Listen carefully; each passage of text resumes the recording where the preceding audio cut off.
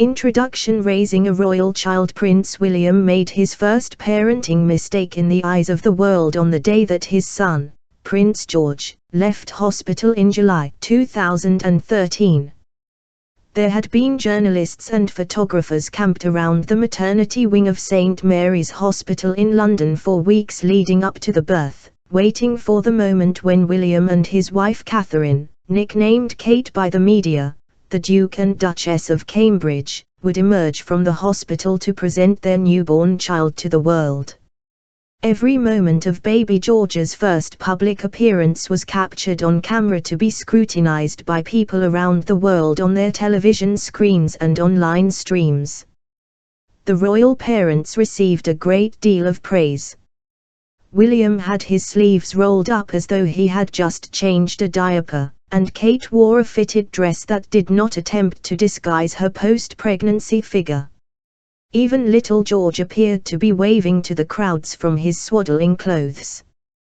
The criticism came when it was time for William to strap George into his car seat. In previous generations, this kind of task would have been left to a member of the royal household, but William was determined to strap his son into the car and drive his family home like any other new father.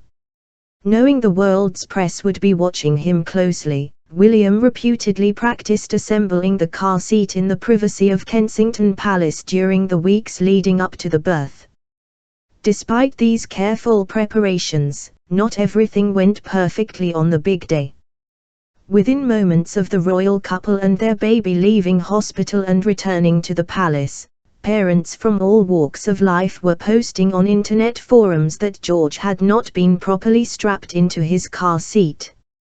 On the British childcare blog Baby Centre, an irate commenter posted, "If you scroll down to the photos of the baby in the car seat, you will see he is not properly strapped in at all. Very disappointed.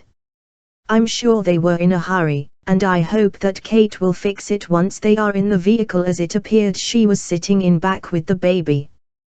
The commenter included guidelines from the website childcarseats.co.uk to back up her comments. Over at iVillage, online commenters questioned whether a swaddled baby should be in a car seat at all. By the time George's younger sister, Princess Charlotte, was born in 2015, William seemed to have mastered the car seat, but there was a new complaint. The baby princess's bonnet appeared to be on backwards for her first public appearance. The debate over William and the car seat continued for years after George's birth. In May 2016, one of the United Kingdom's most prominent etiquette experts, William Hanson, complained that Prince William's approach to fatherhood was undermining the traditional grandeur, and therefore the future, of the monarchy, writing in the Daily Mail, "I want a well-waxed chauffeured Bentley, not Prince William driving mother and latest child home from the hospital in their family car like a regular bloke." Commentary of this kind is almost unknown in the Commonwealth realms, including Canada, where William and Kate were praised for touring with a small entourage in 2011 and spending time with their children in 2016. When the Canadian edition of Hello! Published photographs of William holding George at a garden party at Government House in Victoria, British Columbia, in the autumn of 2016, the coverage included praise of William's close relationship with his son. Hello! Reported that royal watchers will never forget how he expertly fastened Prince George into the back seat of the car when the tot was just 1 day old and leaving the hospital.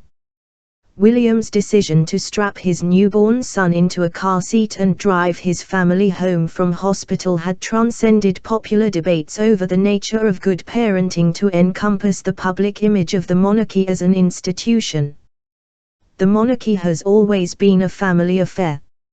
Raising royalty is the story of how 20 royal couples over the past 1,000 years have navigated the unique challenges of parenting in the public eye.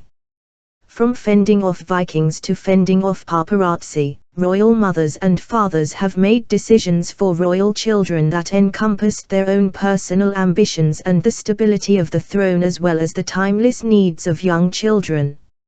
Over the past 10 centuries, royal children have been parented both in country palaces with well-appointed nurseries and in exile far from their birthplaces.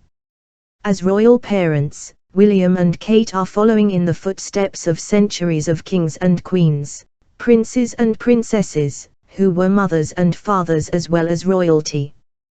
The length and definition of childhood has changed over the centuries, shaping the experiences of royal children.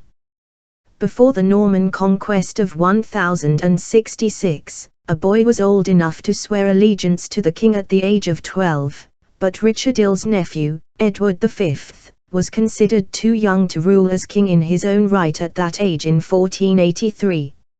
Until the 19th century, royal children were often betrothed before they were 12 and married in their early teens to seal diplomatic alliances.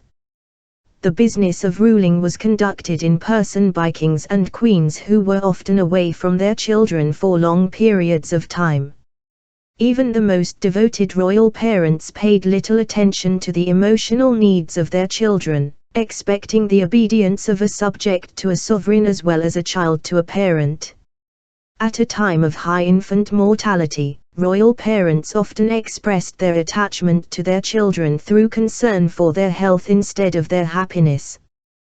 By the late 18th century, a new emphasis on natural childrearing resulted in royal mothers such as Queen Marie Antoinette of France creating parenting philosophies that took the individual personalities and emotional needs of their children into account. Older methods of royal parenting, however, proved remarkably resilient. Well into the 20th century, generations of royal children complained that they saw little of their parents and were expected to obey them without question, even as adults. The public viewed the open displays of affection between Diana, Princess of Wales, and her sons, captured by photographers, as a break from royal tradition. Today, William and Kate emphasize that their children will receive as normal an upbringing as possible, demonstrating that the youngest generation of royal parents recognizes the differences between royal tradition and modern parenting trends. The intense public scrutiny William and Kate experience as parents seems like a modern phenomenon fueled by the 24-hour news cycle and ubiquity of online message boards, but for as long as there has been royalty, there has been public scrutiny of royal parenting. For centuries, observers from diverse social backgrounds have expressed advice intended for royal parents. Critiquing royal parenting has also been a way of expressing political dissent. Until the 20th century, high politics was the preserve of a tiny, predominantly male elite, but everyone had ideas about marriage and childrearing from their own experiences and observations. A royal couple whose marriage and family did not meet popular expectations might find themselves the target of satire in popular verse and pamphlets. If relations between monarchs and their people completely broke down, royalty might find themselves having to defend their parenting as well as to political decisions before Parliament or a revolutionary tribunal. Satisfying public opinion is just one of the many challenges royal parents have faced over the centuries. Parenting advice manuals written for commoners, even wealthy commoners, had little to say that addressed the unique circumstances in the royal nursery. 17th century Protestant clergymen urged fathers to take charge of their children's training and education, as mothers might be inclined to spare the rod and therefore spoil the child. But King Charles I of England and Scotland had signed a marriage contract that guaranteed his French wife Henrietta Maria control of their children until they turned 13. 18th century French philosophers encouraged mothers to breastfeed and allow their children to explore freely, but when Marie Antoinette tried to follow this advice, she found herself at odds with the strict court etiquette of Versailles. The parenting experts of the 1950s urged parents to teach their children self-reliance, but Queen Elizabeth I's children were surrounded by servants charged with making their beds and preparing their meals. For centuries, one of the biggest differences between royalty and everyone else was whom they married. While most people found partners within their own communities, kings and queens, princes and princesses married foreign royalty to cement diplomatic alliances. Until the First World War, royalty was expected to marry other royalty, and that sometimes meant co-parenting with a spouse who did not speak the same language, let alone share the same culture and parenting philosophy. In medieval and Renaissance times, English kings often married princesses from regions that are now Pan of France or Spain, popularizing new baby names such as Eleanor, Isabel and even Alfonso. In the 18th and 19th centuries, a series of German royal consorts brought their own traditions to England, including, most famously, the Christmas tree. When British princesses married foreign princes, they brought their own customs with them, often in the face of considerable opposition. In the 19th and early 20th centuries, Queen Victoria's granddaughters and great-granddaughters found that their traditions, parenting techniques, and British nannies were not always appreciated in Germany, Russia, Romania, Greece, or Spain. After the First World War, British royalty married into the English and Scottish aristocracy, who were accustomed to more privacy for their families than royalty usually experienced. William is the first direct heir to the British and Commonwealth thrones to marry a woman from a middle-class background since 1660, and Kate's upbringing was very different from his own.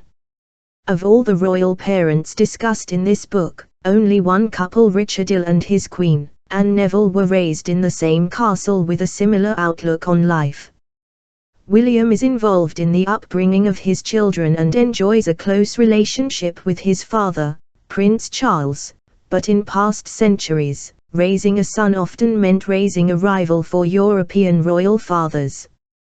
William the Conqueror's queen, Matilda of Flanders, interceded with her husband on behalf of her eldest son Robert, who led an army against his father. Henry XI went to war against his three elder sons. His queen, Eleanor of Aquitaine, backed her children against her husband. These conflicts had the potential to turn deadly.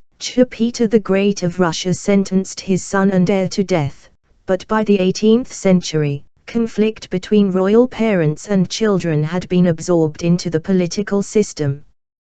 The origins of opposition parties date from the political factions that surrounded the sons of George I and George XI, who were in constant conflict with their fathers. Among the royal fathers who had the most success as parents were those who bonded with their children during periods of war and revolution that threatened their thrones.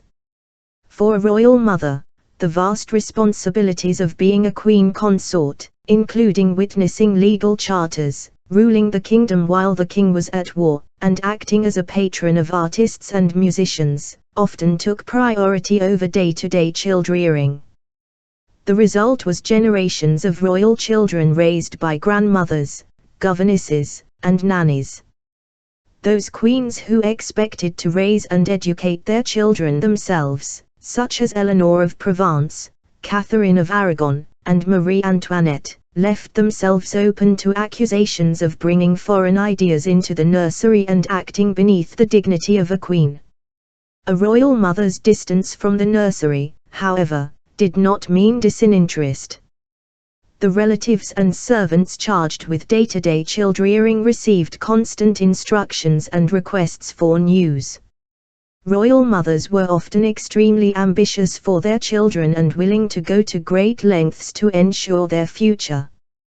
The first crowned English queen consort, Elfrida of Northampton, was accused of orchestrating a murder to ensure her son became king. Regardless of who raised a royal child, a decision had to be made about where they would be raised. In the 14th century, the ideal home for a growing English prince or princess was a country palace, far from the Black Death plague that spread so quickly in crowded towns. By Victorian times, royal palaces throughout Europe had nursery wings where children had their own routines separate from those of their parents, including simple food, open windows for plenty of fresh air, and regular walks. There were plenty of royal children, however, who grew up far from home because their kingdoms were at war. King Ferdinand of Aragon and Queen Isabella of Castile spent much of their reigns on military campaign, and their children accompanied them as they waged war against the Emir of Granada to unite all of Spain under their rule. King Frederick and Queen Elizabeth of Bohemia had to leave Prague so quickly during the 30 Years' War that they nearly left their baby son on the castle floor. The future Queen Juliana of the Netherlands spent the Second World War in Canada, raising her young daughters in Ottawa. When deposed monarchs such as Charles I, Louis XVI of France, and Nicholas XI of Russia were imprisoned by their former subjects, their children also lost their liberty, and sometimes their lives. Even monarchs in peacetime feared for the health and safety of their children. Until the 20th century, infant mortality in Europe was high, and royalty was not spared the loss of infants and children to illness and accidents. Royal parents were often devastated by the loss of their young children. Grieving kings and queens commissioned memorials and ordered days of mourning when their children died. These family tragedies had lasting political consequences. The death of Ferdinand and Isabella's only son as a young man threatened the unity of Spain. The death of their grandson as a toddler ended any hope of a lasting union between Spain and Portugal. The hemophilia of Nicholas IL's only son, which threatened the child's life on numerous occasions, undermined the Russian monarchy in the years leading up to the Russian revolutions of 1917. Of Queen Anne's 17 pregnancies, her only child to survive infancy died at the age of 11, resulting in the end of Stuart rule of Britain and the accession of the German House of Hanover. For children who survived infancy, there was the question of how they should be educated. Until the mid-18th century, English kings led troops into battle themselves, so the sons of medieval rulers usually spent their formative years in the tiltyard, learning how to ride a horse or wield a sword. Even the future Richard II, who suffered from scoliosis, was trained to be a formidable warrior. Younger sons sometimes received more academic training, as the church was a suitable vocation for princes who were unlikely to succeed to the throne. When second sons, such as Henry VIII or Charles I, unexpectedly became king, they raised education standards for all their children. Lessons varied for princesses. A medieval princess often had to manage her family's castles and lands while her husband was at war. Renaissance princesses received a classical education, as the 16th century was a period of unprecedented female rule in Europe. In the 17th and 18th centuries, the curriculum focused on so-called feminine accomplishments such as dancing, deportment, painting, and religious instruction. Today, both princes and princesses attend university, experiencing a period of relative anonymity before assuming a full-time schedule of public engagements. In the past, before many princes and princesses completed their education, it was already time to leave home. Medieval heirs to the English throne were sent to Wales as teenagers to preside over their own royal households and learn the business of ruling. Edward Ill placed his dozen children in the households of prominent members of the nobility, a practice followed by numerous other medieval monarchs. Charles I's and Henrietta Maria's eldest daughter Mary was only 10 when she left England with her mother to reside with her future husband's family in the Netherlands, and other princesses of the period were not much older when they travelled abroad in preparation for marriage. Royal parents found many ways to keep in touch with their children from far away, including correspondence, gifts, and the occasional visit. Even in the 20th century, both Prince Charles and Prince William attended boarding school from an early age, completing their educations far from their parents.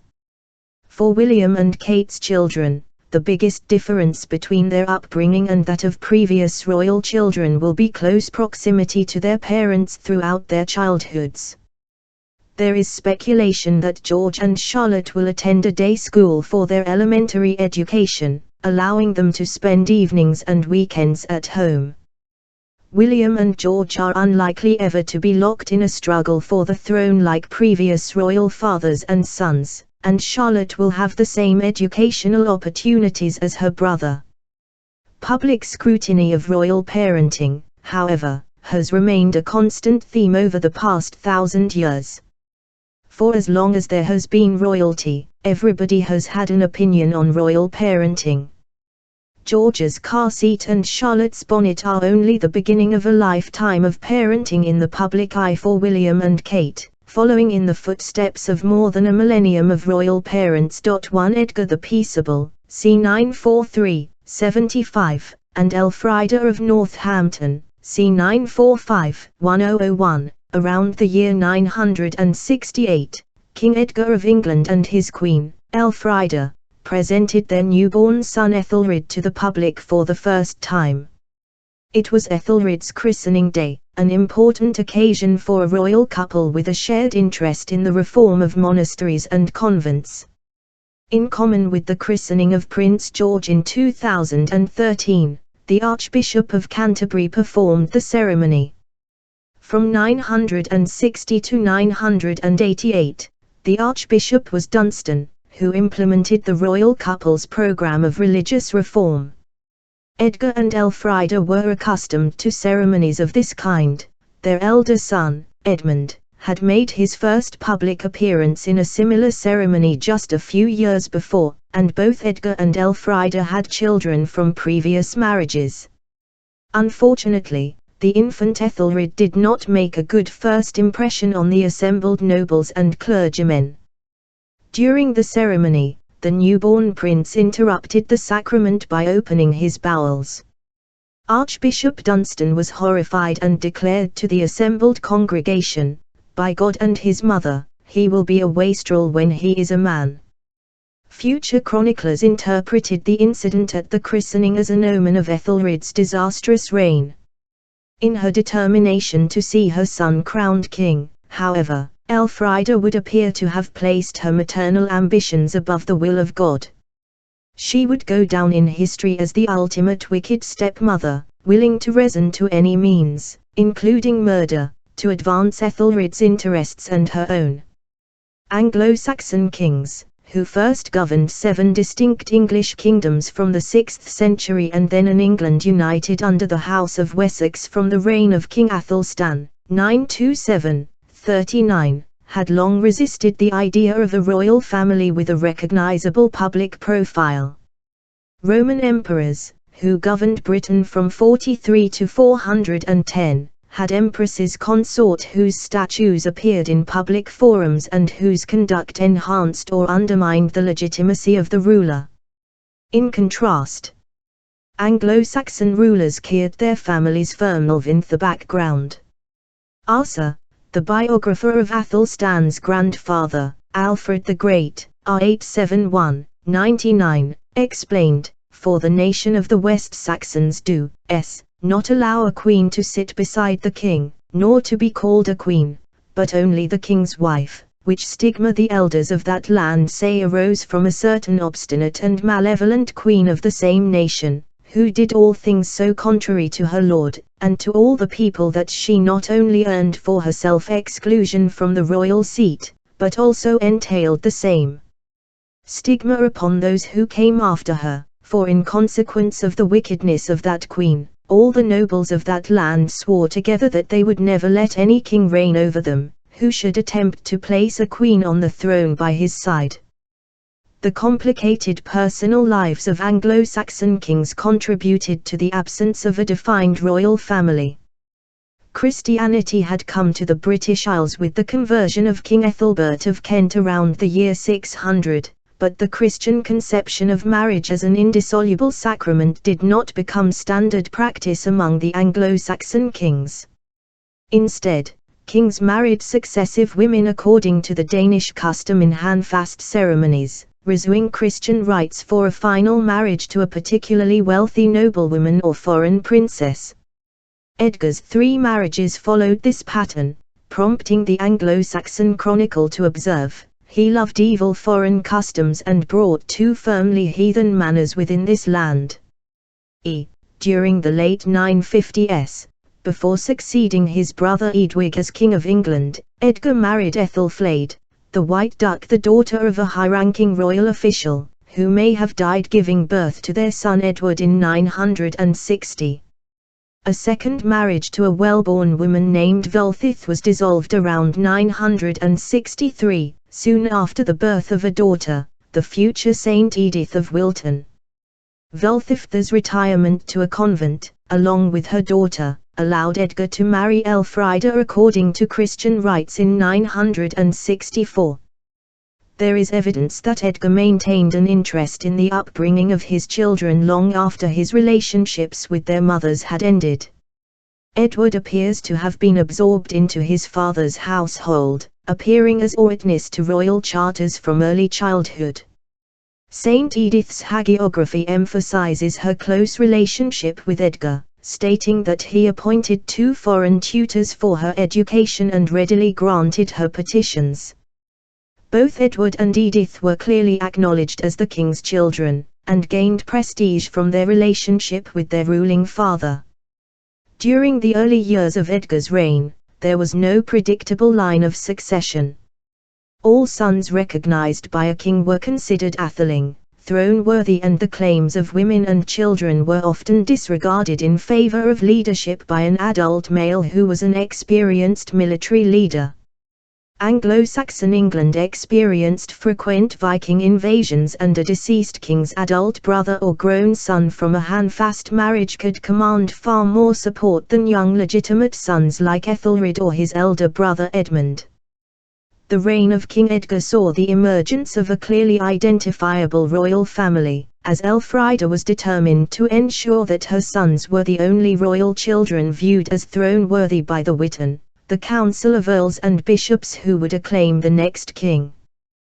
The 966 founding charter for the new minster at Winchester, a royal Benedictine abbey, made clear who was considered part of the royal family after the marriage of Edgar and Elfrida. In the charter, the infant Edmund was described as the king's legitimate heir, and his mother Elfrida was she who is legitimately at the king's side. In contrast, Edward appeared as the king's procreated heir. The symbols on the charter reinforced this definition of a legitimate royal family. Edgar, Elfrida, Edmund, and Edgar's grandmother, Eadgifu of Kent, all had gold crosses beside their names, while Edward received only the outline of a cross. Despite Edgar's care for his elder children, a clear transition was underway from anonymous royal wives and equally throne-worthy sons to a queen consort who was the mother of legitimate heirs. In 973, Elfrida became England's first consecrated queen consort when she was crowned alongside Edgar in a lavish coronation ceremony at Bath Abbey. The ceremony, composed by Archbishop Dunstan, set precedents for all future English, then British, royal coronations. Dunstan's choice of biblical verse from the Book of Kings, the anointing of King Solomon, set to music as Zadok the Priest by George Friedrich Handel for the coronation of King George XI in 1737, has remained part of the consecration of successive monarchs, including Queen Elizabeth XI in 1953. For Elfrida in 973, the coronation affirmed her legitimacy as queen and her prominence in religion as well as politics. As an anointed queen, Elfrida was expected to act as protector and patron of convents, the places where the daughters of Anglo-Saxon kings were often educated to become abbesses or the consorts of foreign rulers. The monasteries and convents began to offer prayers not just for the king but for the entire royal family. Ethelred's birthplace is not recorded, and there is little evidence of how he and Edmund spent their early childhood. There were precedents in the House of Wessex for royal children to be raised in close proximity to their parents and by foster parents in separate households. Alfred the Great, the youngest of 5 surviving brothers, appears to have received a great deal of personal attention from his parents. Arthur states that he went on a pilgrimage to Rome with his father, King Ethelwulf of Wessex, and was taught to read by his mother, Osburga. In contrast, Edgar spent his childhood in the care of a foster father, known as Athelstan the Half-King because of his wealth and political influence. Foster parentage of this kind was not evidence of neglect of royal children by their parents, but rather an opportunity to develop relationships with powerful figures who would pass on their knowledge and connections. Edgar and Elfrida probably met through Athelstan, since Elfrida's first husband was the half-king's son, Ethelwald. Marriage between Edgar and the widowed Elfrida brought the king the support of her powerful noble family in Northampton in addition to reinforcing his connection to the half-king's family. Regardless of where an Anglo-Saxon royal child grew up, childhood was comparatively short. A young man was considered old enough to swear allegiance to the king and answer for a crime at the age of 12, and daughters were often wives or nuns by their early teens. Evidence of childhood pastimes is fragmentary. Pre-Christian Anglo-Saxon burial sites contained possessions belonging to the deceased, but few toys survive. One child was buried with a dog, which may have been his beloved pet, and there are numerous surviving examples of board games, suggesting they were a popular pastime for children and adults. Beowulf, the earliest surviving long poem in Old English, dates from the Anglo-Saxon period, and listening to tales of heroic deeds and legendary figures was probably part of Ethelred's childhood. Elfrida may have raised her sons herself to ensure that there was no doubt regarding her significance as mother of legitimate heirs. She certainly played a key role in the upbringing of her grandchildren. The will of Ethelred's son, Athelstan, provides a bequest for prayers for the soul of Elfrida, my grandmother, who brought me up, a description that suggests a family matriarch who paid close attention to the care and education of the royal children. Large. While Athelstan remembered Elfrida fondly, there is evidence that she was harsher toward her sons than her grandsons. The chronicler William of Malmesbury recounted that Ethelred so irritated his furious mother by his weeping, that, not having a whip at hand, she beat the little innocent with some candles she had snatched up. Lilveville Williams claim that Ethelred was beaten until he was nearly lifeless and left with a lifelong fear of candles is probably exaggerated because his survival was essential to Elfrida's position. It's certainly possible that she administered corporal punishment. According to Pope Gregory the Great, whose regular pastoralis was translated into Old English during the reign of Alfred the Great, young people are to be admonished in one way, old people in another, because the former are for the most part guided to make progress by severe admonition, while the latter are disposed to better deeds by gentle remonstrance. The parenting advice available in 11th century England supported physical punishments for children to ensure that they made the necessary progress to adulthood. Ethelred's emergence as a political figure occurred at a particularly early age because his father, Edgar, died suddenly in 975 at the age of only 32. Despite Elfrida's efforts to promote Ethelred's position as a legitimate heir, Edmund had died in early childhood. Her teenaged stepson Edward was acclaimed king. At first, relations between Elfrida and Edward appeared cordial. Since Edward was childless, his half-brother Ethelred was granted the lands and income suitable to a king's heir. Ivan Edward was murdered in 978. He was on his way to visit Elfrida's residence, a Saxon hall on the site of the later Corfe Castle, the house where his much-loved brother dwelt with the Queen, desiring the consolation of brotherly love. During the journey or upon his arrival, Edward was stabbed to death. Elfrida benefited from the murder almost immediately. Despite his youth, Ethelred was the senior male claimant, and he became king. Elfrida became one of the most powerful figures in England, acting as regent for her son along with one of her key supporters in the church, Ethelwald, Bishop of Winchester. Elfrida attended meetings of the Royal Council and witnessed charters as Mater Regis, the king's mother. Elfrida's coronation alongside Edgar in 973 had been contentious because the House of Wessex did not have a tradition of consecrated queens. Elfrida already had a reputation for ambition during Edgar's lifetime, and her assumption of power during Ethelred's minority fueled rumors that she was responsible for the murder of her stepson, who quickly became known as Edward the Martyr. Elfrida's reputation as a wicked stepmother grew as tales of Edward's sanctity spread. The villainous stepmother was a stock figure in folklore at a time when the average life expectancy was around 35 and the experience of being under the care of a step-parent was widespread for children. Accounts of the lives of saints who lived and died in Anglo-Saxon England contained frequent references to murderous stepmothers.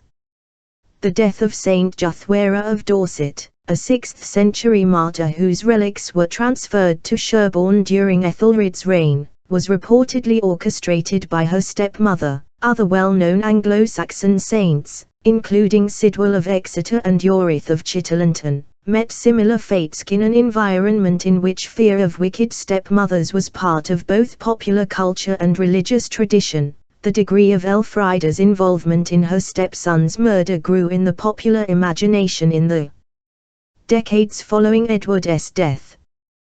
The earliest accounts of the murder simply describe Edward as having been murdered or martyred, without further elaboration. The Life of Saint Edith, a chronicle dating from Ethelred's reign, described the murderers as noble and chief men, who stayed with the Queen. L1L By the time William of Malmesbury was writing in the early 12th century, Elfrida was believed to have orchestrated the murder personally. William wrote, "The woman, however, with a stepmother's hatred, began to mediate a subtle stratagem, in order that not even the title of king might be wanting to her child, and to lay a treacherous snare for her stepson." According to William, Elfrida ordered one of her attendants to stab Edward while she welcomed him to her home at Corfe Castle, violating the conventions of hospitality as well as morality. Corfe Castle was built in the 11th century, decades after Elfrida's death, but this forbidding Norman fortress where later kings would house noble prisoners became part of the popular image of the murder. More than 1,000 years after the event, it is impossible to answer the question of whether Elfrida arranged her stepson's murder or simply seized the opportunity to establish herself as Mater Regis after the deed was committed by Edward's enemies. Regardless of her actual role in the murder, Elfrida entered the popular imagination as the archetypal wicked stepmother. The establishment of a recognizable royal family during Edgar's reign created the conditions for the public to judge how monarchs, their consorts, and their children treated each other, setting precedents that last to the present day. When Ethelred came of age, Elfrida temporarily lost her political influence and experienced a period of obscurity. She returned to public life as the guardian of her grandsons from Ethelred's first marriage, witnessing charters alongside them in the 990s. Ethelred's first wife, Elfgafu of York, was completely eclipsed by her mother-in-law, who assumed her position as a royal mother in addition to the religious patronage allotted to the Queen by the coronation service of 973. Only after Elfrida's death would her son Ethelred enter into a Christian marriage with Emma of Normandy, a foreign princess who followed in the footsteps of her mother-in-law by becoming a consecrated queen. Elfrida died around the year 1001 in her mid-50s, and therefore did not live to see Ethelred's authority break down during the invasion of Sweyn Forkbeard of Denmark in 1013. The successful Viking invasion of Anglo-Saxon England earned the king his famous nickname, Ethelred the Unready. Elfrida's controversial activities as a mother and a grandmother had two lasting consequences for future royal parents: the emergence of an identifiable royal family that attracted public comment, and the expectation by future royal heirs that their mothers would do everything possible to advance their interests. Ethelred's son, King Edward the Confessor, would complain that his mother, Emma of Normandy, did less for him than he would have wished, before he was king and after. L12J. The children of Emma's grandnephew, William the Conqueror, would not have any reason for similar complaints. William's queen, Matilda of Flanders, would act as her children's champion and intercessor even when they came into conflict with their own father, the king. 2 William I the Conqueror, c. 1028, 87, and Matilda of Flanders, c. 1031, 83, in 1080, Matilda of Flanders, Queen Consort of England since the Norman conquest of 1066, was fearful that her eldest son, 29-year-old Robert, would lose his wealth, status, and perhaps his life. During the Easter celebrations that year, she defended his conduct from her position as a mother and queen. In an impassioned speech delivered on her knees, she declared, "Do not wonder that I love my firstborn child with such tender affection.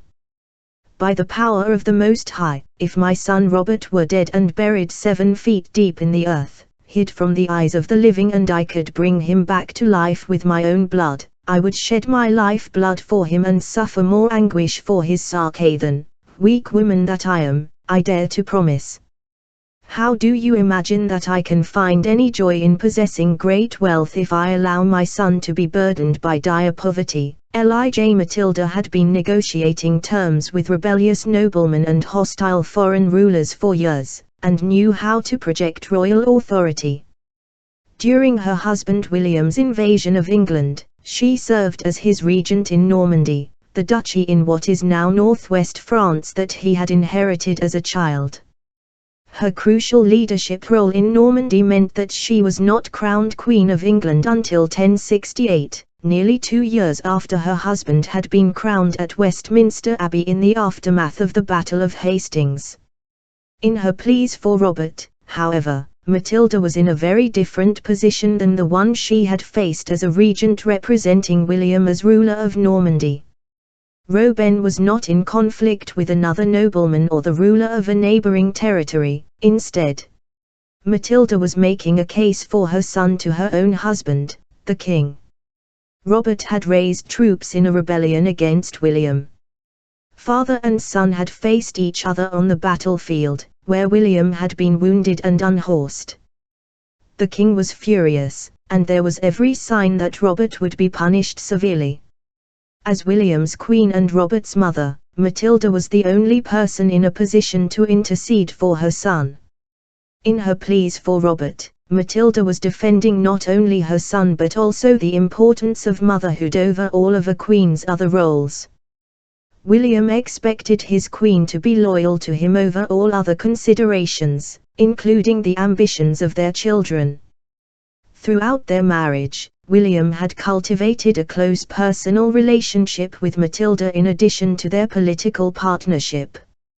Unusually for a medieval ruler, William did not have any known mistresses or illegitimate children. Matilda was viewed as a calming influence on the fierce-tempered king. The chronicler Orderic Vitalis wrote that after the Norman conquest, King William, by the advice of Matilda, treated the English kindly. L21 That claim was overstated, but William's harshness toward his Anglo-Saxon subjects increased after the death of his queen, suggesting that she did exercise some degree of moderating influence. Matilda's feelings toward William are more difficult to discern. As the daughter of the powerful Baldwin V, Count of Flanders, and the granddaughter of King Robin XI of France, Matilda grew up with a keen sense of her royal lineage, and there is evidence that she resisted marrying William, the illegitimate son of Duke Robert I of Normandy and Herleve, a tanner's daughter from Falaise. In the centuries following the wedding, which took place around 1051, legends would develop of a rough courtship in which William beat Matilda or dragged her around her bedchamber by her braids until she acquiesced to the marriage. Once the marriage took place, however, there was little public evidence of marital tension until Robert's rebellion. William's reign in England brought Matilda increased authority in Normandy, and her coronation as Queen of England brought her an enhanced status as his consort that had not existed in Anglo-Saxon times. While Elfrida's coronation had affirmed that she was Edgar's legitimate wife and protector of convents, Matilda's coronation service included 3 new definitions of queenship. The Queen is placed by God among the people. The Queen shares royal power, and the English people are blessed to be ruled by the power and virtue of the Queen. Following this ceremony, Matilda had a status suitable to her illustrious lineage, but as in Elfrida's time, the mother of a reigning monarch had the potential to be even more influential than a queen consort. Robert's succession to the Duchy of Normandy would place Matilda in a powerful position as mother of the reigning duke. Matilda's dramatic intercession on Robert's behalf was prompted by William's fury over her conduct during their son's rebellion.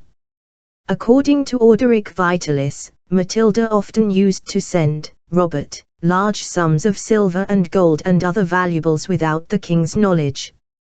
In contrast to most other married women of the period, Queen's consort controlled lands and wealth independently, enabling them to support their children against their own father.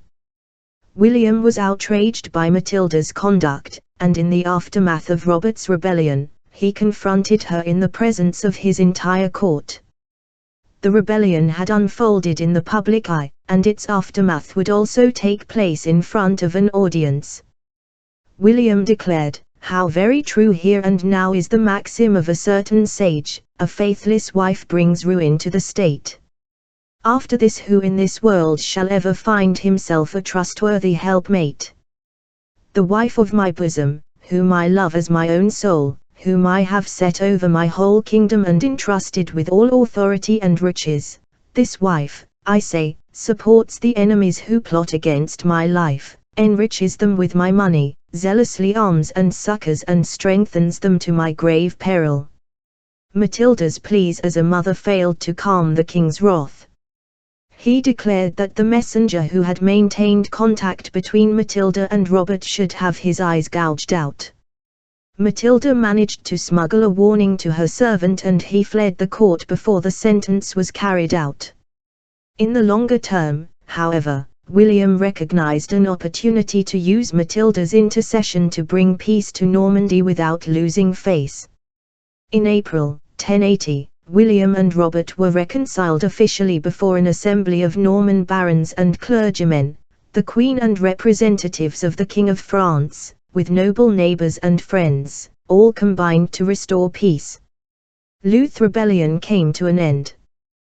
The precise thoughts of the witnesses to the public confrontation between William and Matilda and its eventual resolution are unknown, but noble neighbors and friends supported peace, and it is possible that there was quiet sympathy for Matilda's devotion to her son.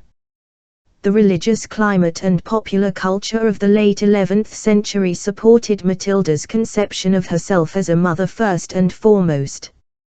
The Virgin Mary was a popular figure for religious devotions, which reinforced the image of mothers as intercessors. French epic poetry contained examples of heroes seeking the support of their mothers. William and Matilda had 4 sons who survived to adulthood, and at least 5 daughters. As Duchess of Normandy, then Queen of England, Matilda commanded a large household with servants who could assume day-to-day child-rearing duties. The practices of sending royal sons to be fostered in noble or ecclesiastical households and royal daughters to be educated in convents, which existed in Anglo-Saxon England, continued during William's reign. 2 of the royal couple's younger sons, the future kings William XI, nicknamed Rufus because of his red-faced complexion, and Henry I, may have spent time in the household of Lanfranc, Archbishop of Canterbury, and 2 of their daughters were educated at the Holy Trinity Convent in Seine, Normandy, which had been established by the royal couple. Nevertheless, the Queen was expected to take an active interest in the development of her children. If the royal children were properly educated and well behaved, the Queen received praise for her conduct as a mother. The hagiography of Matilda's contemporary, Saint Margaret, Queen of Scotland, after her marriage to King Malcolm in 1070, demonstrates the popular approval received by attentive royal mothers in the mid-11th century. Bishop Turgot of St Andrews wrote of Margaret's parenting, "Nor was she less careful about her children than she was about herself. She took all heed that they should be well brought up and especially that they should be trained in virtue." Thanks to their mother's religious care, her children surpassed in good behavior many who were their elders. They were always affectionate and peaceable among themselves, and everywhere the younger paid due respect to the elder. Margaret's parenting was considered praiseworthy by the standards of her time and milieu, but it was strict compared to modern royal households.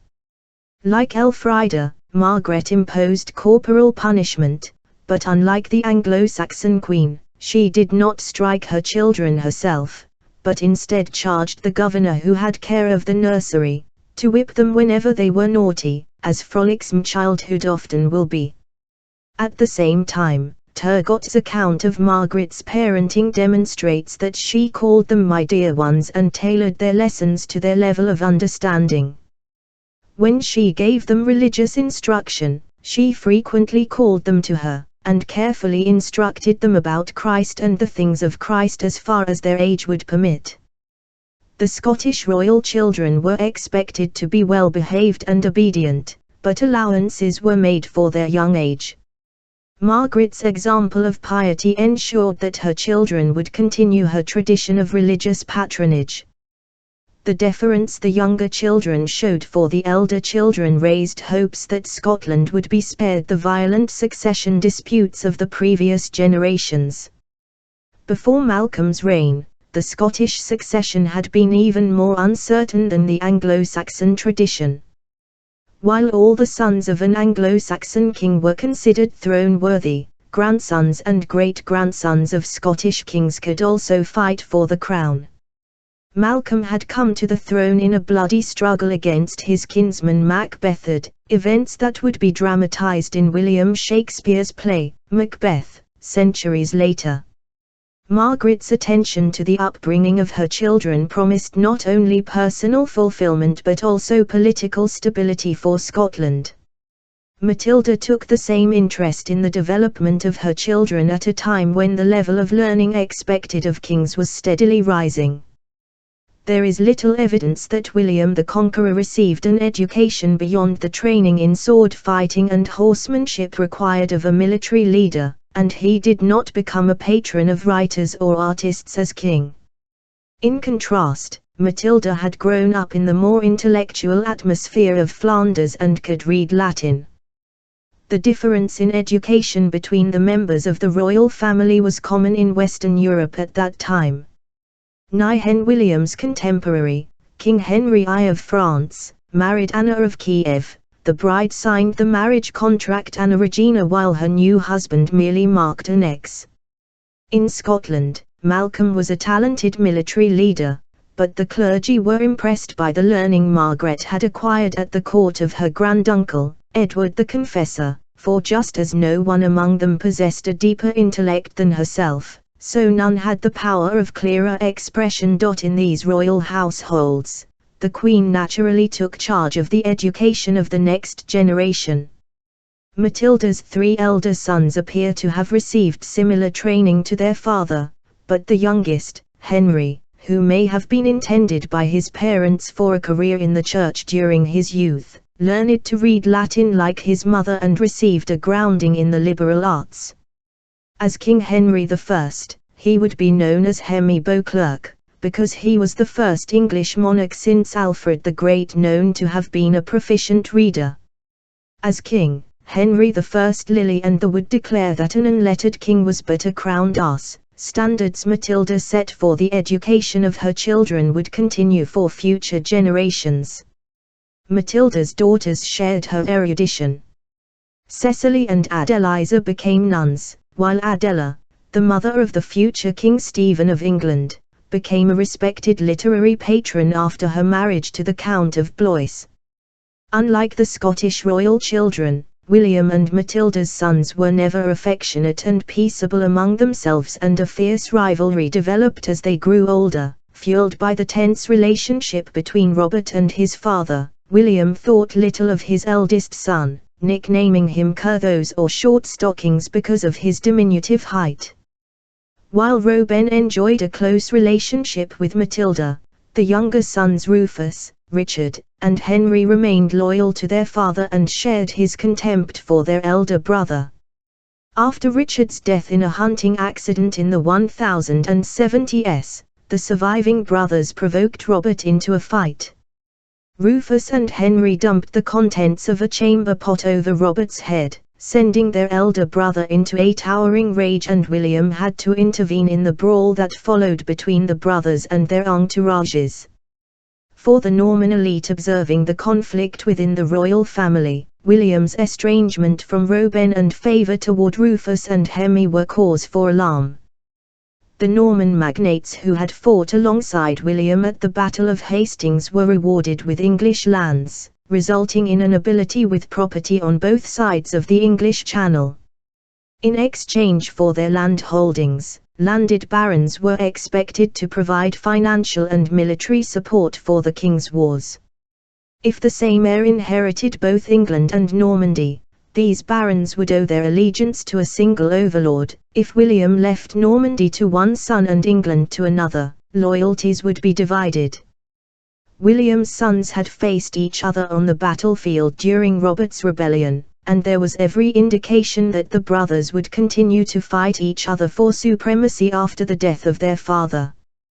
Conflict between royal parents and children promised political instability, and the Queen's intercessions would therefore have been welcomed by the elites, who benefited from unity within the royal family. The uneasy truce brokered between William and Robert in 1080 came to an abrupt end when Matilda died in 1083. At war with his heir once more, William decided to reward his younger sons for their loyalty.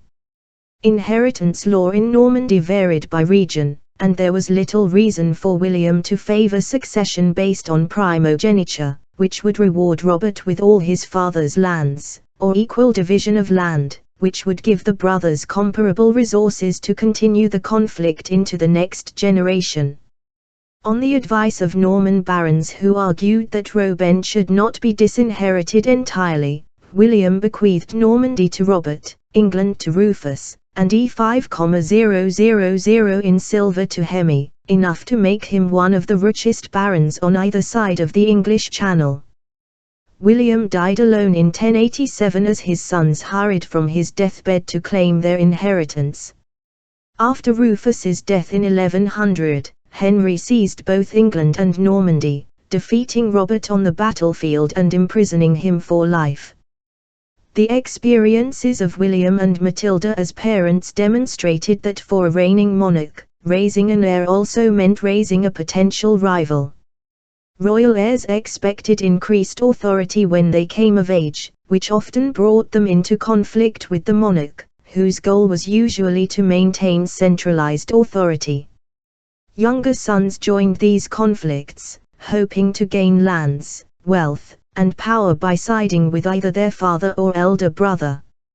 In these circumstances, the Queen had the potential to act as a peacemaker, using her authority as a royal wife and mother to allow reconciliation without any side losing face.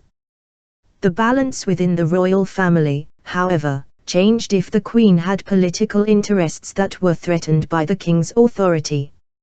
Only the kind of unity within a royal family fostered from childhood by a mother like Saint Margaret of Scotland could promise lasting harmony and political stability. In 1100, William and Matilda's son, King Henry I, married Malcolm and Margaret's daughter Edith, who assumed the name of her late mother-in-law. Their grandson, King Henry XI, would face a rebellion instigated by his 3 elder sons and his queen, Eleanor of Aquitaine. 3 Henry XI, 1133, 89, and Eleanor of Aquitaine, c. 1124, 1204, 4 Eleanor, Duchess of Aquitaine, now part of southwestern France, and Queen Consort of England. The knowledge that she was pregnant with a 10th child in 1166 would have come as a surprise, perhaps an unwelcome one. Childbirth was dangerous, even for the most powerful woman in 12th century Europe. Eleanor was in her mid-40s, and her first grandchild was due to arrive that same year. Her marriage to King Henry XI of England was in crisis. While Henry viewed his vast Anglo-French empire, which included England, Normandy, Anjou, and Aquitaine, as his personal holdings to be governed as he saw fit, Eleanor wanted to govern Aquitaine herself, and her sons were eager to come into lands of their own. The conflict within the royal family was personal as well as political. Like his grandfather, Henry I, Henry XI had numerous mistresses over the course of his reign, but his conflicts with Eleanor over the administration of her lands coincided with a long relationship with Rosamond Clifford that was rumored to provide the emotional solace that did not exist in his marriage. Henry and Eleanor's youngest child, the future King John of England, was born into this rapidly deteriorating royal marriage on Christmas Eve of 1166 at Beaumont Palace in Oxford. Henry is reputed to have nicknamed his youngest son Santerre because he already planned to divide his lands among his 3 elder sons, England, Normandy, and Anjou for the young Henry, Aquitaine for Richard, and Brittany for Geoffrey through an advantageous marriage to the Duchess heiress, Constance. Henry and Eleanor made decisions about John's upbringing according to his position as the youngest and presumably least significant member of his family. Along with his youngest sister, Joanna, John was sent for his early education to the Royal Abbey of Our Lady of Fontevraud, a religious community in Anjou that involved Roval patronage. His seclusion at the abbey meant that he had little opportunity to spend time with either of his parents as a young child. John outlived his brothers to become one of the most unpopular monarchs in English history, the first to have limits on his power imposed by his subjects in the form of a Charter of Liberties better known today as Magna Carta. 4 centuries after Magna Carta, John's critics looked for reasons why his reign had been a failure, and one possible conclusion they reached was that his character was the result of bad parenting. Neither Eleanor nor Henry viewed the rearing and education of their children as their personal responsibilities. Throughout her tumultuous life, Eleanor had appointed guardians for her children and arranged for their education while involving herself little in their day-to-day lives. Her surviving sons received tutors and households of their own, and her daughters made dynastic marriages before reaching their teens. Eleanor's approach to royal parenting changed when her children grew up and acquired positions of political power. She became a powerful advocate for her sons, enabling both Richard and John to acquire and maintain power. At a time when dynastic marriage often permanently separated royal parents from their female children, she visited her adult daughters and became an influential figure in the lives of their children. Her remarkable longevity allowed her to assume a key role in the upbringing of a number of her grandchildren, arranging their marriages and determining their political prospects. In contrast to Eleanor, whose relationships with her children became stronger as they grew older, Henry was not able to maintain a successful bond with his adult sons. Like William I, Henry discovered that raising heirs meant raising rivals, and his relations with his daughters were more harmonious.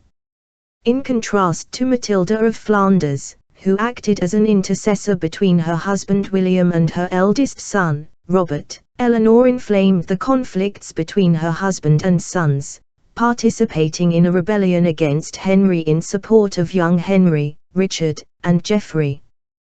The discord within the royal family entered popular culture, ensuring that Henry, Eleanor, and their sons Richard the Lionheart and John Lackland remain among the best-known medieval royal personages to the present day. For both Henry and Eleanor, childhood was short, and they assumed prominent adult roles in society from an early age. Henry led his first military campaign at the age of 14, and Eleanor succeeded her father as ruler of Aquitaine and married King Louis VII of France when she was around the same age. Henry's parents were Matilda, the widowed consort of Holy Roman Emperor Henry V, and her second husband Geoffrey, Count of Anjou, whose lands bordered Normandy. Geoffrey was nicknamed Plantagenet because he wore the flower of the broom plant, or Plantagenista, in his cap. The name came to be associated with his descendants until the death of Richard in 1485. Henry was named for his maternal grandfather, King Henry I of England. Matilda was Henry I's only surviving legitimate child, and there was speculation that the king intended to leave the throne to his grandson. Henry I, however, died suddenly in 1135 when the future Henry XI was just 3 years old. Matilda's cousin Stephen seized the throne, beginning nearly 2 decades of warfare that became known as the Anarchy. Henry identified strongly with his mother's cause, calling himself Fitz-Empress. His first campaign was unsuccessful, but the attempt demonstrated Henry's potential for the military leadership necessary for a medieval monarch. At 19, Henry contracted an advantageous marriage to the 30-year-old Eleanor, Duchess of Aquitaine, just weeks after the annulment of her union with Louis VII. Eleanor was already a mother at the time of her second marriage. Her first marriage had produced 2 daughters, Marie and Alex, and the absence of a male heir precipitated the formal annulment. Eleanor was the first Queen of England since the Norman conquest to become a controversial public figure over the course of her marriage and tenure as Queen Consort. The previous 4 queens had displayed very different personalities, but all received praise for their conduct as wives and mothers in historical chronicles written by clergymen. Matilda of Flanders's devotion to her son Robert was considered natural for a loving mother, and was the only source of conflict in an otherwise harmonious marriage to William I. Edith of Scotland shared her mother Saint Margaret's reputation for piety and engaged in joint religious and cultural patronage with Henry I. Adeliza of Louvain, Henry I's second wife, also shared his cultural interests and was a supportive stepmother to Henry and Edith's daughter, Empress Matilda. Stephen's queen, Matilda of Bolan, was a wealthy heiress in her own right who raised troops in support of her husband's long war with his cousin. All 4 of these 11th and 12th century queens married young and established their reputations over the course of their marriages. In contrast, Eleanor had already established a controversial reputation as Louis's queen. Her decision to accompany Louis on the Second Crusade attracted widespread criticism, and she was rumored to have committed adultery in the Holy Land. When Eleanor embarked on the Second Crusade, she left her daughter Marie in France. When her first marriage was annulled, Louis retained custody of both their daughters. After her marriage to the Count of Champagne, Marie may have visited Eleanor in Aquitaine, and mother and daughter shared a common interest in troubadour culture, but the Queen was almost entirely absent from the upbringing of her 2 eldest daughters. Eleanor's absence from the daily lives of her young children continued during her marriage to Henry. The royal family came together for important religious festivals, such as Christmas, and Eleanor often travelled with 1 or 2 of her children, particularly her son Richard and daughter Eleanor, but the siblings were rarely brought together in the company of their parents. Eleanor's parenting choices were criticized by her contemporaries, who accused her of placing her own ambitions above her responsibilities as a wife and mother. When she encouraged her teenage sons to rebel against their father, Peter of Blois, secretary to the Archbishop of Rouen, wrote her a letter stating, "You should return with your sons to your husband whom you are obliged to obey and live with." Wyannor's comparative distance from the daily care of her young children contributed to the perception, popular to the present day, that she was a disinterested mother, more concerned with the governance of Aquitaine and patronage of musicians and authors in the Counts of Love in Poitiers than with her children. As adults, however, all of Eleanor's children displayed a fierce loyalty to their mother that contrasted with Henry's difficulties with his sons, suggesting that the Queen had spent enough time with her children to forge lasting bonds that continued for the rest of her long life.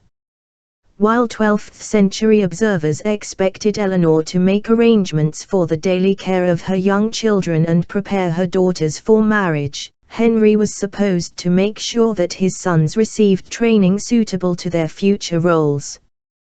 The chansons de geste, songs of heroic deeds, popular at Henry's court, contain glimpses of noble fatherhood as kings, barons, and knights arranged for their sons to acquire military training, often in the households of prominent members of the nobility. In the Song of Ariel, composed between 1160 and 1170, the decade in which Henry's three youngest legitimate children were born, Ariel's impoverished and exiled father, a king's brother-in-law, laments the effect that the isolation of his household will have on the character and education of his son, exclaiming, "Ah, dear son Ariel, I know not what to do with you, dwelling in these woods is never going to make you wise. You'll grow completely childish, foolish and uncivilized. I don't see who will teach you about steeds and weapons." L2 In ordinary circumstances, a boy of Ariel's lineage would have been fostered in a noble household, but his exiled father does his best to pass along the necessary martial skills. The poem makes clear, however, that an isolated upbringing in which children spent time solely with their parents was less beneficial than being surrounded by other children and the example of accomplished adults outside the family. When Ariel leaves home at 14, his mother laments, "His replies will make no sense, for he knows so little and he rapidly matures once he has the opportunity to learn from others." As king, Henry ensured that his elder sons left home at an early age and were well placed in the households of accomplished barons and church leaders. The king paid particular attention to the training of his eldest son, young Henry. The heir spent his early years in the household of Thomas Becket, Archbishop of Canterbury, where he would have received a thorough grounding in Latin, the language of diplomacy, and Norman French, the language of the court. At 15, young Henry completed his military training in the household of William Marshal, 1st Earl of Pembroke, one of the most renowned knights of the late 12th and early 13th centuries. In an effort to prevent another succession crisis like the anarchy that followed the death of Henry I, Henry XI had his eldest son crowned in his lifetime, following precedents established by French monarchs. The heir to the throne became known as Henry, the young king. The coronation increased young Henry's stature and expectations of political influence during his father's lifetime. In an attempt to avoid conflict after his death, Henry XI contributed to a crisis within his own family during his lifetime by giving his eldest son the title of king without the power to act independently of his father. Subsequent English monarchs did not crown their heirs, ensuring a clear hierarchy within the royal family. 12th-century chroniclers expected there to be conflict between royal fathers and sons as the children grew to maturity. Chansons de geste often included young men who had to choose between loyalty to their fathers and other powerful men. In the Song of Ale, one of Ale's knights discovers that his father is plotting against Ale. When the knight seeks advice from his mother, she reminds him of his duty to Ale, stating, "Since he gave you arms, you must be loyal to him and serve and honor him above all men, and your father is going to betray and trap." Knight follows his mother's advice and disowns his father for treachery. The poem demonstrated that there were examples within the popular culture of the period of sons being justified in their rebellion against their fathers and of mothers supporting their children against their husbands. Family conflict occurred within elite households, and the popular culture of the 12th century explored the dramatic possibilities of disagreements between husbands and wives and fathers and sons. Henry IL's contemporaries viewed him as unusually autocratic in his dealings with his sons, especially young Henry, Richard, and Geoffrey.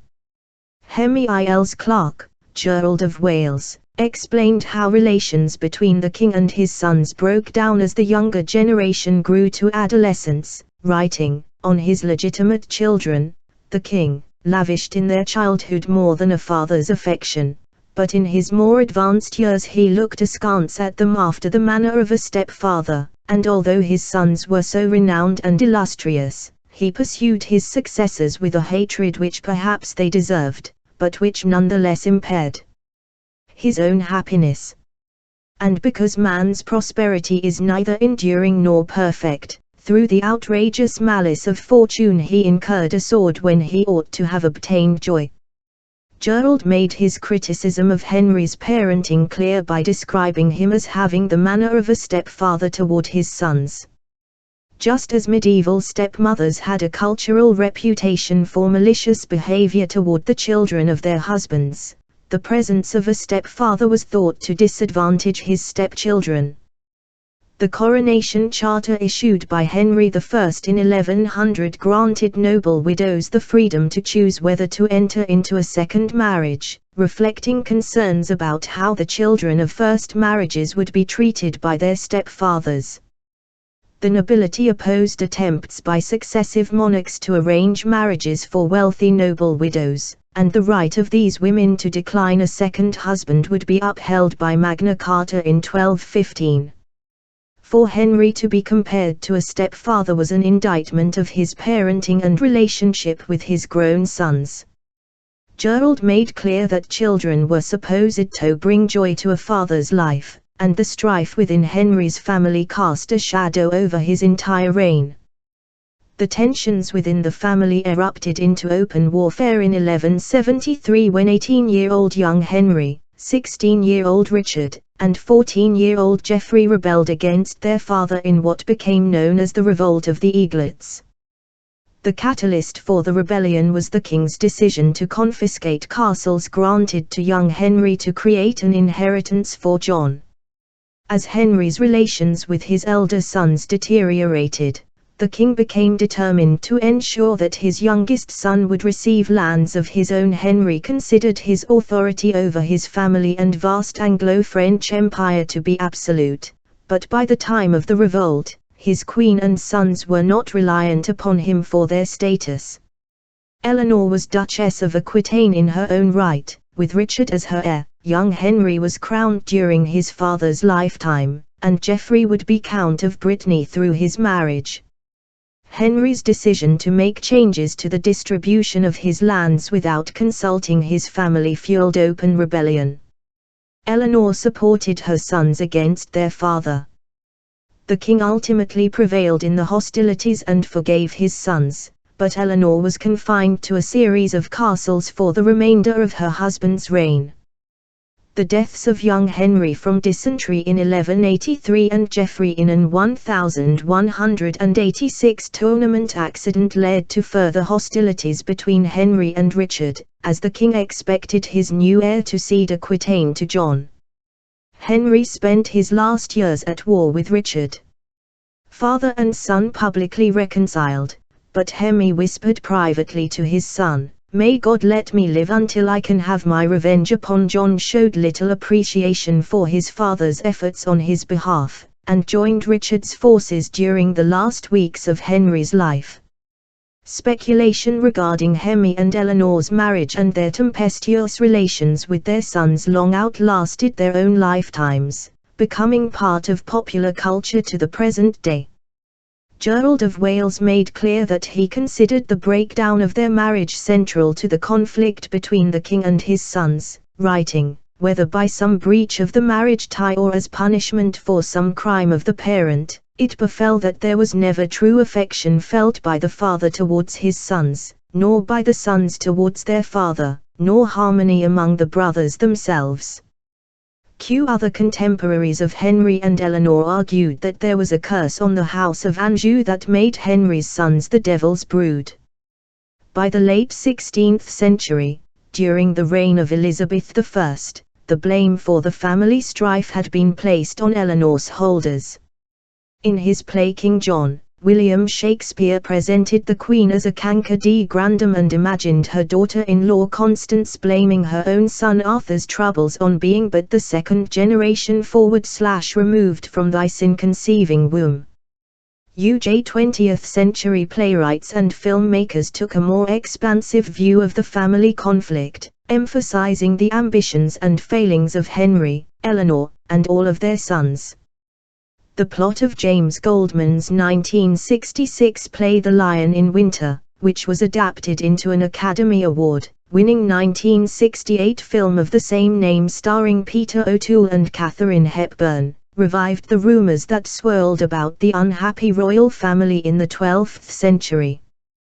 The play and film depicted Henry pursuing an affair with his son Richard's fiancée, Ailée of France, which was the publicly stated reason why Richard considered himself free to abandon the betrothal and marry elsewhere. Since Henry and Ailée were rarely in the same place at the same time, it is possible that the murmurs of an affair were unfounded but provided Richard with a convenient pretext to contract a more politically advantageous marriage. The salacious speculation about Henry and Eleanor as parents did not dissipate after their deaths, but instead is part of their popular image to the present day. Eleanor was certainly not considered a canker de grandum in her lifetime. Like Henry IL's mother, Matilda, Eleanor's reputation improved once she became an elder stateswoman, furthering the political interests of her sons. After Henry died in 1189, one of the first decisions made by the new King Richard was to release Eleanor from confinement. The chronicler Roger of Howden observed Eleanor's re-emergence as a powerful figure in her son's reign, writing that in the early weeks of Richard's reign she circulated, with a queenly court. She set out from city to city and castle to castle just as it pleased her, ensuring that pledges of allegiance were sworn to Richard and outstanding legal cases from Henry's reign were resolved. When Richard was taken captive on his way home from the Third Crusade, Eleanor was instrumental in raising the ransom necessary for his release. In a letter to Pope Celestine IL requesting his assistance in securing Richard's freedom, she expressed her grief for the sons she had lost, declaring, "My posterity has been snatched from me. Henry, the young king, and Geoffrey, the Count of Brittany, sleep in the dust. Their unhappy mother is forced to live on, ceaselessly tormented by their memory." After Richard's death, Eleanor made her last significant decision as both a parent and a political figure. She decided to support her youngest son, John, an adult with military experience, over Arthur, the 12-year-old son of her late son Geoffrey. When Eleanor died in 1204, the vast Anglo-French empire that she had created with Henry XI was still intact under the leadership of a single ruler, John. In the last decades of her life, Eleanor was also an influential figure in the lives of her daughter's children. Eleanor and her sons Richard and John had supported the future Holy Roman Emperor Otto IV in his ambition to become King of the Germans. Otto was the son of Henry and Eleanor's eldest daughter, Matilda, and he had spent extended periods in Aquitaine with his mother's family. As emperor, Otto remained John's ally, and supported him in his wars with King Philip XI of France. Eleanor personally selected her granddaughter, Blanche of Castile, as queen to the future King Louis IX of France, traveling to the court of her son-in-law and daughter, King Alfonso VIII and Queen Eleanor of Castile, to select one of their daughters for the prestigious French match.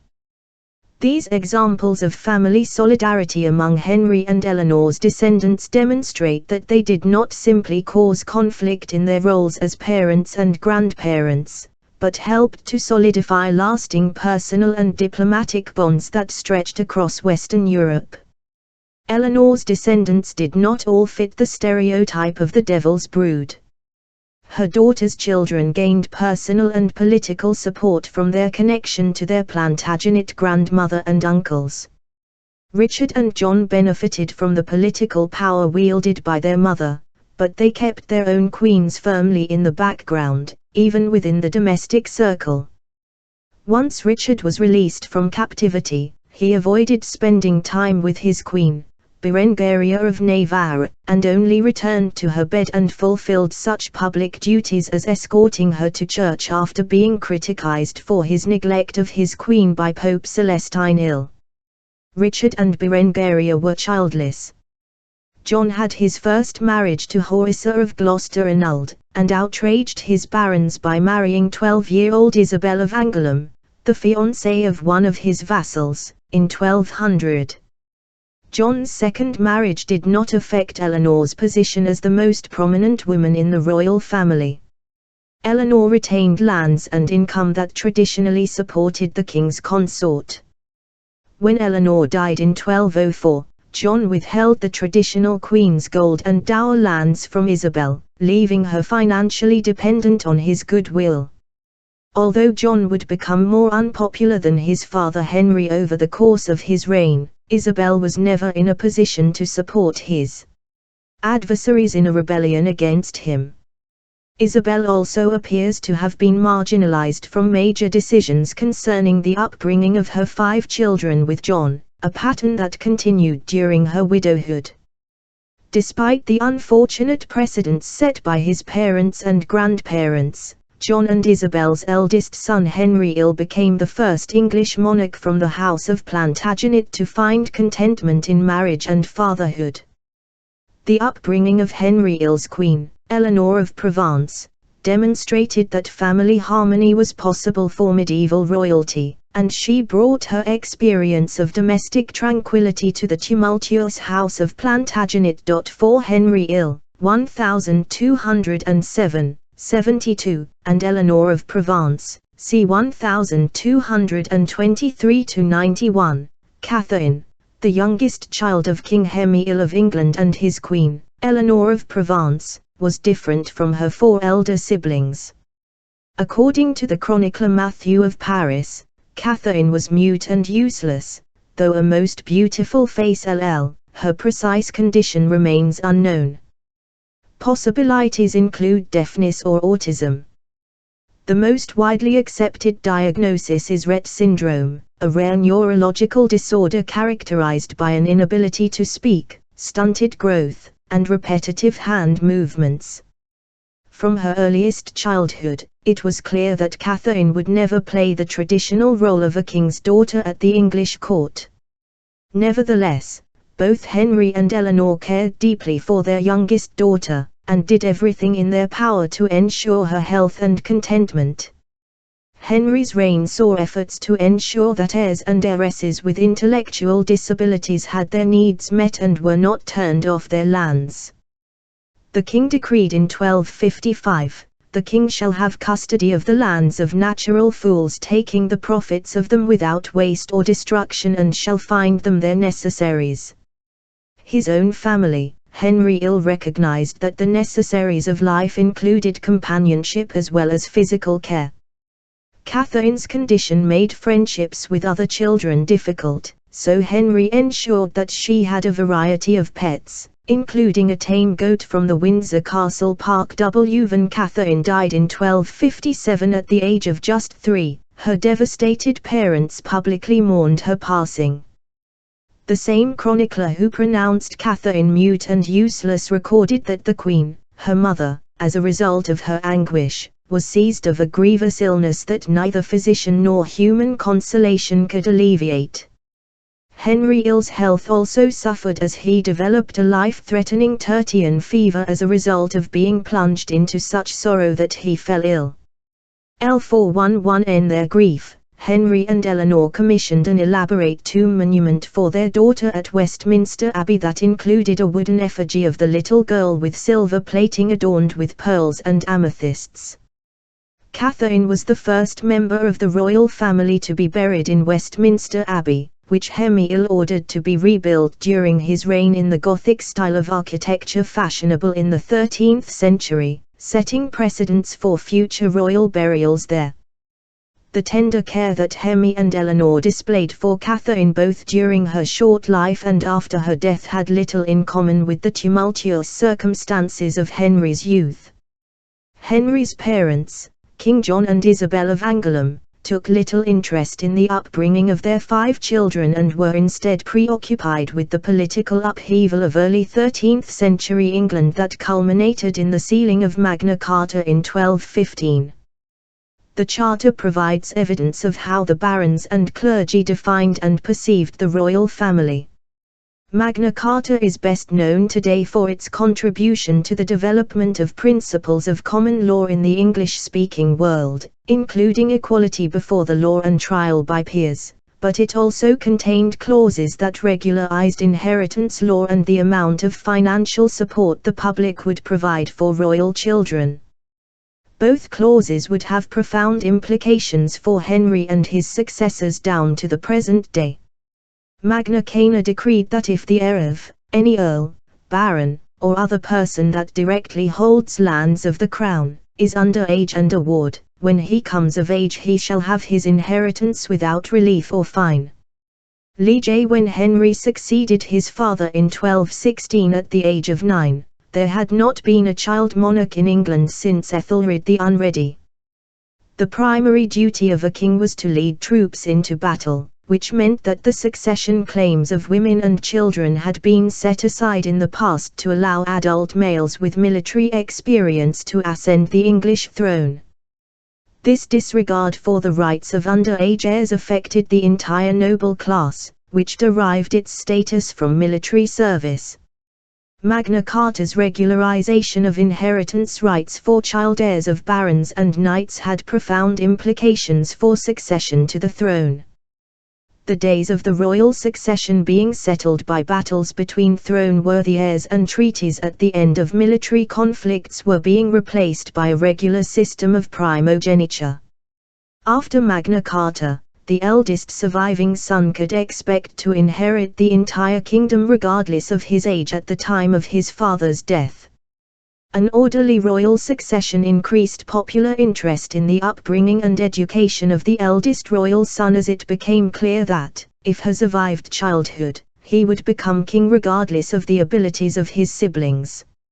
Magna Carta also codified how much financial support monarchs could expect from their subjects for the maintenance of royal children, creating another clear distinction between older and younger members of the royal family. Henry XI and Eleanor of Aquitaine attempted to ensure that all 4 of their surviving sons controlled lands of their own and all 3 of their daughters sealed diplomatic alliances by marrying wealthy and powerful European sovereigns. Magna Carta made clear that future monarchs could only expect public support for the financial position of their eldest children, stating, "In future we will allow no one to leave iron aid from his free men, except to ransom his person, to make his eldest son a knight, and, once, to marry his eldest daughter." Since Magna Carta established that not even the king was above the law, this provision was one of the earliest attempts by the monarch's subjects to streamline the royal family, defining the eldest royal children as the responsibility of the state and their younger siblings as the personal responsibility of the king and queen. From the time Henry ascended to the throne at the age of 9, the parental figures in his life would be guardians and tutors appointed by a series of noble regents. There was no further parental involvement in his upbringing. After John's death, Isabel returned to Angoulême, where she remarried and raised a second family. As Henry grew older, he assumed a parental role in the lives of his siblings and half-siblings, including them in his household and ensuring that they were well cared for and financially secure. In 1236, 28-year-old Henry married 12-year-old Eleanor of Provence. The young queen's upbringing could not have differed more from Henry's experiences. While Henry had lost his father and been abandoned by his mother at an early age, Eleanor spent her early life in a close family circle with her parents, Raymond Berenger IV, Count of Provence, and Beatrice of Savoy, and her three sisters, Marguerite, Sanchia, and Beatrice, who became queens consort of France, the German states, and Sicily respectively. Beatrice of Savoy took her role as a mother seriously, reading the parenting literature of the time and commissioning works of her own. In 1256, Beatrice commissioned the Régime du Corps by Aldobrandino of Siena, which contained a chapter about the health needs of pregnant women followed by a section on the care of young children after birth. The text was written in vernacular French rather than Latin, allowing elite women with varying degrees of education to access this medical advice. Beatrice's interest in child-rearing advice was shared by her daughters. As Queen of France, Marguerite commissioned a treatise from a Dominican friar, Vincent of Beauvais, on the proper education of children, emphasizing mental discipline and moral improvement in addition to intellectual accomplishments. The treatise included a chapter advocating education for girls, stating, "They should be instructed in letters because often they will carefully shun harmful thoughts to follow this honorable occupation, and avoid carnal lusts and vanities." LSSJ This advice was progressive compared to the view that literacy had the potential to corrupt the morals of young women by allowing them to correspond with suitors. Beatrice occasionally referred to her four daughters as sons, a practice that chroniclers of the time found objectionable, but which demonstrated her pride in her daughters and refusal to consider them less important than boys. The age difference between Henry and Eleanor meant that the king initially assumed the same paternal role toward his queen that he did in his dealings with his younger siblings, ensuring that she was comfortable in her new role. Henry had a keen interest in architecture and landscape design, and his marriage was an opportunity to commission gardens in the Provençal style to complement his new castle in Winchester. Once the royal children arrived, however, Eleanor became the dominant influence over the family, ensuring that they were raised in the close family circle that mirrored her own childhood, with careful attention to their development, rather than in the lonely circumstances of Henry's youth. Eleanor remained close to her family. Her mother visited England in 1243 for the wedding of Eleanor's sister Sanchia to Henry's brother Richard, bonding with her young grandchildren. Henry and Eleanor first demonstrated their distinctive approach to royal parenting when they established new traditions in choosing names for their children. Since the Norman conquest of 1066, there had been a defined set of names for royal children, particularly sons. William I, Henry I, and Henry XI all had sons named William. Other popular names for the sons of Norman kings were Henry and Richard. These names are still used by the royal family today. For women, there was more variety, as foreign princesses married into the royal family and named their daughters after themselves.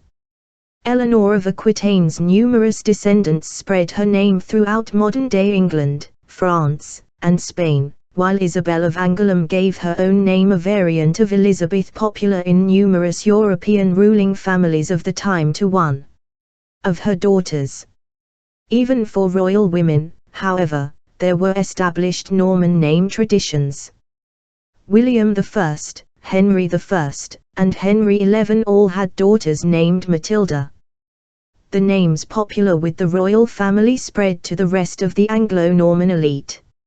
An 1185 record of the lands held by noble widows and wards of the crown reveals that the most popular name for English noblewomen in the late 12th century was Matilda. L2J Henry IL and Eleanor of Provence revived royal naming traditions that predated the Norman conquest and introduced new names that continue to be popular in the royal family to the present day.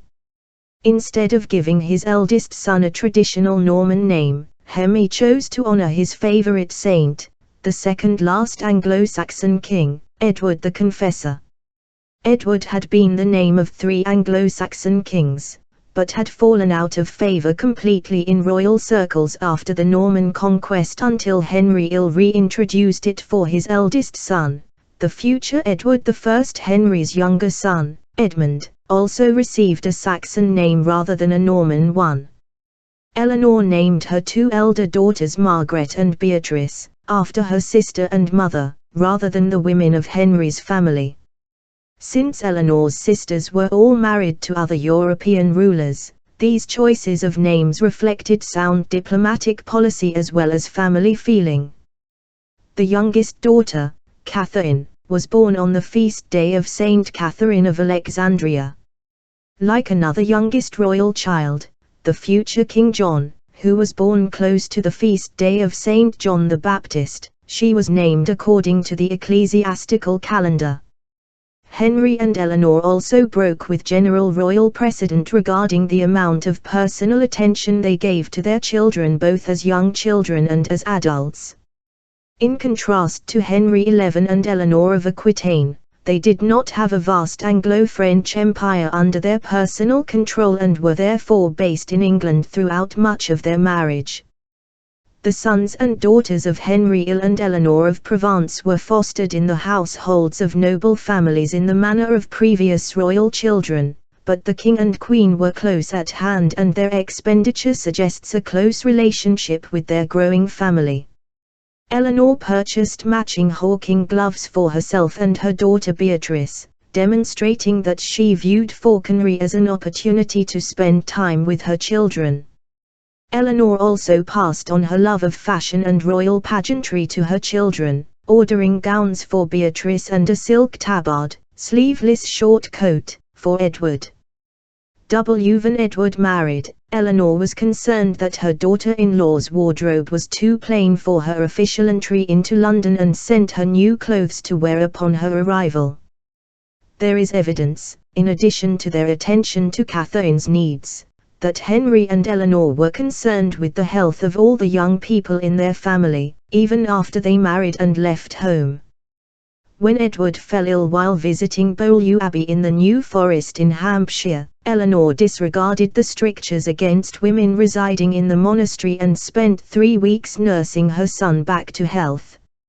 After 15-year-old Edward married 13-year-old Eleanor of Castile in Burgos in 1254, Henry encouraged the couple to live happen for a time, circumstances that would reduce the risk of an early pregnancy. Henry may have been giving advice from his own experience, as Eleanor of Provence was just 12 when they married, but 16 when Edward was born, suggesting a period of abstinence early in the marriage. Eleanor of Castile may have suffered a miscarriage in the first year of her marriage, indicating that the newlyweds did not follow this advice, and Henry I and Eleanor of Provence remained concerned about their daughter-in-law's health and that of their children. When Henry and Eleanor's elder daughter Margaret married 10-year-old King Alexander I of Scotland in 1251, at the age of 11, her parents maintained a close interest in her welfare and were dismayed when Alexander's regents refused permission for Margaret to visit England the following year with her husband. When Margaret wrote to her parents that she was unhappy, Henry and Eleanor travelled north with an armed escort to ensure that they would be permitted to see their daughter. A family reunion took place in Northumberland in 1255, and Alexander and Margaret visited Windsor Castle in 1261, where Eleanor was present for the birth of the Scottish royal couple's eldest child. Henry and Eleanor's care for their children was rewarded with the loyalty of their eldest son. While both William I and Henry XI faced their sons on the battlefield, Edward won military victories for his father during the Second Barons' War of 1264-67. Edward's loyalty was not a foregone conclusion. The leader of the rebel barons was Simon de Montfort, Earl of Leicester, who was both the husband of Henry's youngest sister Eleanor and Edward's godfather. In addition to the family connection, Edward may have shared some of Montfort's attitudes toward political reform. The Parliament of 1265, known as de Montfort's Parliament, established the framework for modern parliamentary democracy, and as king, Edward I continued the practice of summoning parliaments consisting of representatives of the nobility, landed gentry, clergy and wealthy townspeople. Edward did not accept Montfort as the leader of the rebellion against his father, however, and rallied opponents to Montfort's increasing power to win a decisive victory at the Battle of Evesham in 1265. Edward was on his way back to England from the Ninth Crusade when he received news of the death of both his father, Henry Ill, and one of his own sons, John, in 1272. In contrast to Henry Ill and Eleanor of Provence, Edward and his queen, Eleanor of Castile, spent little time with their young children, and did not have a sentimental attitude toward them. Like their mutual ancestor Eleanor of Aquitaine, Edward and Eleanor of Castile went on crusade without their children. John and his siblings were left in the care of their granduncle, Richard, Duke of Cornwall, and their doting paternal grandparents. Edward reportedly greeted the news of the deaths in his family with the words, "It was easy to beget sons, but the loss of a father was irredeemable." Edward's reaction heralded a return to the royal parenting of the time of Henry XI and Eleanor of Aquitaine, when the daily child-rearing was left to others and royal fathers had little personal attachment to their sons. Edward would quarrel publicly with at least one of his daughters as well as his youngest and only surviving son, the future Edward XI. Edward I's fond memories of his childhood and relationship with his own father, however, demonstrated that warm relations between parents and children were possible within the royal family. Eleanor of Provence had brought her family traditions with her when she married into the house of Plantagenet, and fostered a close relationship with her husband and children. Future kings and queens would also attempt to create harmony within the royal family. During the 14th century, Henry Ill and Eleanor of Provence's great-grandson, Edward Ill, would make lasting changes to royal finances to ensure that his numerous sons all became the ancestors of wealthy families. Instead of putting an end to sibling rivalry among royal sons, however, Edward Ill's determination to provide for all his children would ultimately create the conditions for the Wars of the Roses. 5 Edward Ill, 1312, 77, and Philippa of Hainaut, 1314–69. King Edward Ill of England spent most of his 50-year reign fighting the 100 Years' War with France, a conflict that would be inherited by 4 generations of his descendants. Like his grandfather, Edward I, Edward Ill was accompanied by his wife during military campaigns. The presence of his queen, Philippa of Hainaut, a region that overlaps with modern-day Belgium, was not only a personal comfort but a political asset. As a king at war, Edward Ill had to project a ruthless image that would intimidate his adversaries into surrendering.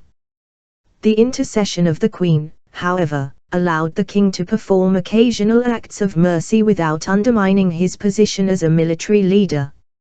Philippa's motherhood was key to her role as intercessor, and influenced Edward's conduct during the siege of the French town of Calais in 1347. The town was a strategic port on the English Channel, and King Philip VI of France ordered its inhabitants to resist the English siege. Calais' refusal to surrender gave Edward's forces the right to pillage the town and massacre its citizens if his siege was successful, according to the accepted rules of war in the 14th century. As the besieged townspeople began to succumb to starvation, Edward proposed an end to the standoff, if 6 residents of Calais offered him the keys to the city and agreed to be executed for the intransigence of the whole town, the rest of the town would be spared. The calm resignation of the 6 burghers of Calais in the face of death was eventually immortalized in an 1889 sculpture by Auguste Rodin that still stands in the center of the town. According to Philippa's clerk, Jean Froissart, the 6 townspeople were about to be executed on Edward's orders when the Queen intervened. Then the noble Queen of England, who was heavily pregnant, humbled herself greatly and wept so tenderly that none could bear it. The valiant and good lady threw herself before her lord the king and said, "Ah, my dear lord, since I came across the English Channel, in great peril, as you well know, I have asked nothing of you nor required any favor. Now I humbly pray and request of you favor, that for the Son of Holy Mary and the love of me, you shall wish to have mercy on these 6 men." The king waited a little before he spoke, and he lchked upon the good lady his wife, who wept so tenderly on her knees before him. A change of heart came over him as she knelt there before him, and when he spoke, he said, "Ah, lady, I would have much preferred you were anywhere but here. You have prayed so strongly that I dare not refuse the favor you ask of me." Froissart's account of Edward granting his queen's request for mercy combines the historical circumstances of the siege of Calais with a popular perception of Philippa as a mother first and foremost that persisted throughout her time as Queen Consort of England.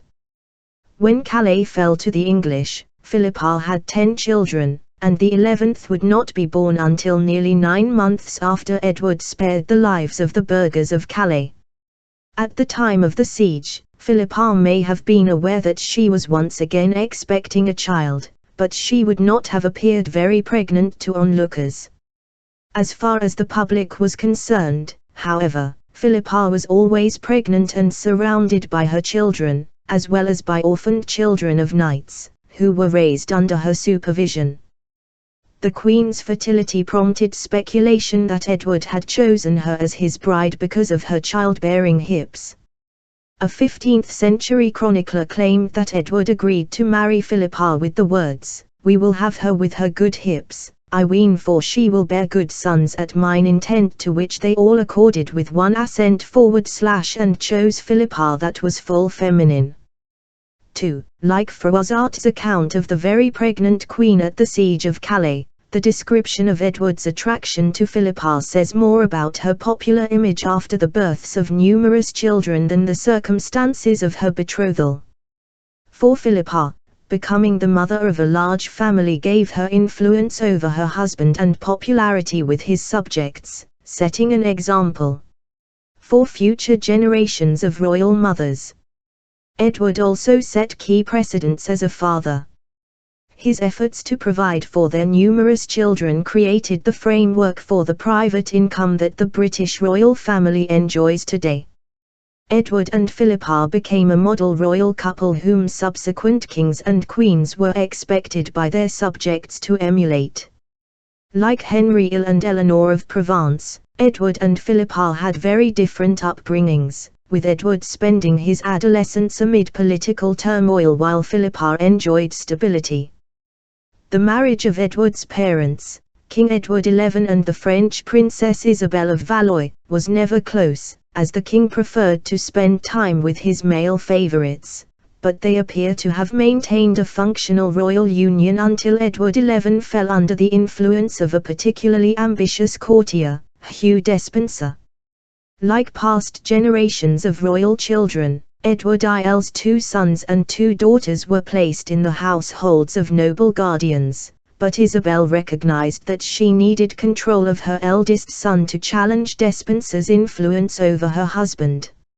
She saw an opportunity in 1325 when her brother, King Charles IV of France, seized Gascony in Aquitaine. That spring, Isabel and her 13-year-old son, the future Edward IL, traveled to the French court to represent Edward XI in negotiations for the return of Gascony, with ostensible plans to return to England by the summer. The young heir to the throne's presence was crucial to the success of this diplomatic mission, as he would do homage to his uncle the King of France on behalf of his father, satisfying French demands for lordship over Gascony but allowing Edward XI to avoid humbling himself personally before another sovereign.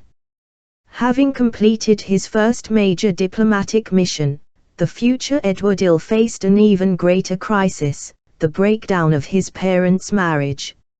Isabel remained in France with her son, where she rallied rebel barons who shared her dismay at the influence of Despenser at Edward IL's court. Edward XI recognized the danger of his heir being in the company of an entire faction led by his discontented queen and appealed to the young Edward as his father and his king to return home, even if departing France meant defying his mother. Edward XI wrote in December 1325, "Very dear son, as you are young and of tender age, we would remind you of that which we charged and commanded you when we left you at Dover, and you answered then, as we know, with good will, that you would not trespass or disobey our injunctions. Return to us with all speed in the company of your mother. If she will not come, come you without further delay." At the French court, the young Edward was treated as an adult capable of representing the English ruling house, but his father clearly regarded him as a boy susceptible to being manipulated by his mother and her faction. The young Edward decided to remain with his mother, disregarding subsequent letters in which his father chastised him for his loyalty to Isabel and ordered him to return to England. Isabel's goal eventually changed from removing Despenser from a position of influence to an audacious plan to overthrow her husband and rule as regent for her son. She already had the support of her French royal relatives in addition to that of barons who commanded the loyalty of knights and foot soldiers, but a successful invasion of England would require ships. Isabel made use of her network of dynastic connections, meeting with her cousin Joan of Valois, Countess of Hainaut, of Essenes, Holland, and Zeeland over the winter of 1325-26. Joan and her husband, the reigning Count William, had the necessary ships, and 5 daughters, Margaret, Philippa, Agnes, Joanna, and Isabel, available for a possible dynastic marriage to the young Edward.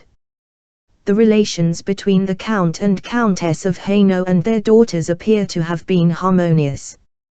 Bishop Stapledon of Exeter described one of the elder daughters, either Margaret or Philippa, as well taught in all that becometh her rank, and highly esteemed and well beloved of her father and mother. SS. The young Edward may have observed the contrast to his own worsening family life.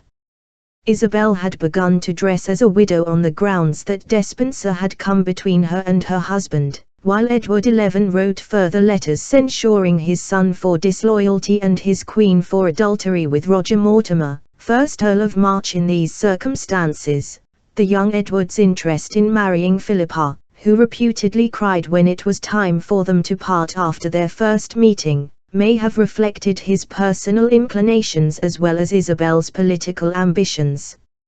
Isabel, the young Edward, and their faction invaded England in 1326.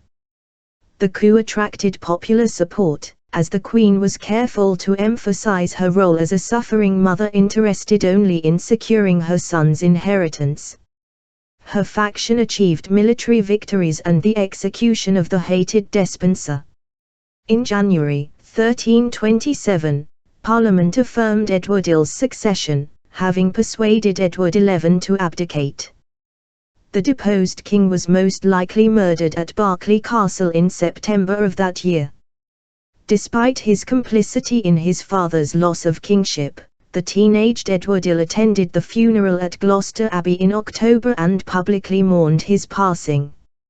Edward's relations with his mother were becoming strained by this time. He and Philippa were married in York Minster Cathedral in 1328, a rite of passage that appeared to demonstrate that the 15-year-old king was an adult capable of ruling in his own right. Nevertheless, Isabel and Mortimer continued to rule on his behalf. Philippa was kept in the background as Isabel continued to hold the income and lands traditionally bestowed upon a queen consort. Philippa only received a coronation ceremony of her own in March 1330, during her pregnancy with her first child, circumstances that may have informed the public's perception of her as a queen who appeared in public and gained influence through motherhood. For Edward, the birth of an heir in June 1330 emboldened him to seize control of the government in the autumn of that year. Mortimer was executed for treason, including the murder of Edward XI, and Isabel was given a pension and sent to Castle Rising in Norfolk. For both Edward IL and Philippa, becoming parents themselves affirmed their adulthood and contributed to their control of the full power and wealth of a king and queen. Following the removal of Isabel and Mortimer from power, Edward and Philippa were determined to create a family atmosphere that resembled the harmony of the Queen's childhood instead of the turmoil of the King's adolescence. They were indulgent parents who allowed their children far more personal autonomy than previous generations of medieval royal children had experienced. Their 5 surviving sons, Edward, called the Black Prince because of his dark-colored armor, Lionel, John, Edmund, and Thomas, and 4 surviving daughters Isabella, Joan, Mary, and Margaret enjoyed a secure childhood and adolescence that contrasted with the difficult choices faced by their father in his youth. They were frequently brought together in the company of their parents and grandmother, Isabel, who emerged from retirement to help care for her grandchildren. The royal children were integrated into the lives of their parents from an early age. As heir to the throne, the Black Prince received his own household, but his younger siblings spent much of their childhoods in the company of their mother. When the royal family was under the same roof, Edward took meals with his young children, and as they grew older, his sons joined him in his pastimes, which included gambling and participating in tournaments. The autonomy of Edward and Philippa's children extended to one of the key roles for the sons and daughters of reigning monarchs, dynastic marriages. The daughters of Henry XI and Eleanor of Aquitaine, and then Henry IL and Eleanor of Provence, had been betrothed and married as children to foreign princes. In contrast, Edward and Philippa allowed their eldest daughter Isabella to remain in England until well into adulthood and to refuse to marry eligible princes. Edward described her as our very dear eldest daughter whom we have loved with a special affection. The king's affection for Isabella remained constant even after she caused a diplomatic incident in 1351, at the age of 19. By refusing to board the ship intended to carry her across the English Channel for a prestigious marriage. Edward granted her an independent income, which increased when she was 26, and paid her debts, including the wages of her servants. The unwillingness to accept an unwanted dynastic marriage was not confined to Isabella. As heir to the throne, the Black Prince was expected to marry a foreign princess, and there were negotiations for a wedding to Margaret of Flanders. Instead, he married his cousin once removed and childhood friend Joan, nicknamed the Fair Maid of Kent for her beauty. As a descendant of Edward I, Joan's lineage was impeccable, but she had been married twice, having been widowed once and having had another marriage annulled, and was the mother of 4 children. The couple may have married secretly in 1360 to circumvent the displeasure of the king and queen. Edward and Philippa ultimately accepted their son's choice of bride. The king supported the papal dispensation required for a marriage between close relatives.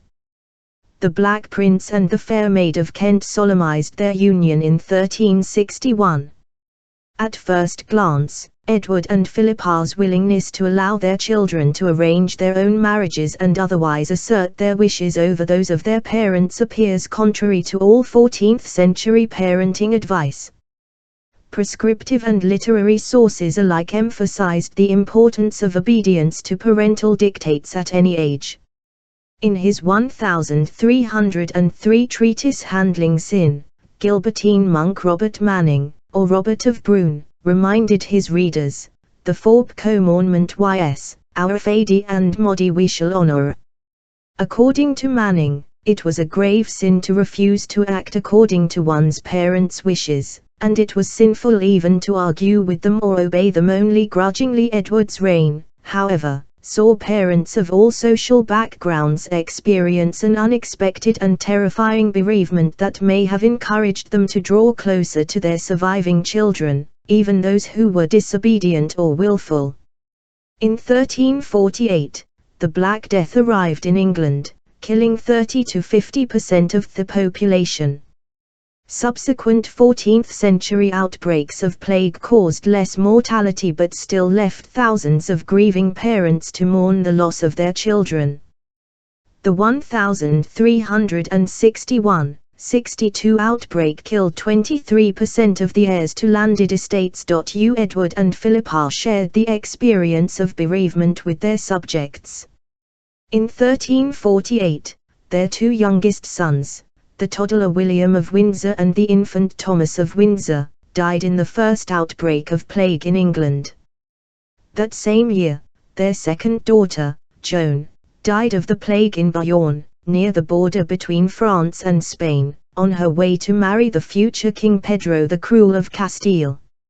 A devastated Edward wrote to Pedro's father, King Alfonso XI, "Destructive death, who seizes young and old alike, sparing no one and reducing rich and poor to the same level, has lamentably snatched from both of us our dearest daughter, whom we loved best of all, as her virtues demanded." Edward consoled himself with the image of his daughter in heaven surrounded by choirs of angels. Isabella's refusal to cross the English Channel for a dynastic marriage occurred just 3 years after the death of her sister from the plague, which may have informed the king's decision to overlook her disobedience and continue to act as an indulgent father. The independence of Edward and Philippa's children may have also been influenced by the sheer number of young people in the royal household, as Philippa's responsibilities as a mother extended beyond supervising the care of her own children. The Queen took charge of the orphaned children of knights, making arrangements for their care and employment within her household or those of her children and organizing their marriages. The Queen's patronage allowed otherwise obscure children of the landed gentry to advance socially. Among the most famous of the Queen's wards were Philippa and Catherine de Roet, the daughters of Sir Giles de Roet, one of the knights from Hainaut who had accompanied the Queen to England at the time of her marriage.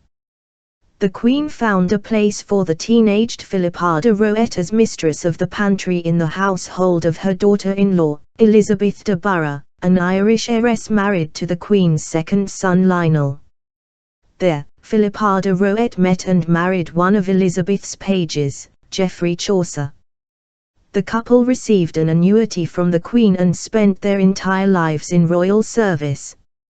Chaucer ultimately became Edward's court poet, rewarded in 1374 with a gallon of wine daily for the rest of his life, and the author of numerous pioneering works in Middle English, including the famous Canterbury Tales. Catherine de Roet made an even more prestigious marriage.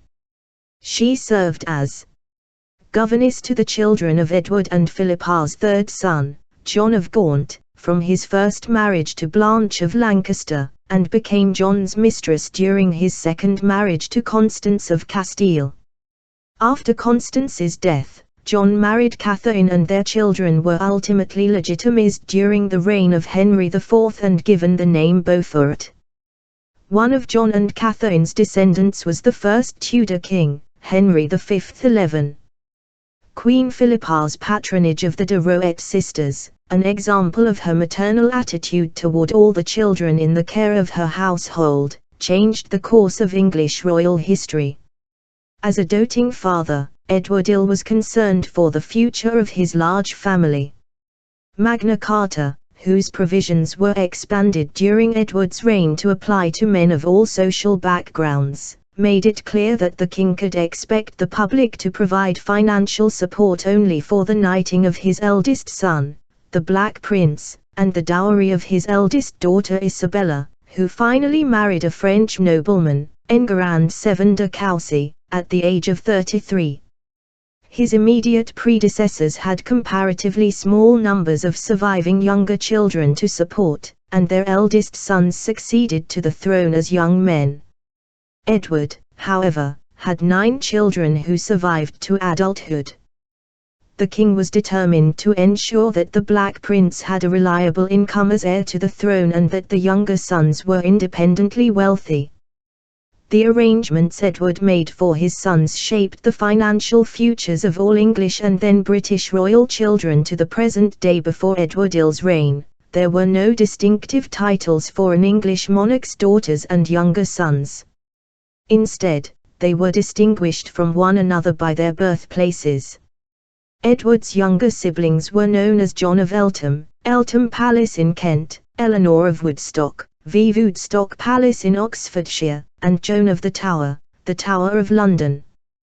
When Edward I conquered Wales in the late 13th century, he revived the title of Prince of Wales, previously held by Welsh princes from the House of Gwynedd, bestowing it on his eldest surviving son, the future Edward XI, in 1301. The new title appeared to reflect the unique circumstances of the Welsh campaign. Edward XI was born in Caernarfon during the construction of the English castle there, and a legend developed that Edward I promised the Welsh people a prince who could speak no English, fulfilling his vow with his infant son, who could not yet speak any language. Edward XI did not, however, bestow the title on the future Edward IL, who was known during his childhood as Edward of Windsor, distinguished only by his birthplace, Windsor Castle, like his younger siblings.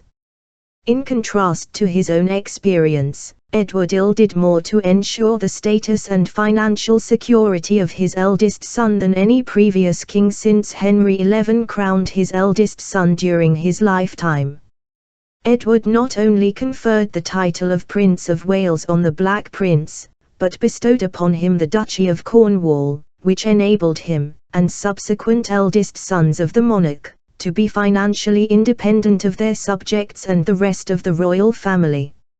Edward also began the practice of bestowing dukedoms on younger sons of the monarch, and ensured that his sons married heiresses who would allow them the same financial independence as their eldest brother. Edward and Philippa's second son, Lionel of Antwerp, became Duke of Clarence and married Elizabeth de Borough, 4th Countess of Ulster. The third son, John of Gaunt, married Blanche of Lancaster, daughter of Henry of Grosmont, 1st Duke of Lancaster, the wealthiest peer in England. Blanche inherited her father's lands and Edward recreated the title of Duke of Lancaster for John. The Duchy of Lancaster remains the main source of the British monarch's private income to the present day.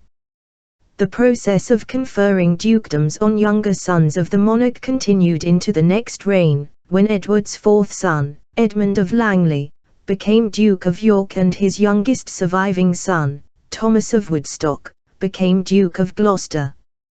The premature death of the Black Prince in 1376, from dysentery contracted on a military campaign, had the potential to create a crisis in the royal succession. The Prince of Wales had left a single male heir, his 9-year-old son, Richard of Bordeaux. Lionel had predeceased his elder brother, and his only child was an adult daughter, Philippa, 5th Countess of Ulster, who was married to Edmund Mortimer, 3rd Earl of March, and had young sons of her own. In past centuries, the claims of Richard, Philippa, and her sons, a woman and small children, would have been easily swept aside by John of Gaunt. As Duke of Lancaster, John was the wealthiest nobleman in England and he had acquired extensive military experience in campaigns against French and Spanish incursions into Gascony. His ambition, leadership abilities, and financial resources, in addition to his status as the son of a reigning monarch, were all the qualifications that would have been required to make him King of England both before the Norman conquest and immediately after. The Black Prince recognized that John was a threat to young Richard's succession prospects, and insisted on his deathbed that his brother swear to support the boy's claim to the throne. John upheld his oath to his brother, but he looked for other opportunities to raise his place in the line of succession. By Edward IL's reign, Parliament had become involved in determining who was eligible to succeed to the throne, regulating a line of succession that had once been shaped as much by warfare and proximity to the center of power as by hereditary right. A statute passed in 1351 stated, "The law of the Crown of England is, and always hath been such, that the children of the kings of England, in whatsoever parts they be born, in England or elsewhere, be able and ought to bear the inheritance after the death of their ancestors." The statute made clear that Parliament considered a royal child born outside England to be just as eligible to succeed to the throne as any other member of the dynasty, a ruling that was especially relevant during the 100 Years' War, when Philippa, and later her daughters-in-law, accompanied their husbands on campaign to France. Richard's birth in Bordeaux took place while his father, the Black Prince, was representing Edwardville in Gascony, accompanied by his young family. Richard's place in the succession was therefore difficult to challenge, but John saw an opportunity to sponsor parliamentary statutes that would support his own position. At the Good Parliament of 1376, John petitioned Parliament to make a law on the pattern of the French that no woman be heir to the kingdom. If successful, this petition would have removed Philippa, Countess of March, and her sons from the succession. John's petition proved controversial. There were precedents in English common law for a noble estate to be entailed to the male line, prohibiting female succession, but previous kings had considered their daughters eligible to become the next monarch.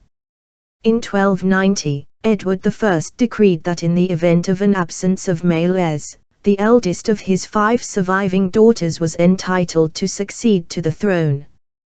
The decree had been necessary at the time as Edward had only one surviving son and English common law allowed for noble estates to be divided among co-heiresses in the absence of a male heir.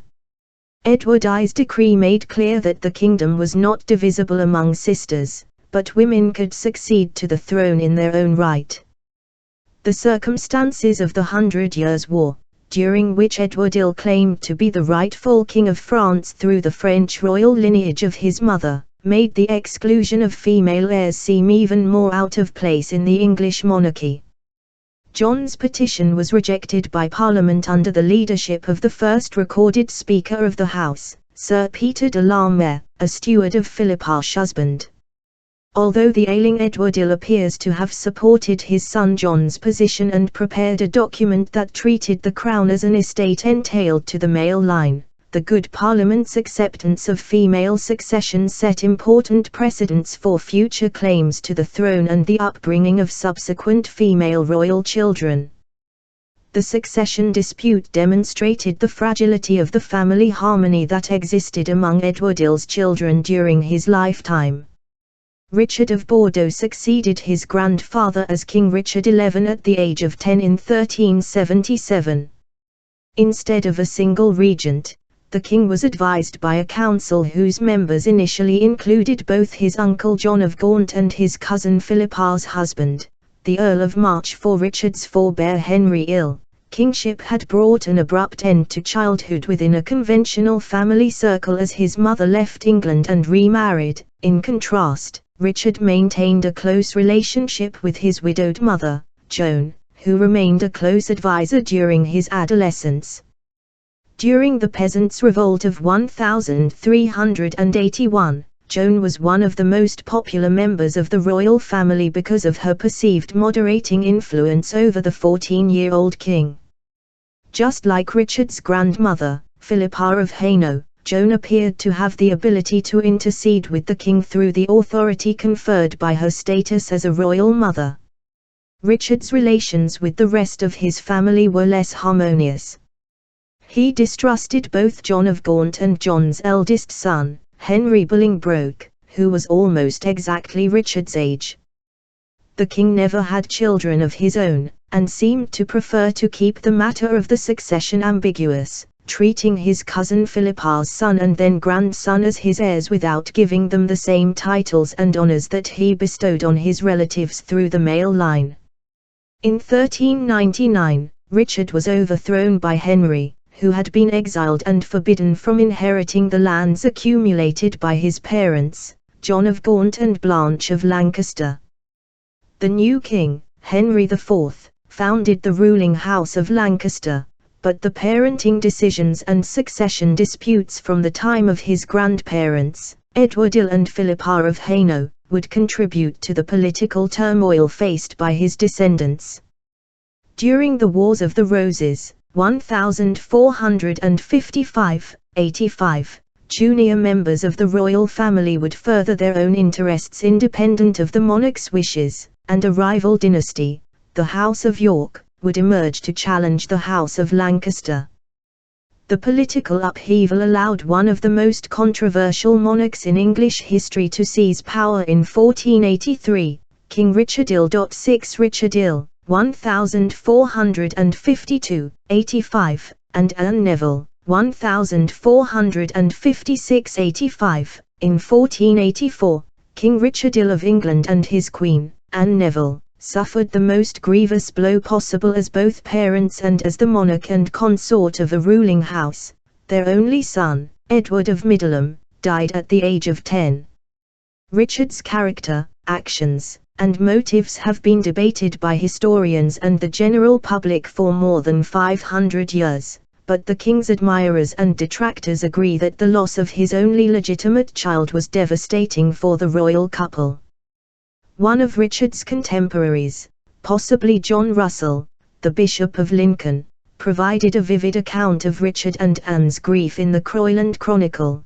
This only son of his, in whom all the hopes of the royal succession, fortified with so many oaths, were centered, was seized with an illness of but short duration, and died at Middleham Castle. On hearing the news of this, at Nottingham, where they were then residing, you might have seen his father and mother in a state almost bordering on madness, by reason of their sudden grief. Richard and Anne were not the first royal couple to have their grief described in these terms. The physical and mental health of Henry Ill and Eleanor of Provence was reported to have suffered when they lost their youngest child, Catherine, in 1257. The parenting advice of the 15th century acknowledged that the loss of a child was a destabilizing event for parents of any background. The instructive poem How the Good Wife Taught Hyr Daughter, which dates from the reign of Henry VI, 1422, 61 and 1470, 71, warns readers against losing their faith in God in the face of great adversity, including the deaths of friends and children. The poem warned that grief-stricken parents could be undone by their loss of faith. And if it thus thee betide, that friend is fallay thee throw on every side, and God fro thee thy child take, they rick one God do thou not take, for to selvit will undog. By the time Richard and Anne lost their son Edward, they had already lost numerous friends and family members. Both of their fathers had died in battle fighting for opposite factions during the Wars of the Roses. Richard outlived all three of his brothers. The eldest, King Edward I, died suddenly in 1483, precipitating the political crisis that brought Richard to the throne. Edmund died with their father at the Battle of Wakefield in 1460. George was executed in 1478 for plotting against Edward, reputedly by being drowned in a barrel of Malmsey wine. Anne's sister, and George's wife, Isabel, died of a fever following childbirth in 1476. Other elite families in late 15th century England suffered similar losses from the unique political and military circumstances of the Wars of the Roses or the age-old causes of premature death such as childbirth or disease. Richard and Anne's bereavement as parents, after all their other losses, should have brought them popular sympathy. The difference for Richard and Anne was that the death of their son had political as well as personal dimensions. Richard had come to the throne in unusual circumstances in 1483, and it was not clear which one of his numerous relatives would assume the position of heir to throne in the event that he did not father any further legitimate children. The Croyland Chronicle also implied that there was an element of divine retribution for Richard's ambitions in his son Edward's death. Before describing Richard and Anne's grief, the chronicler explained that when Edward died, it was fully seen how vain are the thoughts of a man who desires to establish his interests without the aid of God. At the time of his son's death, Richard's reign was already the focus of opposition. Public opinion would ultimately judge the king as a parental figure, guardian, and monarch not by his attachment to his own son but by the disappearance of his nephews, King Edward V and Richard, better known as the Princes in the Tower. As the youngest surviving son of a non-reigning branch of the Plantagenet dynasty, Richard Ill was not born to be king. His father, Richard, Duke of York, inherit qd hic titlathan o frnrlttttcfnnrth in pdrnnndnf Langley. The elder Richard, however, was also the son of Anne Mortimer, a granddaughter of Philippa, Countess of March, whose succession rights had sparked a parliamentary debate during the last years of Edward Ill's reign.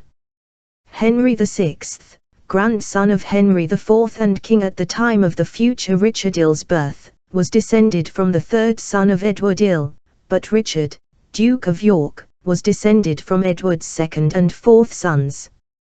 The titles, fortunes, and prominent public roles that Edward provided for his younger sons meant that their descendants remained important figures in subsequent reigns.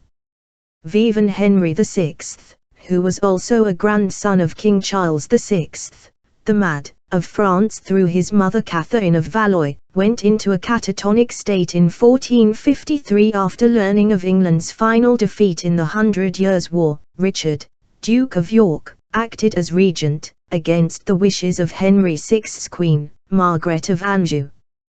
When Henry became responsive again in 1454, he acted under the influence of Margaret and her advisor, the Duke of Somerset, marginalizing the Duke of York and his supporters. Military hostilities broke out in 1455, with a Yorkist victory at the Battle of St. Albans, beginning the Wars of the Roses between the supporters of the houses of Lancaster and York that would continue until Henry Tudor defeated Richard Ill at the Battle of Bosworth Field in 1485. Richard Ill's predecessors had to negotiate parenting with consorts who were foreign or came from a different social background than they did. In contrast, Richard and his wife Anne were raised in the same residences and each had experienced multiple sudden changes in fortune due to the circumstances of the Wars of the Roses before they reached adulthood.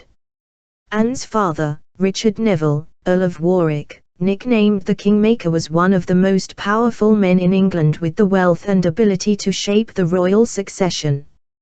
He supported Richard, Duke of York, who was the husband of his cousin, Cecily Neville, and then their son, Edward IV, who sent his younger brother Richard to Warwick's household to gain additional training as a knight. Richard would have spent most of his time in military training with other young noblemen, but his education also included training in courtly manners, which were practiced in conversation with the Countess of Warwick and her daughters, Isabel and Anne. Richard's time in Warwick's household was a rare period of stability during his youth, contrasting with his forced flight abroad following the deaths of his father and brother Edmund. This calm adolescence came to an end when Warwick rebelled against Edward I, who had married Elizabeth Woodville, the widow of a Lancastrian knight, without consulting him. Richard remained loyal to his brother, while Warwick first backed his son-in-law George, Edward's younger brother, as a possible replacement king and then supported the exiled Lancastrians, arranging a marriage between his daughter Anne and Edward of Westminster, the son born to Margaret of Anjou while Henry VI was unresponsive. Edward IV regained his throne, defeating and killing both Warwick and Edward of Westminster on the battlefield. Richard married the widowed Anne. The marriage created conflict between Richard and his brother George because the Neville inheritance was divided between them. George hoped to keep Anne unmarried so that all the Neville lands and income would remain under his control as the husband of her elder sister Isabel. For the newly restored Edward, however, Richard's marriage to Anne and acquisition of her half of the Neville inheritance provided a useful counterweight to George's ambitions. Neither George nor Richard would be able to command the resources that had been available to their late father-in-law, the kingmaker. After their wedding in 1472, Richard and Anne, Duke and Duchess of Gloucester, attempted to recreate the peaceful time in their lives when they had both resided in Warwick's household. They settled at Middleham Castle in Wensleydale, North Yorkshire, one of the Warwick land holdings. Richard acted as his brother Edward IV's deputy in the north of England, administering justice, collecting revenues, and repelling a Scottish invasion. There are few sources concerning his family life, and the precise birth date of their only son, Edward of Middleham, Earl of Salisbury, is unknown. The similarities between Richard and Anne in upbringing, experiences, and interests may have contributed to her comparatively low profile in the chronicles of the period. William I and Matilda of Flanders, Henry XI and Eleanor of Aquitaine, and Edward XI and Isabel of Valois attracted scrutiny because of discord in their marriages, which included struggles for the loyalty of their children. In contrast, Richard and Anne appear to have shared a common interest in maintaining their wealth, power, and influence in the north of England, following precedents set by their fathers. Edward IV's death in 1483 appeared to threaten Richard and Anne's position. The new king was Edward's son, 12-year-old Edward V, who had been raised under the influence of his Woodville relatives. Edward IV's marriage to Elizabeth Woodville had prompted Warwick's rebellion, and Richard appears to have disapproved of the influence of Elizabeth and her family at Edward's court. Neither Richard nor Anne would have welcomed the possibility of greater influence for the Woodvilles during the reign of a child monarch. Richard marched southward, intercepted his nephew, and arrested the king's uncle, Anthony Woodville. Instead of becoming Lord Protector for Edward V, Richard claimed the throne in London for himself, presenting evidence that Edward IV had drawn up a marriage contract with another noblewoman, Eleanor Butler, before marrying Elizabeth Woodville, and that the royal children were therefore illegitimate. Edward IV's children experienced the same abrupt change in fortune that had characterized Richard's and Anne's childhoods. Edward IV's 5 surviving daughters and younger son resided with their mother in sanctuary in Westminster Abbey.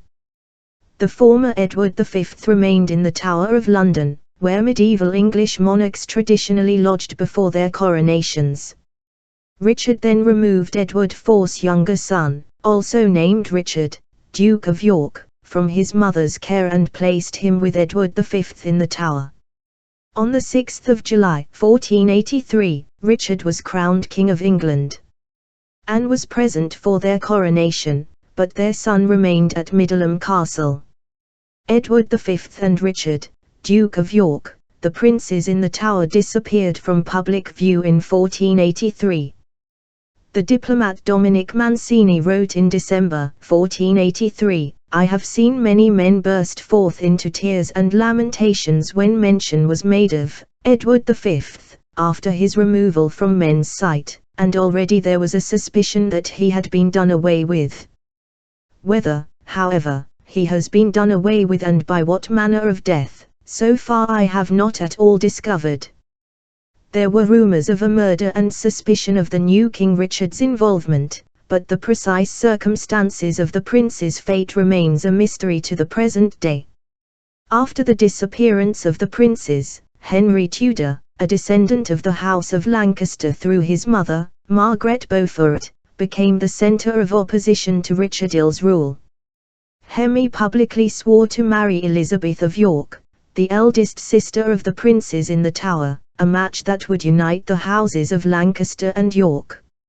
Richard was the first monarch to be crowned King of England after the introduction of the printing press in London, which allowed new ideas to disseminate to a wider audience. particularly in urban areas where literacy was more prevalent. The German publisher Johannes Gutenberg introduced mechanical moving type printing to Europe around 1450, and the English merchant William Caxton set up a press in London in 1476. Even though print was accessible to a wider audience than manuscripts, Caxton still sought royal patronage, and dedicated a book about chivalry to Richard Ill. Caxton's press published a diverse array of literature and philosophy, including Chaucer's Canterbury Tales, but his audience was also interested in reading prescriptive literature, such as parenting advice. One of Caxton's publications, The Book of the Knight of the Tower, printed in 1484, provided advice for raising daughters in the form of instructions provided by a widower to his children. The treatise emphasized manners and morals shaped through physical discipline. The author encouraged young women to fast on bread and water regularly to temper lustful thoughts, writing, "My dear daughter, you ought to fast as long as you are single, 3 days in the week, the better to mortify the flesh, that it was not wanton, and you may dedicate yourself, more chastely and holily, to the service of God." Lil fasting was part of the upbringing of royal children as well, because it was one of key ceremonies in the lives of monarchs and their families. Monarchs fasted before their coronations and their sons fasted before receiving their knighthoods.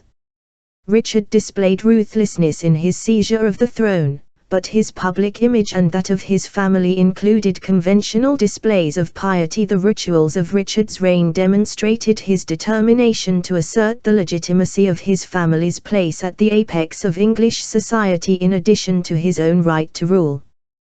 The creation of Edward of Middleham as Prince of Wales demonstrated both Richard's status as king and his pride as a father in his 10-year-old son. Richard declared at the investiture in York Minster Cathedral, "We therefore, following the footsteps of our ancestors and with the assent and advice of the said prelates, dukes and barons of our realm of England, we have determined to honour our dearest firstborn son Edward, whose outstanding qualities, with which he is singularly endowed for his age, give great and, by the favour of God, undoubted hope of future uprightness, as Prince of Wales, and Earl of Chester." The speech is the only surviving evidence of Richard's personal relationship with his son. In contrast to other young noblemen of the period, including his own father, Edward of Middleham spent his childhood with his parents instead of being fostered in another noble household. When Richard spoke of his son's fine qualities, he may have been drawing upon his own observations in addition to the conventional expressions of confidence in his heir. As king, Richard also looked after the interests of his 2 known illegitimate children, John and Catherine. Their precise dates of birth are unknown, but the responsibilities that they were granted during Richard's reign suggest that they were in their teens by the mid-1480s and were therefore conceived before the marriage of Richard and Anne in 1472. The identities of their mothers are unknown. Richard knighted his son John during the festivities surrounding the investiture of Edward as Prince of Wales and appointed him Captain of Calais in 1485 on what may have been his 17th birthday. At the same time, Richard arranged the marriage of his daughter Catherine to William Herbert, Earl of Huntingdon. Catherine's marriage contract arranged for her to have independent control of lands and incomes, stating, "By God's grace he shall take to wife Dame Catherine Plantagenet, daughter to our said sovereign lord, and before their marriage to make or cause to be made to her behalf a sure, sufficient, and lawful estate of certain, of, his manors, lordships, lands and tenements in England to the yearly value of £200. Other arrangements Richard made for the future of his illegitimate children were dependent on his position as king and the stability of his dynasty. After Richard's death in 1485, John lost his position as captain of Calais, and Catherine may have been repudiated by her husband. After the loss of his son Edward, Richard was forced to contemplate the succession and the future of his dynasty. He appears to have treated his sister Elizabeth's son, John de la Pole, Earl of Lincoln, as heir to the throne after Edward's death, conferring upon his nephew the position of Lord Lieutenant of Ireland and expanding his land holdings. The death of Richard's queen soon after the loss of her son in 1484, however, meant that it was possible for Richard to remarry and have another legitimate heir. There was speculation that he intended to seek a papal dispensation to marry his niece, Elizabeth of York, a choice of bride that would have called into question Richard's own claim that his nieces and nephews were illegitimate. According to the Croyland Chronicle, Richard publicly denied the rumours in the presence of the mayor and the citizens of London, in the Great Hall of the Hospital of St. John, by making the said denial in a loud and distinct voice. The chronicler implied that the Londoners were not entirely convinced by Richard's denial, attributing it to his advisers instead of his own convictions. During the last months of his reign, Richard entered into negotiations for a marriage to Joanna of Portugal, planning a reciprocal union between Elizabeth of York and Joanna's cousin Manuel, Duke of Beja. Richard, however, never had the opportunity to remarry and father another heir, as he was defeated and killed by Henry Tudor at the Battle of Bosworth Field in 1485. After his death, Richard entered popular culture to a degree unknown to any of his predecessors with the possible exception of Henry XI and Eleanor of Aquitaine. For centuries, the most famous depiction of the king's reign was William Shakespeare's play Richard II, written around 1592, during the reign of Henry V. IL's granddaughter, Elizabeth I. Shakespeare ignored Richard's role as a father and instead portrayed him as a wicked uncle who was willing to murder his relatives to advance his own political ambitions. Favorable interpretations of Richard's reign emerged in the 19th century with greater attention given to other possible suspects in the murder of the princes in the Tower, including Edward Stafford, Duke of Buckingham, and Henry VII. The Richard II Society was founded in 1924 and its membership exploded in the 1950s with the publication of Josephine Tell's detective novel Daughter of Time and a film adaptation of Shakespeare's Richard II starring Laurence Olivier. The Society, under the patronage of Queen Elizabeth IL's cousin Prince Richard, Duke of Gloucester, has published new research concerning Richard II's reign, including analysis of whether Edward of Middleham had a brother who died in infancy. The Richard II Society was also instrumental in the excavation and identification of Richard's remains in a parking lot near the University of Leicester in 2012. The ensuing debate concerning Richard's final resting place revived interest in his relationship with his son, Edward. The press newspaper in York argued for Richard to be interred at York Minster, where Edward became Prince of Wales, or the Norman Church of St. Helen and the Holy Cross at Sheriff Hutton, where Edward is probably buried in the Neville family chapel. The paper stated that British soldiers killed fighting overseas are repatriated home to their loved ones. We should do no less for the last Plantagenet king. The question of Richard's burial place was settled by a judicial ruling, and his funeral took place at Leicester Cathedral in 2015. The death of Richard II and the establishment of the new Tudor dynasty had profound implications for Richard II's nieces and nephews. With the exception of Edward IV's eldest daughter, Elizabeth of York, who became Henry VII's queen, uniting the succession claims of the houses of Lancaster and York, the youngest generation of Plantagenets could no longer expect to be treated as senior members of the royal family as they had been during their childhoods. Henry affirmed the legitimacy of Edward IV's daughters, but he did not arrange dynastic marriages for his sisters-in-law or provide them with dowries commensurate with their status as daughters of a king.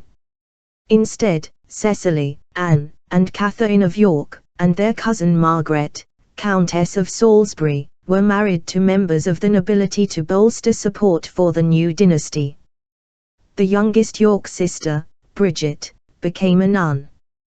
The surviving male Plantagenets represented a threat to the legitimacy of the Tudors. Henry imprisoned the young Edward, Earl of Warwick, son of Richard II's brother George, in the Tower of London, and ultimately ordered his execution. John de la Pole died at the Battle of Stoke in 1487. Henry VIII would inherit his father's suspicion of the surviving Plantagenets, and his reign would see the execution of numerous descendants of Edward IL. While Henry VII was marginalizing or eliminating the royal children of the previous dynasty, he was also emphasizing his own children's status. The most powerful symbol of the new Tudor dynasty's legitimacy would be for Henry's sons and daughters to make dynastic marriages with the established ruling families of continental Europe. In search of a prestigious royal bride for his eldest son, Arthur, Henry VII entered into negotiations with the monarchs whose own marriage united Spain, King Fernando XI of Aragon and Queen Isabel I of Castile. The Spanish royal couple, better known in the English-speaking world as Ferdinand and Isabella, had 4 daughters.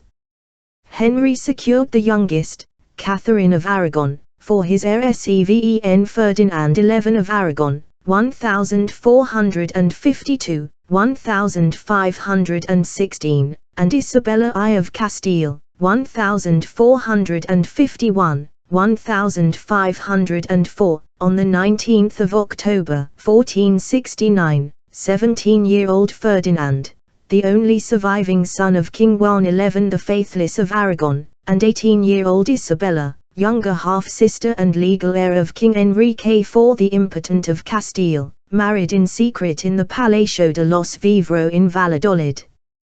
The young couple married on the day they met because Isabella's brother disapproved of the match, and the terms of the treaty that made her heir to the throne forbade her from marrying without her brother's permission. Ferdinand and Isabella were determined to marry before Enrique became aware of their intention to wed and intervened to prevent the union. Isabella's place in the Castilian succession was tenuous. Her half-brother Enrique's queen, Juana of Portugal, had given birth to a daughter in 1462, but the child's paternity was widely disputed. Nevertheless, there was always the possibility that Enrique would marry Isabella off to a distant prince and make the child his heir instead of her. Over the course of Isabella's childhood, Enrique had considered a variety of foreign royal husbands for her, including the future kings Edward IV and Richard IL of England. A marriage to Ferdinand of Aragon, one of Castile's neighbors on the Iberian Peninsula, would keep Isabella close to home and give her additional resources to maintain her senior place in the Castilian succession. Despite Isabella's status as a future queen, Ferdinand may have expected to be in charge of their family after the marriage and, once they succeeded to their respective thrones, their kingdoms as well. In the late 15th century, even women entitled to wield power in their own right usually became subject to the authority of their husbands. Just 8 years after Ferdinand married Isabella, Archduke Maximilian of Austria married Mary, Duchess of Burgundy, a territory that overlaps with modern-day Belgium and the Netherlands, protecting her lands from annexation by the King of France. Maximilian officially became Mary's co-ruler, but he effectively assumed control of Burgundy. Since Mary died in a riding accident when her children were still young, Maximilian was also the parent with the most influence over their children's upbringing. Following the Battle of Bosworth Field, Henry Tudor was careful to ensure that he was crowned King Henry VII by right of conquest before marrying Elizabeth of York, whose claim to the throne was far superior to his own. Once her legitimacy was restored, Elizabeth became closely involved in the day-to-day upbringing of her children, but the conditions of her confinements were dictated by Henry's mother, Margaret Beaufort, and Henry made the key decisions regarding where the children would live and whom they would marry. Maximilian and Mary, as well as Henry and Elizabeth, were Ferdinand and Isabella's contemporaries, and the children of these three royal couples would marry one another. Isabella, however, was determined to maintain her authority in both Castile and the family she intended to create with Ferdinand. Before she agreed to marry Ferdinand, she insisted that he accept a list of marriage concessions, which would ensure their equal partnership in public and private. The majority of the concessions were political. Isabella insisted that Ferdinand provide financial support for her plan to conquer the Emirate of Granada, the last Muslim-controlled region in the Iberian Peninsula, and that she be involved in the negotiation of all diplomatic treaties. There were other concessions, however, that demonstrated Isabella's commitment to sharing authority within the domestic sphere. She expected Ferdinand to agree that if God should grant us offspring, either sons or daughters as we hope, I will never remove them from Lilha, nor will I remove them from those kingdoms.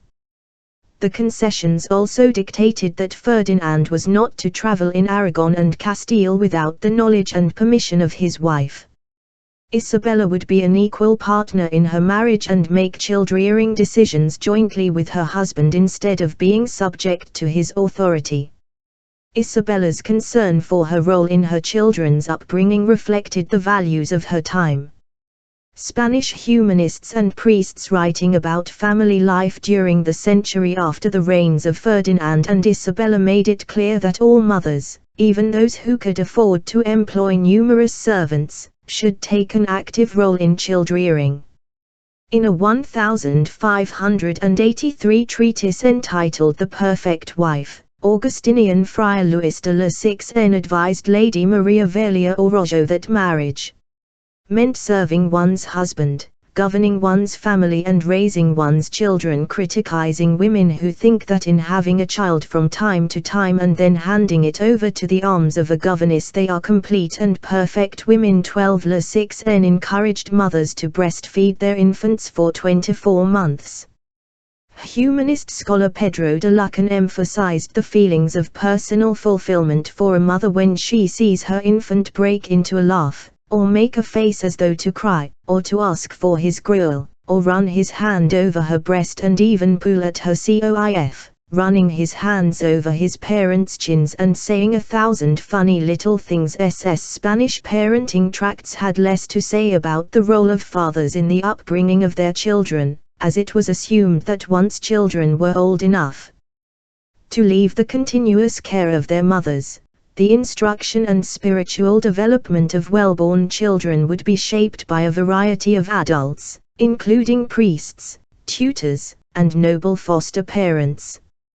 Nevertheless, Lucan made it clear that an attentive father took an interest in the education and morals of his children and encouraged everyone to gather around the fireplace where the boys could read aloud and the girls could do their needlework. L4J Spanish parents maintained the ability to make decisions about a son or daughter's marriage partner and contributions to the household economy. The legal age of majority in Castile was 25, ensuring that young people remained under the authority of their parents even after they had begun their adult lives. For Ferdinand and Isabella, the unique circumstances of their marriage and position precluded the ability to create the ideal household conditions for raising children. Isabella's brother Enrique immediately challenged the validity of their marriage and her succession rights. After Enrique died in 1474, Isabella spent 5 years embroiled in the War of the Castilian Succession against his disputed daughter, who enjoyed Portuguese support. Ferdinand did not succeed his father until 1479, and Catalan demands for independence threatened the cohesion of Aragon during his time as heir to the throne. This political uncertainty may have delayed the expansion of Ferdinand and Isabella's family. Their eldest child, Isabel, was born just a year after their marriage in 1470. But there were no further children until their only son Juan was born in 1478. 3 more daughters followed in quick succession, Juana in 1479, Maria, born with a stillborn twin sister, in 1482, and Catalina, Catherine of Aragon, in 1485. Ferdinand and Isabella arranged for trusted guardians to care for their children during times of war, but the hostilities sometimes directly threatened the security of the royal nursery. The turmoil surrounding the Castilian succession threatened Isabella's eldest daughter, Isabel, on at least one occasion, when the inhabitants of the town of Segovia rebelled in 1477. Isabella rode to the city with a small entourage to negotiate the safe release of her daughter, who was trapped in a castle tower with her guardians.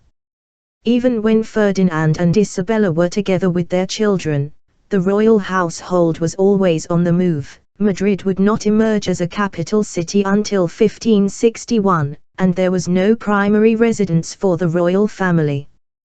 The king and queen were expected to dispense justice in person, and constant progresses around their kingdoms were vital to ensuring the loyalty of their subjects. The traveling court also doubled as military camp during the royal couple's 10-year war with Granada, which ended with their victory in 1492. Despite the demands of her position, Isabella paid close attention to the education and upbringing of her children. Her own childhood had been comparatively isolated. Enrique had viewed his half-siblings as a political threat, and Isabella had therefore spent her early childhood in the remote town of Arevalo with her widowed, reclusive mother. Her only friend was Beatriz de Bobadilla, the daughter of the Arevalo castle's governor, who eventually became Isabella's daughter Isabel's guardian during the War of the Castilian Succession. In contrast, Isabella fostered dozens of young people at her court, ensuring that the royal children shared their lessons and games with companions.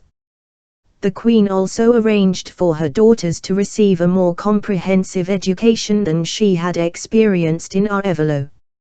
Isabella struggled with Latin, the language of diplomacy, as queen, but her daughters learned the language from childhood, ensuring that they would be able to assume prominent roles in the courts of their husbands once they made dynastic marriages to foreign rulers.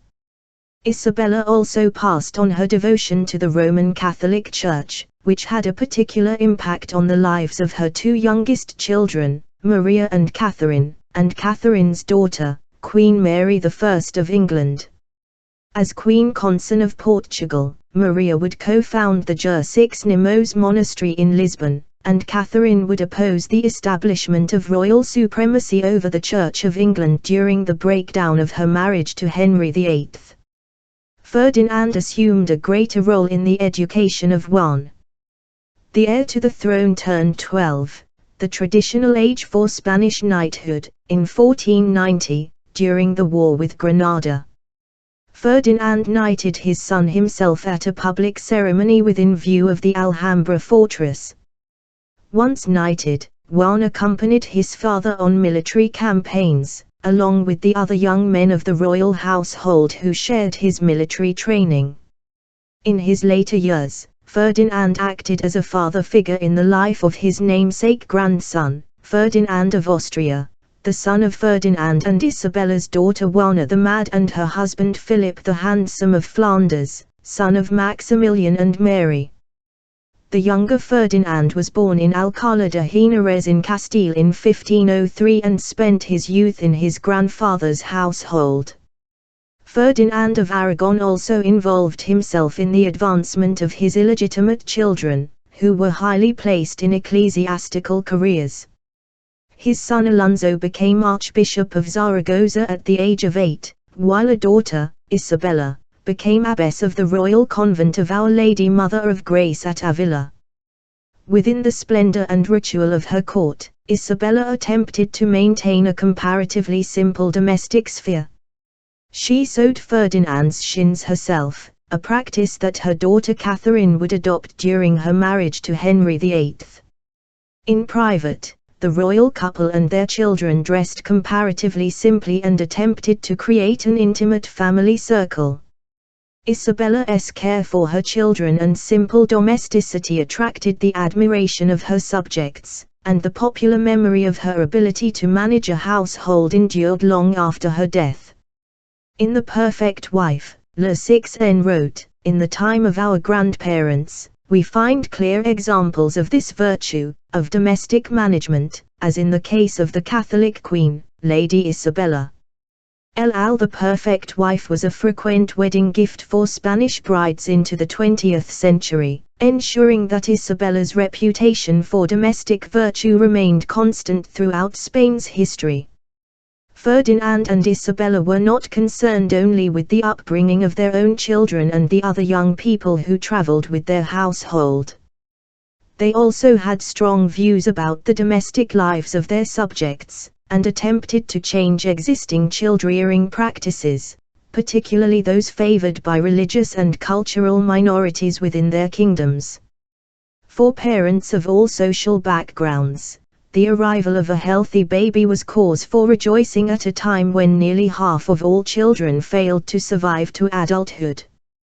The birth chamber was a strictly female space where women came together to encourage the mother to be in her labor. Once the child arrived, the women joined the men for days of feasting and dancing.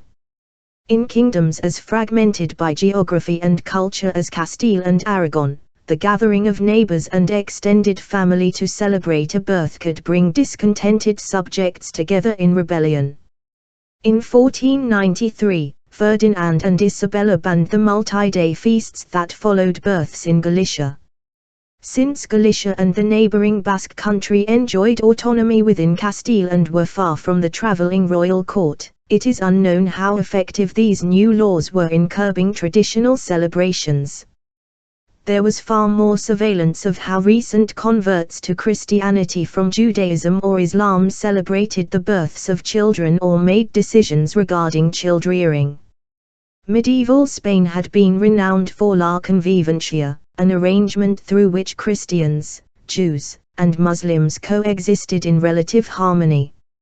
In 1480, Ferdinand and Isabella established the Spanish Inquisition through a letter of commission to carry out inquiries into bad Christians with the power to investigate heresy among conversos, converts from Judaism, and Moriscos, converts from Islam. Their subjects were encouraged to report parents who were secretly passing along their traditional religious beliefs and practices to their children. An edict that was still in use in the 17th century encouraged people to report, if you know or have heard of anyone placing their hands on the heads of their children without making the sign of the cross or saying anything but be blessed by God and me. Or if they circumcise their children or give them Jewish names. The traditional hierarchy of the family was challenged, as children were encouraged to report the behavior of their parents, and the testimony of minors, even those under the age of 14, far below the Castilian age of majority, was accepted in Inquisition courts. The careful arrangements Ferdinand and Isabella made for the future of their own children and their kingdoms were destroyed by a series of deaths within the family. The chronicler Andrés Bernaldez explained, "The first knife of grief that stabbed the spirit of La Reina Dona, Isabella, was the death of the prince, Juan. The second was the death of Isabel, her firstborn child, Queen of Portugal. The third stab of grief was the death of Miguel, her grandson, with whom she consoled herself. From these times on, she lived without pleasure, her life and health foreshortened." Juan, Prince of Asturias, was Ferdinand and Isabella's only surviving son, and his succession was crucial to ensuring that the dynastic union of Aragon and Castile would continue beyond the reign of his parents. Although the king and queen worked together in foreign policy and ensured a common value for the coinage used throughout their kingdoms, they did not combine their territories into a single political entity. Spain remained a geographical term rather than the name of a centralized state. Juan's death in 1497, just months after his marriage to Margaret of Austria, daughter of Maximilian and Mary, exposed the fragilities of the union of Castile and Aragon.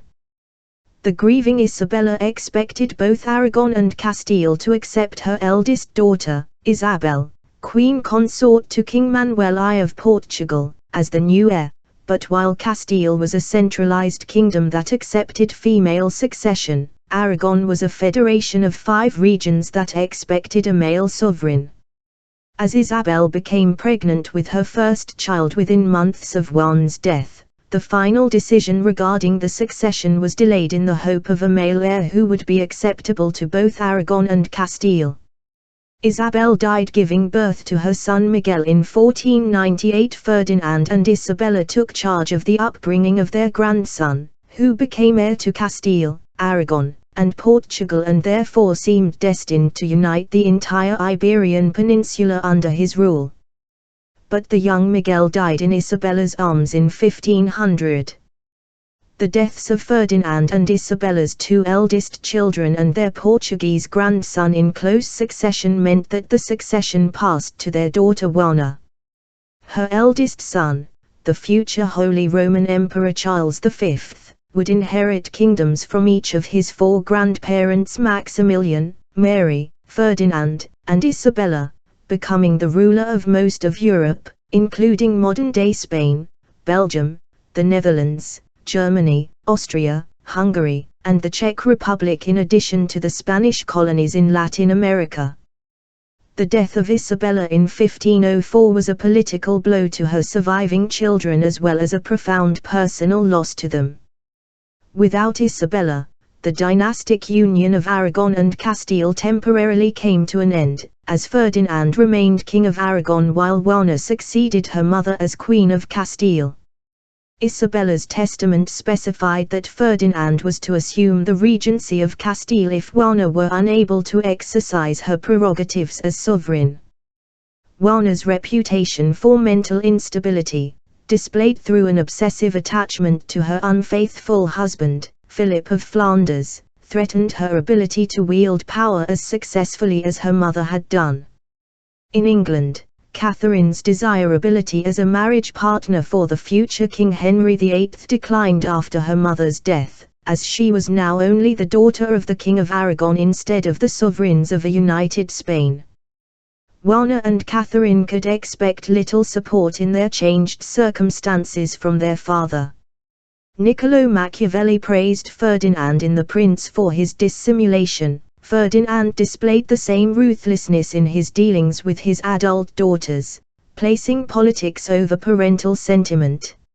Ferdinand and his son-in-law, Philip, agreed between them that Juana was mentally unfit to rule, and she was confined to a convent for the rest of her life, arrangements confirmed by her own son Charles upon Ferdinand's death in 1516. Catherine endured years of uncertainty and financial hardship in England after the death of her first husband, Arthur, Prince of Wales, in 1502, as Ferdinand and Henry VII argued over her dowry, status, and diplomatic role. Ferdinand lived to see his youngest daughter become Queen of England. In 1509, Henry VII died and his 17-year-old son, the new King Henry VIII, was eager to prove that he did not need Margaret Beaufort, my lady, the king's grandam to govern on his behalf. An immediate marriage was the most public way for the new king to proclaim that he was an adult man capable of ruling instead of a youth in need of guidance from his grandmother. Catherine, now 23 and already resident in England, married Henry VIII less than 2 months after his accession to the English throne. There were strong political and personal arguments in favor of the match. Henry had known Catherine since he was 10 years old, and throughout his life he made it clear that he was uncomfortable choosing any bride whom he would not meet before the marriage negotiations were concluded, as many of his predecessors had done. Henry also romanticized the 100 Years' War, 1337, 1453, and was eager to regain the lands that England had won, then lost, during this conflict. Henry knew that his new father-in-law, Ferdinand, was also eager to contain French interests, and hoped they would become military allies in a renewed war with France. In 1509, the marriage of Henry VIII and Catherine of Aragon appeared to have every chance of success. By the late 1520s, however, Henry was seeking an annulment, and his determination to end his first marriage would lead to the establishment of the monarch as supreme governor of the Church of England. The breakdown of Henry and Catherine's marriage, however, did not originate in the church, but in the nursery. The royal couple had one surviving child, a daughter named Mary. Henry and Catherine would be driven apart by the question of whether Mary could be raised to rule as Queen of England in her own right. 8 Henry VIII, 1491, 1547, and Catherine of Aragon, 1485, 1536, until recently. The birth of a daughter to a royal couple without living sons was usually greeted with disappointment by both the parents and the public. Daughters were useful to seal diplomatic agreements through dynastic marriages, but a son was the best hope of an uncontested royal succession. The birth of Princess Mary, daughter of Henry VIII and Catherine of Aragon, in 1516, however, was greeted with widespread rejoicing.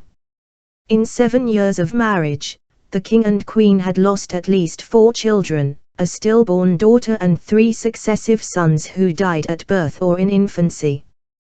During Catherine's pregnancies, the king had discreet affairs with ladies at court, but there would be no acknowledged children born from these relationships until 1519. At 25, Henry did not have a single acknowledged surviving child, an alarming circumstance for any reigning monarch, particularly one who emphasized his personal virility through his military campaigns and active pastimes such as jousting, hunting, tennis, and wrestling. The arrival of Mary demonstrated that the king was capable of fathering healthy children. A delighted Henry announced to the Venetian ambassador, "We are both young. If it was a daughter this time, by the grace of God, sons will follow." The newborn princess received a lavish christening worthy of a king's heir. Henry proudly displayed his daughter to visiting ambassadors, boasting to the French envoy, "This child never cries." For Catherine, the arrival of a healthy child was the answer to her prayers. The loss of successive infants had strained her marriage to the king. Mary had the potential to bring the king and queen together through the common bond of parenthood. For the first decade of Mary's life, the royal family achieved a measure of domestic harmony. The sons Henry anticipated, however, never followed. In his pursuit of male heirs, Henry would seek an annulment of his marriage to Catherine, bringing an abrupt end to Mary's secure childhood. At the time of Henry's accession and marriage to Catherine in 1509, the Tudors were a newly established royal dynasty that faced rival claimants for the English throne. Successive Tudor monarchs therefore established new precedents and ceremonies that differentiated them from the English nobility. These new customs shaped the upbringing of a new generation of royal children from the time of their birth. The first formal protocol concerning the births of royal children was introduced by Margaret Beaufort, for the birth of her first grandson, Arthur, in 1486, just 1 year after the Battle of Bosworth Field. The circumstances surrounding the births of previous royal children were varied. While most heirs were born in royal residences, Edward IV and Elizabeth Woodville's eldest son, the future Edward V, was born while his mother and sisters were first in sanctuary in Westminster Abbey during the brief restoration of Henry VI. Margaret's ordinances were intended to ensure that all royal births followed a similar pattern, right down to the furnishings. Margaret's daughter-in-law Elizabeth of York was permitted to choose the room where she would give birth, but the chamber would be decorated according to Margaret's dictates. The ordinances stated, "Her Highness, Elizabeth of York, pleasure be understood in what chamber she will be delivered in, the same must be hanged with rich cloth of arras, sids, Ralph, windows and all, except one window, which must be hanged so as she may have light when it pleaseth her. Then must there be set a royal bed, and the floor laid all over and over with carpets ss any tapestries decorating the room were to show only pleasant scenes to ensure the royal mother's serenity during childbirth. Margaret's ordinances appear to reflect a desire to proclaim the legitimacy of the new Tudor dynasty and manage every aspect of the arrival of her grandchildren, but her careful instructions may have also have reflected a desire for Elizabeth to give birth in comforting surroundings. When Margaret gave birth to the future Henry VII in 1457, she was the 13-year-old widow of Henry VI's half-brother, Edmund Tudor, becoming a mother amid the turmoil of the Wars of the Roses. The difficult birth left Margaret unable to bear subsequent children. Margaret's ordinances ensured that Elizabeth knew what to expect in the birth chamber and that she would shielded from any political turmoil unfolding at court during the weeks prior to the arrivals of her children. Margaret's prominence at her son's court, which included the cultural patronage and intercessions traditionally practiced by Queen's consort, allowed her daughter-in-law Elizabeth to assume a more domestic role within her family. As Prince of Wales, Arthur had his own household, but the younger children Margaret, the future Henry VIII, and Mary were raised together. The inscription in Elizabeth's Book of Hours, Elizabeth ye Queen, bears a close resemblance to the handwriting of her three younger children, suggesting that she helped teach them to read and write. L4J Elizabeth also shared her love of Arthurian romances with her children. As king, Henry VIII would romanticize the medieval ideal of chivalry. As the young Henry and his siblings grew older, Margaret Beaufort and Elizabeth combined their influence over Henry VII to ensure the best interests of the children. Henry VII negotiated the betrothal of the young Margaret to King James IV of Scotland when she was just 11, but the bride's mother and grandmother successfully persuaded the king to delay her departure until she reached the age of 14. Elizabeth extended her motherly care to Catherine when she arrived in England in 1501 to marry Arthur, writing to Isabella to assure her that her daughter would be welcomed into her new family. The practice of dynastic marriage, which had determined the upbringing of generations of princesses, was critiqued in Henry's lifetime. After Catherine's niece, Isabella of Austria, married King Christian XI the Tyrant of Denmark, a union arranged by Isabella's brother, Holy Roman Emperor Charles V, she wrote to their elder sister Eleanor, "It is hard enough to marry a man whom you do not know or love, and worse still to be required to leave home and kindred, and follow a stranger to the ends of the earth, without even being able to speak his language." Isabella's sentiments were undoubtedly shared by other princesses of her generation. While medieval royal women had often been educated at the courts of their future husbands, 16th-century princesses were more likely to spend their early childhoods in the kingdoms of their birth, developing closer bonds with their parents and siblings. The princesses whose futures were determined by dynastic marriage were not the only critics of the practice. The philosopher Desiderius Erasmus sympathized with the young women who traveled far from their homes to seal diplomatic alliances through their marriages, writing that these princesses would be happier if they could live among their own people, even though with less pompous display.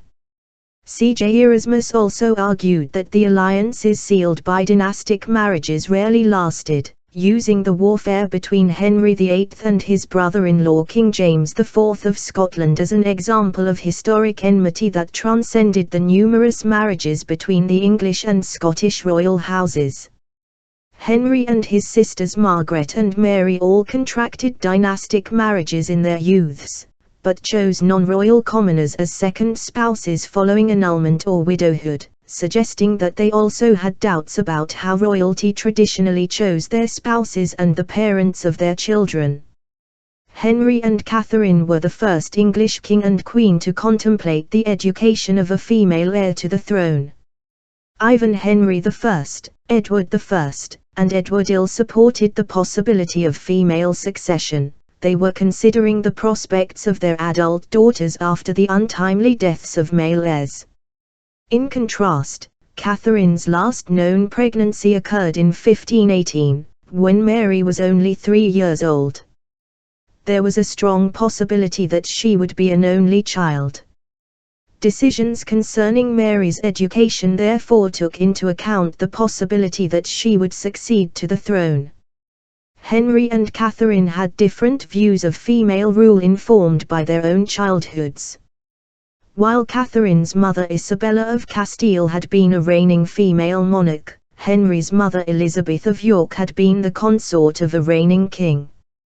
While male monarchs had claimed the English throne through the royal descent of their mothers since the accession of Stephen, then Henry XI, in the 12th century, an uncontested female monarch had never ruled England in her own right.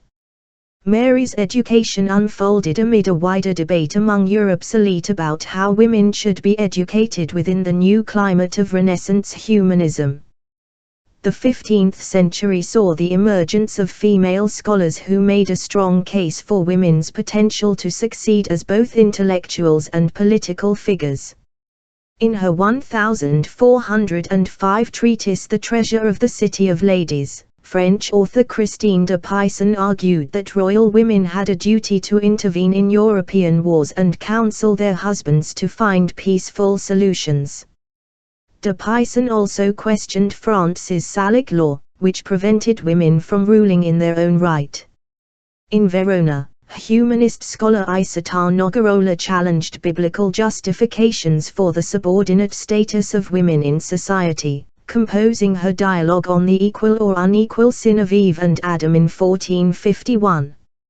Interest in women's education and status in society spread from continental Europe to England. The philosopher Thomas More, who enjoyed the patronage of both Henry and Catherine, and became Lord Chancellor in 1529, ensured that his daughters received a thorough classical education. Erasmus praised the accomplishments of More's daughters in Greek, Latin, and music. Catherine commissioned Spanish humanist Juan Luis Vives to compose a treatise on suitable principles for Mary's education, entitled The Education of a Christian Woman. Vives's ideas demonstrated the tension among traditional domestic roles for women, new expectations that elite women would participate in the revival of classical education, and Mary's unique role as Henry VIII's only legitimate child.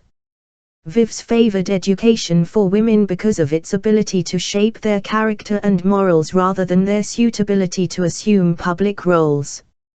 He wrote that the mind, set upon learning and wisdom, shall not only abhor from foul lust, that is to say the most white thing from soot, and the most pure from spots.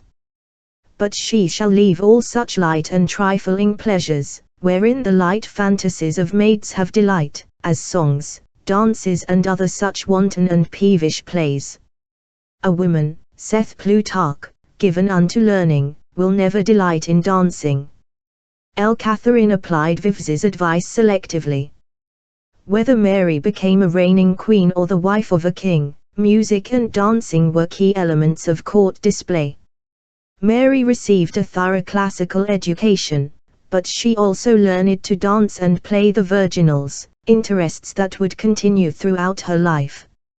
Vives's disapproval of dancing and other forms of public merriment did not preclude Mary's participation in court entertainments.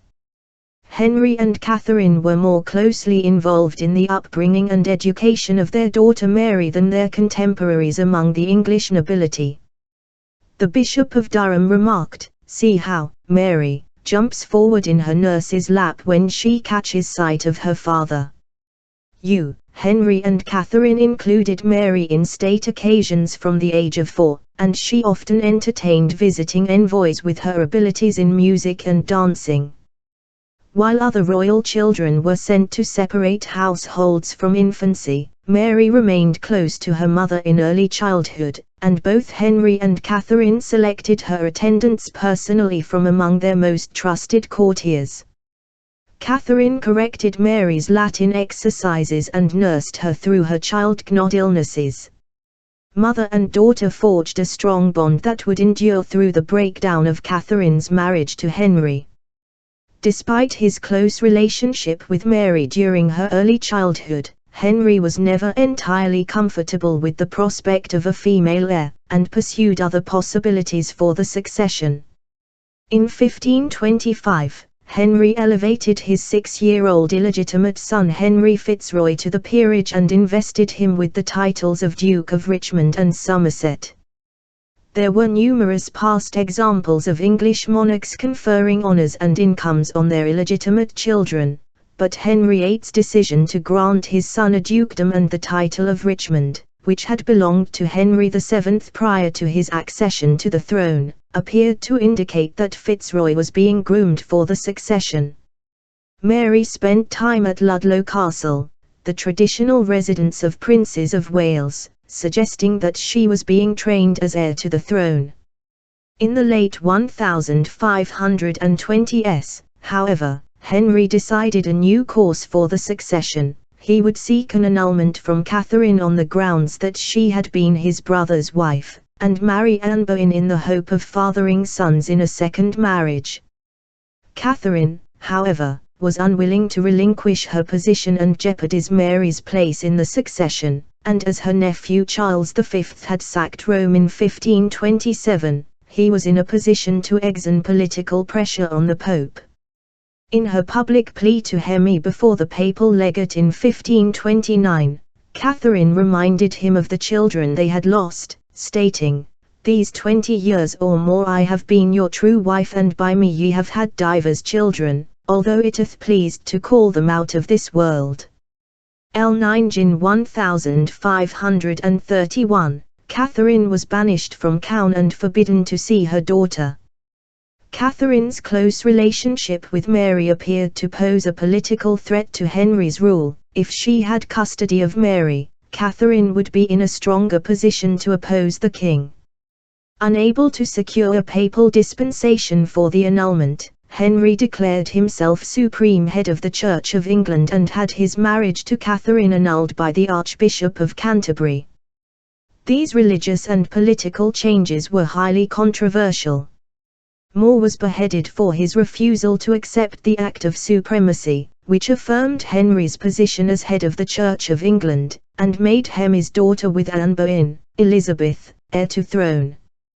Throughout the breakdown of her parents' marriage, Mary displayed steadfast support for her mother, infuriating her father with her unwillingness to accept either the Church of England or Anne's queenship. The turmoil took a physical and emotional toll on Mary. After more than a decade of family harmony, during which she enjoyed a close relationship with both parents, she spent her adolescence in direct conflict with her father, the king. Catherine feared for Mary's future. Before Catherine died in 1536, she wrote to Henry, "I commend unto you Mary, our daughter, beseeching you be a father to her." Despite Catherine's pleas, relations between Henry and Mary remained hostile. Even after Henry repudiated Anne and had her beheaded for treason in 1536, he still insisted that Mary accept her own illegitimacy.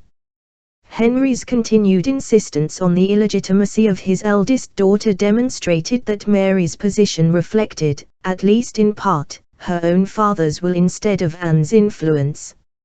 Mary signed a document stating that the marriage of her parents had been invalid, and she was publicly reconciled with Henry, though they would never again enjoy the close relationship of her childhood. Mary's relations with Henry's subsequent wives, Jane Seymour, Anne of Cleves, Catherine Howard, and Catherine Parr, were cordial, and she remained a prominent figure at her father's court. Throughout his successive marriages, Henry attempted to present a public image of family stability through royal portraiture. As king, Henry commissioned the first realistic portraits of royal children, showing their distinct features and ages as well as their status. The earliest known portrait of Mary dates from her, later broken, betrothal to Charles V. The 6-year-old princess appeared as a woman of marriageable age, and the artist's emphasis on her badge emblazoned with the emperor made clear that the purpose of the portrait was to celebrate the alliance with the Holy Roman Emperor. In contrast, Henry's only legitimate son, the future Edward VI, born during the king's third marriage to Jane Seymour in 1536, appeared as a realistic infant in a portrait by Hans Holbein. The portraits of Henry VIII's children were part of a wider European trend toward portraying the sons and daughters of monarchs as children rather than miniature adults in art. As a toddler, the future Charles V had posed for a triptych of paintings with his sisters Isabella and Mary. The three children were depicted with the solemn expressions and elaborate clothing suitable to their rank, but Charles's sister Mary held a doll in her hands, emphasizing her youth. 16th-century royal family group portraits, however, remained stylized with little physical contact between the figures in the images. A 1545 portrait of Henry VIII and his family depicted the king with his arm around Edward but detached from the other figures in the painting. The queen shown at the king's side was not Catherine Parr, his wife at the time of the portrait, but Edward's deceased mother Jane Seymour. The king's daughters, Mary and Elizabeth, appeared on either side of the family group in the center, with visible space between them and their father and brother, symbolizing their stated illegitimacy and distance from the throne. Despite Henry VIII's efforts to ensure the existence of a continuing male line in the Tudor dynasty, his family circumstances required him once again to consider the possibility of female succession during the last years of his life. Edward was 9 at the time of his father's death. At a time of high child mortality, a single male heir was not enough to secure the survival of a ruling house.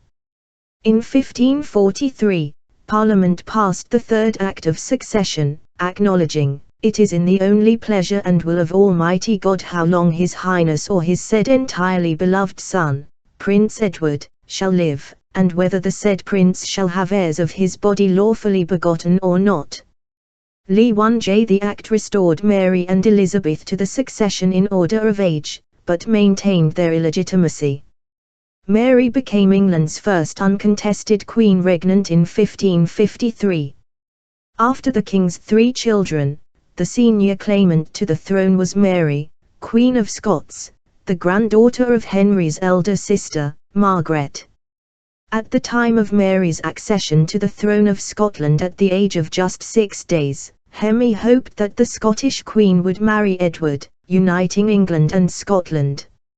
Mary's mother and regent, Marie de Guise, instead betrothed her daughter to the future King Francois XI of France. Henry excluded Mary, Queen of Scots, from his will, placing the descendants of his younger sister Mary next in the line of succession. Despite Henry's efforts to exclude the Scottish succession, the accession of Henry's younger daughter Elizabeth I in 1558 was contested by Mary, Queen of Scots. Elizabeth never married or had children of her own, and her successor was Mary's son, King James VI of Scotland, who succeeded to the English throne as James I when Elizabeth died in 1603. James's 2 surviving children, Elizabeth, Queen of Bohemia, and King Charles I of England and Scotland, would raise their own respective children amid the political and religious upheaval of the 30 Years' War and the English civil wars of the mid-17th century. Frederick V, Elector Palatine, 1596, 1632, and Elizabeth of England and Scotland, 1596-1662, in 1620, King Frederick and Queen Elizabeth of Bohemia, an area overlapping the modern Czech Republic, had to flee Prague so quickly that they almost left one of their children in the city's castle.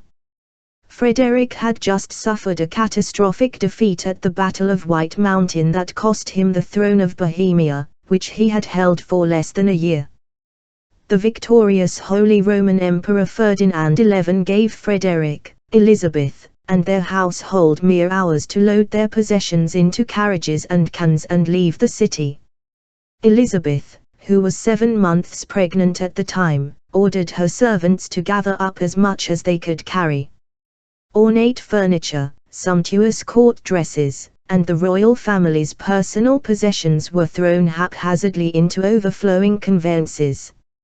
As the last carriages were preparing to leave the castle courtyard, a court chamberlain made a last inspection of the royal apartments.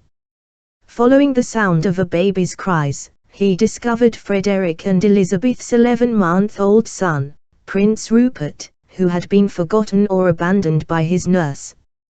The chamberlain tossed Rupert into the last carriage leaving the castle grounds, ensuring that he escaped with the rest of his family and household.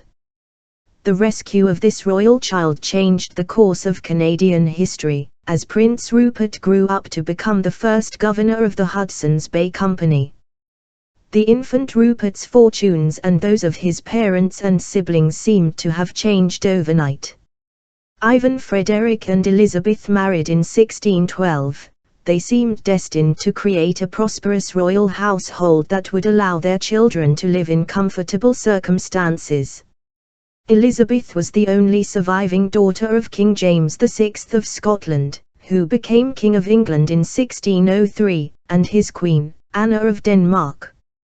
The upbringing of Elizabeth and her siblings was the focus of a furious parenting debate between James and Anna. James had little experience of family life. His father, Henry Stuart, Lord Darnley, had been assassinated when James was just a toddler. And his mother, Maeve, Queen of Scots, had lost her reputation and then her throne when she married a third husband who was widely believed to have arranged the murder of Darnley, her second husband. When James was almost 2 years old, Mary fled to England, seeking assistance regaining her throne, but was instead imprisoned by Elizabeth I for 19 years until her execution in 1587. James was crowned King of Scotland at the age of 13 months and raised under the supervision of a series of Presbyterian governors, who prevented contact between the child king and his mother. In contrast, James's queen, Anna, had been raised by her maternal grandparents and then her mother, Sophie of Mecklenburg-Güstrow, who was praised as a right virtuous and godly princess who with motherly care and great wisdom ruleth her children. Ivan Anna and her siblings suffered from childhood illnesses. It was their mother who sat by their bedsides and comforted them. Anna expected to have the same nurturing role in the upbringing of her own children, but she found that James had very different ideas. When their eldest son Henry was born in 1594, James entrusted his care to John Erskine, Earl of March, whose mother, Annabel Murray, had cared for James in his infancy. A furious Anna demanded that the Scottish Council discuss these arrangements for the heir to the throne to occupy a separate household and began to cultivate allies in her effort to retain custody of her son. James refused to allow a debate about the circumstances of Henry's upbringing. Anna responded by attempting to kidnap her son from his guardians, prompting James to write to the Earl of March, "This present therefore shall be a warrant unto you not to deliver Henry out of your hands except I command you with my own mouth." 12. To the amazement of English diplomats, who had been aware of Henry VIII's determination to father an heir, Anna threatened not to bear any further children unless she were permitted to raise her son. A single heir was not sufficient to guarantee the Scottish succession. The parenting dispute between the King and Queen of Scotland also threatened James's hope of succeeding his cousin twice removed, Elizabeth I, to the English throne. Since James's contemporaries considered the family to be a microcosm of the state, a king unable to control his wife might be considered unsuitable to rule the state. Over the winter of 1591-92, James's cousin Arbella Stuart, who shared his Tudor ancestry, made a successful visit to Elizabeth I's court, and was rumoured to be a possible successor to the childless Queen of England under the circumstances. Reconciliation between James and Anna was imperative. The royal couple reached a compromise. Henry would remain with the Earl of March, but Anna would be involved in the choice of guardian for her surviving younger children, Elizabeth, born 1596, and the future King Charles I, born 1600. For James, fatherhood did not mean supervising the daily care of small children but directing their education, especially the training of the heir to the throne. James had already written extensively about political theory prior to the births of his children, and the arrival of an heir gave him the opportunity to shape the next generation of rulers. Following Henry's birth, he composed Basilicon Doron for the edification of his heir, explaining in the preface that he had written it, in si. As your natural father, must be careful for your godly and virtuous education, as my eldest son, and the first fruits of God's blessing towards me in thy posterity, and as a king must timeously provide for your training up in all the points of a king's office, since ye are my natural and lawful successor therein. James paid less attention to the education of his daughter because of his suspicion of the impact of a classical education on women, declaring, "To make women learned and foxes tame has the same effect, to make them more cunning." He was also of the opinion that even a man who was vain and foolish, was made more so by learning, and as for women, who he said were all naturally addicted to vanity, where it did one good, it did harm to 20. The future Queen of Bohemia would not receive the humanist education enjoyed by Henry VIII's daughters. Elizabeth's mother, Anna, however, was a patron of art, architecture, and the theatre, and her daughter shared her cultural interests and passed them on to her own daughters. Like Elizabeth's father, James, her husband Frederick's father Frederick IV, Count of the Palatinate, a region along the upper Rhine River in what is now Germany, was deeply concerned with the education of his heir, and drew up detailed instructions for his son's tutors. A 1604 educational treatise intended for the young Frederick made clear that the proper development of a prince's character affected entire kingdoms, stating that someone who corrupts a child of middling social standing, the same only pours poison into a glass, however, someone who corrupts a young prince, the same throws poison into a well which flows through the common ground from which a whole fatherland drinks. Lil for Frederick IV, the most important lessons for his heir were a thorough grounding in the precepts of Calvinism, a strict form of Protestantism that had emerged from the teachings of John Calvin in Geneva in the 16th century. The young Frederick's tutor was encouraged to drill him in our true Christian religion and ensure that he heard regular sermons. Frederick's childhood came to an abrupt end at the age of 14 when his father died and a religious dispute took place concerning his guardianship. Since 1356, the rulers of the Palatinate had held the title of Elector, which meant that they were among the 7 German archbishops and princes who chose the Holy Roman Emperor. The Protestant Reformation, however, had threatened the cohesion of the empire. Since 1440, the emperor had been a member of the Roman Catholic House of Habsburg, but 3 of the electors, the rulers of the Palatine, Saxony, and Brandenburg, now embraced Protestantism. According to the Peace of Augsburg, concluded in 1555, each German ruler was permitted to choose whether to practice Catholicism or Lutheranism. All inhabitants of each German territory were expected to follow the same faith as their ruler or emigrate to the territory of another ruler who shared their religious beliefs. At the time of his father's death, the young Frederick's closest male relative was Wolfgang Wilhelm, Count Palatine of Neuburg, a Roman Catholic grandnephew of Henry VIII's fourth wife, Anne of Cleves. Mindful of his late father's wishes concerning religion, Frederick prevented Wolfgang Wilhelm from entering his capital, Heidelberg, and instead invited a Protestant member of the same branch of the family, John XI, Count Palatine of Zweibrücken, to assume the role of guardian.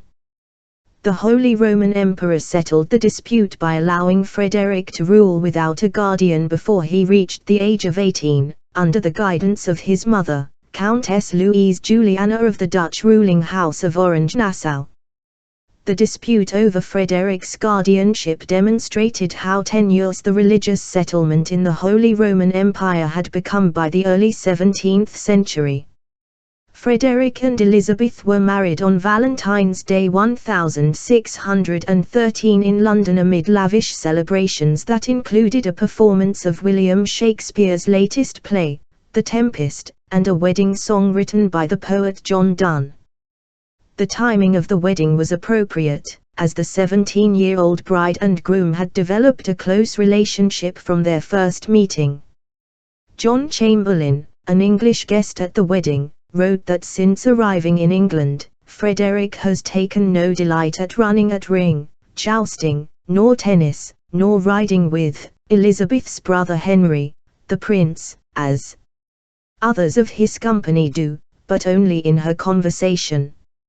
Elizabeth's vivacious, lively temperament balanced Frederick's serious demeanor, and they shared a common Protestant faith, as Scottish Presbyterianism followed the theology of John Calvin. The early years of their marriage, spent at Heidelberg Castle overlooking the River Neckar, were contented ones. Frederick commissioned renovations to the castle and English-style gardens for the comfort of Elizabeth and their growing family. Frederick's and Elizabeth's tranquility, however, was disrupted by growing religious tensions in Europe.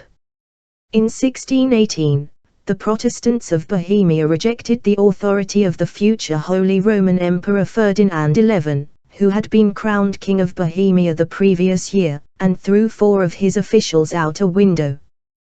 This event that became known as the Second Defenestration of Prague and marked the beginning of the 30 Years' War. The discontented Bohemians then invited Frederick to become their king. Frederick ignored the warnings of his fellow electors and his father-in-law, James I, that it was unwise to challenge the powerful Holy Roman Empire, whose rulers were close allies and relatives of the King of Spain.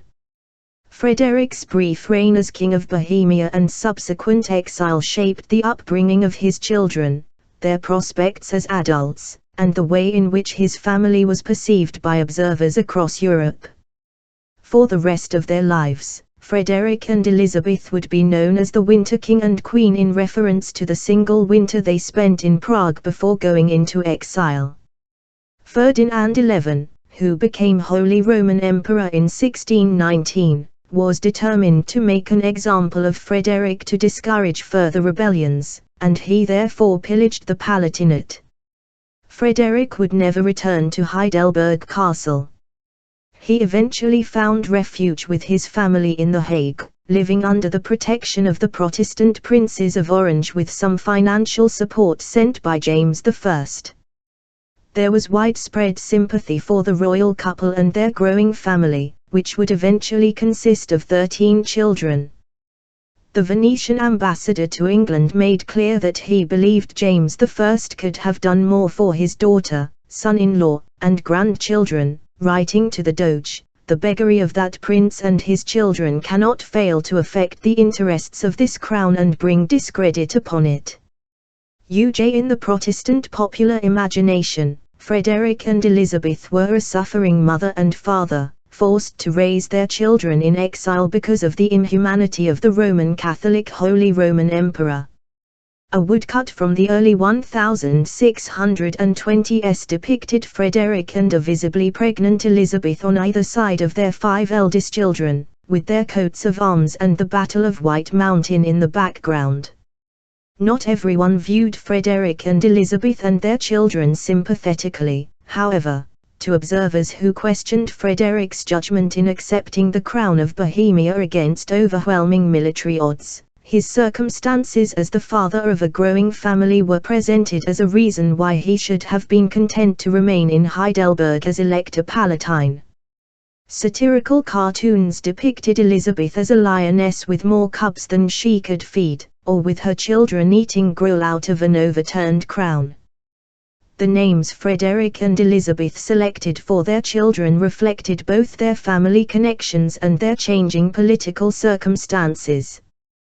Their eldest son Henry Frederick, 1614-29, was named for both his father and Elizabeth's elder brother Henry, who died shortly before her wedding.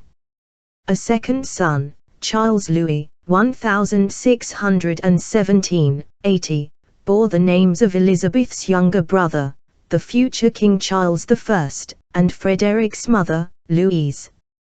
The couple's eldest daughter, Elizabeth, 1618-80, bore her mother's name. After Frederick accepted the crown of Bohemia, he named his fourth child Rupert, 1619-82, after one of his most illustrious ancestors, King Rupert of Germany, reflecting the family's new status as a reigning house. In contrast, the fifth child, Maurice, 1620-52, arrived during the flight from Prague and was named for Frederick's uncle, Maurice, Prince of Orange, who offered the family sanctuary in the Netherlands. Maurice's sister Louise Hollandine, 1622-1709, similarly reflected the royal couple's gratitude for a refuge in the Netherlands.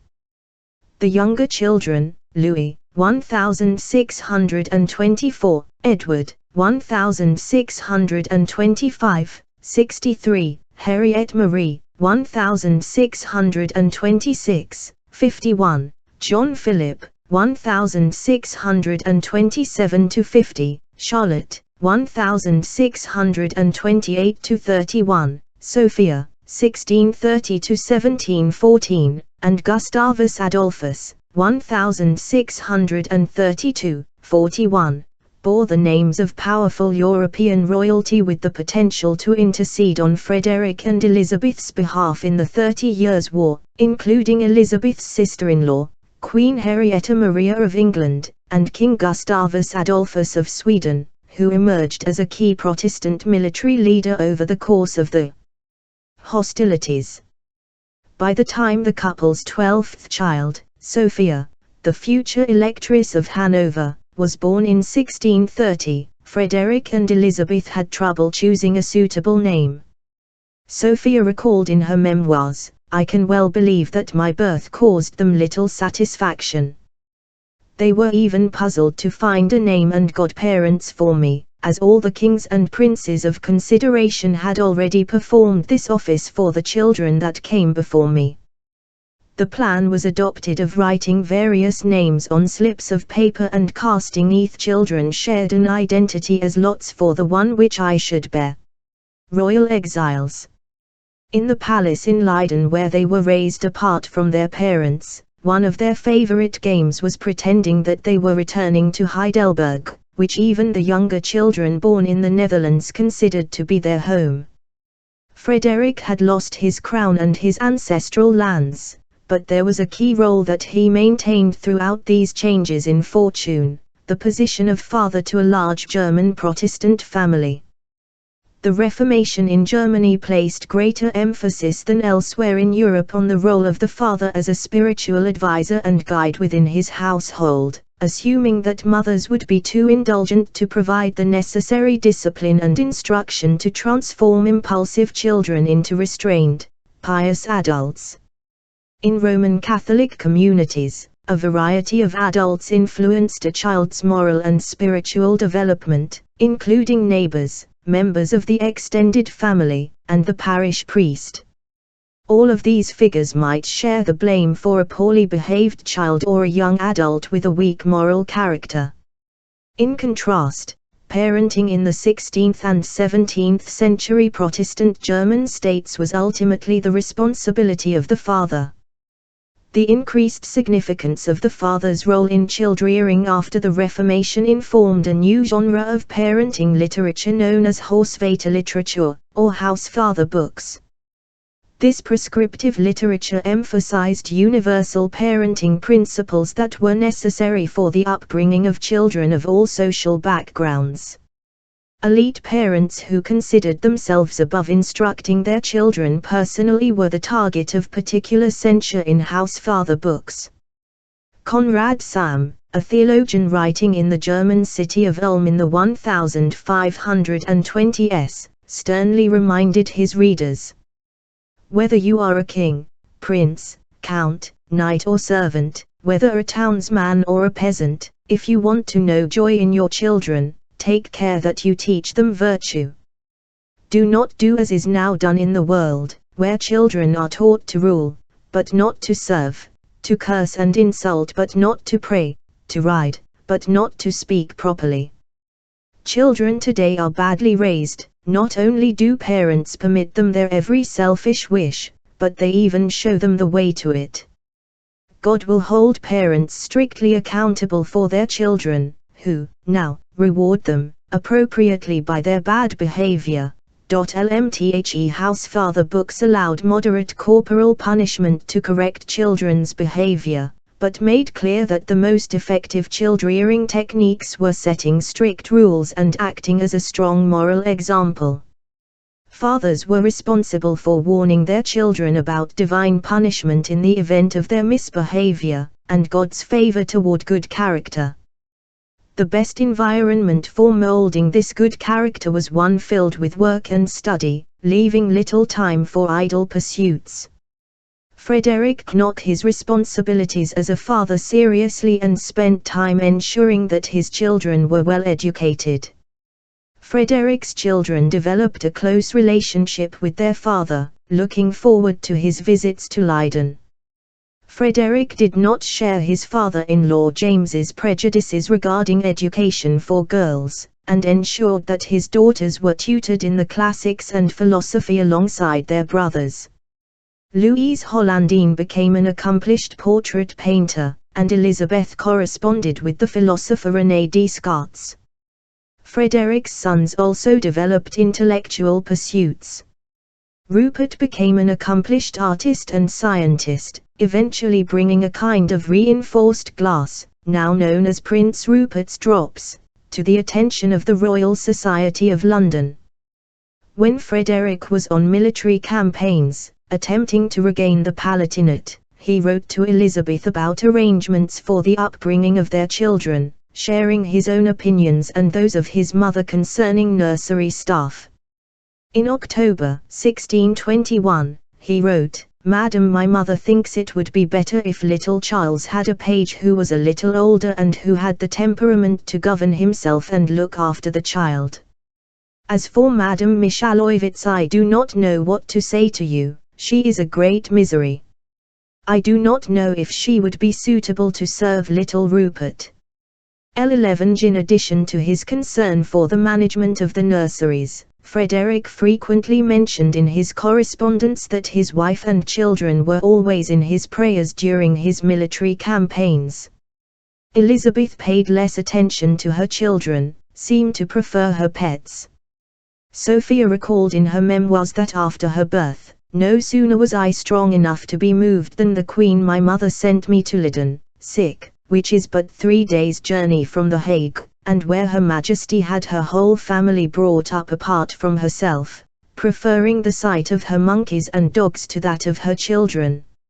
Despite Elizabeth's distance from the daily care of her children, she was concerned about their health, ensuring that they were sent to the country during outbreaks of bubonic plague, and she grieved with Frederick over the children who predeceased them.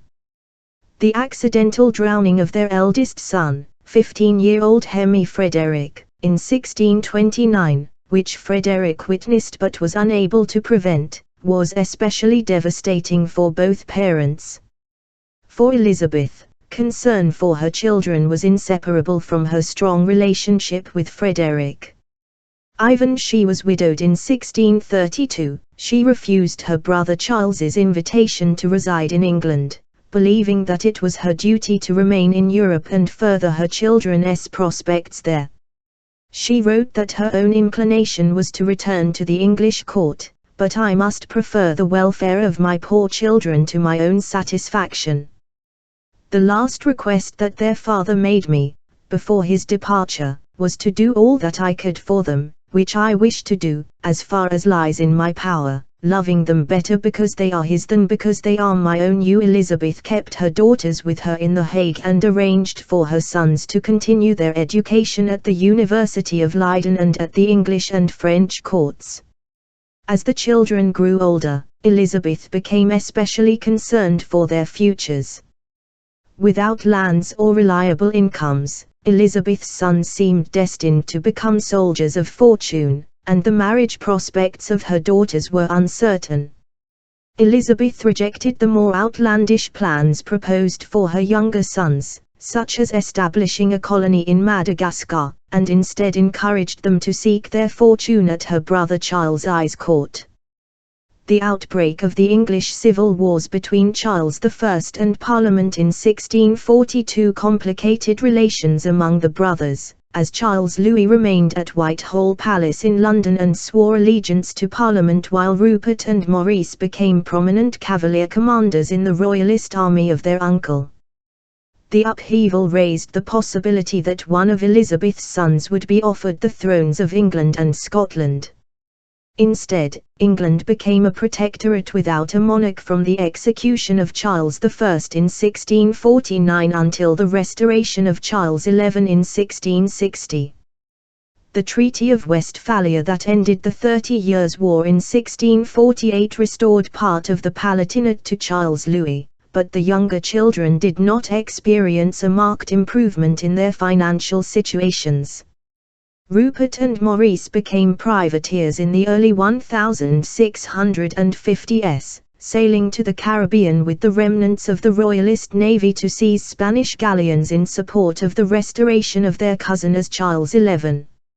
Maurice was lost in a hurricane, and a grief-stricken Rupert returned to Europe with little to show for their efforts.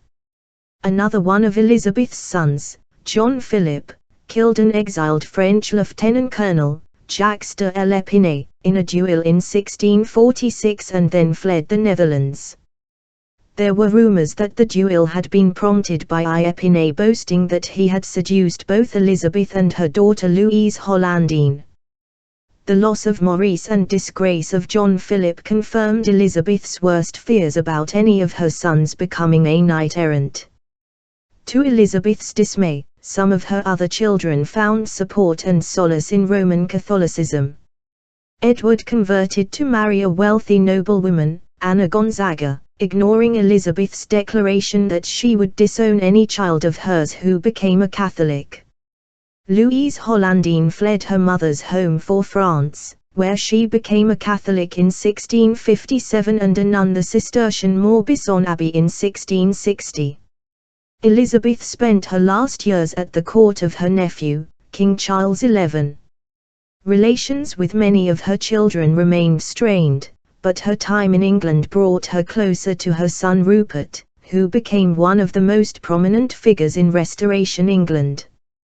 The diarist John Evelyn recorded on the 17th of February, 1662, "This knight was buried in Westminster Abbey, the Queen of Bohemia, after all her sorrows and afflictions, being come to die in the arms of her nephew, the king." At the time of her death, the most famous of her children was Rupert, who became first governor of the Company of Adventurers trading into Hudson Bay in 1670 and lent his name to Rupert's Land in what is now Canada. In 1701, however, the Act of Settlement made her youngest daughter, Sophia, Electress of Hanover, heir to the throne, and Sophia's son became King George I in 1714. Throughout Elizabeth's lifetime, there was potential for her descendants to reign over England and Scotland, and that potential was realized with the eventual accession of the House of Hanover. In the 1660s, however, the immediate consequence of Elizabeth's death was that Charles IL's mother, the Dowager Queen Henrietta Maria, became the sole representative of the older generation of the royal family at court. Charles presented a public display of family unity, but relations with his mother had long been strained because of their political and religious differences. 10 Charles I, 1649, and Henrietta Maria of France, 1609, 69, in 1632. The Flemish artist Antonie van Dyck painted a family portrait of Charles I, his French queen, Henrietta Maria, and their two eldest children, the 2-year-old future King Charles XI and the infant Princess Mary. The Great Piece, as the portrait became known, was an unprecedented artistic interpretation of the royal family's domestic life. For the first time, a Queen of England was depicted in a portrait holding one of her children in her arms. Van Dyck painted Mary's tiny fingers intertwined with those of her mother, emphasizing the Queen's attentive care for her daughter. The heir to the throne, in the floor-length gown and cap of a toddler, was shown holding onto the leg of his seated father, the king, a statement about the legitimacy of the royal succession as well as the bond between father and son. The intimacy of the scene was emphasized by the presence of the royal couple's 2 dogs. Although the portrait depicts the royal regalia on a table next to the monarch, Charles I and Henrietta Maria are seated on chairs instead of thrones. The presence of 2 dogs at their feet as well the young children emphasized the domesticity of the scene. The marriage of the Protestant Charles and the Roman Catholic Henrietta Maria had been controversial when it took place in 1625, and the portrait emphasized the domestic harmony that seemed to have overcome the couple's religious differences. Van Dyck would paint numerous other portraits of the royal couple and their children, emphasizing their devotion to each other and their family. For Protestant observers in England and Scotland, however, these images appeared to demonstrate that Henrietta Maria exercised undue influence over her husband, especially from 1629 to 1640, when Charles ruled without parliament. The public also questioned the sincerity of the royal family's domestic harmony. Charles's father, James I, predicted that a married couple with religious differences would have difficulty agreeing how to parent their children. When Charles's eldest brother Henry died in 1612, James passed along the Basilican Doron to his younger son.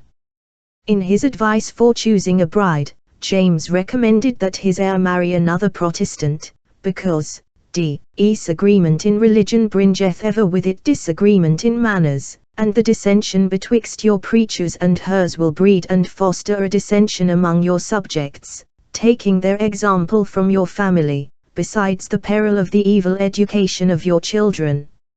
England's political situation in the early 17th century, however, discouraged Charles from marrying a Protestant princess. Only the Catholic French and Spanish ruling houses could provide the necessary dowry to replenish the English royal treasury. A friendly Catholic power might also exert the diplomatic and military influence on the Holy Roman Empire necessary to restore Charles's sister Elizabeth and her husband Frederick to their lands in the Palatinate. Charles, therefore, set aside James's advice on the appropriate religion for his bride and instead pursued what his father considered to be the most important criteria for a royal wife and mother: beauty, wealth, and a favorable foreign alliance. In 1623, Charles traveled to Madrid to pay court to the Infanta Maria, one of the sisters of King Philip IV of Spain, passing through Paris on his journey, where he sighted another eligible princess, King Louis XIII of France's youngest sister Henrietta Maria. When negotiations for a Spanish match were unsuccessful, Charles claimed to have fallen in love with the French princess. Henrietta Maria was only 15 when she married Charles, but she had definite ideas concerning child-rearing informed by her position as a Roman Catholic princess marrying a Protestant monarch, as she explained in a letter to Pope Urban VIII. If it please God to bless this marriage, and if he grant me the favor to give my progeny, "I will not choose any but Catholics to nurse or educate the children who shall be born, or do any other service for them, and will take care that the officers who choose them be only Catholics." The marriage contract granted Henrietta Maria an exclusively Catholic household and control over the upbringing and education of her children until they reached the age of 13. The contract was published in English printed pamphlets, allowing public discussion of its terms, particularly in urban areas where literacy rates were higher. Protestant observers were alarmed by the concessions granted Henrietta Maria because they seemed to inflame one of the key parenting debates of the period, whether recusant Catholic wives and mothers in otherwise Protestant families should be in a position to influence the religious education of their children. For English and Scottish Protestants, Henrietta Maria was not only a foreign, Catholic queen consort, but the most prominent recusant wife and mother in the British Isles. Henrietta Maria's own experiences of family life were shaped by the political turbulence of early 17th century France. Henrietta Maria did not have any memory of her father, King Henry IV, who was assassinated when she was an infant, but she had a close relationship with her mother, Marie de Medici, and her siblings. Marie was a distant parent to her younger children, even by 17th-century royal standards, as she was at first consumed by her duties as regent to the young Louis XIII, then was exiled from Paris when Henrietta Maria was only 8. Nevertheless, Henrietta Maria maintained a correspondence with her mother and accepted her advice on a variety of topics, including childbirth. By the mid-17th century, male doctors attended royal confinements, and Charles expected his physician, Theodore Mayenne, to attend to his wife. Henrietta Maria, however, relied on the ministrations of her mother's midwife, Madame Perron, and insisted that she travel to England to deliver the royal children. Perron became a celebrity in England, as her arrival from France meant that a royal birth was imminent. Odes were composed for the French midwife who was even willing to cross the battle lines during the English civil wars to ensure that Henrietta Maria's youngest child was safely delivered. Neither Louis nor Charles honored the terms of Charles's and Henrietta Maria's marriage contract. The diplomatic accord between England and France broke down quickly. Louis made a secret treaty with his other brother-in-law, King Philip IV of Spain, and the Anglo-French War broke out in 1627, lasting until 1629. Charles's closest friend, George Villiers, Duke of Buckingham, led a disastrous naval expedition in an attempt to relieve the siege of French Protestants in the town of La Rochelle. In addition to the hostilities, Louis did not pay Henrietta Maria's full dowry. In these circumstances, Charles disregarded key clauses in the marriage contract, particularly those pertaining to the governance of the royal household. He dismissed the majority of the Queen's French attendants and insisted that Henrietta Maria accept Protestant ladies-in-waiting, including Buckingham's female relatives. Henrietta Maria was distressed by the loss of her French household, which included numerous servants whom she had known since infancy, such as her former governess Madame St. George's.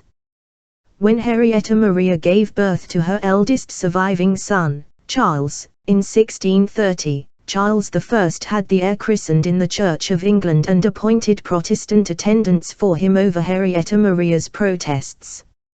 A Protestant governor, William Cavendish, 1st Duke of Newcastle, oversaw the prince's education. Like her mother-in-law, Anna of Denmark, Henrietta Maria had more influence over the attendants assigned to the care of her younger children, particularly her daughters. Charles I refused to allow Jean Kerr, Countess of Roxburgh, a Scottish Roman Catholic, to care for the heir to the throne, but she was allowed to help raise the younger royal children. Although Charles broke his marriage contract and insisted on making key decisions regarding the upbringing and education of his children, Henrietta Maria was still able to introduce influences from her own childhood into the royal nursery. In France, the eldest daughter of the sovereign was styled Madame Royale to denote her status, and Henrietta Maria brought this practice to England. Her eldest daughter Mary was the first English princess to receive the title of Princess Royal, an honor that continues to be bestowed on the eldest daughter of the monarch at the discretion of the sovereign to the present day. While Mary received the title as a child, subsequent royal women designated Princess Royal usually received the title as adults. In 1987, Queen Elizabeth XI bestowed the title of Princess Royal on her only daughter, Princess Anne, in recognition of her philanthropic work with Save the Children. Henrietta Maria also encouraged the strong bonds among siblings that existed during her own childhood. While Charles and his siblings, Henry and Elizabeth, spent much of their childhoods in separate households, Henrietta Maria kept her children together. Charles and Henrietta Maria's children maintained close relations with each other that transcended religion and politics. As king, Charles XI would insist on the right of his brother to succeed him as James XI despite James's Catholicism. Charles and Henrietta Maria became the parents of 6 children who survived infancy. Prior to the Wars of the Roses, a large royal family attracted popular admiration, but the decades of conflict among the descendants of Edward Ill meant that the presence of too many male heirs appeared to be a source of political instability. Ivan Charles and Henrietta Maria became parents of a 4th child and second daughter. The Venetian ambassador reported, "The generality are more pleased than if it had been a boy, because girls ensure posterity as much as boys, and the kingdom is relieved of the danger to which states sometimes succumb from there being many princes of the blood royal." The cost of raising and educating numerous children according to their status as members of the royal family also attracted criticism, and the expenses incurred by their attendants were closely scrutinized. When Charles recalled Parliament for financial reasons in 1640, the members of the House of Commons critiqued him as a father and head of household as well as a king. Although Charles and Henrietta Maria maintained a separate household for their children, visits were common. In contrast to previous kings and queens, Charles and Henrietta Maria rarely undertook royal progresses, and were therefore able to spend more time with their children.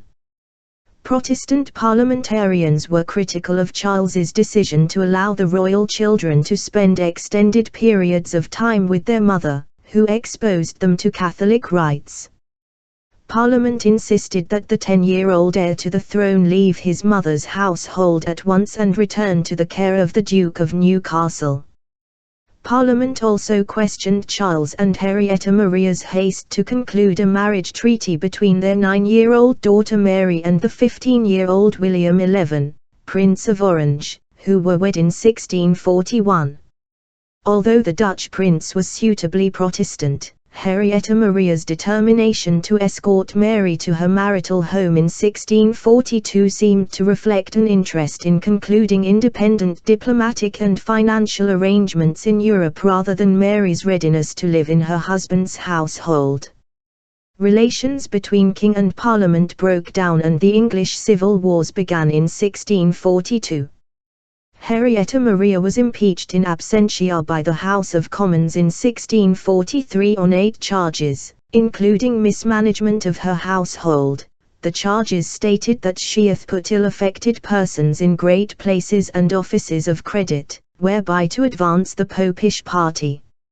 Henrietta Maria took advantage of her time in the Netherlands with Mary to pawn crown jewels for the royalist cause, which became the basis of another one of the charges in her impeachment as queen. The English civil wars changed the setting of royal childhood, as palaces where generations of royal children had been born and grew up were damaged or destroyed. The Palace of Placentia at Greenwich, which had been a favourite residence of Tudor monarchs and the birthplace of Henry VIII and his daughters, became a biscuit factory and then a prisoner of war camp during Oliver Cromwell's time as Lord Protector. The castle at Winchester commissioned by Henry Ill was destroyed during heavy fighting between supporters of the king and Parliament, leaving only the Great Hall intact. Woodstock Palace outside Oxford, where Edward Ill's eldest son, the Black Prince, had been born in 1330, was reduced to ruins by the fighting, and the stones later became part of Blenheim Palace, residence of the Dukes of Marlborough. Those royal residences that survived the English civil wars were remodelled extensively after the monarchy was restored in 1660, and Charles I's children and grandchildren acquired new palaces. Charles XI appointed his cousin Prince Rupert governor of Windsor Castle in 1668, and Rupert oversaw renovations until his death in 1682.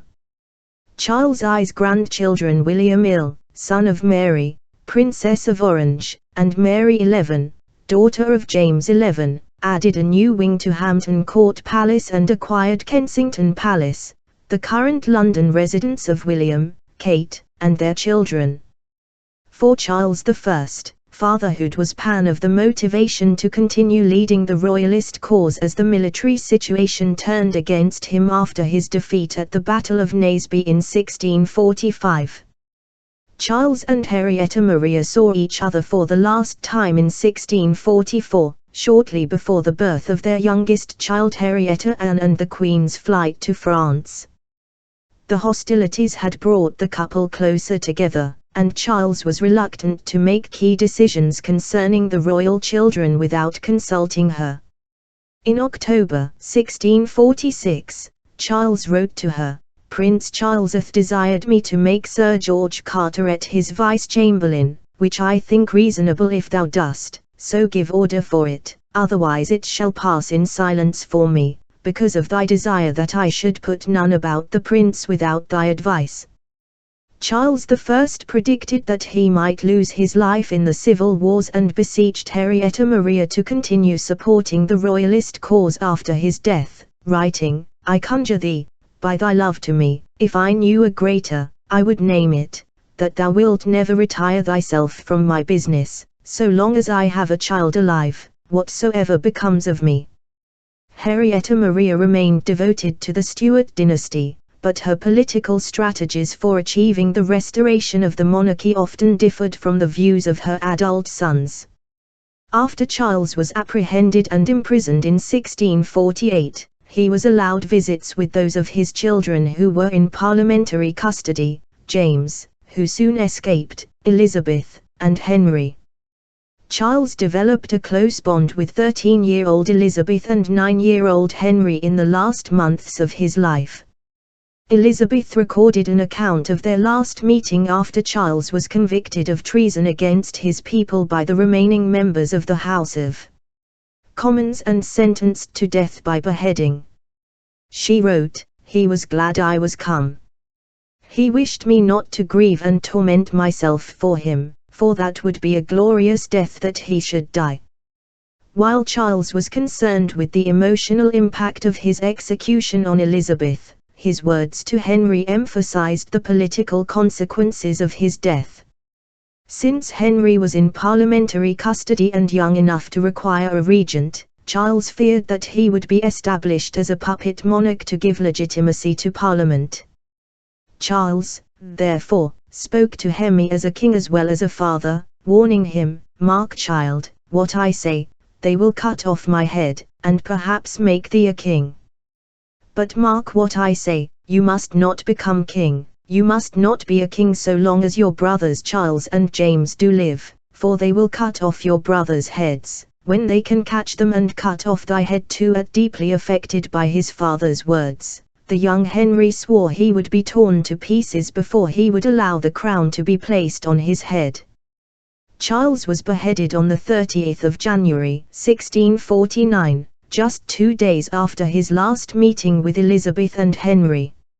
Henrietta Maria outlived Charles I by 20 years and continued to expect obedience from her children during their adulthood, even after the monarchy was restored in 1660.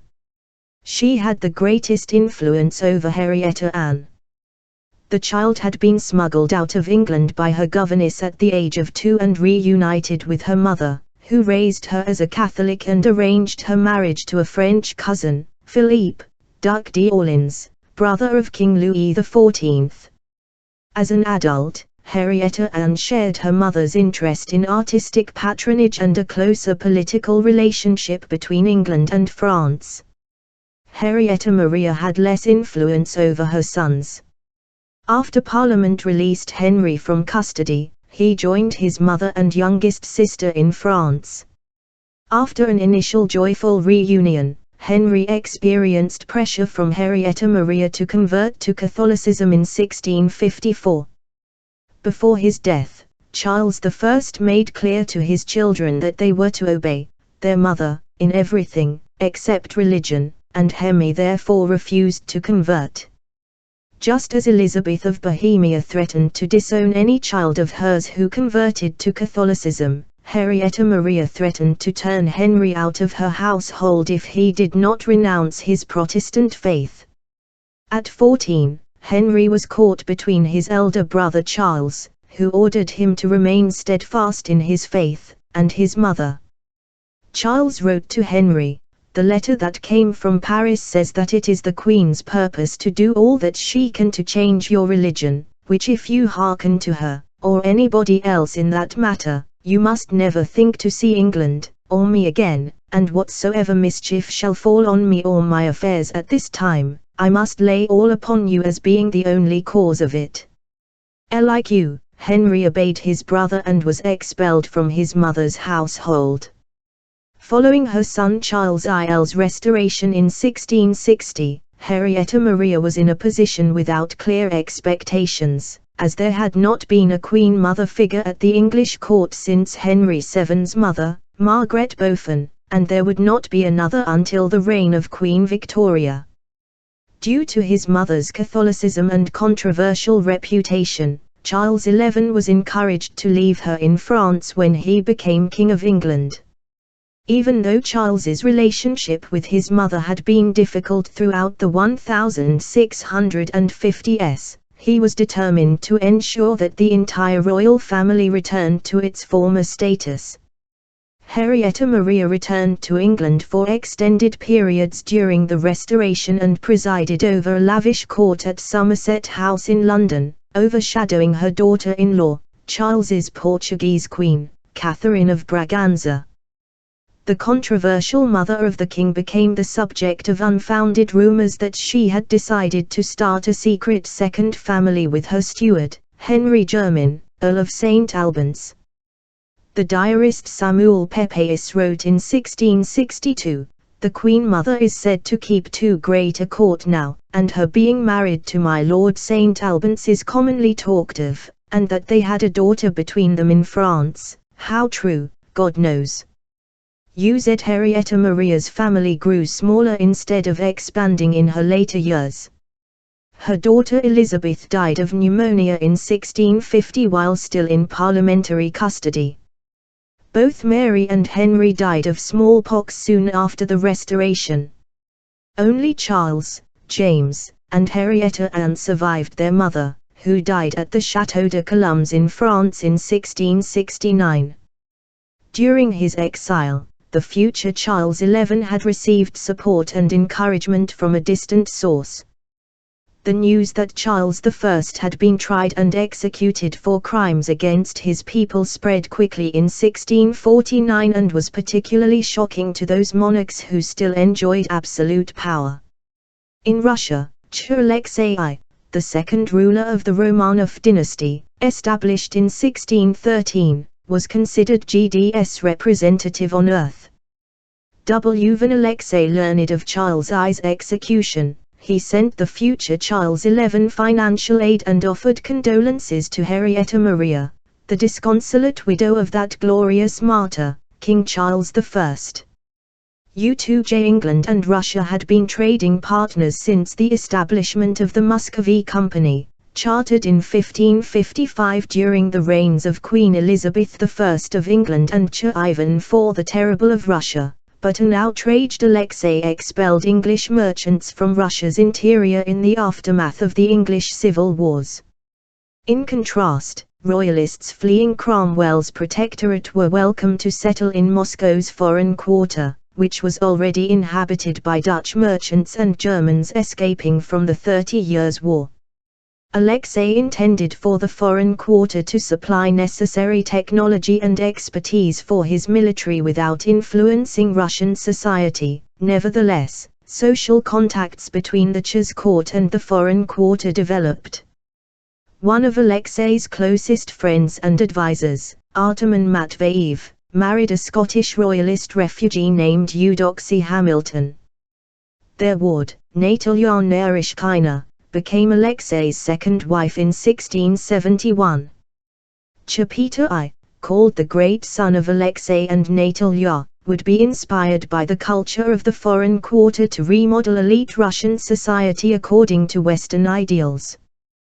Peter's rapid introduction of social reforms inspired by English, German, and Dutch practices, however, would lead to a deadly conflict with his son and heir. 11 Peter I the Great of Russia, 1672, 1725, and Catherine I, 1684, 1727, in 1715, Tsar Peter I the Great of Russia decided that he would give his 25-year-old son and heir, Alexei Petrovich, son of Peter, one last chance to become a worthy successor to the throne. Peter was constantly finding fault with his only surviving son, who did not seem to resemble him in any way. Peter was an energetic ruler who spent much of his reign fighting the Great Northern War, 1723, against Sweden to regain a Baltic coastline for Russia. He established the Russian Navy, ordered the building of a new capital city, St. Petersburg, challenged the Ottoman Empire, modern-day Turkey, for access to the Black Sea, toured Western Europe twice, passed new laws, reformed the tax code, and attempted to remodel his court and broader elite society along Western lines. As an absolute ruler, he did not tolerate opposition of any kind. Peter crushed a 1698 military revolt, ordering the execution of more than 1,000 rebel soldiers. Hundreds more were branded with hot irons, flogged with a heavy rawhide cat o' nine tails spiked with metal barbs known as a knout, or sent to Siberia with their families. Peter's father and grandfather had been influenced by the Patriarch of the Russian Orthodox Church, but Peter replaced the old Patriarchate with a Holy Synod subject to the state, and engaged in drunken revels at court that satirized Orthodox liturgy. In contrast to the energetic, ruthless, and irreverent Peter, Alexei was a passive figure who often complained of illness and found comfort in religious literature and the traditional observances of the Russian Orthodox Church, while Peter appeared to be constantly in motion, involving himself in all aspects of ruling the Russian state. His heir was content to attend long church services or read books. The heir to the throne was seasick aboard his father's ships, and seemed incapable of assuming military command or even assuming an effective administrative role to ensure Russia's troops were well supplied. Alexei did not share his father's enthusiasm for Western technologies or culture, and was a natural figurehead for opponents of the Tsar's reforms. The only similarities between father and son appeared to be a taste for strong drink and an imposing height compared to the other men of the Russian court. Alexei was more than 6 feet tall, and Peter was 6 feet 7 inches. Peter complained of what he perceived as his son's shortcomings, but there did not seem to be any clear alternative heir. The Tsar did not have any surviving brothers, nephews, or other male descendants. The composition of Peter's family changed in October of 1715. Both Peter's second wife, the future Empress Catherine I, not to be confused with Catherine XI, the Great, and Alexei's wife, the German Princess Charlotte Christine of Brunswick-Lüneburg, gave birth to boys within days of each other. Peter's new son and grandson were both named after him, and they represented new possibilities for the succession. In these new circumstances, Peter sent a long letter to his son that he had drafted some weeks before, offering him a final chance to be a worthy successor to the Russian throne, writing as a frustrated father, "Remember your obstinacy and ill nature, how often I have reproached you for it and for how many years I almost have not spoken to you. But all this has availed nothing, has effected nothing. It was but losing my time, it was striking the air. You do not make the least endeavors, and all your pleasure seems to consist in staying idle and lazy at home. If you will not mend, I will have you know that I will deprive you of the succession, as one may cut off a useless member. LLL. If Peter hoped that his letter would shock Alexei into changing his conduct, he was soon disappointed. Alexei's wife, Charlotte Christine, had died from complications following the birth of their son, and the letter arrived on the day of her funeral. With an infant son of his own to assume his place in the succession, Alexei decided to stop trying to meet his father's expectations. Just 3 days after Peter's letter arrived, Alexei wrote a short reply renouncing his place in the succession and his own parental rights to his toddler daughter and newborn son. I do not aspire after you, whom God preserve many years, to the succession to the Russian crown, even if I had no brother as I have one at present whom I pray God preserve. I put my children into your hands, and as for myself, I desire nothing of you but a bare maintenance during my life. 12. Peter refused to accept Alexei's renunciation of his place in the succession at face value. Although Peter's letter had accused his son of having no inclination to learn wealth because you do not apply yourself, and concluded that Alexei was completely reliant on the judgment of others, like a young bird that holds up his bill to be fed, he eventually became convinced that his son's submission was a pretext for a larger plot against his rule and reforms. There had been numerous examples throughout Europe of royal fathers and sons who had clashed with each other and even led opposing armies on the battlefield. The conflict between Peter the Great and his son Alexei stands out because it turned fatal for the heir to the throne. Father and son had been at odds since Alexei was a child. In 1698, 8-year-old Alexei had been forcibly separated from his mother, Yevdokia Lopukhina, a pious and conservative Russian noblewoman. Peter had just returned from his first European tour and was no longer interested in being married to a consort who viewed foreigners as dangerous heretics because they did not practice Russian Orthodox Christianity. Peter insisted that Yevdokia enter a convent where she would be isolated from the outside world, including her son. Yevdokia argued furiously for her right to remain at court as Peter's consort and the mother of the heir to the throne. After hours of heated discussion, Peter summoned an ordinary postal carriage bound for a remote convent in Suzdal, a small town on the Volga River. Once in Suzdal, Yevdokia was compelled to renounce her former life and take holy orders. Her head was shaved, and she was given the name Helena for her new life as a nun in an enclosed convent.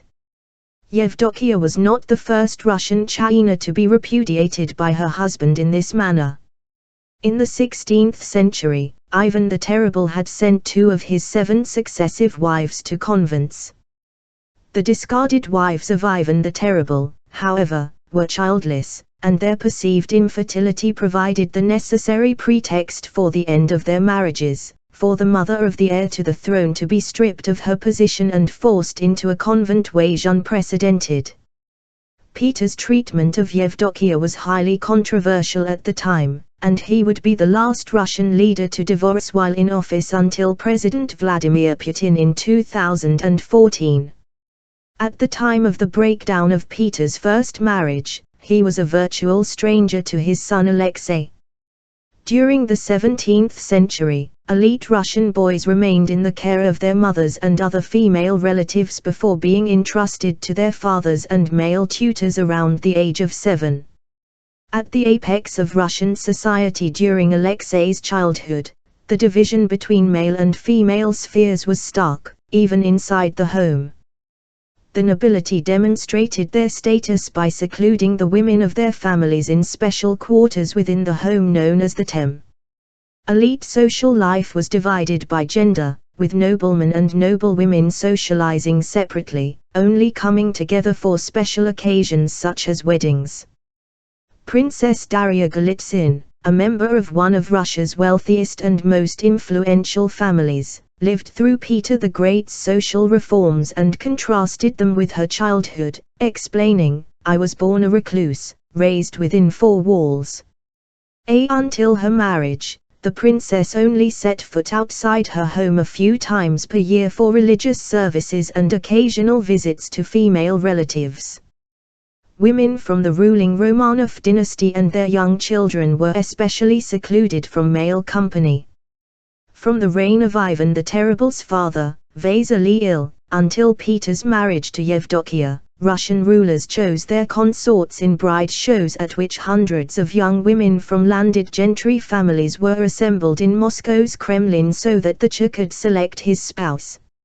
In contrast, Peter's 7 sisters and 3 aunts remained unmarried. Women assumed the rank of their husbands, and marriage to Russian noblemen would therefore have reduced the status of the royal women. Foreign princes were equally unsuitable because they did not share the Russian Orthodox faith. The Romanov dynasty had come to power following a long interregnum known as the Time of Troubles, and sons-in-law were thought to create unnecessary complications for the succession. 17th-century Romanov women were expected to devote their time to prayer, embroidering altar cloths, and raising the children of their brothers.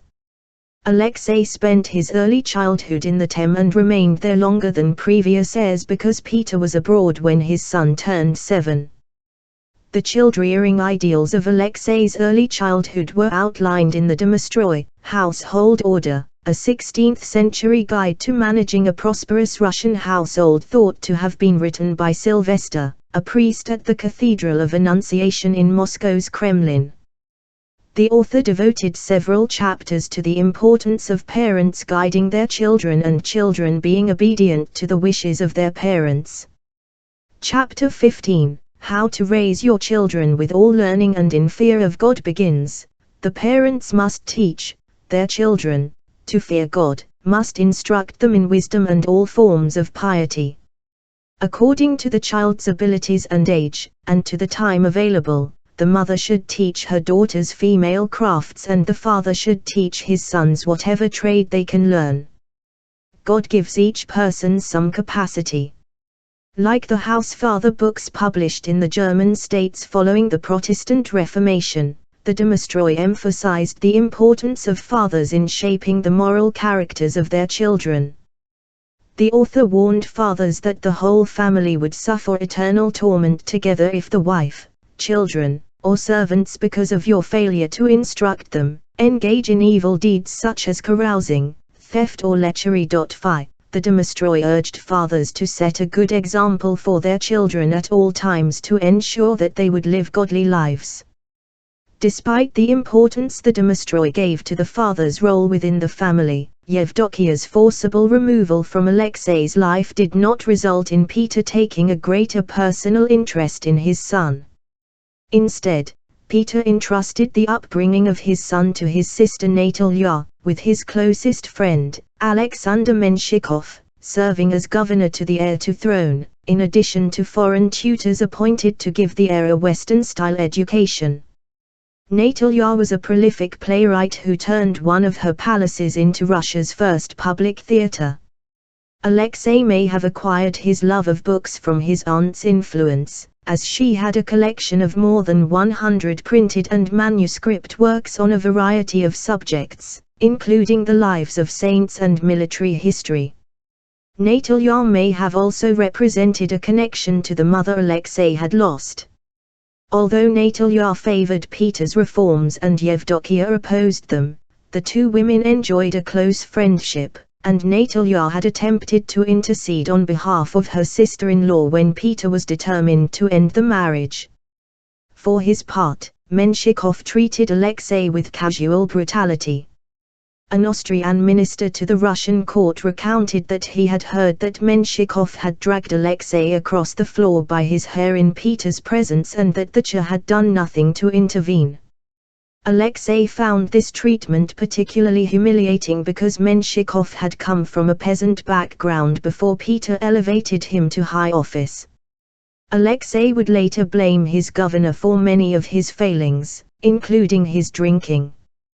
Peter spent most of Alexei's childhood at war with Sweden and supervising the building of his new capital, St. Petersburg, occasionally reappearing in his son's life without warning to bring him to a battlefield or a ship christening.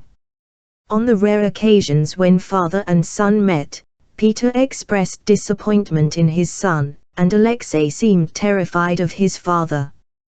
While Peter took little interest in his own son, he had strong opinions about how the Russian nobility raised their children, including dress, education, social life, and parental involvement in arranging marriages. Peter ended the practice of noble women being secluded in the Tem, and mandated that marriageable daughters be brought out into society to meet young men at assemblies so that they would have the opportunity to get to know potential partners before marriage. A 1718 decree explained that an assembly was a voluntary gathering or meeting in someone's home. It is held not merely for amusement but also for affairs, and their people may see one another and discuss whatever is necessary, hear about what is going on, and also amuse themselves. The fashions favored by the German and English nobility whom Peter had met on his European tour were required for attendance at these new assemblies. Women were expected to give up their flowing kaftans for the low-cut, corseted bodices and wide fardingale skins worn by elite women elsewhere in Europe. The same Princess Golitsyn who recalled her childhood as a recluse complained that at the age of 31, I was reduced to showing my hair, arms, and uncovered bosom to all of Moscow. Peter expected men to shave off their beards, unless they paid a beard tax toward the war with Sweden, and wear shorter coats and powdered wigs. The nobility of St. Petersburg and Moscow engaged foreign tutors to ensure that their children mastered the dress and deportment necessary to excel in the newly westernized Russian court. In place of the precepts of the Domostroy, Peter commissioned a new guide for elite childrearing entitled The Honorable Mirror of Youth, which explained proper table manners and conversation and encouraged women to display maidenly honor and virtue in their social life. Peter's plans for the upbringing of noble children went far beyond outward appearances. Perhaps inspired by his own failed marriage to Yevdokia, which had been arranged by his mother, Peter decreed that both men and women had the right to choose their own marriage partners and reject betrothals arranged by their parents. Peter also insisted that young noblemen complete their educations before marriage and advance through the newly created table of ranks for the military and civil service according to merit instead of lineage. In contrast to his hostile relationship with Alexei, Peter enjoyed a warm relationship with the children of his second marriage. Like Menshikov, Peter's second wife was from a peasant background, and owed her rise to the top of Russian society to the Tsar's will alone. She was born Marta Stavronsky in the modern-day Baltic states and was a maid in the home of a Lutheran pastor, Johannes Gluck, who was responsible for the first translation of the Bible into Latvian before being captured by Russian troops during the Great Northern War. Peter and Manna began an affair around 1703 while she was working as a laundress in Menshikov's household. They married publicly in 1712, with their two young daughters, Anna and Yelizaveta, serving as bridesmaids. Marta converted to the Russian Orthodox Church in 1705, assuming the name Catherine. Of the dozen children of Peter and Catherine, only Anna and Yelizaveta survived childhood, and they were cherished by their parents. Peter wrote them affectionate letters while he was away on his military campaigns, accompanied by Catherine. In 1721 he wrote, "Anushka and Lizenka, greetings. Your mother and I are well, thank God, and at this moment are on our way to Persia. God grant that we see you safe and happy." L21 Catherine, who was universally praised for her good humor, made efforts to welcome Alexei into the family.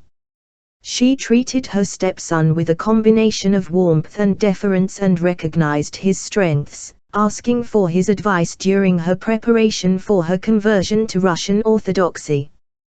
When Alexei's wife Charlotte Christine witnessed violent quarrels between her husband and father-in-law, she asked Catherine to make peace between them. Catherine was unsuccessful in her attempts to reconcile Peter and Alexei. During the summer of 1716, Alexei fled Russia for the crown of his brother-in-law, Holy Roman Emperor Charles VI, in Vienna, expressing fear for his life. There was a chilling precedent in Russian history for a Tsar murdering his eldest son personally. In 1581, Ivan the Terrible had bludgeoned his eldest son to death with an iron-tipped scepter following an argument that turned violent. Peter was outraged that Alexei had turned their hostile relationship into an international incident, and sent diplomats to persuade him to return to Russia.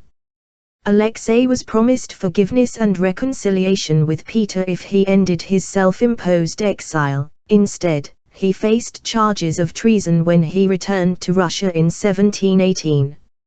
Alexei's terrified mistress, Yefrosiniya Fedorova, testified that he had intended to end his father's wars, return to old Russian customs, and move the capital back to Moscow from St. Petersburg when he became Tsar.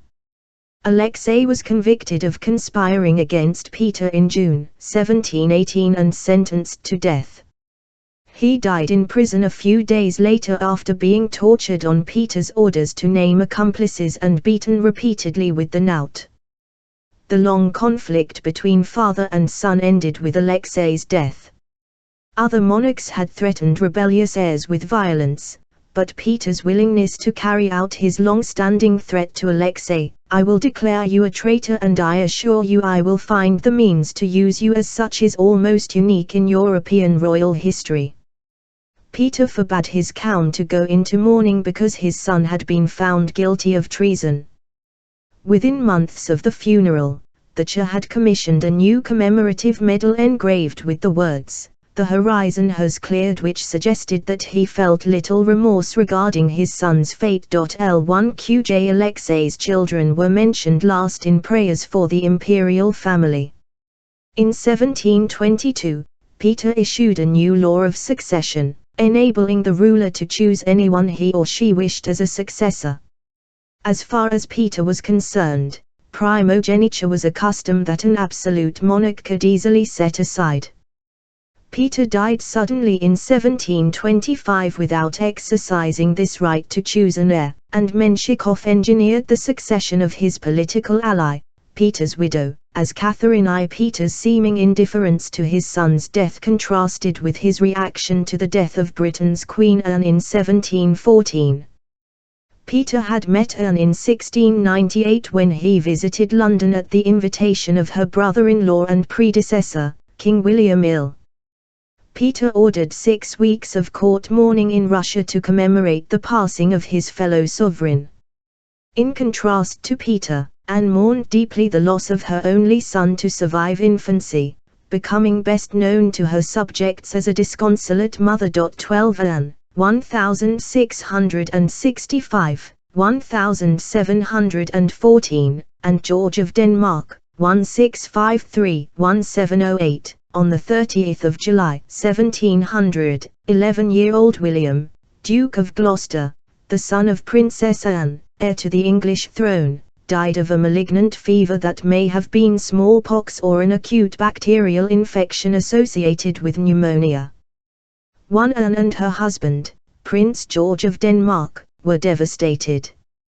William had been their only child to survive past infancy. Anne disappeared from public view until November of that year, remaining secluded at Windsor Castle with George and her closest friend, Sarah Churchill, Duchess of Marlborough. The grief of the royal parents was shared by the monarch and the public. Anne's brother-in-law, King William Ill, had treated his namesake nephew as a surrogate son, and he put aside past personal conflicts with Anne to express his sadness, writing, "I do not believe it necessary to use so many words to tell you of the surprise and sorrow with which I learned of the death of the Duke of Gloucester. It is so great a loss for me and for all England that my heart is pierced with affliction. I assure you that on this occasion and on any other I shall be glad to give you any marks of friendship." 121. The public outpouring of grief confirmed the king's view that the death of Anne's son was a loss for all of England. Although the future queen's son had lived for only 11 years, the promise and symbolism of royal motherhood dominated Anne's entire adult life and, later, her reign. Anne was the second daughter of King James XI, whose marriage to her mother had been controversial. James was a promising candidate for dynastic marriage because the restoration of the English monarchy in 1660 had made him heir to his brother Charles XI. He had, however, entered into a relationship with Anne Hyde, a lady-in-waiting to his sister Mary, and the daughter of one of Charles's advisers. When the monarchy was restored in 1660, Anne was pregnant, and adamant that she was secretly betrothed to James. Until the passing of an Act for the better preventing of clandestine marriage in 1753, a betrothal was considered almost as binding as a marriage in England. There were clear historical precedents for how secret betrothals could complicate the royal succession. Richard Ill, for example, had argued that Hysoroma Rewera vs Cnuaran Wembluma, Edicors Rewera Nardine pre-contracted to Eleanor Butler before he married Elizabeth Woodville. Charles XI, therefore, insisted that James and Anne Hyde marry publicly so that there would be no question concerning their children's place in the succession. As a young child, the future Queen Anne had spent little time with her parents, instead living with her paternal grandmother, Henrietta Maria, and then her aunt Henrietta Anne in France, where she received medical treatment for an eye condition that would plague her throughout her life. By the time Anne was 5 years old, both her grandmother and aunt had died, and she returned to England. As Duke and Duchess of York, Anne's parents continued to cause controversy when they both converted to Catholicism. Charles then took charge of the education of the couple's 2 surviving children, Mary and Anne, ensuring that they were raised in the Church of England by Protestant guardians. Anne's mother died when she was only 6, and the difference in religion between James and his daughters complicated their relationship. Anne sought emotional solace beyond parent-child bonds, becoming extremely close to her sister and a circle of female friends whom she came to regard as her family. In 1673, James married his second wife, Mary Beatrice of Modena. The new Duchess of York was only 14, and James introduced her to 11-year-old Mary and 8-year-old Anne with the words, "I have brought you a new play." Mary treated her new stepmother as a friend. The younger Anne made clear that Mary Beatrice could not replace the grandmother, aunt, and mother that she had lost. As an adult, she complained to her sister that their stepmother pretends to have a great deal of kindness for me, but I doubt it is not real, for I never see panoffs of it, but rather the contrary, in contrast to most 17th-century princesses, including her sister Mary, who married the Dutch Prince William of Orange in 1677, and remained at home after marrying a foreign prince. Her consort, Prince George of Denmark, resided in England after their marriage in 1683. The hierarchy of their marriage was unusual for a 17th-century royal couple. Although Anne made the conventional displays of wifely devotion, she was the dominant partner in their relationship. George accepted his wife's leadership, acting as her representative in male political spheres such as the Privy Council, House of Lords, and the military, and describing himself as Her Majesty's subject once she succeeded to the throne. Although George had acquired military experience in Denmark, he preferred a quiet life at home with Anne and their growing family. He wrote June after his marriage, "We talk here of going to tea, of going to Winchester, and everything else except sitting still all summer, which is the height of my ambition." La by 1687, George and Anne had 2 young daughters, Mary and Anne Sophia. That same year, a smallpox epidemic swept through London, including Whitehall Palace, where Anne was residing with her family. Anne had already contracted the disease around the time of her sister Mary's wedding, and was therefore immune, but George and the children fell ill. Anne nursed her family herself. George recovered, but both their daughters died of the disease. Rachel Wriothesley, Lady Russell, described the anguish of the bereaved parents, writing, "I never heard any relation more moving than that of seeing them together. Sometimes they wept, sometimes they mourned, in a word, then sat silent, hand in hand, he sick in bed, and she the carefulest nurse to him that can be imagined." The loss of their children brought the couple closer together and they remained devoted to each other throughout their marriage. In 1688, while Anne and George mourned their daughters, her father, who had succeeded to the throne as King James XI in 1685, was hopeful that his queen, Mary Beatrice, would give birth to a healthy son. Like Anne, Mary Beatrice had suffered a series of miscarriages and the loss of daughters in infancy.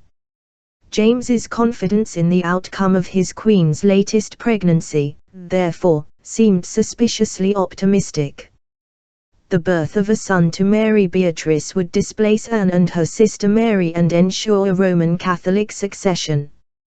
When Mary Beatrice gave birth to a healthy son on the 10th of June, 1688, Anne lent credence to the rumors that the new heir was not a royal baby, but was instead the son of a commoner who had been smuggled into the birth chamber in a warming pan, a device for holding the warm coals needed to make beds more comfortable in the drafty residences of the period. Anne claimed that she had never been allowed to place her hand on her stepmother's abdomen to feel the baby kick, and wrote to her brother-in-law and sister, William and Mary, in Holland, of her doubts about the child. Although it would have been nearly impossible to smuggle a baby unnoticed into a palace crowded with courtiers awaiting news of the royal birth, the warming pan story suited Protestant popular opinion, and the political ambitions of William, Mary, and Anne. The controversy surrounding the birth of James and Mary Beatrice's son precipitated the Glorious Revolution and the creation of the modern constitutional monarchy. William accepted an invitation from 7 prominent Protestant English nobles to invade England, and Anne and George deserted James to support William's bid for the throne. James fled England and was ultimately defeated by his son-in-law at the Battle of the Boyne in Ireland in 1689. Before their coronation as William and Mary XI, Anne's sister and brother-in-law accepted a Bill of Rights that decreed that they must accept the advice of Parliament and rule according to English common law. Although this political settlement satisfied Protestant public opinion, there was widespread unease about a father being driven from his kingdom by his daughters. Performances of William Shakespeare's King Lear were censored during the reign of William and Mary as the new queen and her sister attempted to counter any insinuation that they were unnatural daughters. In these circumstances, the birth of a son to Anne in 1689 appeared to be evidence of God's approval of the overthrow of James XI and the accession of William and Mary. The infant Prince William was not only welcomed by his parents and the Protestant public, but by his reigning aunt and uncle, who were childless. The circumstances of the young William's childhood are better documented than that of any previous member of the English or Scottish royal families because his Welsh page, Jenkin Lewis, wrote a memoir about the prince's upbringing. In France, there were already examples of royal servants writing about the health and education of royal children. The youth of King Louis XIII was carefully documented in the diary of his doctor, Jean Heraud. The circumstances of the English civil wars, however, meant that English and Scottish Crown memoirs of the mid-17th century focused on politics rather than parenting.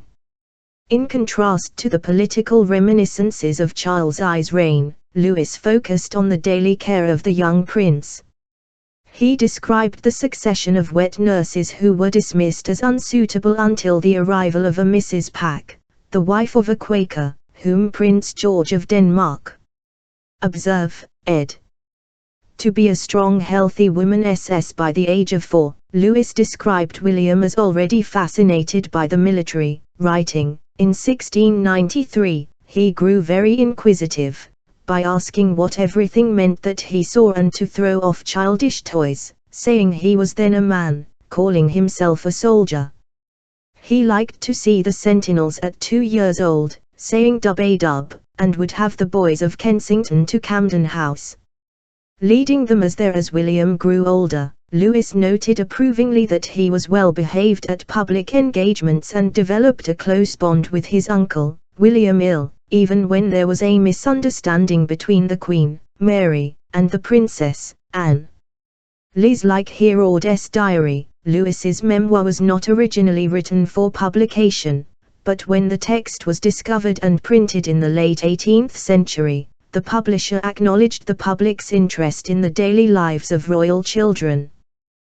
The publisher's preface declared, in all civilized nations of the world, the histories of distinguished characters have been read with eager attention by the most accomplished persons in every age. Nor have the early presages of future greatness, during the tender years of those whose high birth entitles them to the most exalted stations, been treated as trivial and uninteresting. L12 Since William had once been destined to be a monarch, anecdotes from his childhood, including the various medical treatments that he endured over the course of his shorn life, qualified as being of public interest, prefiguring future accounts of royal domestic life for a popular audience. Louis's account of the young William's health crises reflected the cultural climate of the scientific revolution that transformed Europe in the 17th century. When Richard II and Anne Neville lost their only son, chroniclers focused on God's will and the supposed signs that the king had incurred divine wrath, but 17th century observers sought medical explanations for childhood illnesses and deaths. Royal doctors are a constant presence in Louis's memoir, prescribing remedies for William's frequent illnesses. At the age of 3, the young prince suffered from an ague, which was cured by Dr. Radcliffe and Sir Charles Scarborough, who prescribed Jesuits' powder, which we now call bark, of which the Duke took large quantities also early in the spring of 1694, for the same complaint, most manfully. When William suffered a subsequent childhood illness, his anxious mother therefore sent for Mr. Sentiman, an apothecary, who had the receipt of a medicine approved of by King Charles XI which had cured every kind of ague. It was a mixture of brandy, saffron etc. William took it twice, but it made him very sick the first day, and he vomited in my arms. Despite all their efforts, the medical professionals of William Ill's court were powerless to treat the young William's enlarged head, which impaired his coordination, or the final illness that cost him his life. High infant mortality rates remained a sad fact of life for parents of all social backgrounds. The 16th-century French philosopher Michel de Montaigne attempted to remain emotionally detached from the children he lost in infancy, but he acknowledged that other parents were far more affected by the deaths of their sons and daughters, writing, "I have lost 2 or 3 children at nurse, if not without regret, at least without repining. Yet there is scarcely any accident that touches men more to the quick." Anne hoped that her subsequent children might be more fortunate than their brothers and sisters and survive to adulthood. Sarah Churchill wondered at Anne's stamina, writing, though she was not 40. She had had before 17 dead ones. L1 Phil. Although there was sympathy for Anne's successive bereavements as a mother, her continued optimism about giving birth to living children eventually provoked criticism and satire. Churchill dismissed Anne's hopes for a child after her 17 losses as a very vain thought, which proceeded more from her pride, and a 1703 satirical poem imagined the Queen knighting any doctor who would tell her that she was still capable of conceiving a child. Liz. The death of Anne's son provoked a succession crisis that contributed to the union of England and Scotland. William Ill had not remarried after the death of Mary XI in 1694, and therefore seemed unlikely to have children of his own. The only surviving child of Anne's late aunt Henrietta Anne Marie d'Orleans, was known as one of the most amiable and virtuous of women, but she was a French Catholic married to an Italian prince, Victor Amadeus XI of Savoy. After the circumstances of the Glorious Revolution, there was little Protestant popular support for a Roman Catholic succession. While Anne's contemporary, Peter the Great, had asserted his right to choose his own successor, the future succession of the English constitutional monarchy was determined by Act of Parliament. The Act of Settlement, passed in 1701, decreed that in the event that William Ill and then his sister-in-law Anne died childless, the succession was to pass to Sophia, Electress of Hanover, and her Protestant descendants. The Act, which remains in force to the present day, excluded not only Henrietta Anne's descendants but also the children of Sophia's elder siblings. Roman Catholics remain excluded from the succession, and Protestant dynasts could not marry Catholics without losing their succession rights until 2015. The Act of Settlement had political as well as religious implications. The Act of Union between England and Scotland in 1707, which created a single British state, was informed by concerns that Scotland might not accept the Hanoverian succession. Anne was not pleased with the terms of the Act. Her second cousin, Sophia's eldest son, George of Hanover, had been one of her suitors during her youth, and he had made a poor impression during a visit to England. As late as 1703, 38-year-old Anne told Sarah that she still yearned for the inexpressible blessing of another child, for though I do not flatter myself with thoughts of it, I would leave no reasonable thing undone that might be a means toward it. The Queen would never conceive again, but neither Sophia nor George was welcome in England during her lifetime. As Queen, Anne was without surviving children of her own, but she presented herself to the public as a mother to her subjects. There were past precedents for reigning queens affirming their legitimacy by describing themselves as mothers of their people, often during times of crisis. When Mary I's authority was threatened by the Wyatt Rebellion of 1554, she gave a speech at London's Guildhall that included the words, "I cannot tell how naturally the mother loveth the child, for I was never the mother of any, but certainly, if a prince and governor may as naturally and earnestly love her subjects as the mother doth love the child, then assure yourselves that I, being your lady and mistress, do as earnestly and tenderly love and favour you."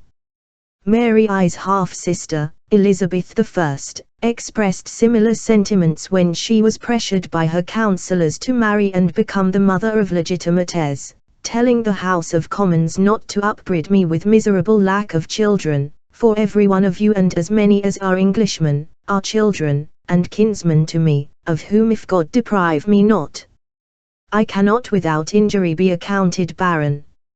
Neither Mary nor Elizabeth, however, ever became pregnant, and their subjects acted as substitutes for children. Anne's circumstances were different. She had known motherhood, and carried the memories of her deceased children. Her subjects were a consolation for the sons and daughters she had lost.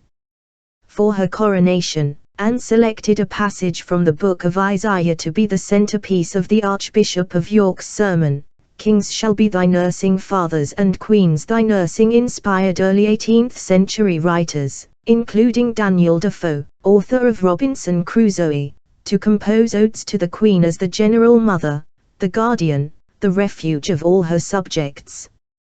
Anne's role as a mother long outlasted the lifetime of her only surviving son, and continued until the end of her reign. Anne outlived her heir, Sophia, by a few weeks, and was therefore succeeded by George, Elector of Hanover, as King George I.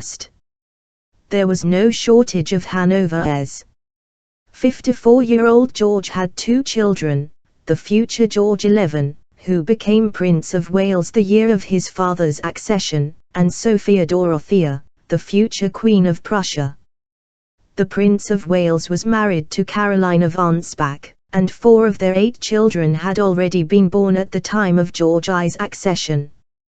These multiple generations of heirs, however, did not belong to a harmonious family.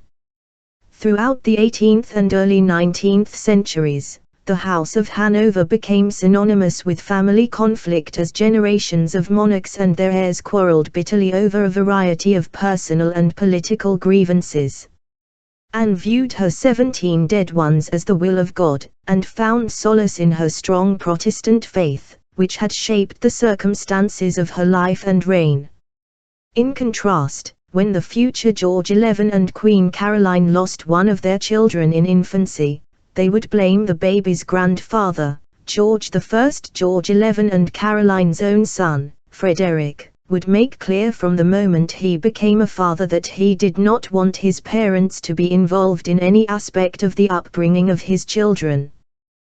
The domestic turmoil of the House of Hanover occurred at the same time as a distinctive children's culture emerged in wider elite society, complete with storybooks and comfortable clothes specially designed for the very young. The contrast between emerging sentimental ideas of childhood and the discord in the Hanoverian royal household would give royal parenting a lasting negative image in the popular imagination.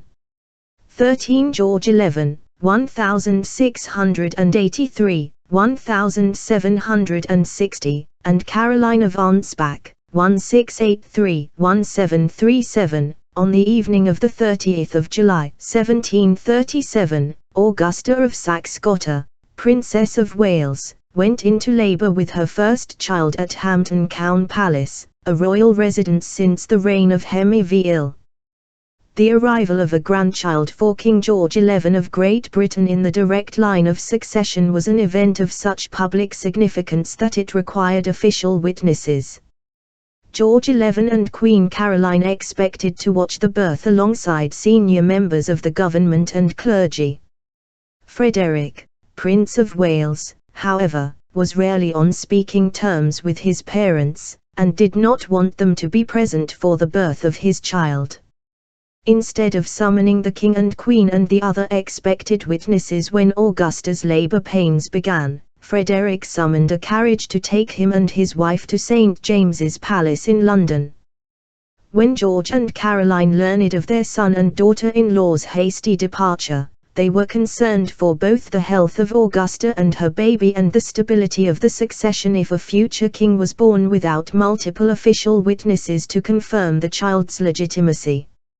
Less than 50 years had passed since James XI and his queen, Mary of Modena, had been accused of smuggling a baby into the royal bedchamber in a warming pan to replace a stillborn child and ensure a Roman Catholic succession. By 1737, the so-called warming pan baby, James Francis Edward Stuart, nicknamed the Old Pretender, was a middle-aged man actively seeking the support of the French government for an invasion of England. His 17-year-old son, Charles Edward Stuart, better known as Bonnie Prince Charlie or the Young Pretender, was in the process of gaining military experience in the War of the Polish Succession, 1733-38. Charles would remain an active threat to George I's sovereignty until he was defeated at the Battle of Culloden in 1746. Since there was an alternate line of succession just across the English Channel with 2 generations of male heirs, George XI was determined to ensure that his own grandchild's right to succeed to the British throne was unquestioned. George and Caroline set out for London in pursuit of their son and daughter-in-law. Frederick and Augusta arrived at St. James's Palace in London just in time for the birth of their child. The palace staff had not expected the sudden arrival of the Prince and Princess of Wales. There were no clean sheets for the beds, so Augusta gave birth on tablecloths spread over a mattress. Frederick's parents did not arrive in time for the birth. For once, a reigning monarch and his consort were relieved that their first grandchild was a sickly-looking baby girl who was unlikely to succeed to the throne. A girl would never be suspected of being a warming pan baby. Caroline described the baby, named Augusta after her mother, as a poor, little, ugly, she-mouse. L1, Lord Hervey, who had been a close friend of Frederick until they competed for the attention of the same mistress in 1723, was even more blunt in his description of the royal baby and the unusual circumstances of her birth. Hervey wrote, at 11:15, the Princess of Wales was delivered of a little rat of a girl, about the bigness of a good large toothpick case, none of the Lords of the Council being present but my Lord President of the Council, Wilmington, and my Lord Godolphin, Privy Seal. L2J Frederick may have disagreed with his parents on most issues, but he recognized the importance of witnesses to the royal birth, and had summoned Wilmington and Godolphin once he reached St. James's Palace. The Prince and Princess of Wales's second child, the future King George IL, was born the following year in more conventional circumstances. Instead of causing a succession crisis, Frederick's hasty departure from Hampton Court with his laboring wife cemented his estrangement from his parents. Despite Augusta's attempts to reconcile her husband with her parents-in-law, they were ordered to leave St. James's Palace as soon as she had recovered from the birth. In medieval England, George and Frederick might have faced each other on the battlefield. In Peter the Great's Russia, the conflict between father and son might have cost Frederick his life. But in Britain's developing constitutional monarchy, the adversarial relationship between the king and his heir contributed to the development of the modern Westminster parliamentary system. The faction that surrounded Frederick and sympathized with his grievances with his parents would develop into the government's official opposition. In the reigning House of Hanover, George and Frederick's estrangement was hardly unprecedented. George IL's relationship with his own father, George I, had been even worse. Ivan the future George I had married his cousin, Sophia Dorothea of Celle. It was to ensure that their respective land holdings, the German provinces of Hanover and Celle, would eventually be inherited by a single ruler. But the couple had little in common beyond their two children, and they each pursued extramarital relationships. While George's decades-long affair with Melusine von der Schulenburg, later Duchess of Kendal, was acceptable behavior for a prince, Sophia Dorothea's romance with a Swedish count, Philip von Königsmarck, threatened the succession. The royal couple divorced. George then imprisoned Sophia Dorothea in a den castle in Saxony for the rest of her life to prevent a remarriage from threatening the unification of Celle with Hanover. The imprisoned Sophia Dorothea was not permitted to see her children, and her imprisonment permanently damaged the relationship between the future King George I and his son. Once George I became king in 1714, his estrangement from his heir became clear to observers in Britain. The Prussian envoy Frederick Bonnet wrote, "They do not speak to one another, they have never gone to one another's apartments, they have never eaten together, they have never been together in the royal or private houses, nor in the promenades, nor at the hunt, but only in council, at chapel, and in the evening in the circle of the princess her marriage to the future George XI in 1705.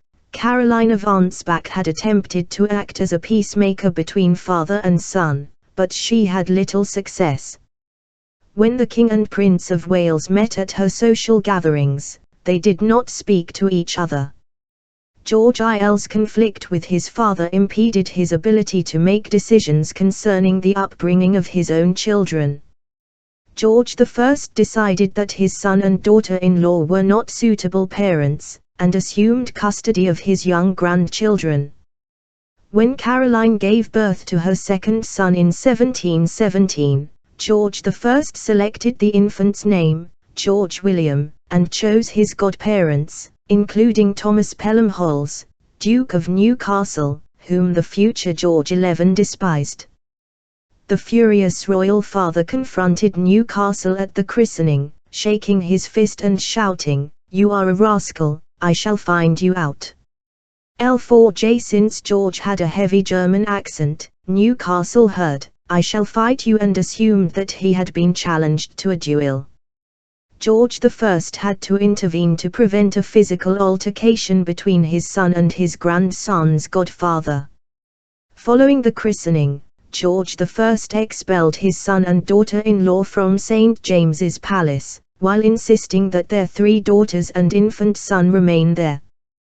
The Prince and Princess of Wales moved to Leicester House, home of the Prince of Wales. Caroline was granted supervised visits, but the future George XI was kept from his children for months at a time. When George William died of a heart condition at the age of 4 months, the grieving future George XI blamed his father. The differences between George I and George XI, and then George XI and Frederick, Prince of Wales, shaped the development of Parliament in a constitutional monarchy. The office of Prime Minister emerged during the reign of George I as Sir Robert Walpole took charge of restoring confidence in Britain's economy following the South Sea bubble crisis of 1720.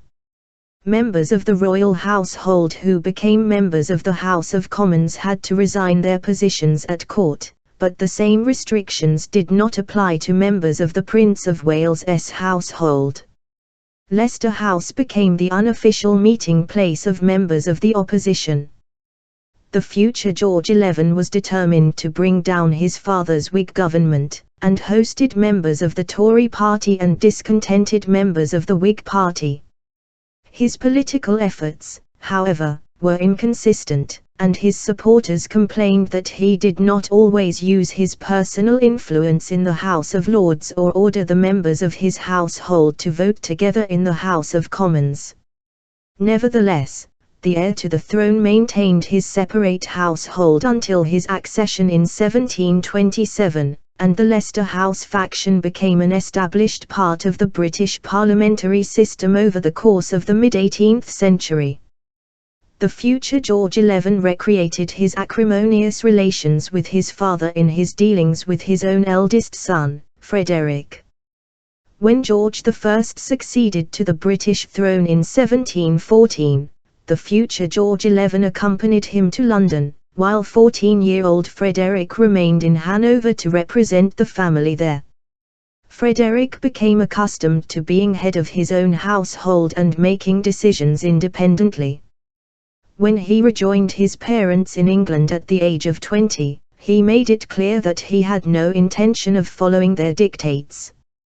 Frederick continued his father's tradition of hosting opposition politicians at Leicester House, achieving more political influence than his father had done as Prince of Wales. Frederick provided patronage for opposition politicians such as William Pitt the Elder and George Lyttelton, and he controlled 40 votes in the House of Commons by the late 1740s. Frederick's decision to oppose his father in the political realm caused a permanent breach in his relationship with his mother. When the politicians under Frederick's patronage turned a dispute with his father over his allowance into the subject of a motion debated in the House of Commons in 1737, Caroline lamented to Hervey, "My dear firstborn is the greatest ass and the greatest liar and the greatest cannel and the greatest beast in the world, and I most heartily wish him out of it. 51 After the vote, which Frederick's faction narrowly lost, George and Caroline banned their son and daughter-in-law from their residences, even refusing them the use of trunks to transport their belongings. In contrast to his father, however, George XI allowed his granddaughter Augusta to remain with her parents. Remembering the fate of his own son George William, George IL's own resolution was to leave the child with the princess, and not to take it, as the late king had taken the king's children upon the quarrel in the last reign, lest any accident might happen. George XI never exercised his legal right to assume custody of his grandchildren, but relations with his heir remained hostile for the remainder of Frederick's life. The conflict within the royal family contrasted with 18th-century British ideas of child-rearing, which increasingly emphasized the importance of parents treating their children with patience and understanding. In 1693, philosopher and physician John Locke wrote some thoughts concerning education. Locke argued that infants were born with empty minds that were filled by experience. Parenting and a stable atmosphere within the home were therefore crucial to the healthy development of children. Locke also encouraged regular feedings and plenty of sleep for infants, setting the tone for future child-rearing manuals. In contrast to previous volumes of child-rearing advice, which emphasized preparation for adulthood, Locke encouraged parents to allow their children to enjoy their youth. Writing, all their innocent folly, playing, and childish actions are to be left perfectly free and unrestrained as far as they can consist with the respect due to those that are present. Locke encouraged parents to treat their children firmly but kindly and avoid imposing harsh punishments. At a time when treatises on family life and education were encouraging parents to treat their children with patience and pay close attention to their development, the discord within the royal family appeared particularly dysfunctional and undermined the popularity of the House of Hanover in Britain. Frederick never became king, dying in 1751 at the age of 44.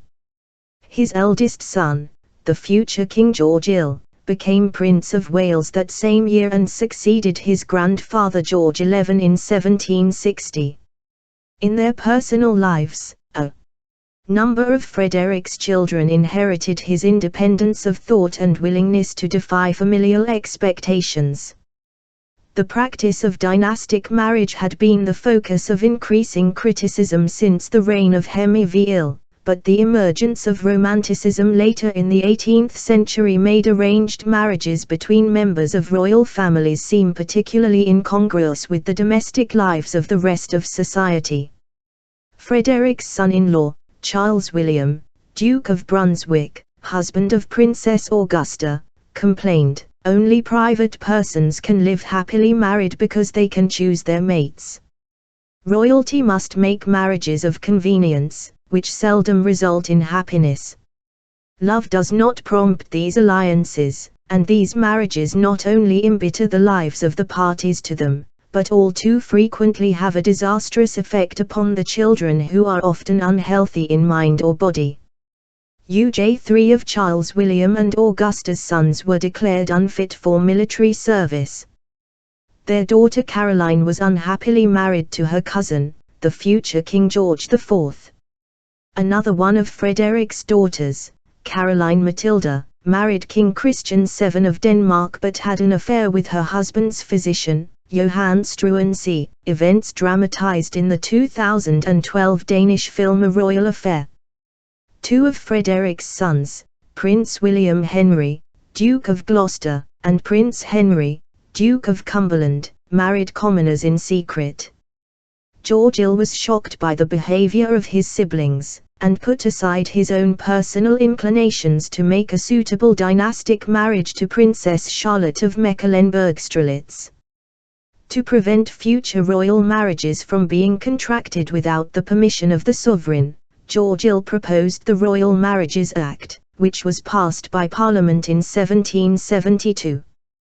The Act decreed that all descendants of George XI, with the exception of the children of princesses married to foreign royalty, must receive permission to marry from the monarch in order for their marriages to be valid by the reign of Elizabeth XI. There were hundreds of eligible descendants of George XI, and granting distant cousins permission to marry was therefore a frequent occurrence for the monarch. 21st century succession reform limited the reach of the Royal Marriages Act to the first 6 people in the line of succession. The Queen granted the last official permission to marry under the original terms of the Royal Marriages Act in February 2015, just before the succession reforms came into force, allowing Juliet Victoria Catherine Nicholson, a descendant of Queen Victoria's granddaughter Princess Patricia of Connaught, to marry Simon Alexander Rood. George and Charlotte were determined to break with the Hanover tradition of acrimonious relations between monarchs and their heirs, and raised their 13 surviving children in an atmosphere of warm domesticity.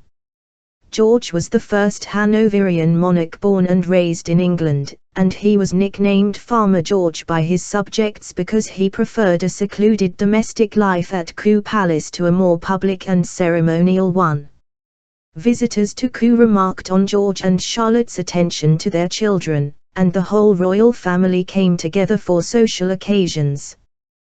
This family cohesion did not continue into the next generation, however.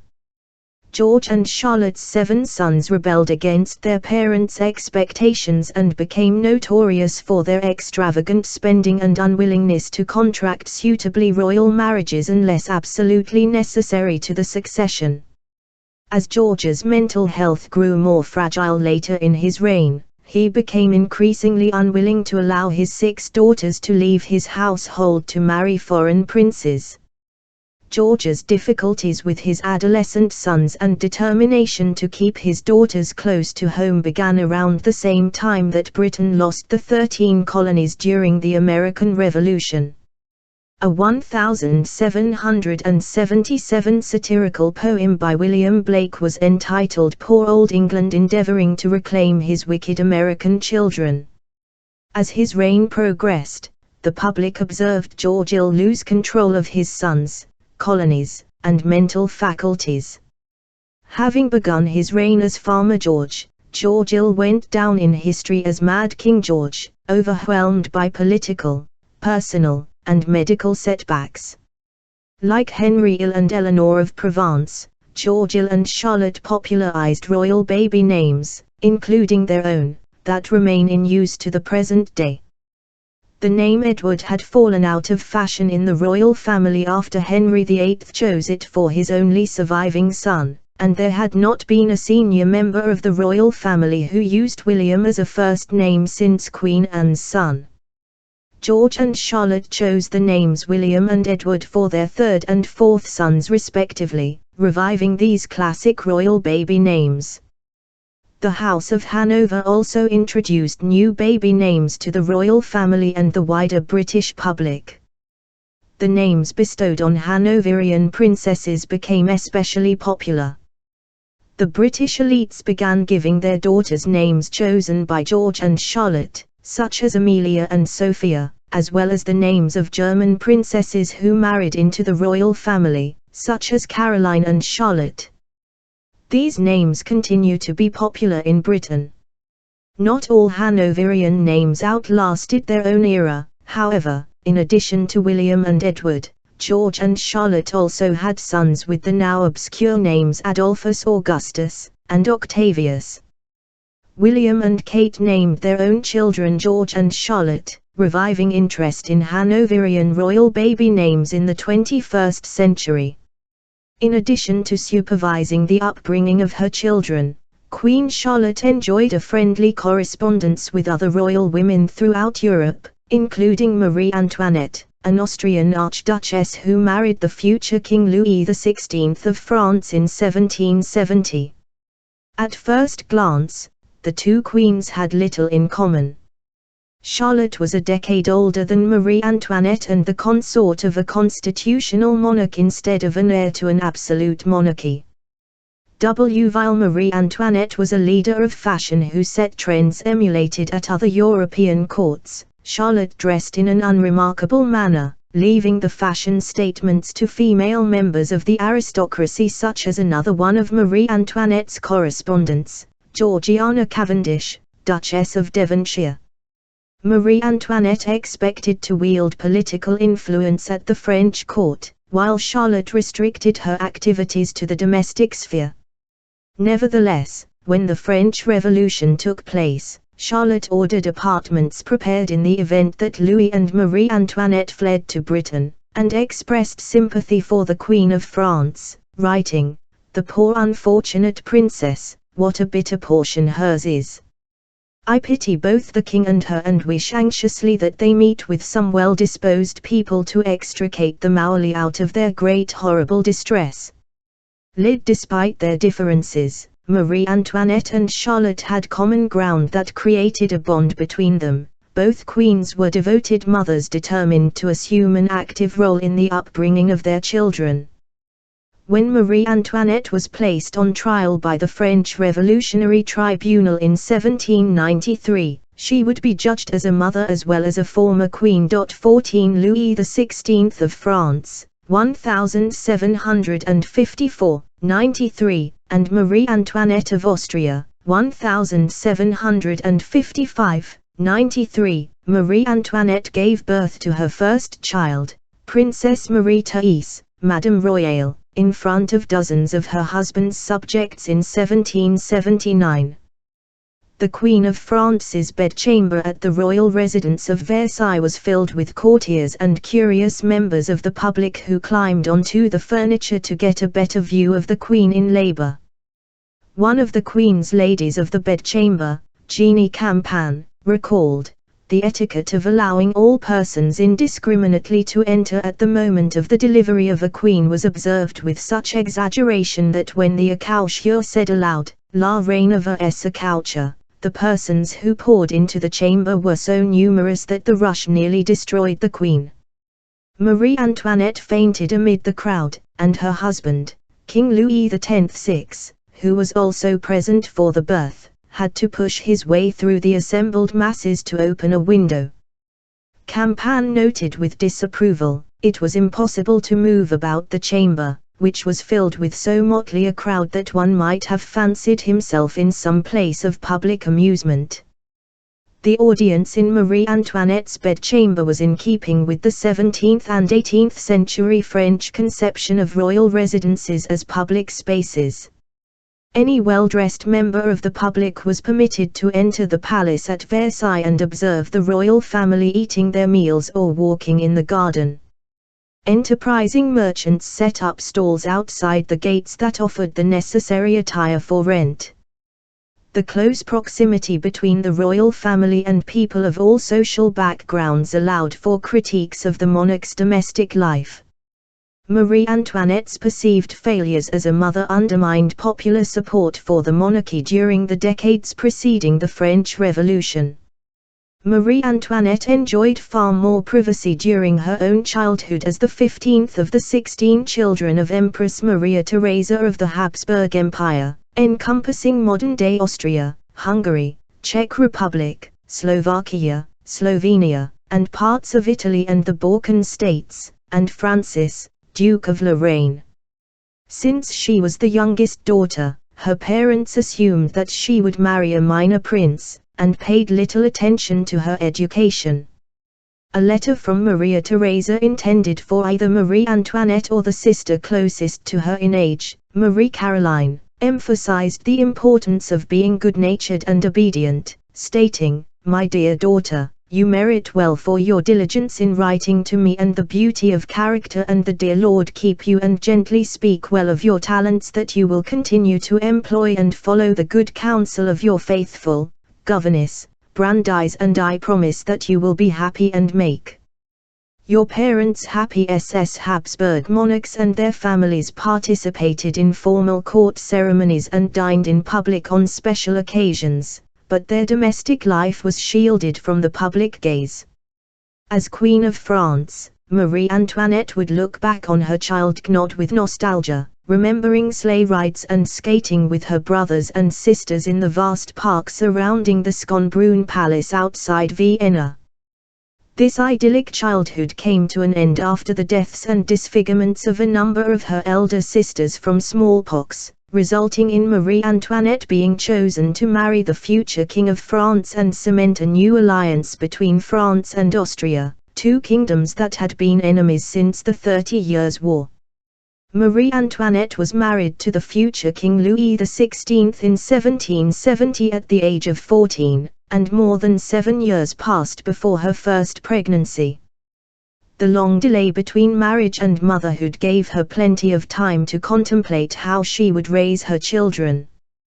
During the Queen's lifetime, French Enlightenment philosophers debated the role of women within their families. Denis Diderot and Jean-Laurent d'Alembert, the authors of the famous encyclopedia, argued that women were subject to their husbands purely because of the laws that governed that state. In contrast, Jean-Jacques Rousseau, author of Emile, or On Education, argued that nature intended for women to be wives and mothers in the domestic sphere while men enjoyed a public life. Rousseau denounced what he considered to be unnatural child-rearing practices, such as swaddling infants and hiring wet nurses to breastfeed newborns. These practices were not solely the preserve of wealthy people with vast households of servants. The wives of urban artisans often hired peasant women to breastfeed their children.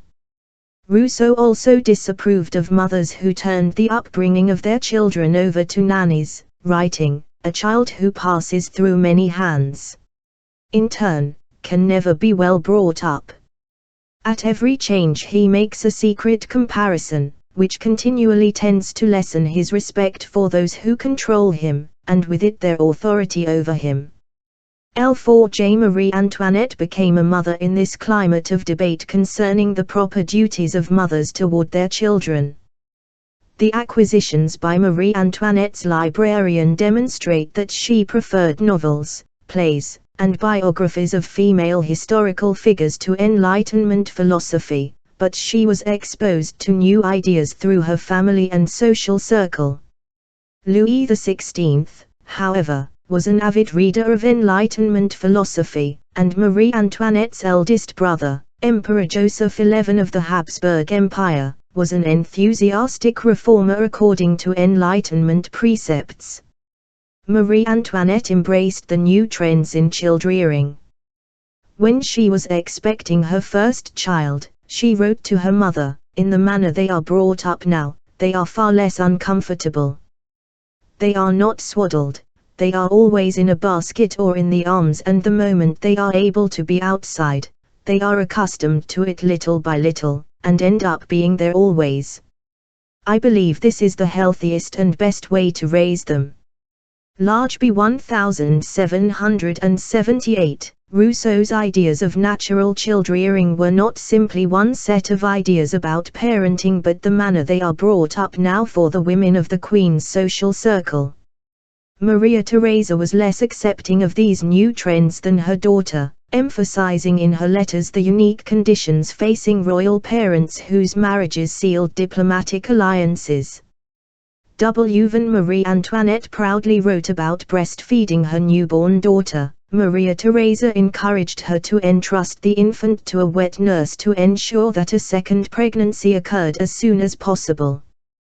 The fragile Franco-Austrian alliance would be strengthened by the birth of a male heir. The Queen reluctantly followed her mother's advice. Louis and Marie Antoinette became the parents of 3 more children in the 1780s, Louis Joseph, born 1781, Louis Charles, born 1785, and Sophie Beatrix, born 1786.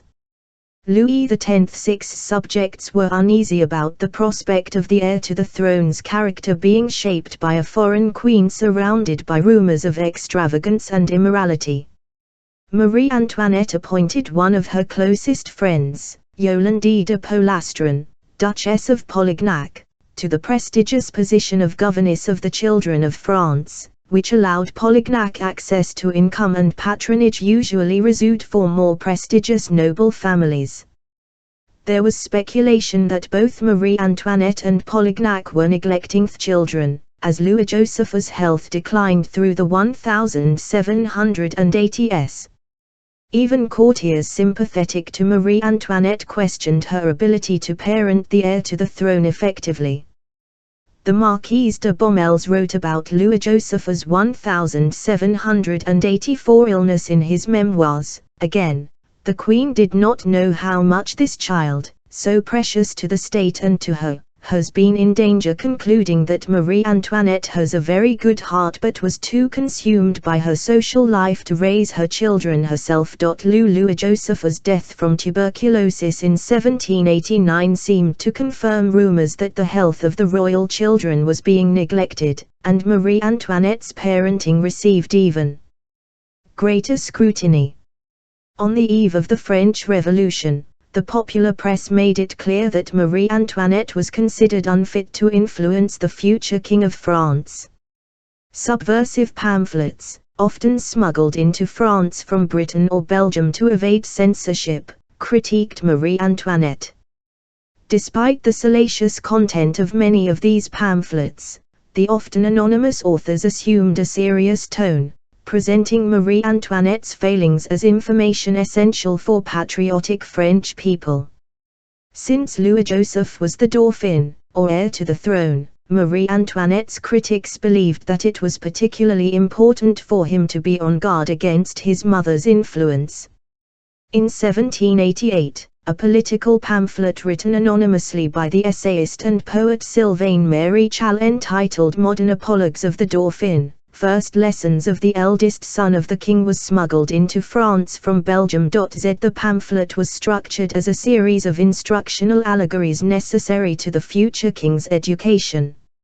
Lesson 84, The Courtesan Reigns, was an implicit warning against Marie Antoinette, who had come to personify popular anxieties about the influence of both royal wives and mistresses over the state. I stayed to see the golden chariot pass. A woman was alone in the back. She was beautiful, this woman. Her bosom, to dazzle, did not need the river of diamonds of Golconda, which covered it. At her ears hung 2 pearls, the price of 2 provinces. But her eyes eclipsed all that. Her mouth stuck out like that of an ingenious child, caressed by her mother. Sweetness characterized all her features. She was beautiful, this woman. I ask her name of an old man who had not had time to flee the procession. Young man, it's the first of the courtesans of the kingdom. Powerful la vice, under the mask of beauty, is very Maréchal's description of this anonymous courtesan summarized numerous popular anxieties concerning Marie Antoinette's influence over her husband and children and therefore the government of France. Her presence alone in the golden chariot alluded to her trips to Paris opera performances, unaccompanied by Louis. The river of diamonds at her bosom was undoubtedly a reference to the affair of the diamond necklace, which had occurred only 3 years before.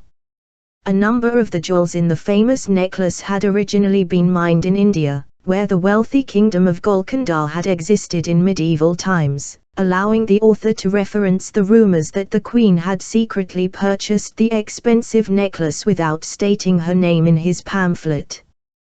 The lavish earrings provided further evidence of her extravagance during a period of financial hardship for France. Marie Antoinette's foreignness and the perceived influence of her Austrian relatives were referenced through the mention of the courtesan's prominent mouth, a common physical feature among the Habsburgs, and the caresses of her mother, an allusion to Maria Theresa. Through the pamphlet, the heir to the throne, and by extension the French people, were warned that Marie Antoinette's dazzling appearance and fashions disguised an immoral character.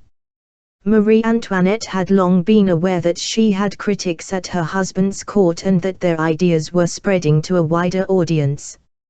She attempted to counter the critiques in the pamphlets with official portraits that celebrated her close relationship with her children. A 1787 painting by Elizabeth Louise Vigée Lebrun showed Marie Antoinette sitting with Louis Charles in her lap while Marie-Therese held her arm and Louis-Joseph pointed to an empty cradle, inviting the public to sympathize with the Queen for the recent death of her younger daughter, Sophie Beatrix.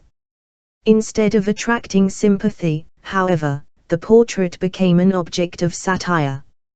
Vigée Lebrun recalled that when the portrait was exhibited in public at the 1788 Salon, the frame, which had been taken there alone, was enough to evoke 1,000 malicious remarks. "That's how the money goes," they said, and a number of other things which seemed to me the bitterest comments. At last I sent my picture, but I could not muster up the courage to follow it and find out what its fate was to be, so afraid was I that it would be badly received by the public. L9J Marie Antoinette found that the portrait evoked painful memories because it reminded her of Sophie Beatrix's death, and it therefore went into storage after its poor reception at the Salon. Vigée Lebrun believed that if the portrait had been on display during the French Revolution, it would have been destroyed by the Paris market women who marched on Versailles. For Marie Antoinette, the French Revolution of 1789 was initially not only a source of political upheaval that transformed Louis XVI from an absolute monarch to a constitutional monarch, but a series of events that threatened the established routines of the royal nursery. In October 1789, the royal family was transferred from Versailles to the dilapidated Tuileries Palace in Paris, where they could be kept under closer surveillance by the new National Assembly. The governess of the children of France fled the country. While Polignac's departure was a relief to Marie Antoinette's admirers and detractors alike because of her reputation for corruption, the Queen was dismayed by the loss of a cherished friend whom she could trust to implement her views on child-rearing. Marie Antoinette wrote detailed instructions for the new governess, Louise Elizabeth de Croix, Marquise de Tourzel. "One had always accustomed my children to have great confidence in me, and when they were in the wrong, they had to tell me themselves. When they were scolded, I looked more pained and afflicted with what they had done than angry. I have accustomed them to it that yes or no delivered by me is irrevocable, but I always give them a reason within the scope of their age, for they cannot believe it is my temper. My son, Louis Charles, cannot read and learns very badly but is too giddy to apply himself. He has no idea of his station in his head, and I strongly desire that this continue. Our children learn soon enough what they are." Marie Antoinette's instructions to Tourzel demonstrate both her close relationship with her children and the influence of Rousseau's philosophy of close child-rearing on her approach to parenting. The Queen cultivated a close bond with her children and observed their personalities, tailoring her parenting to the characters. Rousseau distrusted formal education for young children because he viewed them as mirrors who would reflect back the words and ideas of their elders without understanding them. Marie Antoinette was patient with her son, assuming that he would apply himself to his education as he grew older. The Queen also tried to delay a distinctly royal upbringing for her children for as long as possible, attempting to shield them from the unique demands of their position. Tourzel accepted Marie Antoinette's parenting philosophy and became a trusted member of the Queen's household, accompanying the royal family when they attempted to flee France in 1791. Louis XVI was forced to abdicate in 1792 after the royal family was recognized and recaptured in the town of Varennes. The former king was placed on trial for crimes against the sovereignty of the French people later that year and executed by guillotine in 1793. Others members of the royal family were also tried and executed during what came to be known as the Terror. The formal charges Marie Antoinette faced at her trial before the Revolutionary Tribunal in 1793 pertained to her contacts with Austria during the French Revolutionary Wars with the Habsburg Empire and other European powers, but the legal proceedings are remembered today for the accusations that she faced as a mother. Louis Charles was taken from her care after Louis X's execution, and his new guardian Simon Heber claimed to have discovered evidence that the Queen had sexually abused her son. The accusations were intended to discredit Marie Antoinette as a wife and mother as well as a former queen. Instead, Marie Antoinette's reaction to the fabricated charges attracted widespread sympathy for her plight. According to the Moniteur Universal newspaper, Marie Antoinette declared, "If I have not responded, it is because nature refuses to respond to such a charge made against a mother." Here the accused appeared deeply moved. "I appeal to all mothers who may be found here." The tribunal recognized that this line of questioning might encourage the public to sympathize with the Queen as a mother, and quickly returned the proceedings to her dealings with the Habsburg dynasty. Marie Antoinette was convicted of the charges of conspiring with foreign powers and guillotined on 16 October 1793. The execution of Marie Antoinette orphaned her children. Louis Charles died in prison in 1795. Marie-Thérèse was permitted to depart France for Austria in 1796. She married her cousin, Louis Antoine, Duke of Angers-Atmy, and returned to France in 1814 when the monarchy was restored after the overthrow of Napoleon Bonaparte. Marie-Thérèse went into exile once more when her uncle and father-in-law, Charles X, was forced to abdicate in 1830, and died in 1851. Marie Antoinette's possessions and those of her husband and children were sold by successive French governments in the aftermath of the Revolution. Despite hostilities between Great Britain and France that continued until the end of the Napoleonic Wars, British collectors were particularly interested in 18th-century French art. During the reign of Queen Victoria, Marie Antoinette's personal possessions became especially popular collectors' items. In 1839, 2 years after Victoria became queen, her aunt, Queen Louise of the Belgians, helped her acquire a series of French decorative pieces, including an ivory brise fan with mother-of-pearl handles and a watercolor pastoral scene. Victoria was delighted with the items, and showed them to her Prime Minister, Lord Melbourne, during one of their regular meetings. Louise wrote to her niece, "I am very glad to hear that you approved of my modest offering, address, and that you were pleased with the fans. That of Marie Antoinette is really curious and I am glad that you purchased it. It would have been a pity if it had fallen into bad hands." Over the course of the 19th century, Marie Antoinette became part of popular culture in the English-speaking world, sentimentalized in historical novels and popular biographies. The fan became one of the most famous pieces in the royal collection. Victoria's interest in Marie Antoinette, however, did not extend to emulating her approach to parenting.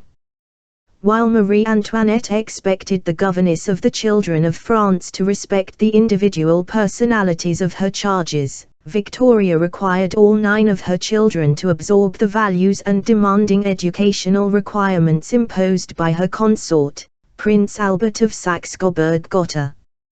The result was a continuation of the Hanover family tradition of the monarch disapproving of the conduct of the heir to the throne. 15 Victoria, 1819, 1901, and Albert of Saxe-Coburg-Gotha, 1819-61, in 1918, long after the deaths of her parents Queen Victoria and Prince Albert. Princess Louise, Duchess of Argyll, explained how parenting practices had evolved since her own childhood in the 1850s. Louise explained, "Luckily the habit of molding all children to the same pattern has gone out of fashion. It was deplorable. I know, because I suffered from it.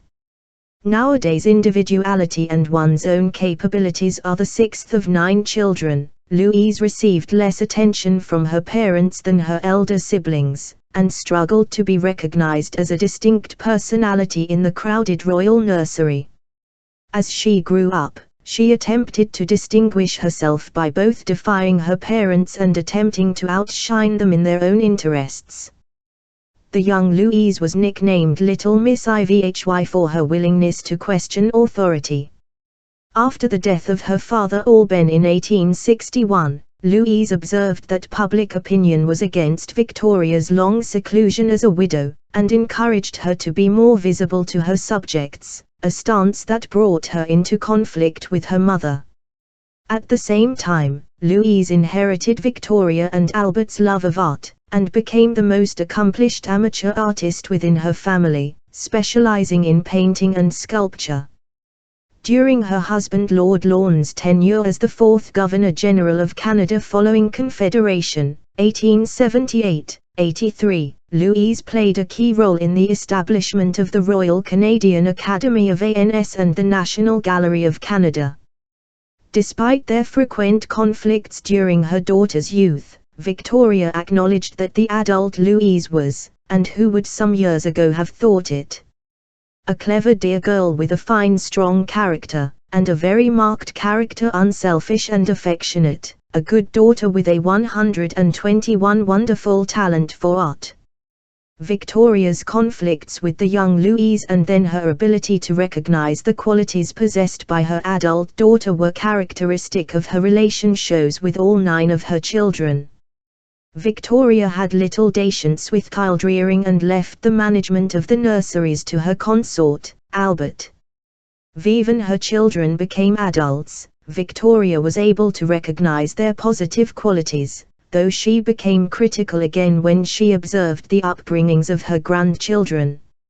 Victoria's relationship with her eldest son and heir, the future King Edward VII, however, remained difficult over the course of her reign. Both Victoria and Alban had experienced unhappy supervised by a lone parent, and therefore sought parental figures outside their immediate families. Victoria's father was George II's 4th son, Prince Edward, Duke of Kent. As a younger son with a dozen surviving siblings, Edward never envisioned a role for himself as father of the heir to the throne. Instead of contracting a dynastic marriage to a suitable princess, he enjoyed a decades-long relationship with a French mistress, Julie Saint Laurent. Julie was treated as Edward's official companion during his extended residence in what is now Canada in the 1790s, which culminated in his appointment as Commander-in-Chief of the British North American Forces. The death of Edward's niece, Princess Charlotte, daughter of the future George IV, and only legitimate grandchild of George IL, in 1817, made a dynastic marriage imperative for the middle-aged prince. He proposed to Victoire of Saxe-Coburg-Saalfeld, a 30-year-old widow with 2 children. Edward was proud of their only child, Victoria, and brought the infant out of the nursery to appear with him at public events, including military reviews. Edward's death from pneumonia when Victoria was only 9 months old changed the course of the infant princess's upbringing. The upbringing of a fatherless royal child with the potential to succeed to the throne usually occurred under the supervision of the monarch. Instead of granting custody to George I, however, Edward gave Victoire guardianship of Victoria in his will. There had not been a document granting such authority over childrearing to a British royal mother since the marriage contract between Charles I and Henrietta Maria in 1625.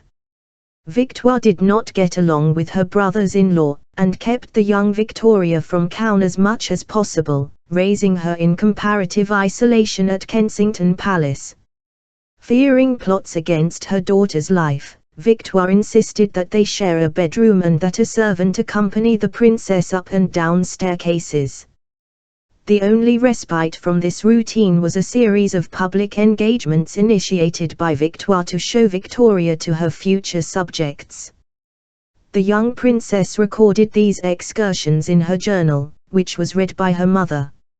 As she grew older, Victoria became increasingly discontented with her mother's strictures and idealized the memory of her father, admiring a series of paternal figures over the course of her youth, including her uncle, Leopold I, King of the Belgians, and her first Prime Minister, Lord Melbourne. While Victoria grew up without a father, Albert grew up without a mother. The marriage of his parents, Ernst I, Duke of Saxe-Coburg and Gotha, and Louise of Saxe-Gotha-Altenburg, was unhappy, and they were unfaithful to each other. Ernst and Louise separated when Albert was 5 and divorced when he was 7.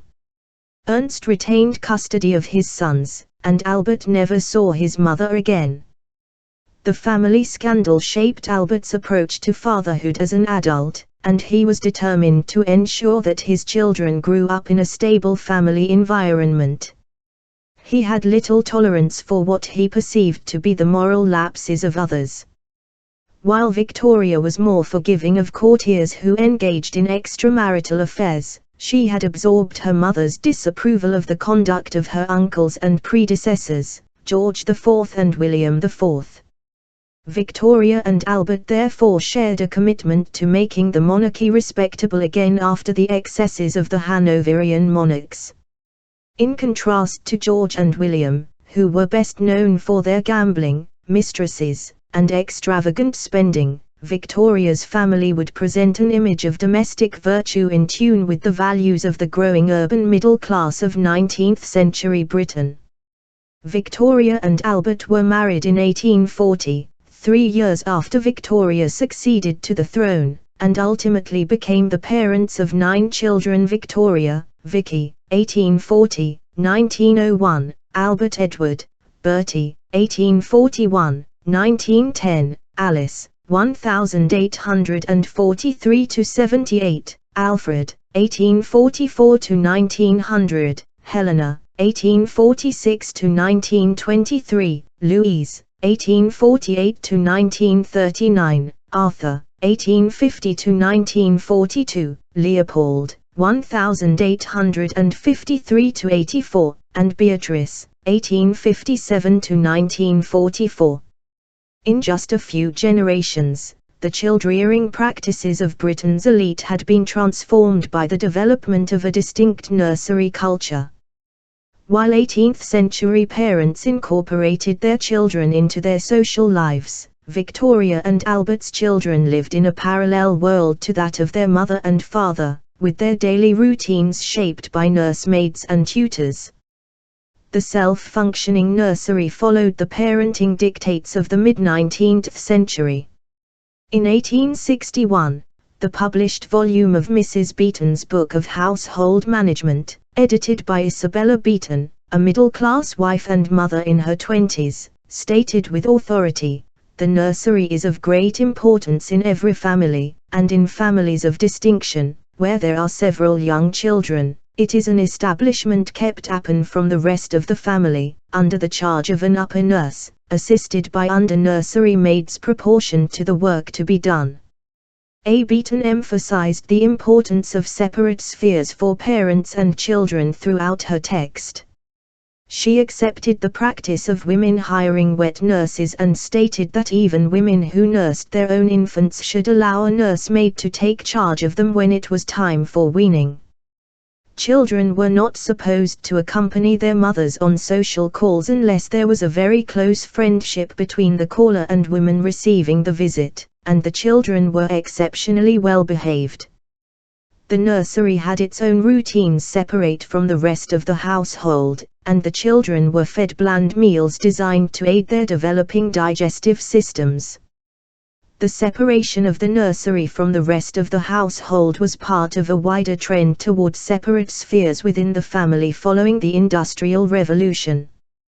Prior to industrialization, the entire family had participated in the household economy, but increased urbanization and new modes of work meant that middle-class men increasingly left the home to work while the domestic sphere became a female domain.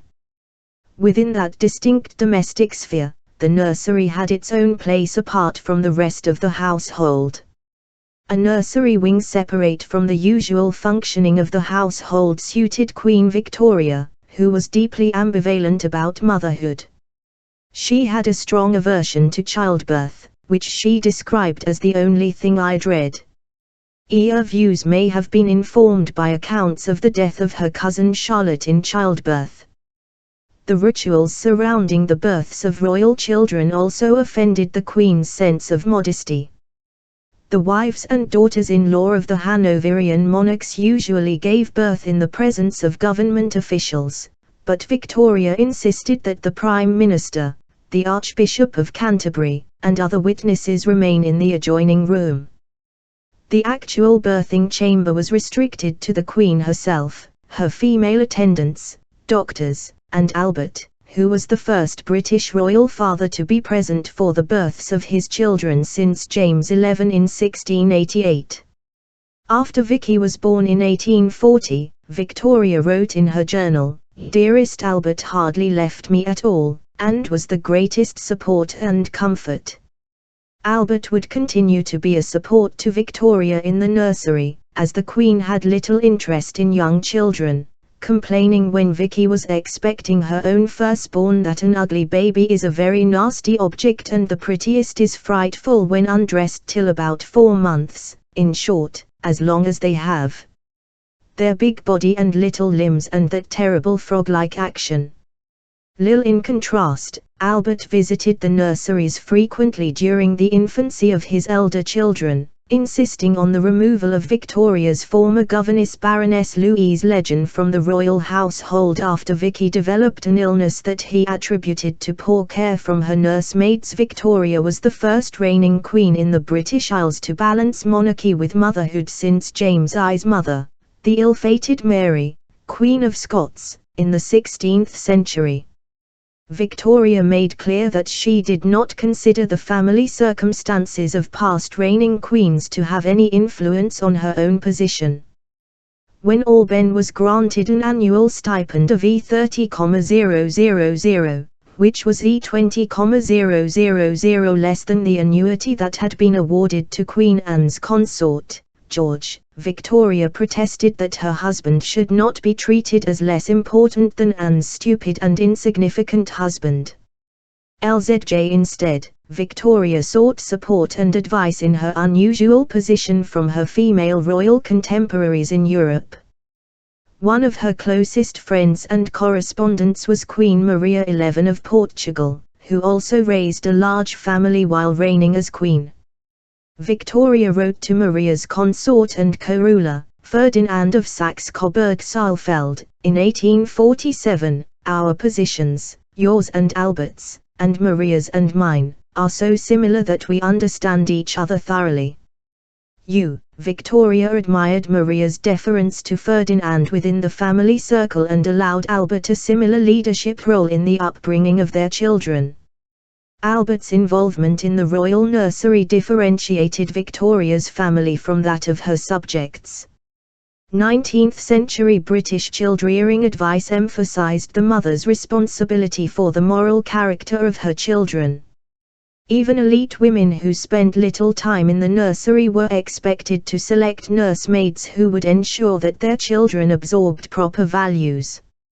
According to Cassell's Household Guide, first published in 1869, a mother, as the being nearest and dearest to the almost unconscious infant, should act not only as the appointed guardian of its bodily welfare, but should also extend her care and effect to the proper development and culture of its mind.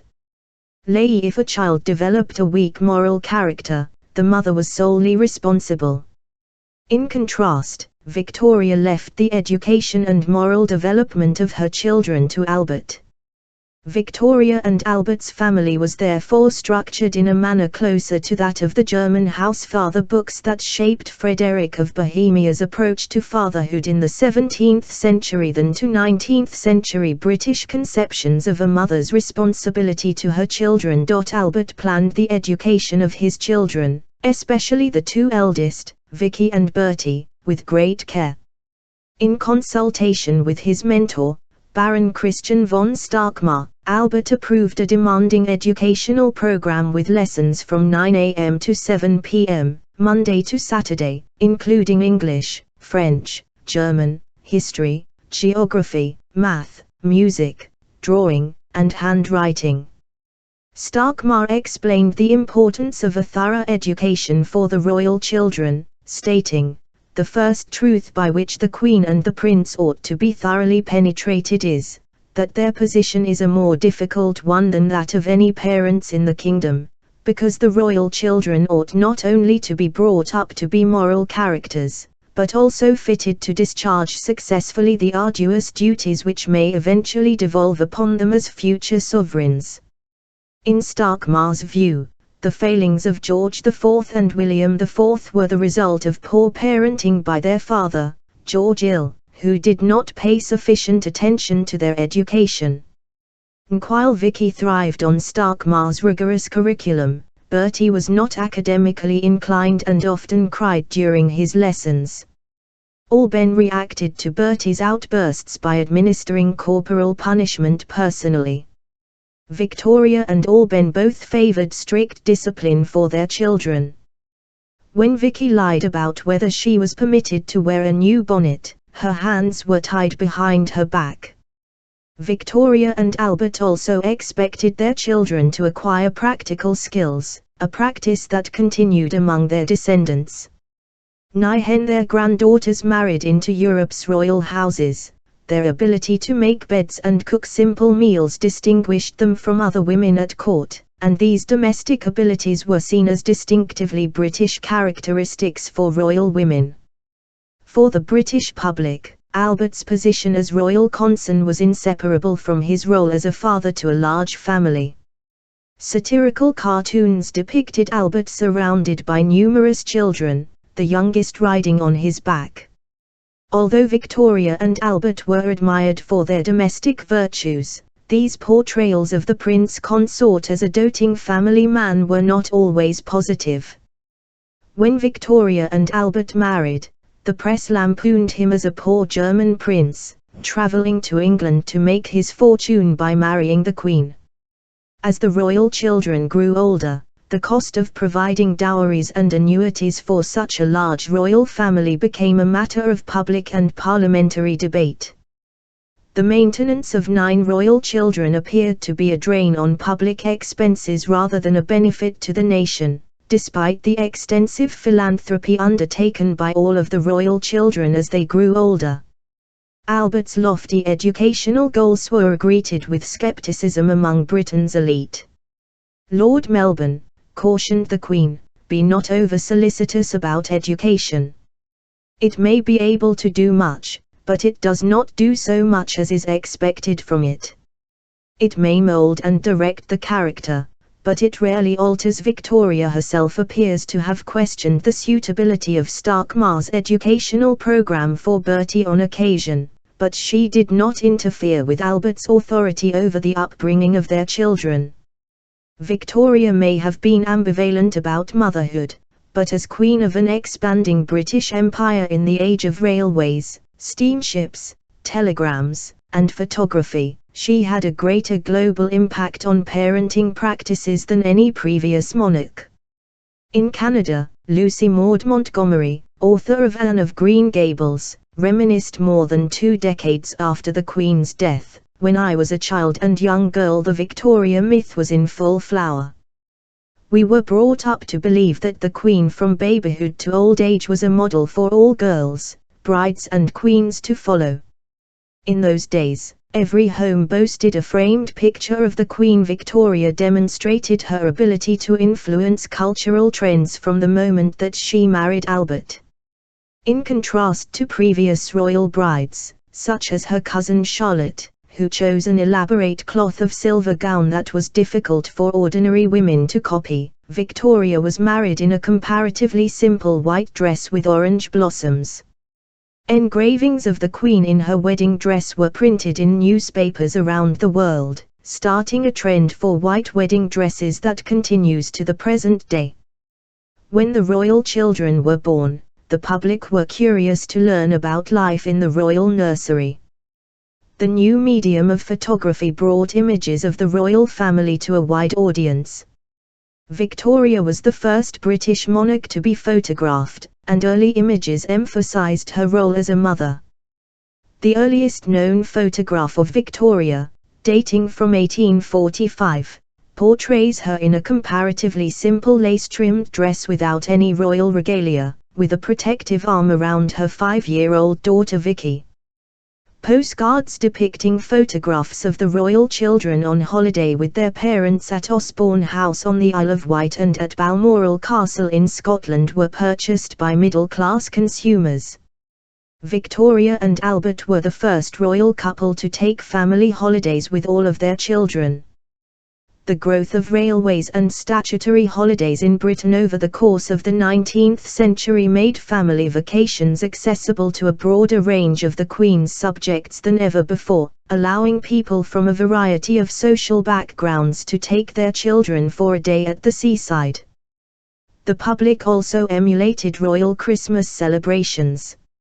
In the 18th century, Christmas was a comparatively modest holiday spent with friends and neighbours. Nihen the London Illustrated News published a cover image of Victoria, Albert, their children, and Victoria's mother, Victoire, gathered around a Christmas tree in 1848, accompanied by a detailed article about Christmas celebrations at Windsor Castle. The holiday was transformed into a family occasion centered around children. The German-style Christmas tree had been part of royal celebrations since the reign of George Ill, but increased press coverage of royal occasions during Victoria's reign resulted in the custom being associated with Albert in the British popular imagination. Perhaps the greatest impact of Victoria's motherhood on the experiences of mothers from a diverse range of social backgrounds was her use of anesthesia to mitigate the pain of childbirth. Chloroform was first administered during childbirth in 1847. This intervention was controversial because the Bible stated that women were destined to suffer in labor as punishment for Eve's disobedience in the Garden of Eden. Professor Charles Meigs objected strongly to providing anesthesia for childbirth in an article for the 1849 edition of the British and Foreign Medico-Chirurgical Review, in which he compared mothers who used chloroform to drunkards and implored physicians not to contravene the operation of those natural and physiological forces that the divinity has ordained us to enjoy or suffer.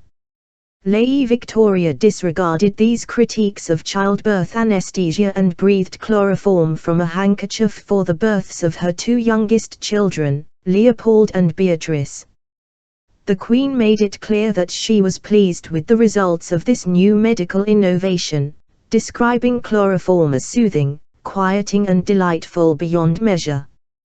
Once chloroform had the royal seal of approval, it became known as anesthesia a la reina and became fashionable for women in labor. Victoria also set precedents that would have a lasting impact on the upbringing of future generations of royal children. Buckingham Palace, known in the 18th century as Buckingham House, was a favorite home of Queen Charlotte, and had been renovated according to designs drawn up by her eldest son, George I. St. James's Palace, however, remained the official residence of the royal family in London.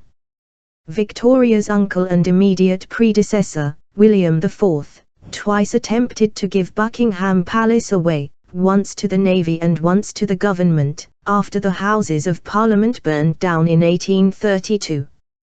Only during Victoria's reign did Buckingham Palace assume the significance it enjoys today as both an official royal residence and a family home for royalty. Victoria commissioned an additional wing to provide nursery rooms for her growing family, and Buckingham Palace assumed its current shape and status as both a family home and a setting for official entertaining.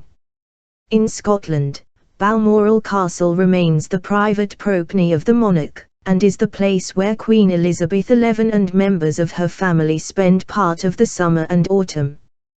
When it was time for her children to be christened, Victoria introduced new customs, popular in the royal family to the present day, to separate her own family from Hanoverian court ceremonies and scandals. The existing baptismal font had been used for both royal children and the 10 children of the future King William IV and his mistress Dorothea Jordan. A new silver gilt font, known as the Lily font, designed by Albert, was introduced for Vicky's christening in 1841 and has been used for most British royal christenings to the present day. Victoria also commissioned a Honiton lace christening gown for Vicky that would be worn by generations of royal children. By 2004, the original gown was too delicate to be worn, and Elizabeth Isles' dressmaker created an exact replica for subsequent royal babies. In 2015, William and Kate's daughter Charlotte became the 7th royal baby to be christened in the replica of the gown first designed for Victoria's children. When they married and became parents themselves, Victoria and Albert's children experienced the tension between the tradition of dynastic marriage and the expectation of both their parents and the public that they would find a degree of personal happiness with their spouses. In 1855, Vicky became privately engaged to Crown Prince Frederick of Prussia when she was only 14 and Fritz was 24. Victoria wrote that her daughter was nervous but did not hesitate or falter in giving her very decided answer and behaved as a girl of 18 would, so naturally, so quietly and modestly, and yet showing how strong her feelings are. The newly engaged couple had met only once before. Vicky's strong feelings, therefore, may have included the desire to please her parents, who had long been in favor of the match, and the knowledge that there was a limited range of suitable spouses for the eldest daughter of the British monarch. Bertie's choice of bride was even more circumscribed. A careful study of the Almanach de Gotha, a guide to Europe's royal houses, revealed that there were only 7 Protestant European princesses of the right age to marry the heir to the throne. In 1863, he married Alexandra of Denmark. She was a politically sensitive choice because of territorial disputes between the German and Danish monarchs, but Queen Victoria admired her comparatively modest upbringing and Bertie considered her to be the most beautiful of the princesses under consideration. For Victoria and Albert's younger daughters, the range of available spouses was slightly broader. Louise married a Scottish aristocrat, John Campbell, Lord Lorne, the future Duke of Argyll, becoming the first British princess to marry a non-royal spouse since Henry V's sister Mary secretly married Charles Brandon, Duke of Suffolk, in 1515. With the exception of Louise, all 9 of Victoria and Albert's children had children of their own, providing the Queen with more than 40 grandchildren.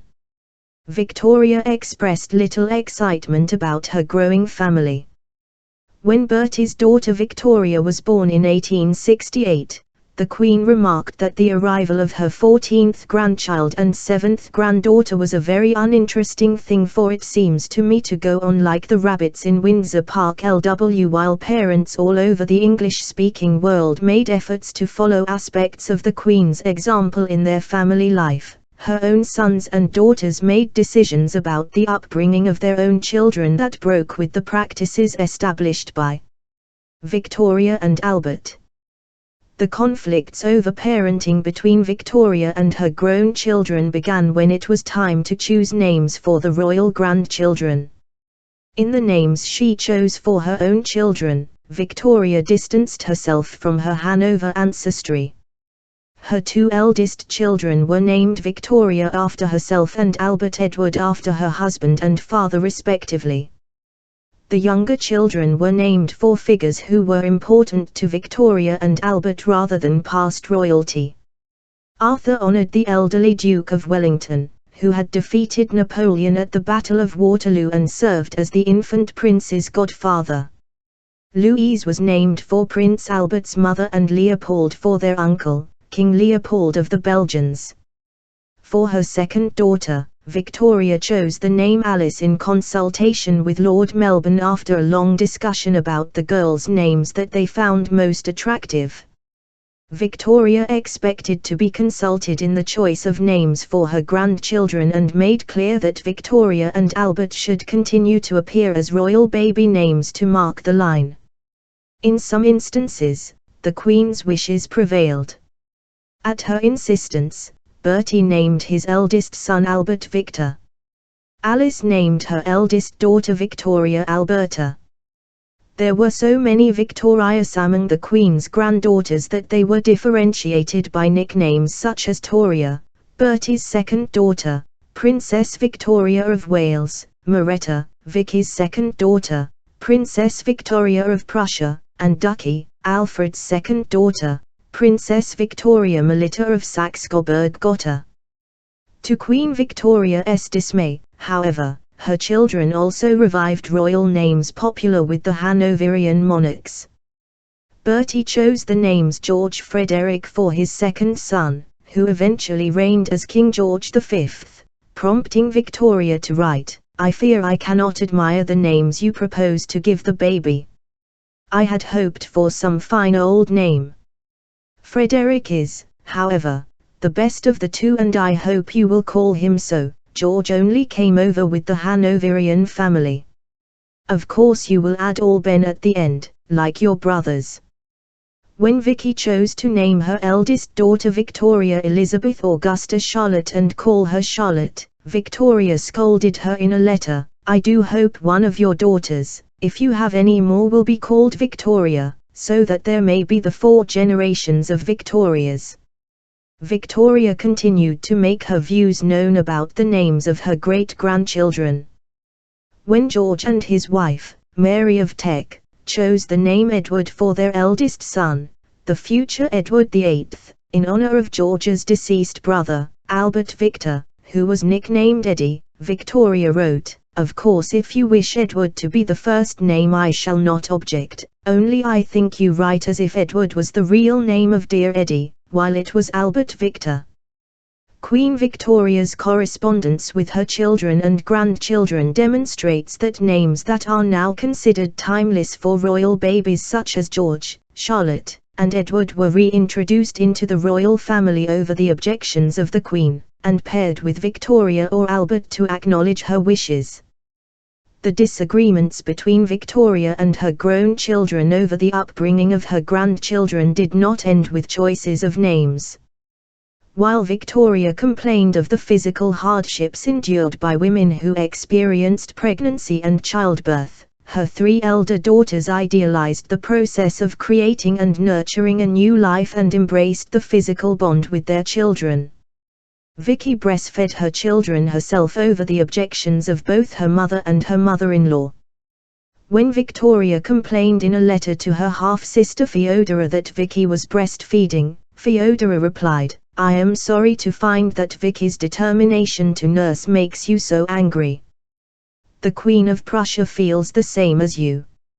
I have no opinion. As I have always felt it a duty for a mother to nurse a child if she can and if the doctors approve." Alice followed her sister's example, prompting Victoria to give the name Princess Alice to a cow in the royal dairy. Alice's interest in motherhood extended beyond her own family, and as Grand Duchess of Hesse-Darmstadt, she founded hospitals to care for expectant mothers, reducing maternal mortality. Queen Victoria's third daughter, Helena, Princess Christian of Schleswig-Holstein, kept her own daughters close to her from a young age, involving them in her philanthropic activities. Helena's daughter, Princess Marie-Louise, recalled in her memoirs, "I can still remember, at the age of 6, trying to roll a bandage destined to be sent out to the sick and wounded in the Russo-Turkish War of 1878. L2Q1 Only Beatrice maintained a degree of distance from the physical demands of motherhood as her responsibilities as her mother's unofficial secretary and devotion to her husband, Prince Henry of Battenberg, precluded spending large amounts of time of the nursery. The very fact that Beatrice was married with children of her own, however, was an act of defiance against Victoria's conception of the duties of a youngest daughter to her mother. Victoria intended to keep an unmarried Beatrice at home as her companion and only allowed the 28-year-old princess to marry in 1885 on the condition that she and her husband would continue to make their home with the Queen. Victoria's expectations of Beatrice were in keeping with broader parenting trends among Britain's elite, where it was assumed that one of the daughters in a large family would remain at home. While Victoria's daughters embraced the physical demands of parenting, her sons left childrearing to their wives, rejecting Albert's example of close involvement in his children's upbringing and education. For Victoria's male-line grandchildren, fathers were distant or absent figures idealized by their children. Bertie ceded childrearing almost entirely to his wife Alexandra, and showed little interest in their schooling. His sons Albert Victor and George received undemanding lessons from a mediocre tutor before being sent to sea, and his daughters Louise, Toria, and Maud could just read and write, period, according to their nephew, Edward VIII.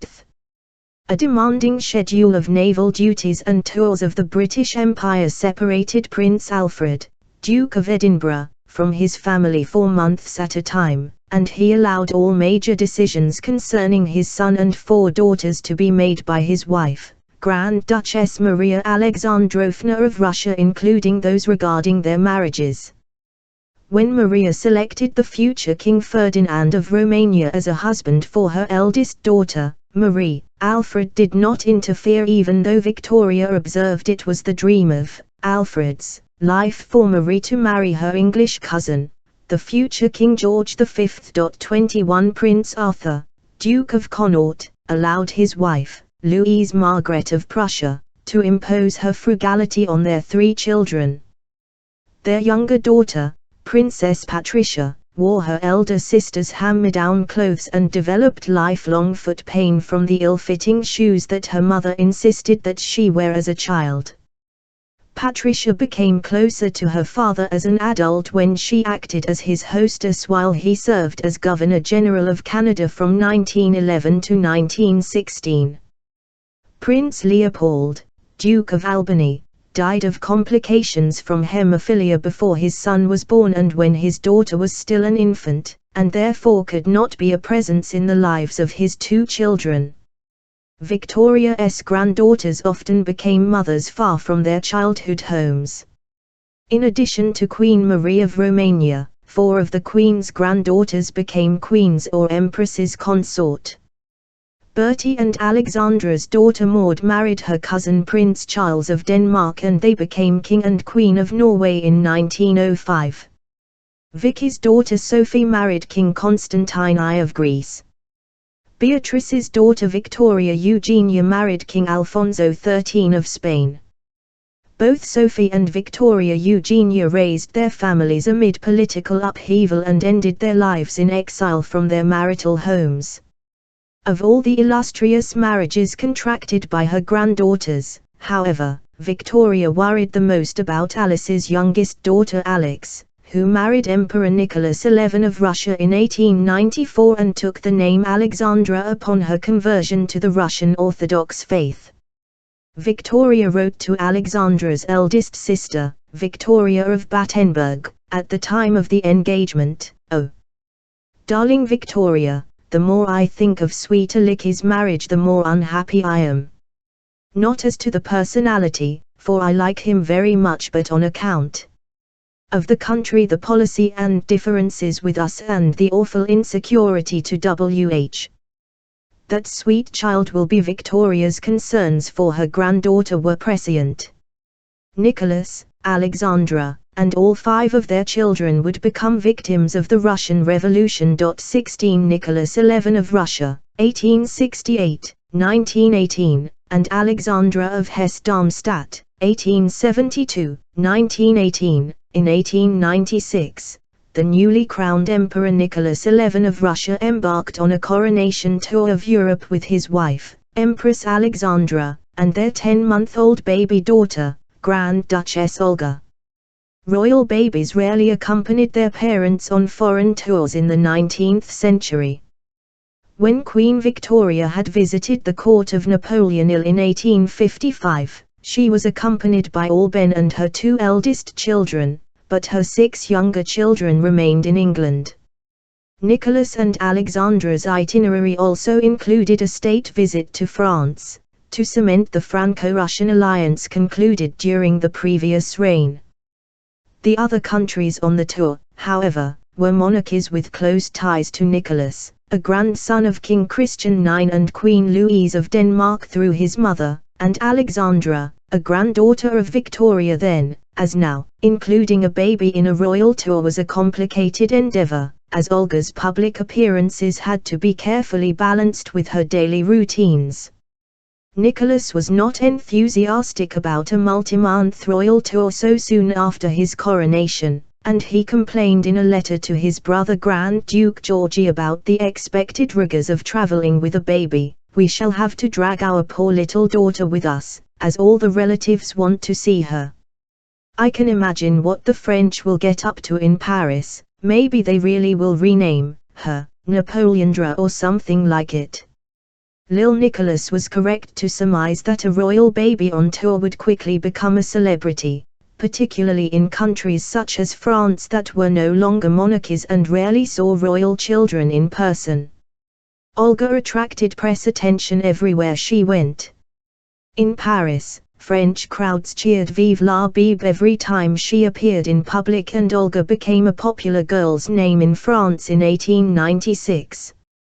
Even Olga's nanny became a celebrity during her time in France, prompting cheers of Vive la Nana when she appeared in public with the imperial baby. L2J The lavish gifts bestowed on the infant as she toured Europe received widespread press coverage and even impressed royal relatives.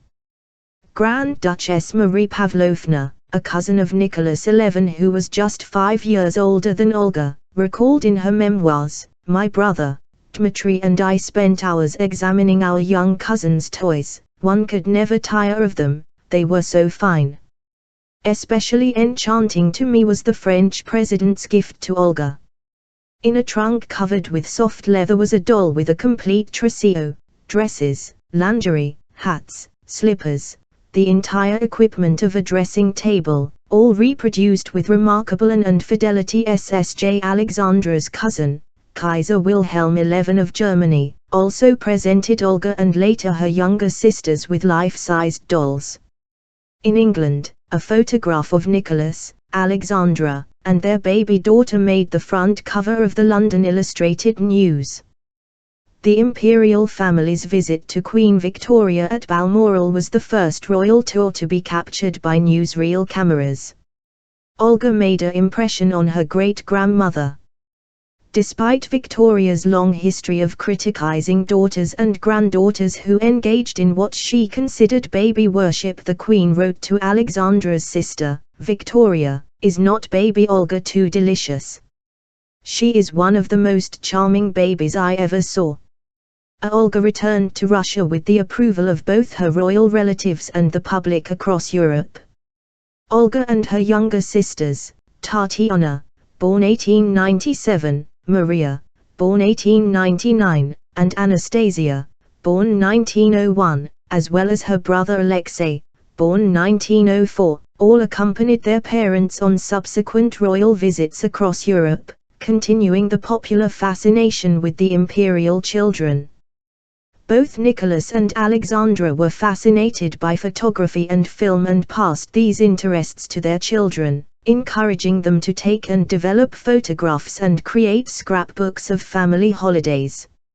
Anastasia may have been the first teenager to take a selfie, holding her camera in front of the mirror to take a photograph of her reflection. Nicholas and Alexandra were also enthusiastic diarists and letter writers and encouraged their children to also keep careful records of their lives. The result is one of the best documented reigning families in history, living at a technological crossroads when photography had become a popular elite pastime but extensive written correspondence had not yet been superseded by the telephone.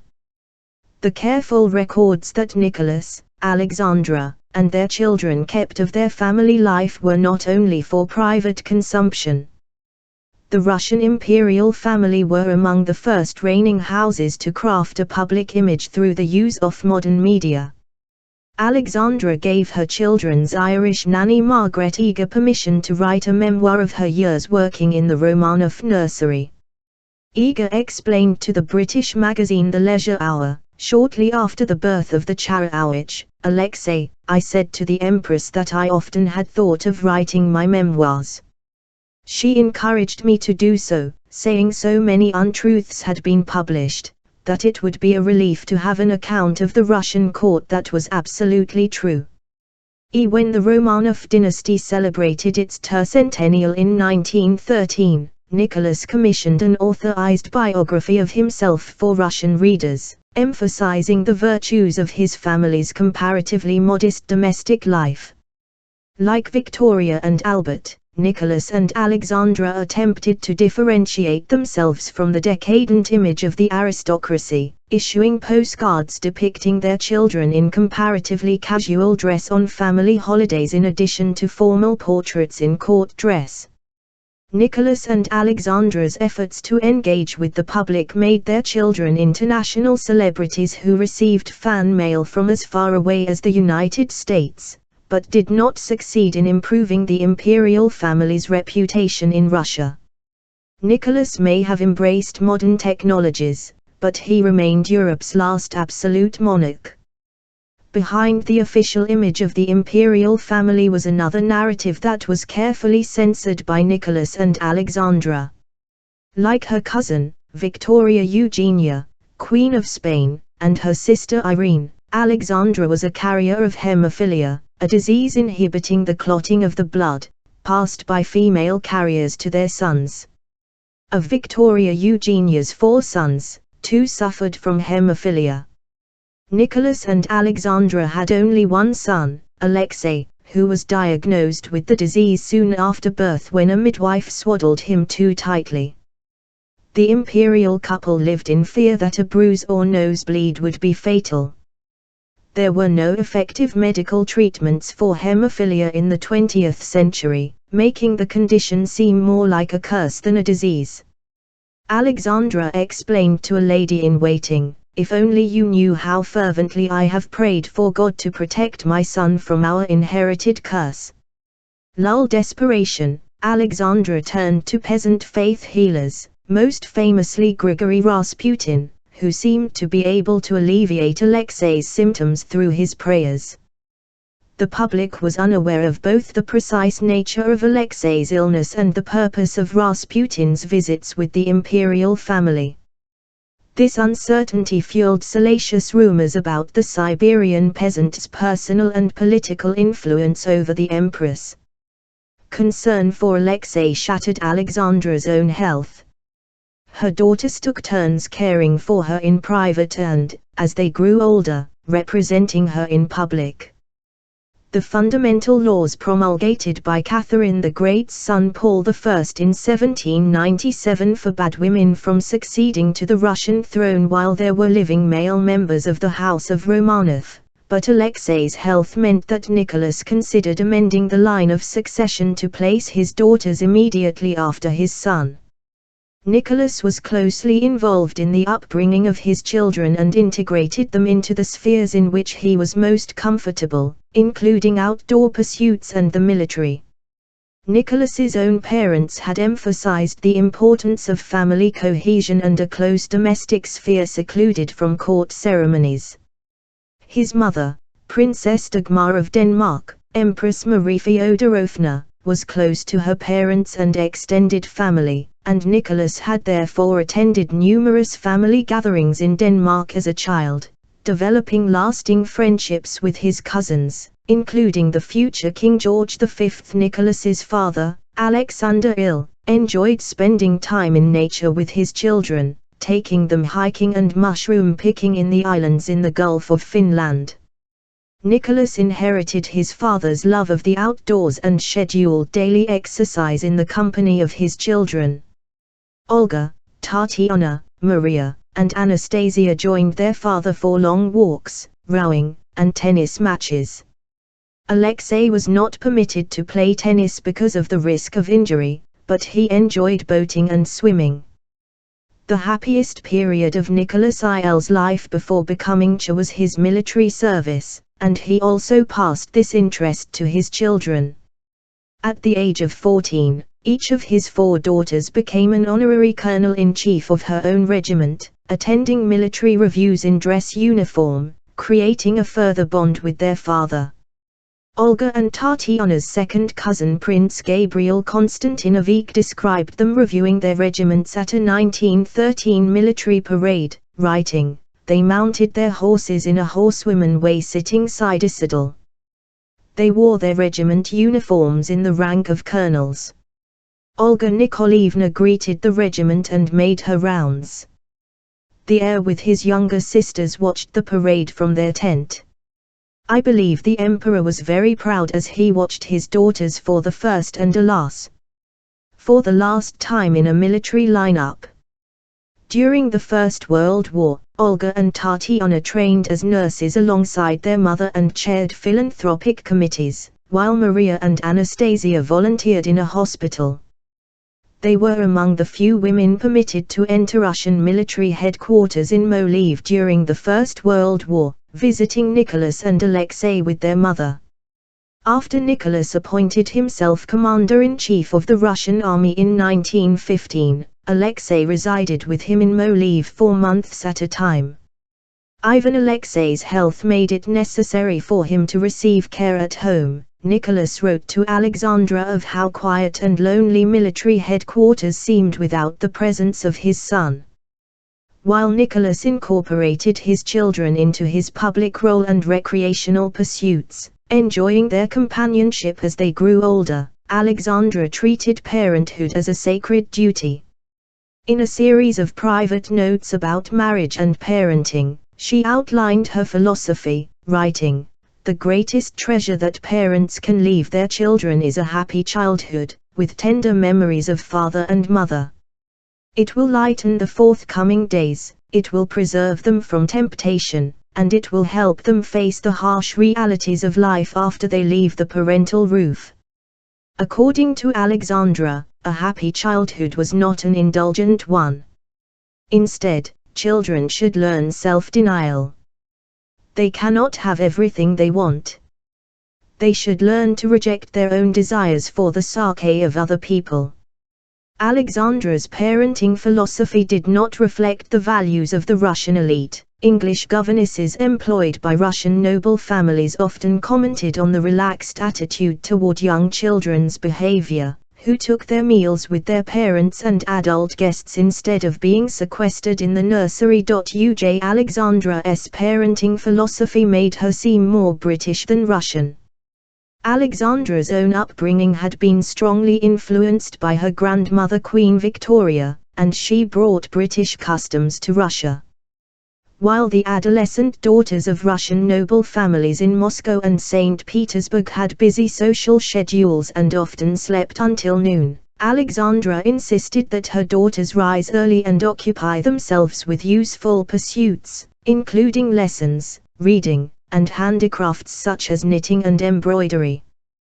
The Empress's efforts to encourage Russian noble women to knit a certain number of garments each year for the poor were unsuccessful, but her own daughters were involved in numerous philanthropic endeavors from childhood, including selling flowers to fund tuberculosis sanitariums in the Crimea. Alexandra expected her daughters to set an example to others both at home and in public, and her notes to them encouraged good behavior at all times. Not all of Alexandra's parenting was prescriptive. At Christmas time, Alexandra hosted festive celebrations reminiscent of her own childhood in England and Germany. Her friend Anna Vyrubova wrote, "The first fir tree to be lit was that in the nursery, and it was the time when the children got presents. Sometimes their presents were very expensive, but the Tsar's children never thought of how much they might cost. They were equally happy when they got a small crafted thing or a cheap toy." Alexandra also ensured that there were presents for the servants as well as the soldiers and officers who guarded the imperial palaces. The children joined their parents in distributing these gifts, with the Grand Duchesses presenting silver coins to the military personnel.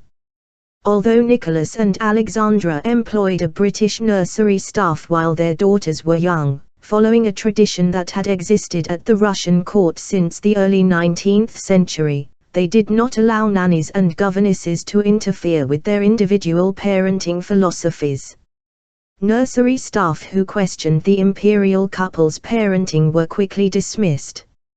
Nicholas wrote to Georgie of his disagreements with the nursery staff, complaining in December 1895 about the arrival of one of Olga's first nursemaids from England. In general, she's going to be a lot of trouble and I am ready to bet that things are not going to go smoothly. For instance, she has already decided that our daughter does not have enough rooms, and that, in her opinion, Alexandra pops into the nursery too often. How do you like that? It's all very boring, especially when the first apple turns out to be rotten. The troublesome nanny was quickly dismissed. Subsequent English nannies proved equally unsatisfactory. A nursemaid was dismissed after developing a drinking problem and being caught in bed with a soldier. Margaret Eager became so engrossed in a discussion with a fellow nanny about the Dreyfus case in France that she forgot the toddler Maria in the bathtub, an incident that may have contributed to her eventual dismissal. After the birth of their only son Alexei in 1904, Nicholas and Alexandra began to appoint more Russian nursery staff. Marie Pavlovna recalled, 2 of their Russian nurses were peasants and wore magnificent native peasant costumes. The introduction of Russian nursery staff did not end the turmoil in the imperial nurseries. While foreign tutors assigned to teach the imperial children English or French wrote of Rasputin as a colorful character whom they rarely saw in person, certain Russian members of the household were shocked by his visits and voiced their disapproval.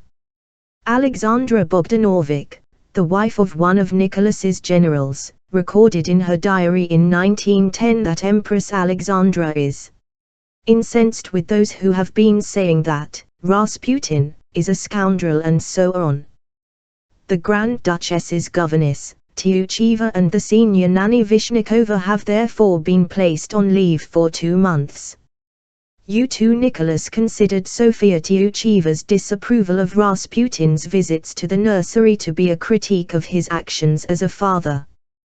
The imperial children managed to maintain warm relations with their former servants, even those who had been in conflict with their parents. When they visited Moscow in 1913, the Grand Duchesses visited Tyucheva and maintained a correspondence with her. In all their dealings with their household, Nicholas and Alexandra's daughters insisted on being addressed by their names, instead of their titles, and expressed embarrassment on being introduced as Imperial Highness at philanthropic committee meetings. When Nicholas and Alexandra's children grew to adulthood, their parents' concerns shifted from finding suitable nannies to finding suitable sons-in-law. The fundamental laws governing the succession required all Grand Dukes and Grand Duchesses to make equal marriages to members of other royal houses. Nicholas IL's 2 sisters had married members of the extended Romanov family and remained in Russia, but at the beginning of the First World War, foreign princes were under consideration for his daughters. In 1914, the Russian and Romanian royal families met to discuss a possible match between Olga and the future King Carol XI of Romania, the eldest son of Alexandra's cousin Marie. Alexandra explained to the Russian Foreign Minister Sergei Sazonov, who favored the match, "I could desire nothing more than they should remain in Russia after marriage. But I have 4 daughters, and it is, of course, impossible. You know how marriages are in reigning families. The emperor will have to decide whether he considers this or that marriage suitable for his daughters, but parental authority must not extend beyond. In addition to Carol, whom Olga rejected as a possible husband, other potential foreign royal bridegrooms included Prince Christopher of Greece, Crown Prince Alexander of Serbia, Crown Prince Boris of Bulgaria, and the future British Kings Edward VIII and George VI. The First World War introduced new possibilities. All four of the Grand Duchesses developed close emotional attachments to Russian officers whom they met through their work in military hospitals, and Alexandra wondered in a letter to Nicholas why the foreign princes could not be as nice. Nicholas granted his youngest sister, also named Olga, permission to contract a morganatic second marriage to a Russian officer in 1916. If the Romanovs had still been a reigning house at the end of the First World War, the question of whether marriages to commoners were suitable for daughters of the Tsar would undoubtedly have arisen again. All discussion of royal marriages for Nicholas and Alexandra's daughters came to an end in March 1917, when Nicholas XI abdicated on behalf of himself and his son Alexei following bread riots in St. Petersburg, called Petrograd during the First World War, and military defeats. Nicholas and Alexandra were placed under house arrest in the Alexander Palace outside St. Petersburg, and their children and dozens of members of their household chose to remain with them. During the imperial family's captivity, their daughters, now in their late teens and early 20s, assumed leadership roles within the household, particularly after the Bolshevik Revolution of November 1917, when the conditions of the family's captivity became more restrictive.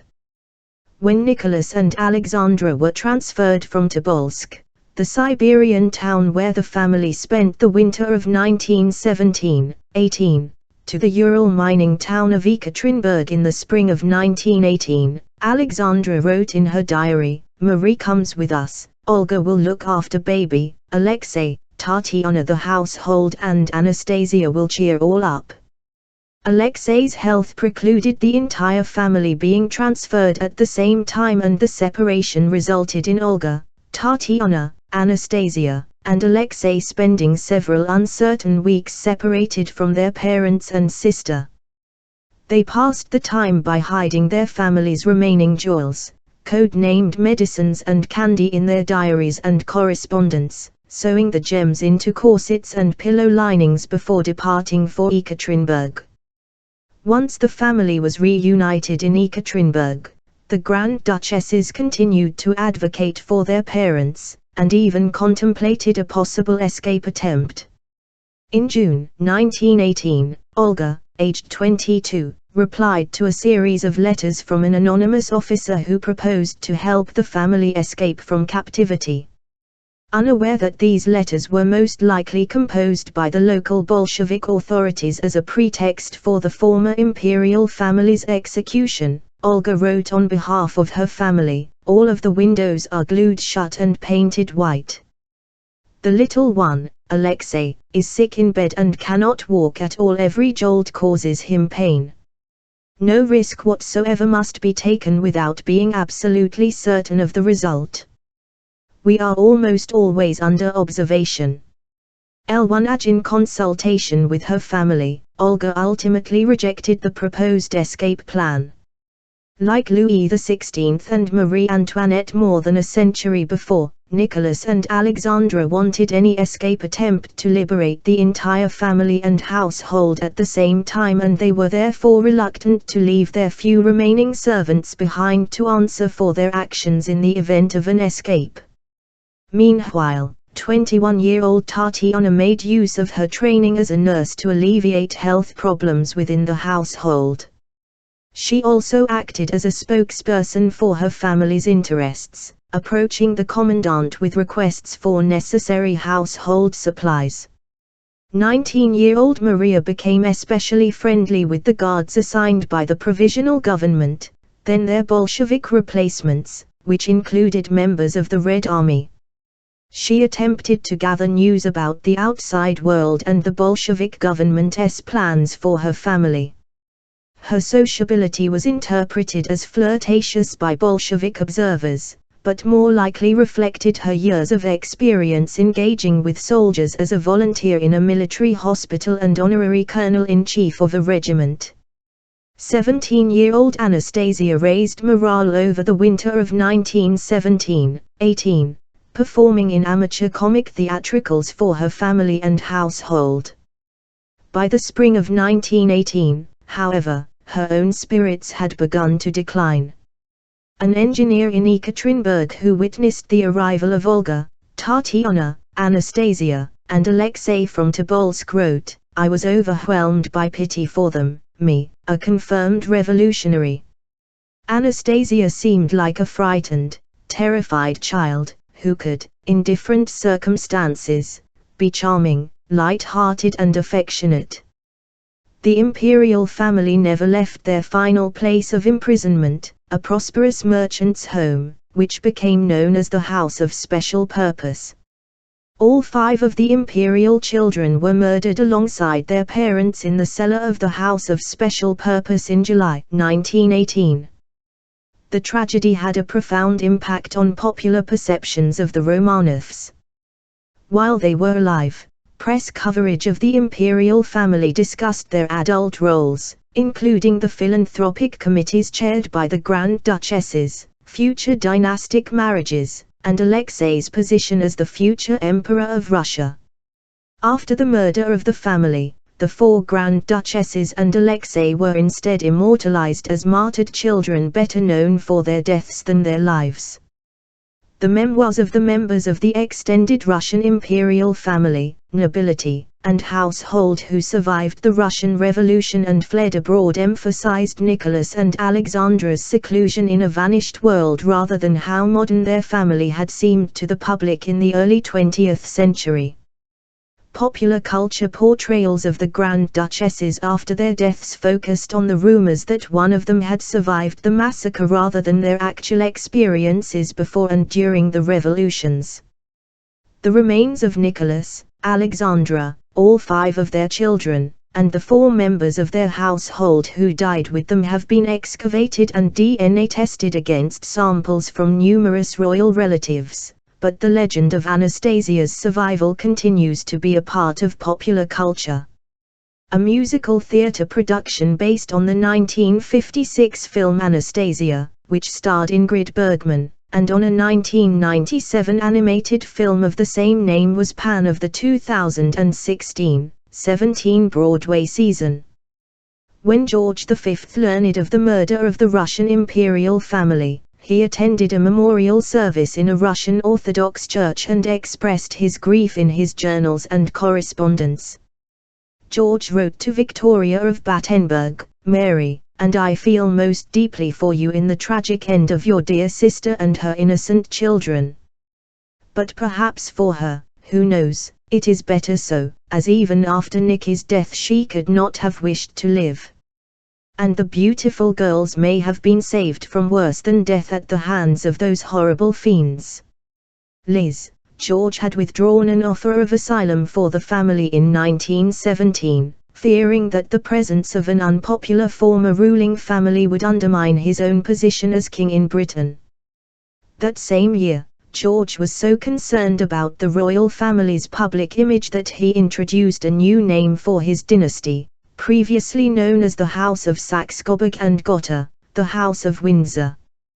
The changes introduced to the royal family's name and titles in 1917 affected more than his direct descendants. Victoria of Battenberg's surname became Mountbatten, and she received a new title, Marchioness of Milford Haven. The fate of the Romanovs, however, had a lasting impact on George's willingness to intervene when members of his extended family were in danger. In 1922, a British warship rescued Victoria's daughter, Princess Alice, her husband Prince Andrew, and their children from turmoil in Greece. Among the evacuees was the infant Prince Philip, who would grow up to marry George V's granddaughter, Queen Elizabeth XI. The Second World War precipitated a further displacement of Europe's reigning houses, including the Dutch royal family, who found refuge in Canada. 17 Juliana of the Netherlands, 1909, 2004, and Bernhard of Lippe-Biesterfeld, 1911, 2004, on the 19th of January 1943, a royal baby was born in Ottawa, Canada. Princess Juliana, only child of Queen Wilhelmina and heiress to the Dutch throne, had settled in Canada following the Nazi occupation of the Netherlands in 1940. Like the younger children of King Frederick and Queen Elizabeth of Bohemia in the 17th century, Juliana's third child was born far from home to a royal family displaced by a larger war in Europe. Every aspect of the baby's birth and christening was shaped by her status as the newest member of the Dutch royal family in exile and a symbol of the continued survival of the House of Orange. At the time of her arrival in Canada, Juliana was the mother of two daughters, Beatrix, born 1938, and Irene, born 1939. In the event that her third child was a boy, he would be second in line to the Dutch throne after his mother. Canada's Governor-General, Alexander Cambridge, Earl of Athlone, therefore issued a proclamation stating that part of the Ottawa Civic Hospital was to be declared temporarily extraterritorial so that the newborn would have Dutch citizenship alone. 4 rooms were set aside for the birth, a maternity ward for Juliana, a nursery for her baby, and a room each for the nurse and security detail. Juliana recalled, "At first we thought the baby should be with the other babies. I wanted us to be treated like any other mother and child. But later that didn't seem wise. So many people had to visit her officially, and they might have carried infection to the other babies. It wouldn't have been fair to them."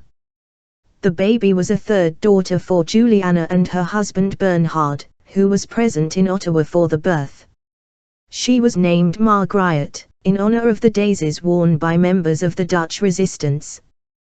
The Dutch flag flew from Ottawa's Peace Tower to celebrate Margriet's arrival, and the bells played the Dutch national anthem. News of Juliana's pregnancy and the birth of a new princess received a joyful reception in the occupied Netherlands. Bernhard announced the news of the forthcoming birth on the radio in the fall of 1942. In hiding with her family in Amsterdam, Anne Frank wrote in her diary on the 21st of September, "I sometimes listen to the Dutch broadcasts from London." Prince Bernhard recently announced that Princess Juliana is expecting a baby in January, which I think is wonderful. German authorities in the Netherlands attempted to censor all news and discussion of the royal baby. Radios were confiscated and private letters opened. Concerned for the safety of the Dutch people, Bernhard warned in one of his broadcasts against celebrating the royal birth too openly. He spoke about his family's joy about the new arrival in a Radio Orange address that combined parental pride with concern for the Dutch people in the occupied Netherlands. "You could have imagined our happiness if you had seen our sweet little girl. Even before my wife had seen her, she said to me, 'I'm really glad it's a girl. If it had been a son, perhaps there would have been too much excitement in Holland and even victims. Now I can breathe easier.'" Underground newspapers published by the Dutch resistance hailed Margriet as a princess of peace and a symbol of better times to come for the Netherlands. In her memoirs, Wilhelmina expressed concern that her daughter Juliana's public image as a mother raising her children in exile had superseded all her other efforts on behalf of the Dutch war effort during the Second World War. Wilhelmina made it clear that her daughter had acted not only as a wife and mother but also as a future sovereign, writing, "Some readers may think that Juliana devoted the years of her exile almost exclusively to her children. This idea is the most understandable as little news from faraway Canada ever reached the occupied fatherland, but it's decidedly incorrect. Of course, she gave much attention to her children, but at the same time she devoted much of her time and energy to the good cause." Juliana represented the exiled Dutch royal family in diplomatic negotiations with Canada and the United States, volunteered for the Red Cross, and undertook a goodwill tour of the Dutch Caribbean, affirming the independence of the islands from the Nazi occupation in Europe. In the European popular imagination, however, Juliana was best known as an exiled mother, raising her children far from home because of the political upheaval created by the war. Succession crises in the House of Orange that long predated the Second World War made the safety of Juliana and her children imperative to the continued survival of the dynasty, which had come to power following the 80 Years' War, 1568-1648, of independence against Spain. In common with Queen Victoria, whose reign overlapped her own, Wilhelmina was born in the aftermath of a series of untimely deaths in her family and a desperate need for new royal heirs. Her father, King William I of the Netherlands, first married his cousin, Princess Sophie of Württemberg, but his wife and all three of their sons predeceased him. In the event of William's death without children, the Dutch throne would pass to a German relative of the king, an outcome that dismayed his subjects. The king was therefore encouraged to remarry a princess of childbearing age.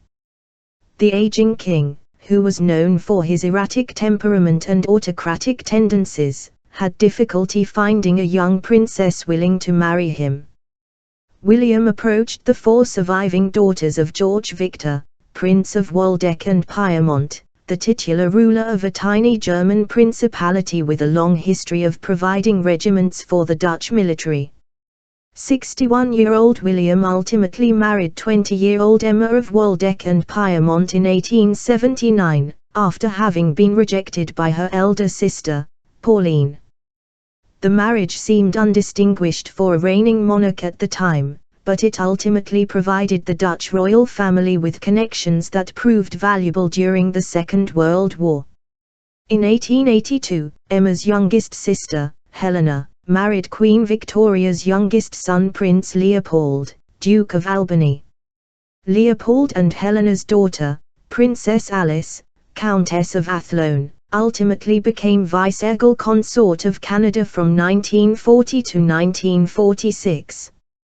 William had treated his late sons harshly, but Wilhelmina, born in 1880, remembered her father fondly in her memoirs. She recalled, "I had my daily hour of play with father. I seem to remember that it began at 5 o'clock. I was dressed in a beautiful sleeveless open-necked frock, with a white sash of the same color as the bows on my shoulders. Once dressed, I was taken to my father's study by way of the main staircase and the big drawing room, and then the fun started." 51. The parent with the greatest influence over Wilhelmina's upbringing, however, was her mother, Emma, who instilled in her only child an unwavering sense of duty that would serve her well as queen during the Second World War. Emma acted as regent when Wilhelmina succeeded to the throne at the age of 10 in 1890, and reminded her that she belonged to her people. The young queen's education was accelerated to ensure that she could reign in her own right by the time she was 18, in 1898, and she socialized with few other children her own age. Marriage to Prince Henry, Duke of Mecklenburg-Schwerin, in 1901 expanded the Queen's social circle, and she was devoted to her husband during the early years of her marriage. Wilhelmina's only child, Juliana, was born in 1909. As in the reign of Wilhelmina's father, there was concern about the succession, as the Queen had suffered a series of miscarriages prior to Juliana's birth. The arrival of a Dutch heir was greeted with widespread celebrations. Wilhelmina reduced her schedule of public engagements to spend more time with her daughter, recalling later in life, "In summer and autumn I considered myself exempt from many duties which had no bearing on my official task. As soon as I had a moment free, I lived only for my remembering the isolation of her own childhood." Wilhelmina ensured that Juliana was educated alongside other children in the palace. After completing her secondary education, Juliana attended the University of Leiden, earning a bachelor's degree in international law in 1930. Juliana met Bernhard of Lippe-Biesterfeld at the 1936 Summer Olympics in Berlin, and they married the next year. In Canada, Juliana was determined to ensure that her children had friends their own age and blended into society. In a CBC radio address broadcast upon her arrival in 1940, Juliana explained, "You will see the children in your midst. You will see them quite often because we don't like locking ourselves up. That is not in our nature."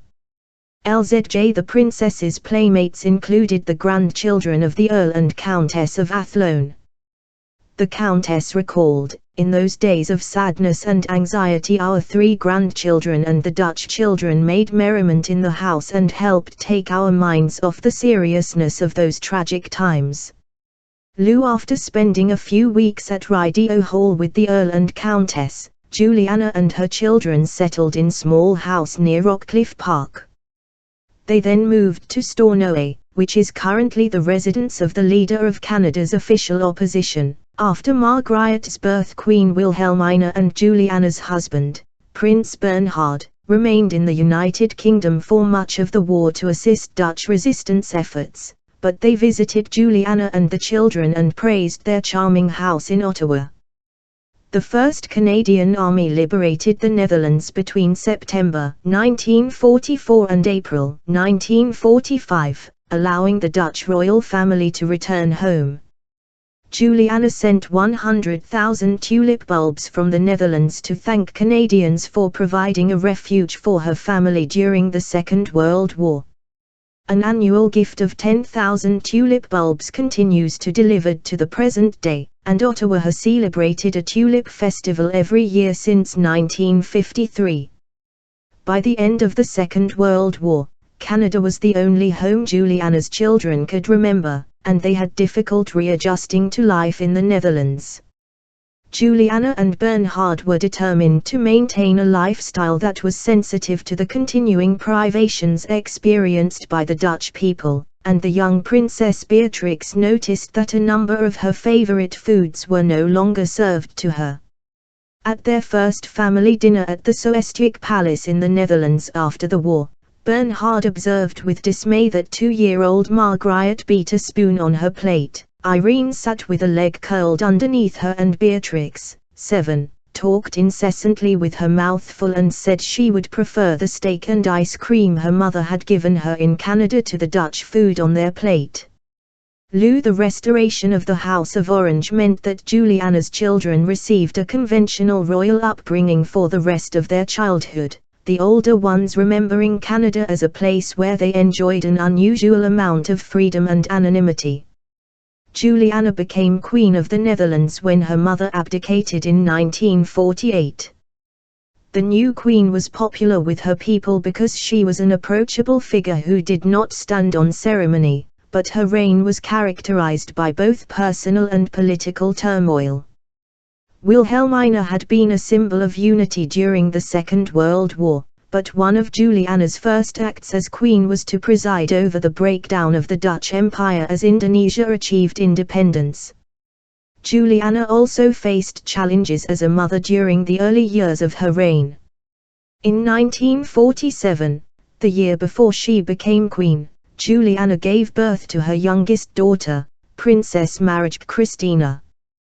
The baby was born nearly blind due to complications from the German measles Juliana suffered during her pregnancy. Like Empress Alexandra of Russia in the first decades of the 20th century, Juliana blamed herself for her child's condition and sought advice from a faith healer. Juliana's confidant Greet Hofmans became known as the Dutch Rasputin, interfering in politics and damaging the Queen's reputation. In common with past generations of royal parents, Juliana faced challenges when it came time for her daughters to marry. Both Wilhelmina and Juliana had married German princes, but popular opinion favored Dutch spouses for the next generation of princesses. Of Juliana's 4 daughters, only Margriet chose an uncontroversial husband, Pieter van Vollenhoven, whom she met while studying at the University of Leiden. Her sisters Irene and Christina married Roman Catholics, waiving their succession rights in the staunchly Protestant House of Orange. Irene's marriage was particularly politically sensitive because her husband, Carlos Hugo, Duke of Parma and Piacenza, was a claimant to the Spanish throne. A Spanish prince, particularly one with close links to Francisco Franco's dictatorship, was not an acceptable husband for a Dutch princess. The Dutch government refused to consent to the marriage, and Juliana attempted to persuade her daughter to cancel the wedding. When Irene and Carlos Hugo were married in 1964, Juliana and Bernhard watched the ceremony on television instead of attending in person. Beatrix's marriage to a member of the German nobility, Klaus von Amsberg, brought demonstrators out onto the streets, chanting, "Claus, raus! Claus, out!" The Dutch press questioned whether a former member of Hitler Youth was a suitable consort for a future Queen of the Netherlands. Parenthood restored the popularity of Beatrix and Claus, who obtained Dutch citizenship and began spelling his name in the Dutch fashion in 1965. In 1967, Beatrix gave birth to her eldest son, Willem-Alexander, the first male heir born to the House of Orange since 1851, and the Dutch watched the young prince and his two younger brothers grow up. Beatrix became queen when Juliana abdicated in 1980, becoming a respected elder stateswoman over the course of her reign. In 2013, Queen Beatrix of the Netherlands followed the example of her mother and grandmother by abdicating the Dutch throne. The ceremony was an opportunity for the Dutch people to look back on the Queen's reign and welcome the first reigning king since 1890 to the throne. In Canada, the CBC interviewed people who recalled her time in Ottawa during the Second World War and remembered that she was known as Trixie Orange. Beatrix's abdication allowed her eldest son, Willem-Alexander, to begin his reign while still in his mid-40s. Willem-Alexander is pan of a new generation of European monarchs who succeeded to their respective thrones following the abdications of their predecessors. King Albert XI of the Belgians abdicated for health reasons in 2013, leaving the throne to his 53-year-old son Philippe. The following year, King Juan Carlos of Spain abdicated following a decline in his popularity due to his perceived extravagance and the involvement of his daughter and son-in-law in a financial scandal, and was succeeded by his 45-year-old son, who became King Felipe VI. For the former monarchs of the Netherlands, Belgium, and Spain, royal parenting includes stepping aside to allow their children to begin their reigns at a comparatively young age. As former sovereigns, abdicated monarchs have the potential to act as valuable resources for their reigning children, guiding them through the challenges of the early years of their reigns. The wave of European royal abdications in 2013 and 2014 led to speculation about whether Queen Elizabeth XI would abdicate the thrones of the United Kingdom and Commonwealth realms to allow the accession of her eldest son, Charles, the Prince of Wales, who is currently the oldest heir to the throne in British history.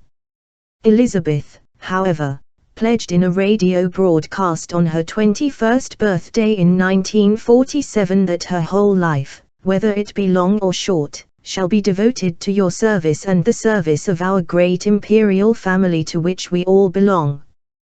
The Queen's commitment to serve her people predated marriage and motherhood and endures over the course of a reign that surpasses the record set by her great-great-grandmother Queen Victoria. From her accession in 1952 until the present day, the Queen has reigned over a period of unprecedented political and social change, including a transformation of popular attitudes toward parenting. 18 Elizabeth XI, 1926, and Philip of Greece and Denmark, 1921, in honor of Queen Elizabeth I's 90th birthday in 2016. Prince William reflected in a documentary about his grandmother's life and reign, I've been able to explore, understand, slightly carve my own path. So I greatly appreciate and value that protection. She's never dictated what we should do. It's a quiet guidance. It's sometimes never seen, but it's always there, and I think that has allowed me personally to explore and understand more about who I am and what I have to do. The Queen's position as the longest reigning monarch in British history and head of state of 16 Commonwealth realms has shaped her public image as a model of tradition and constancy. In 1973, the Queen visited Bath Abbey to commemorate the 1000th anniversary of the coronation of Edgar the Peaceable and Elfrida of Northampton, demonstrating a millennium of continuity for the monarchy. William's description of the Queen as a grandmother, however, demonstrates that she has developed her own approach to influencing the younger generations of her family. Previous reigning monarchs who were also grandparents, including George I and Victoria, attempted to control the upbringings of their grandchildren, the choice of names, godparents, and education. The conflicts between monarchs and their heirs that were endemic to the House of Hanover often stemmed from this determination to overrule the wishes of adult children and take control of grandchildren. The current Queen avoided this approach, allowing her adult children and grandchildren autonomy not known since Edward I and Philippa of Hainaut granted their sons independent incomes and their daughters the freedom to refuse dynastic marriages. The Queen's willingness to allow her children and grandchildren independence unknown to past generations of royal children reflected evolving parenting trends in the late 20th century that emphasized the distinct personalities of individual children.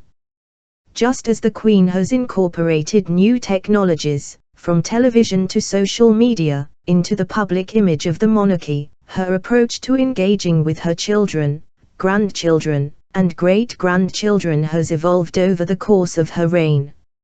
Nevertheless, the Queen's approach to parenting received public scrutiny when the marriages of 3 of her 4 children broke down during the 1990s, raising the question of whether she should have managed her adult children more closely and provided their spouses with a greater degree of guidance in their adjustment to life within the royal family. Increased media coverage of the private life of the Queen and her family informed popular opinion concerning her choices as a mother.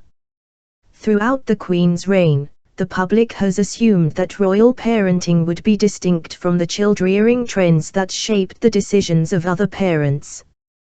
When parenting advice of the 1950s and 1960s recommended that mothers spend as much time as possible with their children, the public accepted that the Queen had responsibilities to the United Kingdom and Commonwealth that would keep her away from home for long periods of time. While other parents of the 1980s and 1990s were advised to allow their adult children to make their own decisions regarding their marriages and child-rearing, the public wondered why the Queen had not managed her children and their families more closely. Today, the Queen is in the public eye as a grandmother and great-grandmother, and there is great interest in her involvement in the upbringing of the youngest generations of the royal family. As William's recollections demonstrate, the Queen has developed her own conception of her role as a mother, grandmother, and great-grandmother, breaking with royal tradition to allow her descendants to pursue their own interests and forge their own paths. The future Queen Elizabeth XI married Prince Philip of Greece and Denmark, Lieutenant Philip Mountbatten, in 1947. Prince Philip received the title of Duke of Edinburgh. Elizabeth and Philip had contrasting childhoods. Elizabeth had a close relationship with her parents, King George VI and Queen Elizabeth, and younger sister, Princess Margaret, and they referred to themselves as we four. The princesses were educated at home by a governess, Marion Crawford, with Elizabeth receiving additional instruction in history from the Provost of Eton.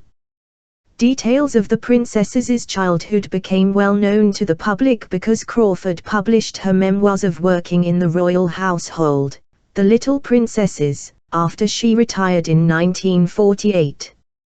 In contrast to Nicholas and Alexandra's children's nanny, Margaret Eager, Crawford did not have permission to share her experiences with the public, and her relationship with the royal family ended when the book was released in 1950. In contrast to Elizabeth, Philip, born on the island of Corfu, saw little of his parents during his adolescence. The family's flight from Greece precipitated the disintegration of his immediate family. His mother, the former Princess Alice of Battenberg, was committed to a mental hospital when he was 10 years old, and his father, Prince Andrew of Greece and Denmark, moved to Monte Carlo with his mistress. All four of Philip's elder sisters married German princes and left home in 1930 and 1931. Philip's grandmother Victoria, Marchioness of Milford Haven, and maternal uncles George and Louis Mountbatten took charge of his upbringing.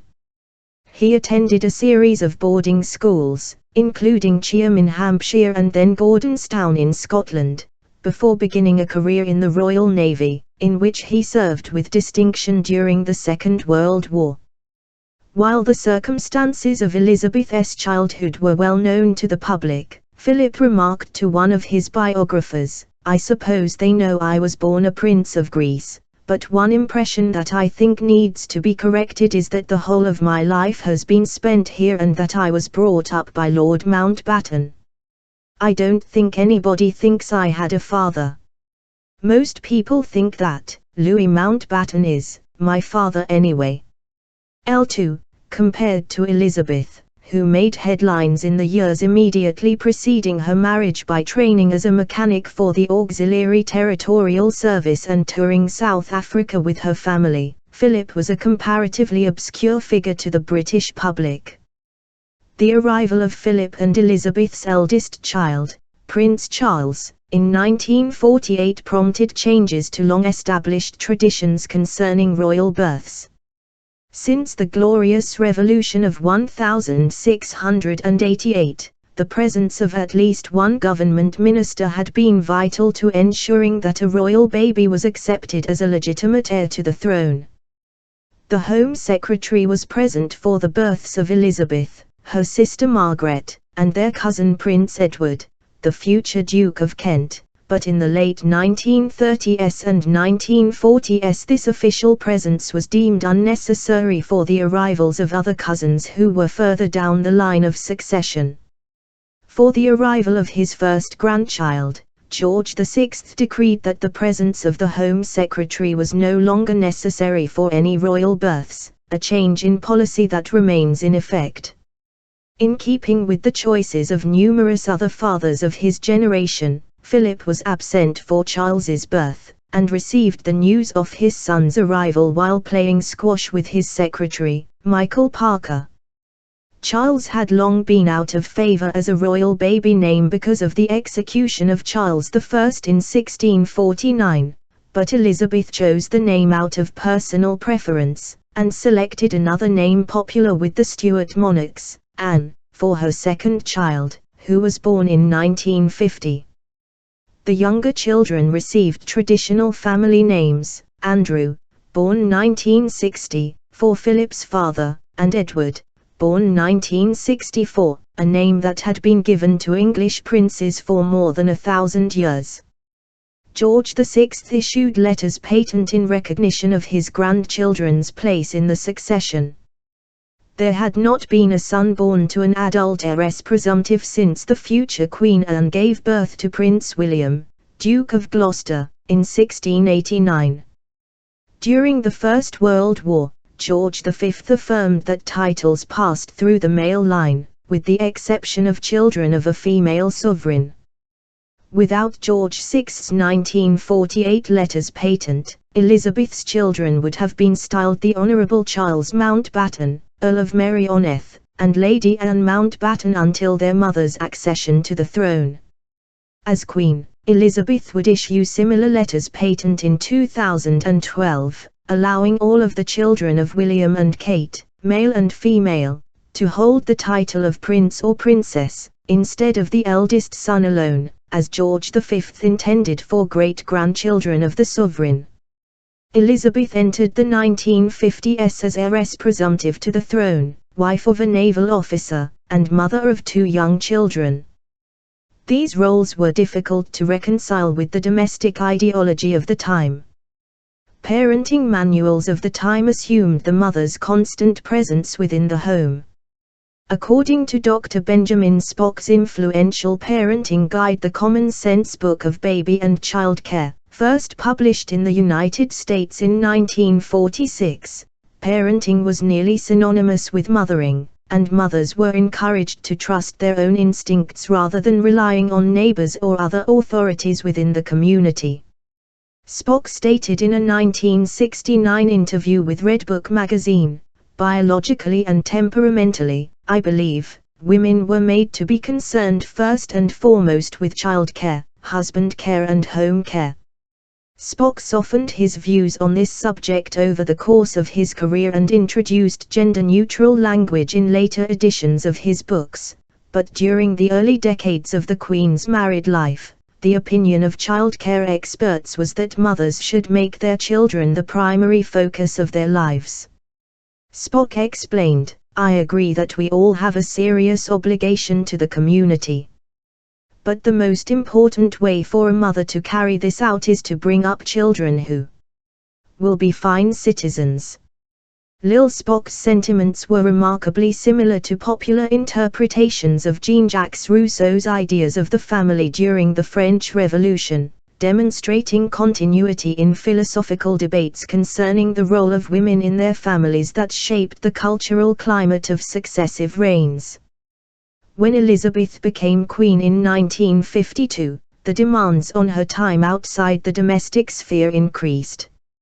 At the same time, the emphasis on the bond between mother and child increased in parenting literature of the period.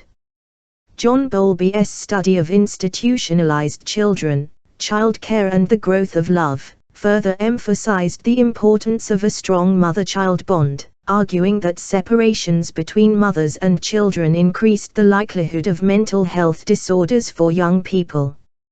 Joan Bakewell, a television journalist born in 1933 who became a Labour pioneer, explained the impact of Bowlby's writing on her generation, stating, "I've applied his ideas to ourselves, seeing it as our duty to stay close to our baby's development. It became central to our lives and brooked no argument about careers and part-time work." Being Queen of the United Kingdom and Commonwealth realms, however, was a full-time career. Elizabeth and Philip spent much of the 1950s undertaking overseas tours. They sailed around the world on the Royal Yacht Britannia, visiting Australia and New Zealand in addition to Pacific and Caribbean island realms for 6 months during 1953-54, and spent 6 weeks on a whistle-stop tour of Canada in 1959. As a result, Charles and Anne spent extended periods apart from their parents, and Charles in particular developed a close relationship with his grandmother Queen Elizabeth, the Queen Mother.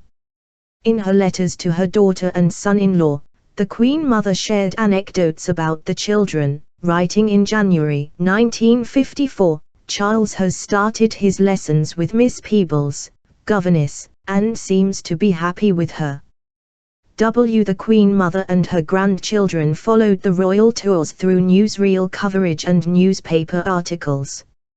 Film footage of the Queen shaking Charles's hand after a long separation later became famous as supposed evidence of the unhealthy degree of formality between royal parents and children, but at the time, the public accepted that the Queen's family operated differently from other families in terms of relations between parents and children. The Queen's marriage also differed from the prevailing gender roles of the 1950s and 1960s. Early in her reign, the Queen followed the example of her grandfather, George V, by confirming the name of her reigning house. Since the Norman conquest of 1066, a king or queen descended from a previous ruler through the female line had started a new dynasty with his or her father's family name. When James I succeeded Elizabeth I in 1603, the reign of the House of Stuart began in England, even though James derived his claim to the English throne through his descent from Henry VIII's sister, Margaret Tudor. This practice of changing the name of the royal house continued even after female monarchs were succeeded by children of their own. Queen Victoria, the last British monarch from the House of Hanover, was succeeded by her son, Edward VII, who became the first monarch from the House of Saxe-Coburg and Gotha, Prince Albert's royal line. The Queen and Prince Philip, however, were in a unique situation, as neither of them bore the names of long-established royal houses. George V had created both Windsor and Mountbatten as royal surnames in 1917. After the Queen ascended to the throne, Philip's uncle, Louis, Earl Mountbatten of Burma, told Prince Ernst August of Hanover that the House of Mountbatten now reigned UJ, and later referenced Elizabeth Mountbatten becoming queen in his privately published family genealogy. L2J. The unique circumstances of the House of Windsor's family name, however, made it unclear whether the Queen's accession necessarily led to a change in dynasty. The Queen's grandmother, Queen Mary, made it clear that she considered the establishment of the House of Windsor to be permanent, irrespective of the marriages of future sovereigns. Elizabeth followed the advice of her grandmother and her first Prime Minister, Winston Churchill, and confirmed that the reigning dynasty would remain the House of Windsor, with the younger members of the royal family assuming the surname of Mountbatten-Windsor. While Elizabeth was the dominant figure in the royal family's public life, Philip assumed a leadership role in the domestic sphere. Like Queen Victoria, Elizabeth allowed her consort to assume control of the household, including the educational program of the royal children.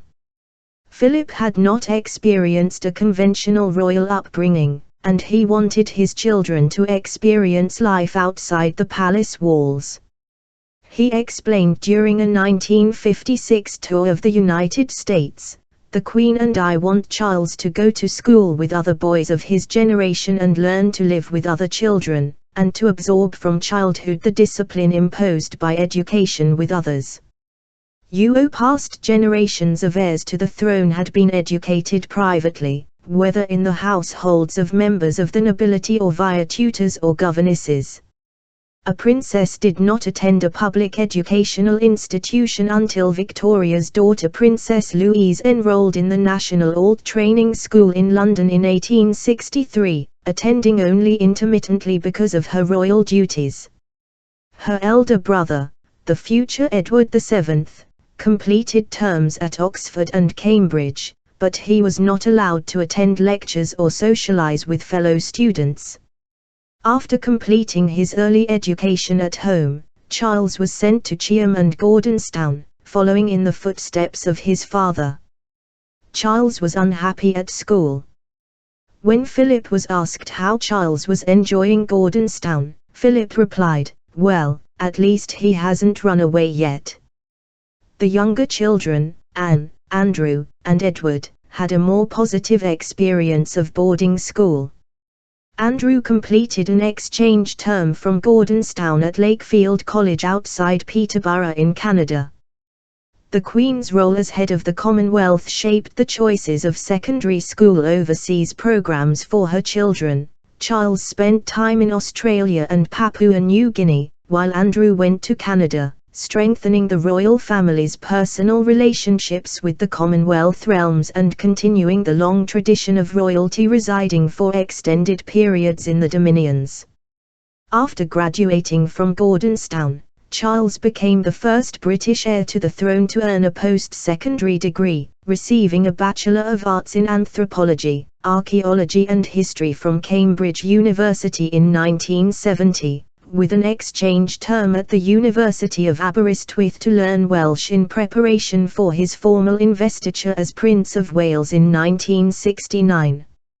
Philip reflected on fatherhood in a speech to London's Guildhall at the time of his golden wedding anniversary in 1997, stating, "Like all families, we went through the full range of the pleasures and tribulations of bringing up children. I am naturally somewhat biased, but I think our children have done rather well under very difficult and demanding circumstances, and I hope we can be forgiven for feeling proud of them. I am also encouraged to see what a good start the next generation is making. While Philip and Elizabeth have been widely praised for their philanthropy, engagement with the Commonwealth, and devotion to their royal duties, their parenting became the focus of criticism in the 1990s as the marriages of 3 of their 4 children came to very public ends. The author Maureen Waller, who has written about all 6 of England's reigning queens, stated that Elizabeth's children had an old-fashioned upbringing surrounded by servants, with Mummy holding them emotionally at arm's length. They needed more than she was able to give. Numerous journalists questioned the Queen's approach to childrearing and suggested that she should have played a more active role in her children's upbringing. Criticism of the Queen's comparatively laissez-faire approach to childrearing occurred at the same time as parenting experts were critiquing the rise of helicopter parenting in the rest of society. Benjamin Spock's widow, Mary Morgan, declared in 2007 that parents take parenting too seriously and explained that her husband had been concerned by the rise of overprotective parenting in the 1980s. Morgan said that Spock blamed all the experts that told parents they're doing it wrong.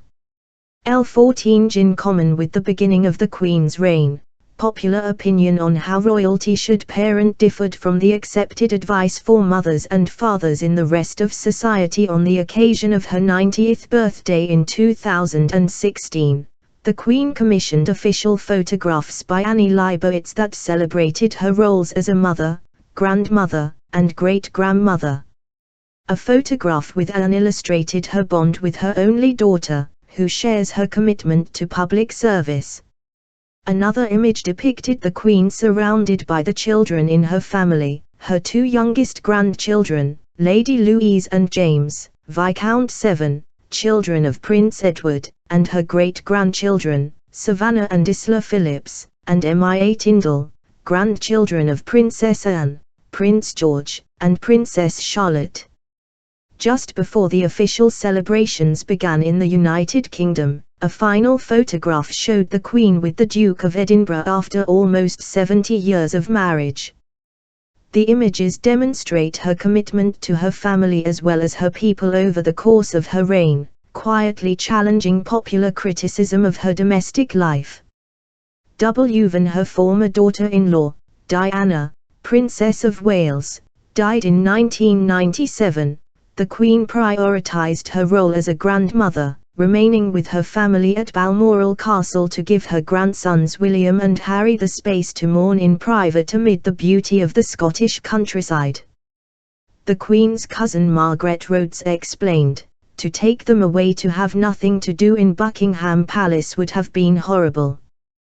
When the royal family returned to London for Diana's funeral, the Queen addressed her people as a grandmother. The Queen and Prince Philip had provided stability for William and Harry during the breakdown of their parents' marriage and their grief following Diana's death.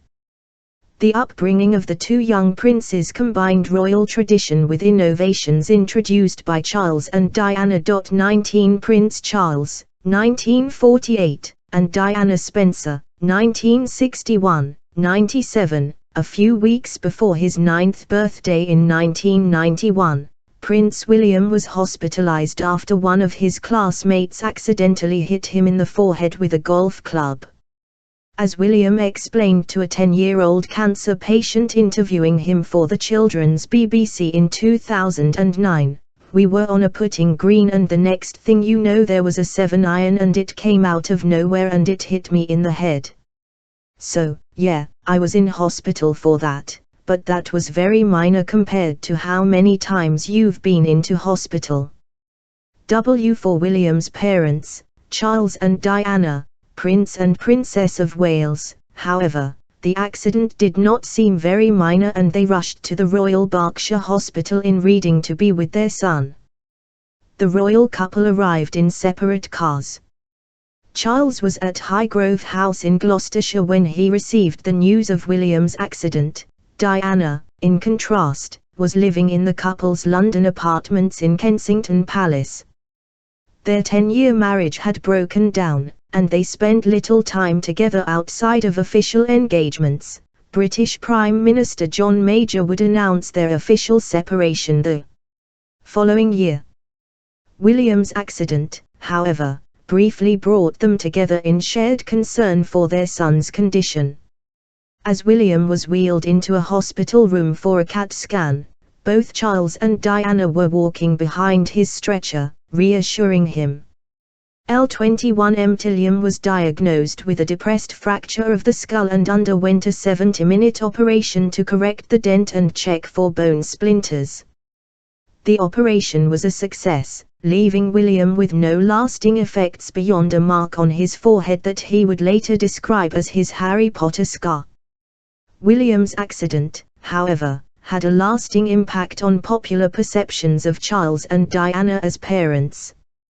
While Diana remained at the hospital during William's operation, Charles proceeded to a previously scheduled engagement, attending a performance of Tosca at the Royal Opera House with 2 government ministers.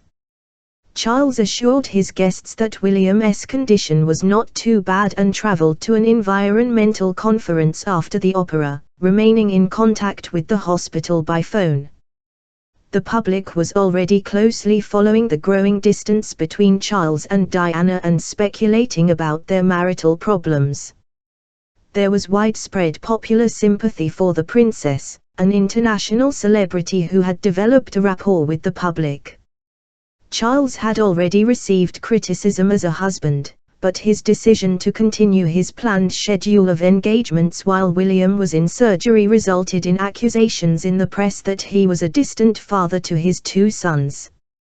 The British tabloid newspaper The Sun sensationalized William's accident with headlines such as "Will's in the brain scan scare" and "Blood soaked out of his bandages," and their front page asked of Charles, "What kind of a dad are in the United States?" People magazine interviewed child-rearing experts about the effects of being raised by an absentee father. British psychologist Dr. David Lewis argued that simply being born into the royal family precluded William and his younger brother Harry from experiencing an ordinary family life, stating, "These are not going to be normal children. Because this family is in a completely different ball," and royal experts opined that Charles's distance from his children was in keeping with the culture of the British aristocracy. The press coverage of William's accident demonstrated how popular opinion could misinterpret events unfolding behind palace doors, creating a received wisdom about royal parenting that was not necessarily accurate. The relationship between Charles and his sons was far closer than the public could tell from media coverage of the royal family. The breakdown of Charles and Diana's marriage encouraged the public to focus on their differences, but the fact is, they shared a common rapport with children and an interest in ensuring that their sons would experience happier childhoods than their own. Charles's 2 younger brothers, Prince Andrew and Prince Edward, were born in 1960 and 1964, when Charles was 12 and 16 respectively, and he took a strong interest in them from babyhood. Charles's biographer, Anthony Holden, wrote that when Andrew was born, school staff were accustomed to boys being somewhat dashed by the news of the arrival of a younger sibling. They were struck by Charles's delight at having a baby brother and the almost excessive enthusiasm with which he relayed the latest news from home. As Charles grew older, he took his responsibilities as a godparent seriously, purchasing birthday and christening gifts and providing counsel as they grew older. Diana, the 3rd daughter of John Spencer, 8th Earl Spencer, and Frances Shand Kydd, also took a strong interest in children and their welfare from a young age. Kay King, who ran the Young England kindergarten where Diana worked as an educational assistant, recalled that, "The children responded so well to her, and she was completely at ease with them." LZJ. In contrast to Charles, Diana's rapport with children became a key element of her image from the beginning of her time as a recognizable public figure. Her first photo session in front of assembled journalists took place on the 18th of September, 1980, at the kindergarten. The iconic photograph depicted Diana holding two of her pupils, with the sun outlining her legs through a summer skirt. Her public appearances as Princess of Wales emphasized her ability to communicate with children, crouching down to their level on royal walkabouts to engage with them. Charles and Diana became parents less than a year after their 1981 wedding. William was born on the 21st of June, 1982. At 21, Diana was 3 years younger than the average British first-time mother that year, and the royal couple's decision to start a family so quickly seemed to reflect royal tradition rather than the changing social norms of 1980s Britain. The circumstances of William's birth, however, reflected the royal couple's willingness to break with the past. Charles was present for all 16 hours of Diana's labor, the first heir to the throne to be present in the delivery room since the future Edward VII witnessed the premature birth of his eldest son, Alben Victor. William was also the first future monarch to be born in a hospital, St Mary's, in West London. The medical personnel present at a royal birth had changed over the centuries, from female midwives in the 16th century to a male doctor and female midwife working in tandem in the mid-17th century to male doctors in the 19th century, but the setting had always been a private residence. The birth of royal children in hospital created new traditions, including journalists and members of the public gathering outside the maternity wing and the new parents posing for photographs with their baby on the hospital steps. Charles and Diana also broke with tradition by bringing 9-month-old William along on an official tour of Australia and New Zealand. Since the 19th century, royal tours of the British Empire, then Commonwealth, separated royal children from their parents for months at a time. When the future Queen Elizabeth XI was an infant, her parents were sent on a Commonwealth tour that kept them away from home for 6 months. The Queen Mother, then Duchess of York, wrote, "Feel very miserable at leaving the baby. Went up and played with her and she was so sweet. Luckily she doesn't realize anything. I drank some champagne and tried not to weep." The 1983 royal tour allowed Charles and Diana to visit their son between days of royal engagements. Like the infant Grand Duchess Olga in 1896, the sight of a royal baby on tour captured the public's imagination. Charles wrote to William's godmother, Lady Susan Hussey, "I must tell you that your godson couldn't be in better form. He looks horribly well and is expanding visibly and with frightening rapidity. Today he actually crawled for the first time. We laughed and laughed with sheer hysterical pleasure and now we can't stop him crawling everywhere."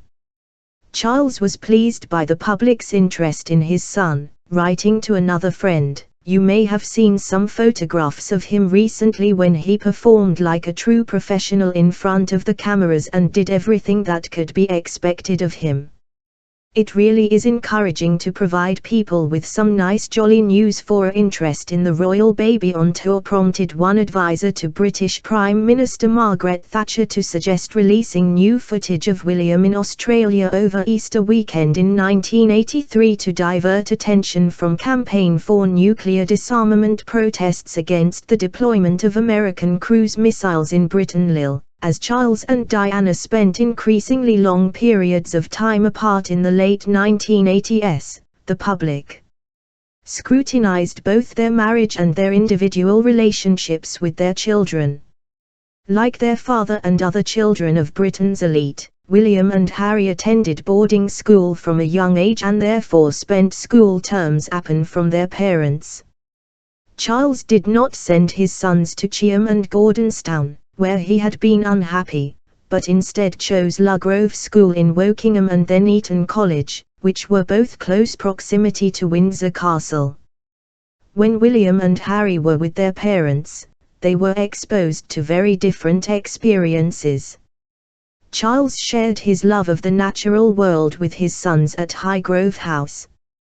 Diana took her children to Disneyland and McDonald's, insisting that they stand in line with the other customers. The media judged Diana to be the more demonstrative parent. Charles and Diana visited Canada with William and Harry in 1991. A photograph of Diana embracing her sons aboard Britannia in Toronto Harbour was published in newspapers and magazines around the world. Photojournalist Jane Fincher recalled, "A few seconds behind her, Prince Charles did the same thing. He came down, he was hugging and kissing the boys too. But the sad thing was that all the pictures that were used were her with her arms out, and nobody ever used a picture of him." L12 Public opinion turned against Charles as both a husband and father as he and Diana spoke to the press separately about the breakdown of their marriage. Diana stated in a 1995 BBC Panorama interview that there were 3 of us in this marriage, so it was a bit to Charles's affair with Camilla Parker Bowles. She also questioned Charles's suitability to be king. Diana died in a car accident in 1997, the year after her divorce from Charles was finalized. Both William and Harry have spoken about Diana's enduring influence on their development. Harry appeared on Good Morning Britain to promote the Invictus Games. He discussed his mother, stating, "It's a great shame she's not here, but every day I wonder what it would be like if she were here, what she would say and how she'd be making everyone laugh. There's all sorts of emotions as I'm here trying my best to make her proud." Harry's choices of charitable patronage reflect his mother's interests in children's welfare and HIV/AIDS patients. In 2006, Harry founded Centerbail with Prince Seeiso of Lesotho, a charity devoted to improving the lives of AIDS orphans in Lesotho. In July 2016, Harry took an HIV test live on camera to encourage others to be tested for the virus. While much of William's philanthropy is closer to his father's interests, including wildlife conservation, he has also been involved in anti-bullying initiatives, reflecting Diana's view that the biggest disease this world suffers from in this day and age is the disease of people being unloved, words that have made their way into contemporary parenting advice manuals. In the years following Diana's death, Charles attracted popular sympathy as a single parent. Past breakdowns of royal marriages resulted in the children siding with one parent, usually their mother. The future Queen Mary I supported her mother, Catherine of Aragon, over her father Henry VIII when Henry sought an annulment of the marriage, and George I's decision to repudiate his wife, Sophia Dorothea, permanently damaged his relationship with his son, the future George XI. In contrast, William and Harry maintained a close relationship with both their mother and father during the separation and divorce. William spoke warmly of his father in an interview for a documentary celebrating the 40th anniversary of the Prince's Trust, describing him as incredibly hardworking and praising his sense of humor as a family trait. William also recalled anecdotes about Charles attending his school plays, prompting one journalist to conclude from the interview, "It is evidence that beneath the awkward exterior the heir to the throne is a pretty decent father." William and Harry's acceptance of Charles's second marriage to Camilla in 2005 helped the public accept the new Duchess of Cornwall as a member of the royal family. Charles has expressed pride in his sons and his grandchildren, George and Charlotte. After years of being viewed as an absent father, Charles's warm relationship with his sons and grandchildren is now part of his public image. Popular perceptions of Charles as a father have been transformed in the decades since William's accident with the golf club at Eton. Charles's rehabilitation as a father in the popular imagination has informed more recent press coverage of his generation of royal parents. In April 2012, Lady Louise Windsor, daughter of Charles's younger brother Edward, Earl of Wessex, and Sophie, Countess of Wessex, suffered a riding accident at the age of 8.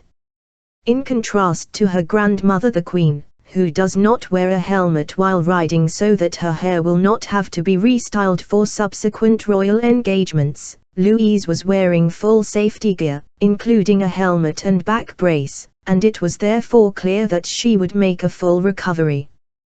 The official statement from Buckingham Palace informed the public, the Countess of Wessex was supposed to go to Manchester today with the Earl but understandably stayed with her daughter.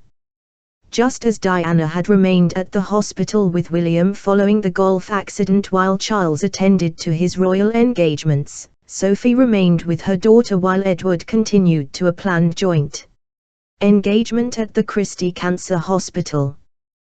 The press coverage of Charles and Diana in 1991 versus Edward and Sophie in 2012, however, was very different. Edward did not receive criticism as a father for leaving his injured child's bedside to undertake a planned public engagement. Hello. Reported without critical comment, Edward went ahead with the engagement, visiting the Christie in Withington, after learning his daughter hadn't been seriously injured.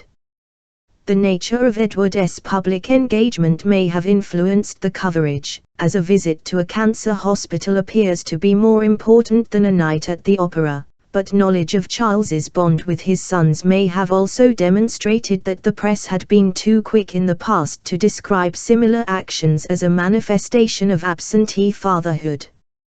The year before her riding accident, Louise was a bridesmaid at the wedding of her cousin Prince William to Catherine Kate Middleton.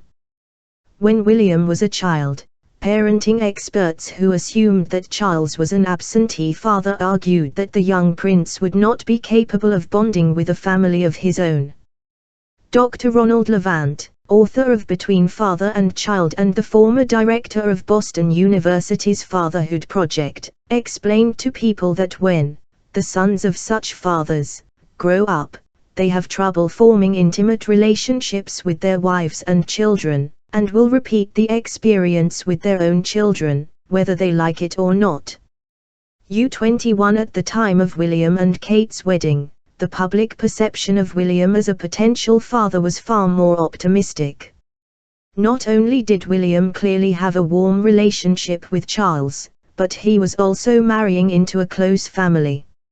Newsweek explained that the Middletons personified the ordinary domestic happiness William would like to achieve in his own life.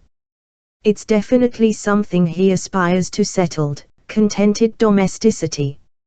Kate was the first woman from a middle-class background to marry a direct heir to the throne since the future James XI married Anne Hyde in 1660. Like the foreign princes and princesses who married into the British royal family in previous centuries, she brought new ideas about parenting to her marriage, based on her own experiences.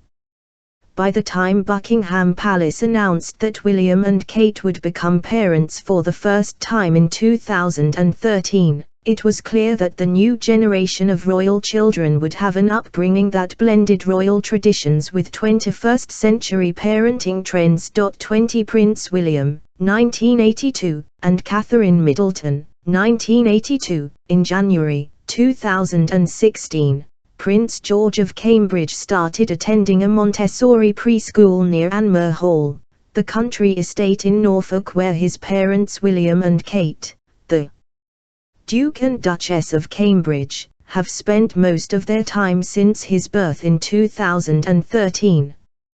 George was only the second generation in his family to attend preschool, and at 2.5, he was younger than Prince William was when he started attending Jane Minor's nursery school near Kensington Palace at the age of 3 years and 3 months.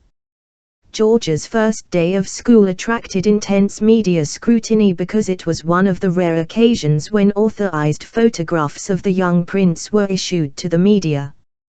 The photographs were taken by Kate, who also took official photos of her daughter, Princess Charlotte, at the age of 6 months. Although royalty have taken family photographs themselves since Queen Victoria's reign, Kate has often assumed the role traditionally given to official photographers of creating and curating the images of her family seen by the public. By taking and sharing pictures of her children personally, Kate is mirroring the activities of other parents of her generation.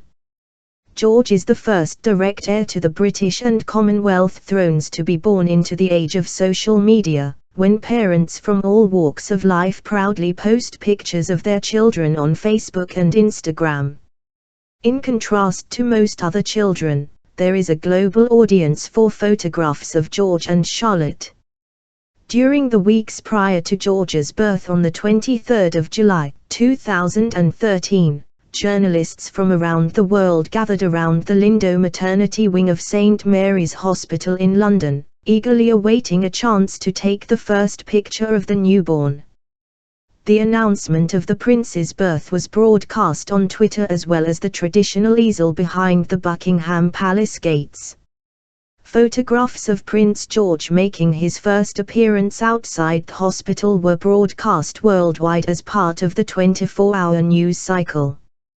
The public expected that there would be frequent film footage and photographs of George as he grew from a baby into a toddler, but William and Kate proved to be extremely protective of their family's privacy.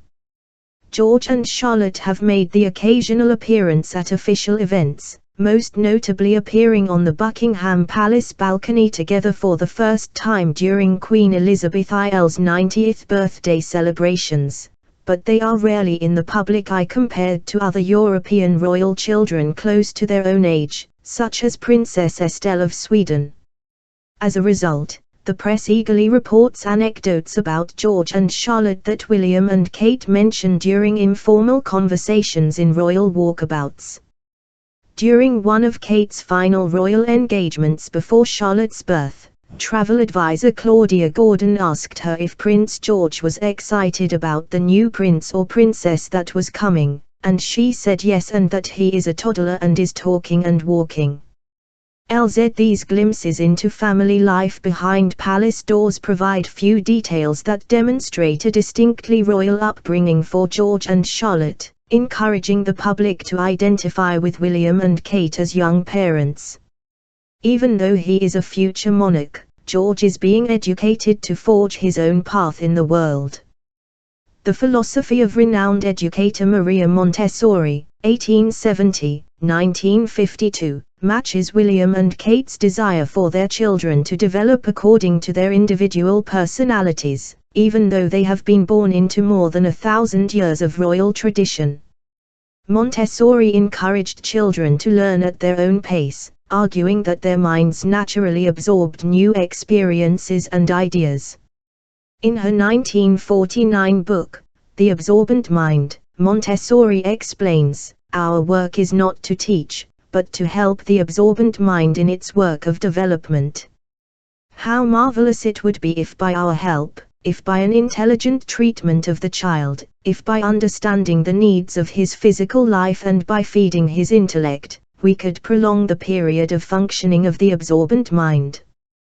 What a service we should render if we could help the human individual to absorb knowledge without fatigue, if man could find himself full of knowledge without knowing how he had acquired it, almost by magic." The Montessori approach is completely different from the rigid educational program designed by Baron Starkmar for Victoria and Albert's children in the 19th century, and assumes that George and Charlotte possess an innate capacity for knowledge and self-discovery. Montessori's philosophy also theorizes that all young children learn in a similar fashion. While past educational programs for royalty referenced their status as an issue to be emphasized or minimized in early childhood according to their circumstances and the wishes of their parents, the Montessori program takes succession out of the equation and treats royal children exactly the same as their peers. Kate has brought her own parenting philosophy to the royal family. Although William and Kate were both raised in privileged circumstances in the United Kingdom, Kate's upbringing bore little resemblance to the royal splendor that surrounded William from the time of his birth. Kate's mother, Carol Goldsmith, came from a working-class background, and met her future husband, Michael Middleton, while working as a flight attendant for British Airways. The couple started Party Pieces, a mail-order children's party supply business, and became self-made millionaires. Income from penny pieces and from the trust established for the fortune of Michael's grandmother, wool manufacturing heiress Olive Lupton, allowed Kate and her siblings to be educated at elite boarding schools, although weekends and holidays were spent with family.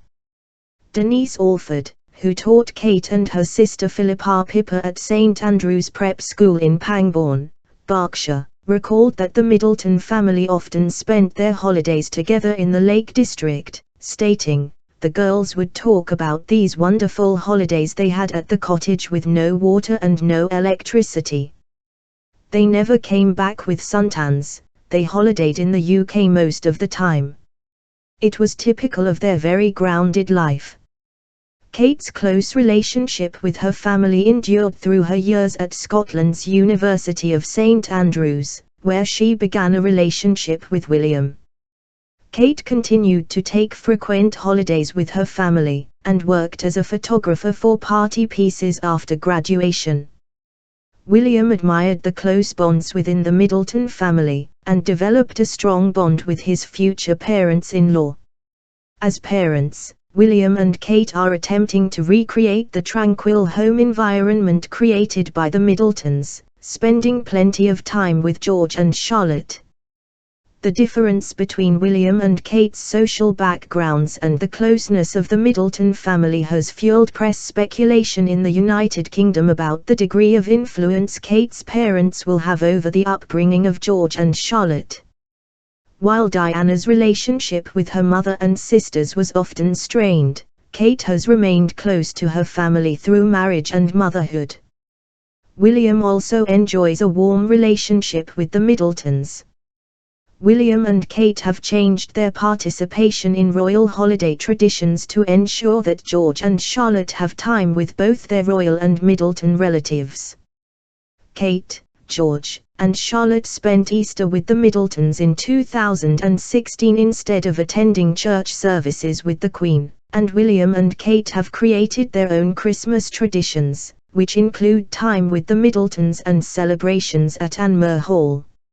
Like the families of other commoners who have married into the royal family over the centuries, such as Elizabeth Woodville and Anne Boleyn, there has been enormous speculation about the Middleton family's ambitions.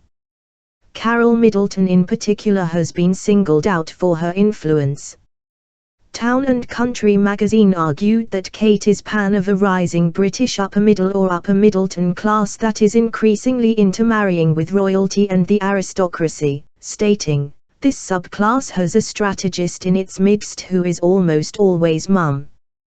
The upper Middleton mother is the social class equivalent of the Tiger mother. Think of the mother as Churchill standing beside a big social map and slowly but methodically shunting her children into the right places at the right time. The press has also speculated about how much time George and Charlotte were spending with their paternal grandfather Charles, compared to Carol Middleton's frequent visits to Anmer Hall. In the wider Commonwealth, the Middleton family has received far less scrutiny concerning their influence over a future monarch and wider trends regarding social mobility. Outside the United Kingdom, the term middle class is not applied to self-made millionaires like the Middletons, and Kate's close family is viewed as a welcome counterpoint to the more distant parenting practices that prevailed in the royal family during much of the 19th and 20th centuries. When William and Kate visited Canada in 2016 with their children, they were praised for keeping to a schedule that enabled them to spend most evenings with George and Charlotte at Government House in Victoria. William and Kate's charitable patronages demonstrate their concern for issues facing 21st-century children, including bullying and effective treatment for children's mental health problems. While previous generations of royalty have become patrons of a broad range of philanthropic organizations, the Royal Foundation of the Duke and Duchess of Cambridge and Prince Harry focuses on three core causes: conservation, the armed forces, and young people. William has been particularly concerned with bullying in schools. In September 2015, he attended a #2School Anti-Bullying Ambassador training session hosted by the Diana Award, named in memory of his late mother. During the event, he affirmed that he would confront the abuser if he witnessed a homophobic bullying and revealed his own strong family relationships, writing that the 5 most important people in his own support network are his wife Kate, brother Harry, father Charles, and grandparents, the Queen and Prince Philip. In June 2016, just days after a mass murder in an Orlando gay nightclub, William became the first member of the royal family to appear on the cover of a magazine for gay readers, stating, "No one should be bullied for their sexuality or any other reason."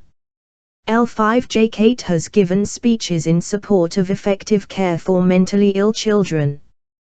During Children's Mental Health Week in February 2016, she released a video message in which she affirmed that every child deserves to grow up feeling confident that they won't fall at the first hurdle, that they can cope with life's setbacks.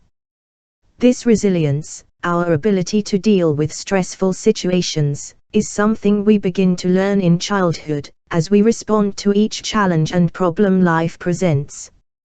William and Kate's concern for bullied and mentally ill children suggests that they will be particularly focused on ensuring George and Charlotte experience a secure and supportive upbringing that respects their individual personalities.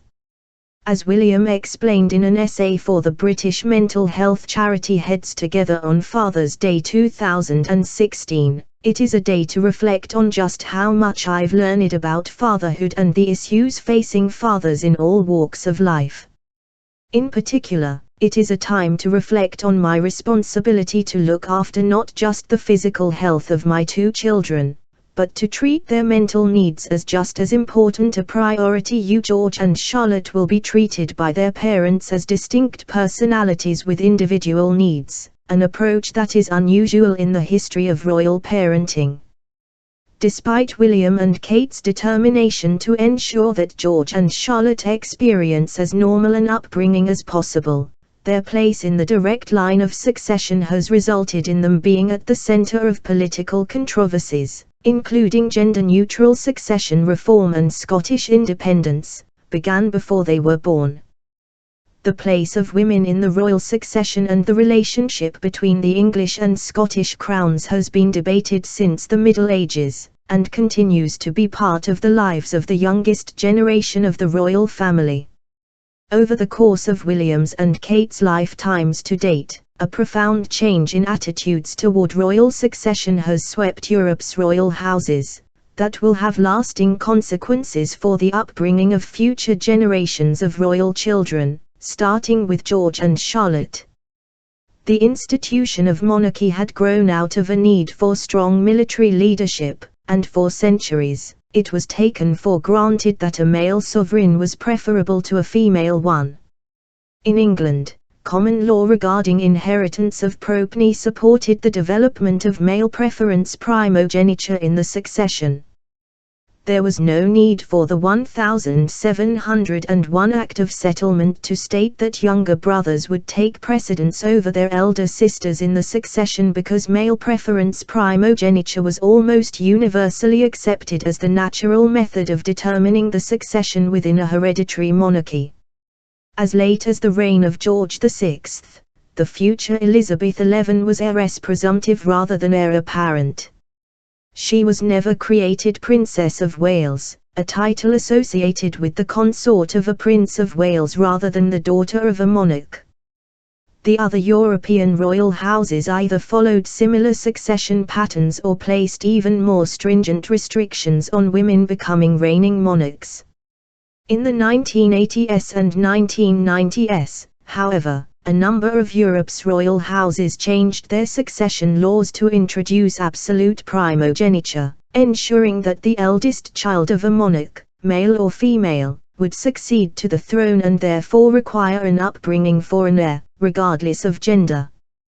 The first country to introduce this succession reform was Sweden, where King Christina had once struggled to reconcile expectations of her roles as a ruler and woman in the 17th century.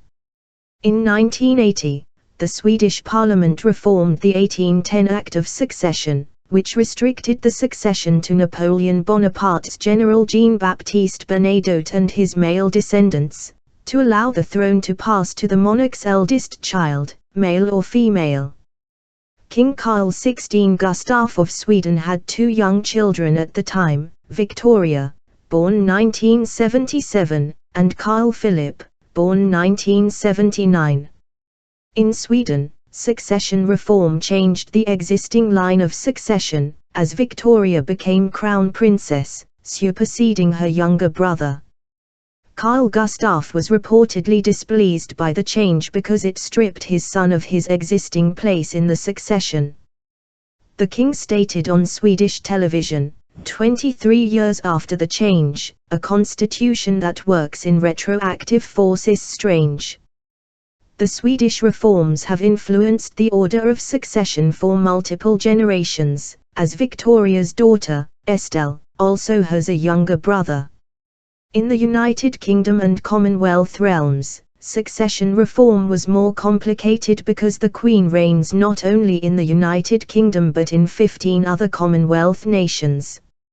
As absolute primogeniture was introduced in the Netherlands, 1983, Norway, 1990, Belgium, 1991, Denmark, 2009, and Luxembourg, 2011. Discussion concerning how succession reform would be introduced in 16 nations sharing a single monarch intensified. Future Prime Minister David Cameron, then leader of the Conservative Party, explained in 2009, "The Queen is not just our Queen. She is the Queen of all the Commonwealth countries that have her as their head of state, so this is not an easy change to make."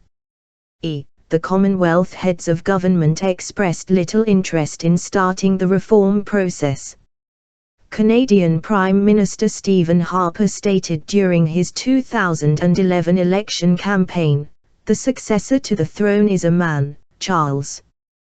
The next successor to the throne is a man, William."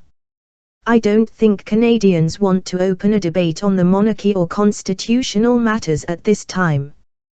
The prospect of one of William and Kate's children reigning over Canada seemed remote at the beginning of the 21st century. The debate concerning succession reform assumed a new urgency after William and Kate married that same year.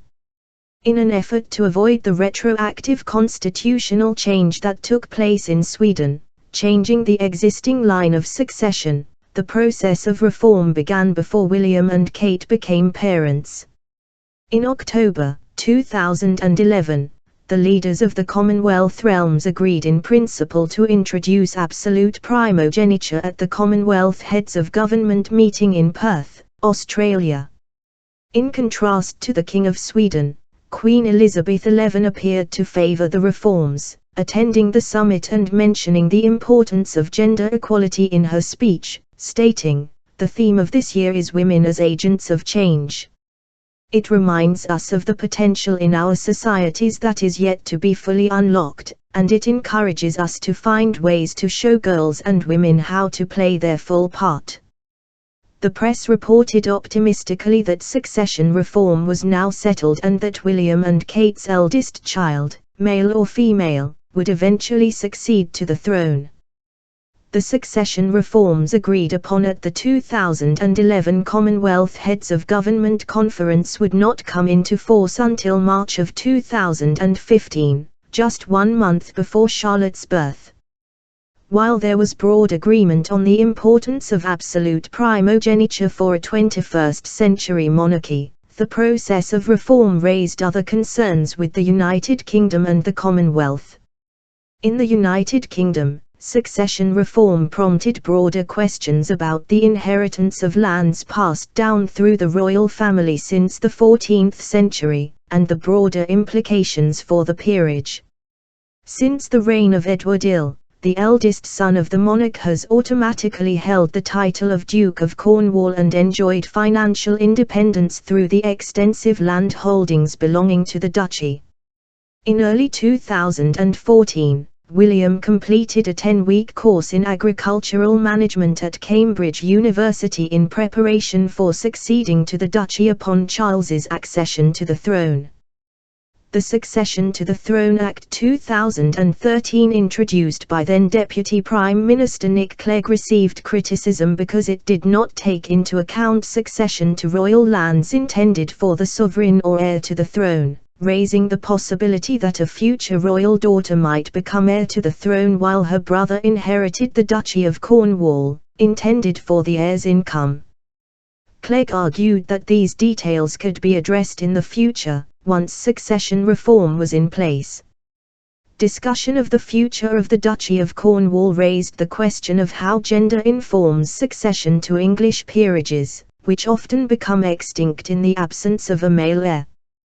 One of the most vocal advocates of peerage reform is Julian Fellowes, the creator of the television series Downton Abbey, who observed, "My wife, Lady Emma Kitchener-Fellowes, was born female. The fact remains that had she been born male she would now be the 4th Earl Kitchener of Carnham."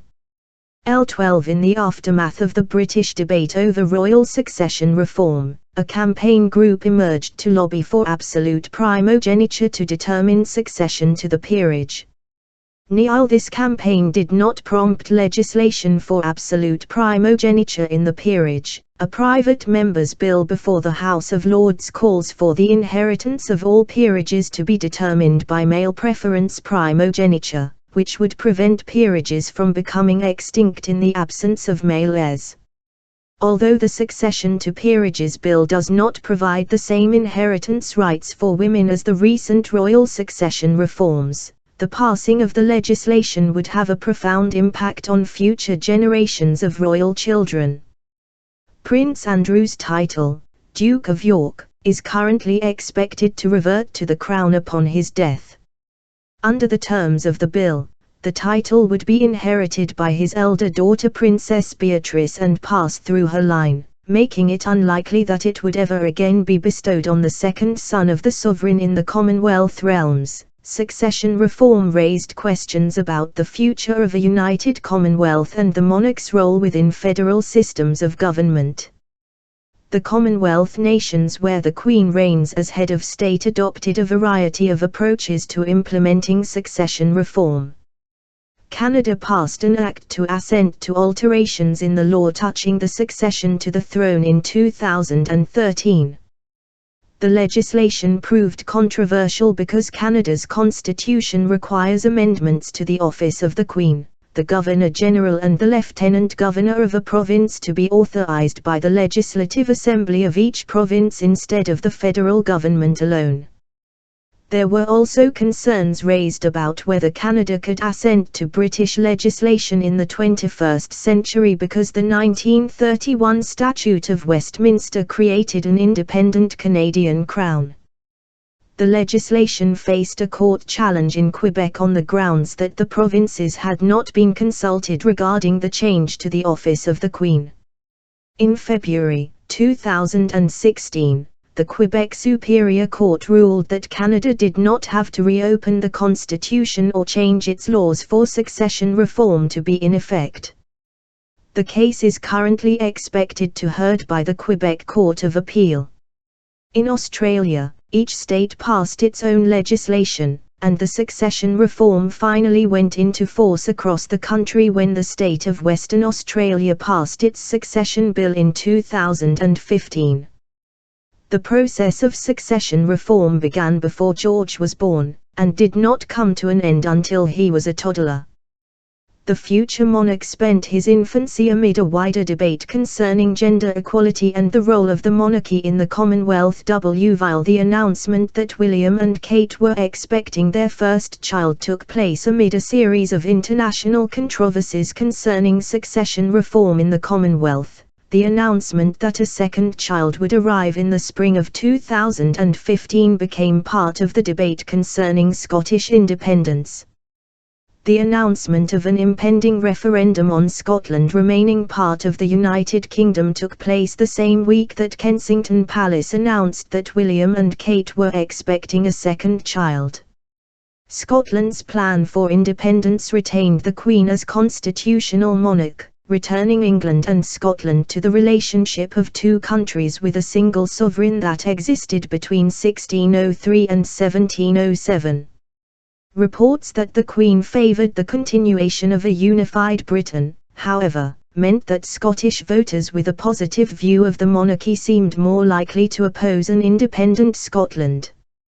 Political cartoons imagined England and Scotland as an acrimonious married couple, with England declaring "I'm pregnant" in response to Scotland announcing "I'm leaving." When Scotland voted to remain Pan of the United Kingdom in September 2014, there was press speculation that enthusiasm for the forthcoming royal baby encouraged some voters to favour a continued union between Scotland and England. There is widespread speculation concerning whether William and Kate will decide to become parents of a third child. Kate is one of 3 children and is close to her siblings. Across Europe, there is a trend toward larger royal families. King Willem-Alexander and Queen Maxima of the Netherlands are the parents of 3 daughters, while Crown Prince Frederik and Crown Princess Mary of Denmark have 4 children, the same number as King Philippe and Queen Mathilde of Belgium. Even in an era where the upbringing of royal children is closer to the experiences of other privileged families, the arrival of a royal child continues to have unique political and cultural implications. If William and Kate decide to expand their family, their third child may revive the centuries-old debate about the appropriate role for younger royal children who have little prospect of succeeding to the throne.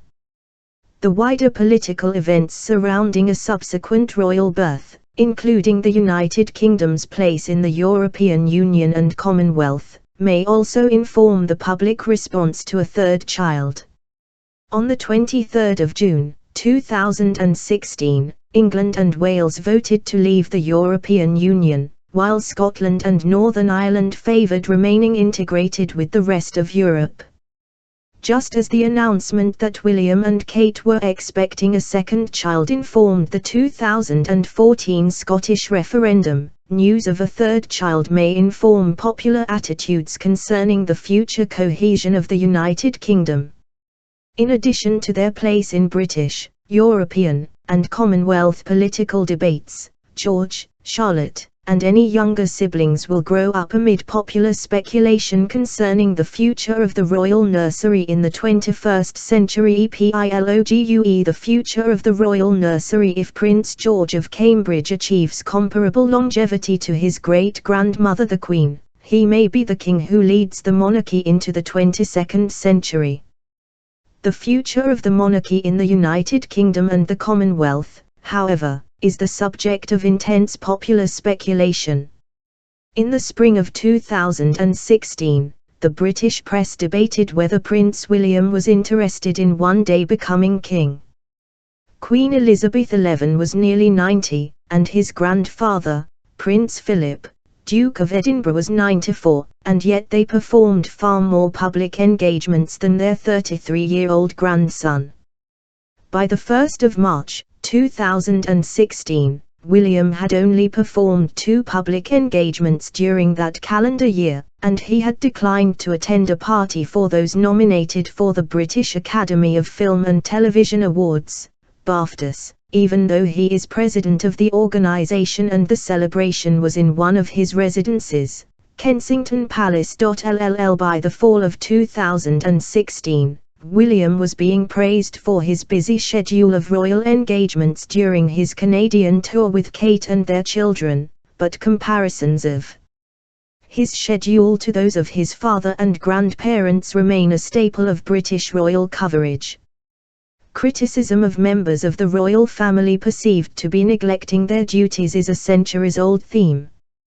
Walter Bagehot defended the institution of constitutional monarchy, but wrote that the royal family of his own country, the United Kingdom, consisted of a retired widow and an unemployed youth, a thinly veiled critique of Queen Victoria and her eldest son, the future King Edward V. 11, after the death of Prince Albert in 1861.121, the domestic seclusion of King Nicholas XI and Empress Alexandra in the early 20th century alienated them from the imperial Russian elite during the years prior to the Russian Revolution. There are two aspects of the controversy surrounding Prince William, however, that are unique to the 21st century. William's current critics expect the current second in line to the throne to assume a public profile comparable to past princes of Wales within a newly streamlined multi-generational constitutional monarchy.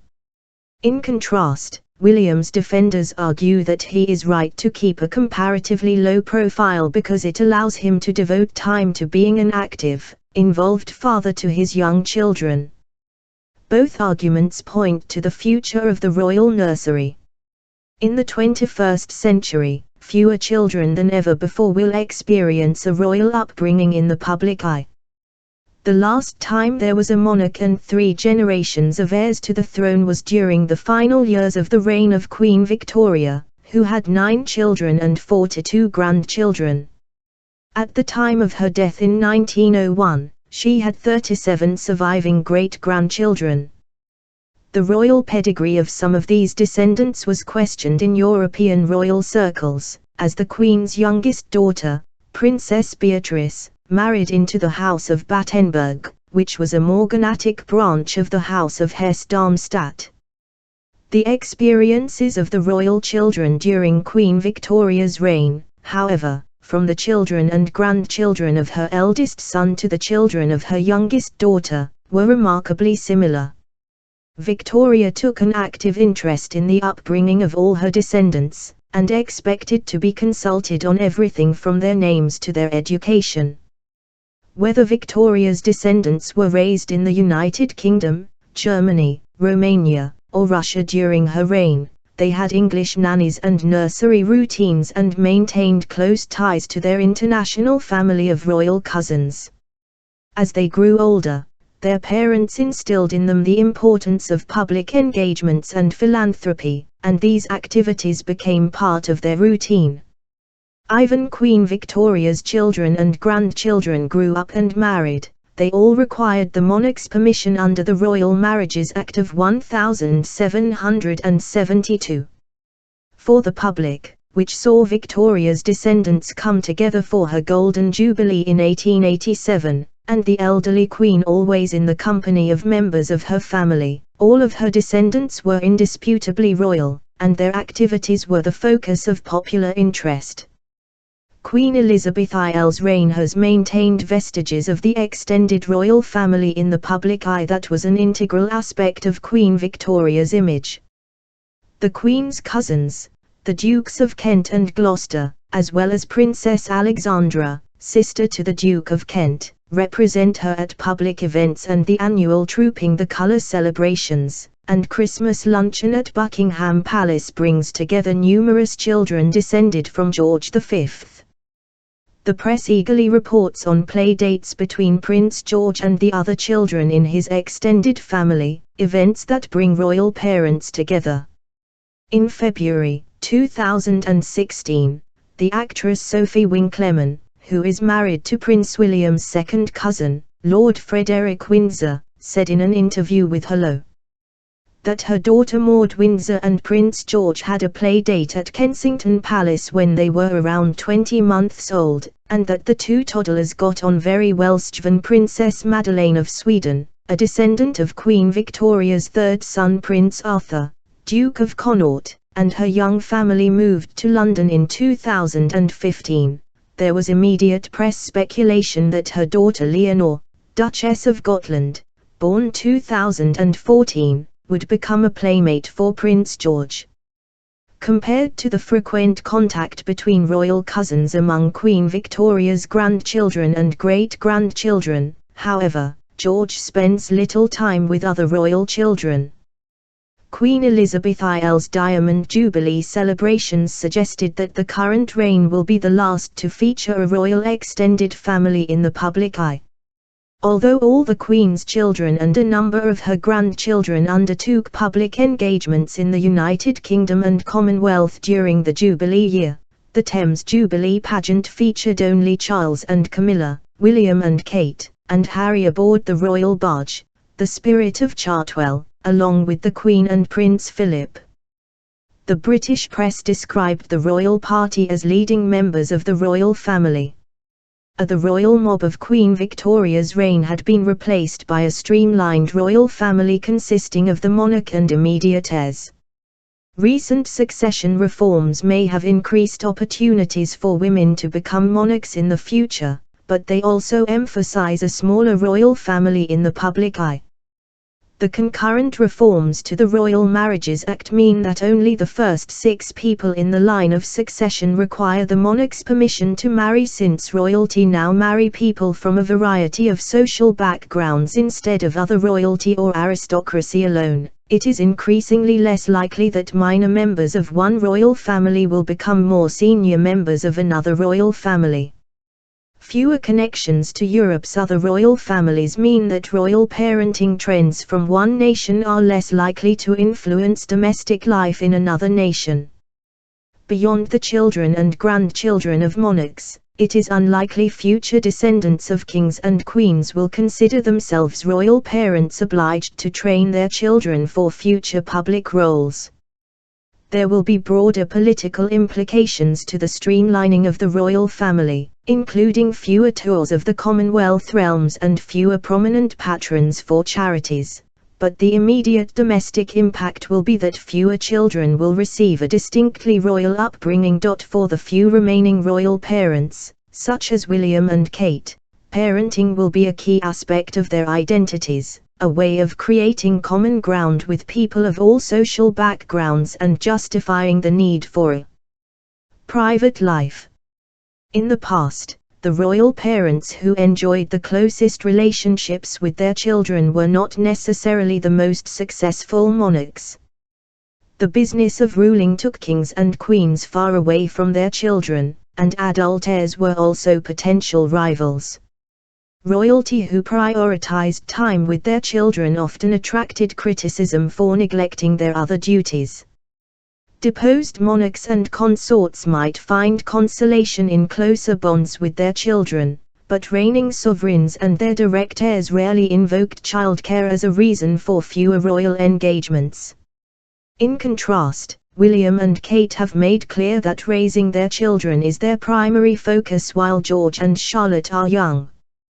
William responded to criticism of his comparatively small number of public appearances by emphasizing the importance of his presence in the daily lives of his children, stating in an interview with the BBC royal correspondent Nick Witchell, "I am concentrating very much on my role as a father. I'm a new father and I take my duties and my responsibilities to my family very seriously, and I want to bring my children up as good people with the idea of service and duty to others as very important."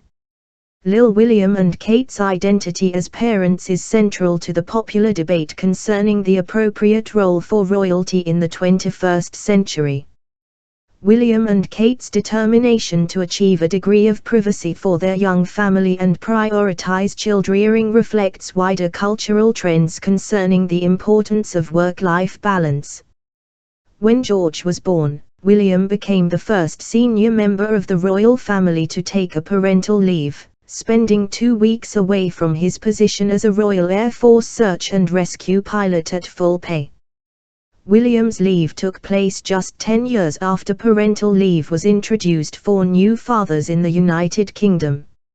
News of William's plans to take a parental leave, a practice that he repeated as an air ambulance pilot when Charlotte was born, prompted global debates concerning how different countries approach the balancing of paid work with parenthood. While William and Kate's critics observed their comparatively light schedule of public engagements and questioned their commitment to royal duties, advocates of more flexible workplace conditions for new parents praised the royal couple as trailblazers for a new generation determined to achieve work-life balance.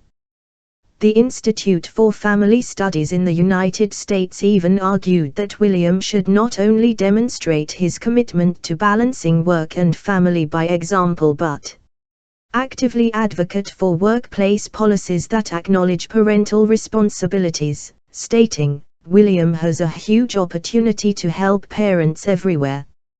As a working father with 2 young children, he knows firsthand how hard it can be to juggle obligations at work and at home." By speaking out publicly, the prince could shift the discussion on parenting, potentially leading to some concrete changes that would help all parents. Just as William and Kate have successfully raised awareness of children's mental health issues and anti-bullying initiatives, they also have the potential to become the public face of broader debates concerning how parents balance work and family. The tensions between a public and a private sphere for raising royal children, revealed by the decisions made by royal parents over the past 1,000 years, will continue in the coming decades.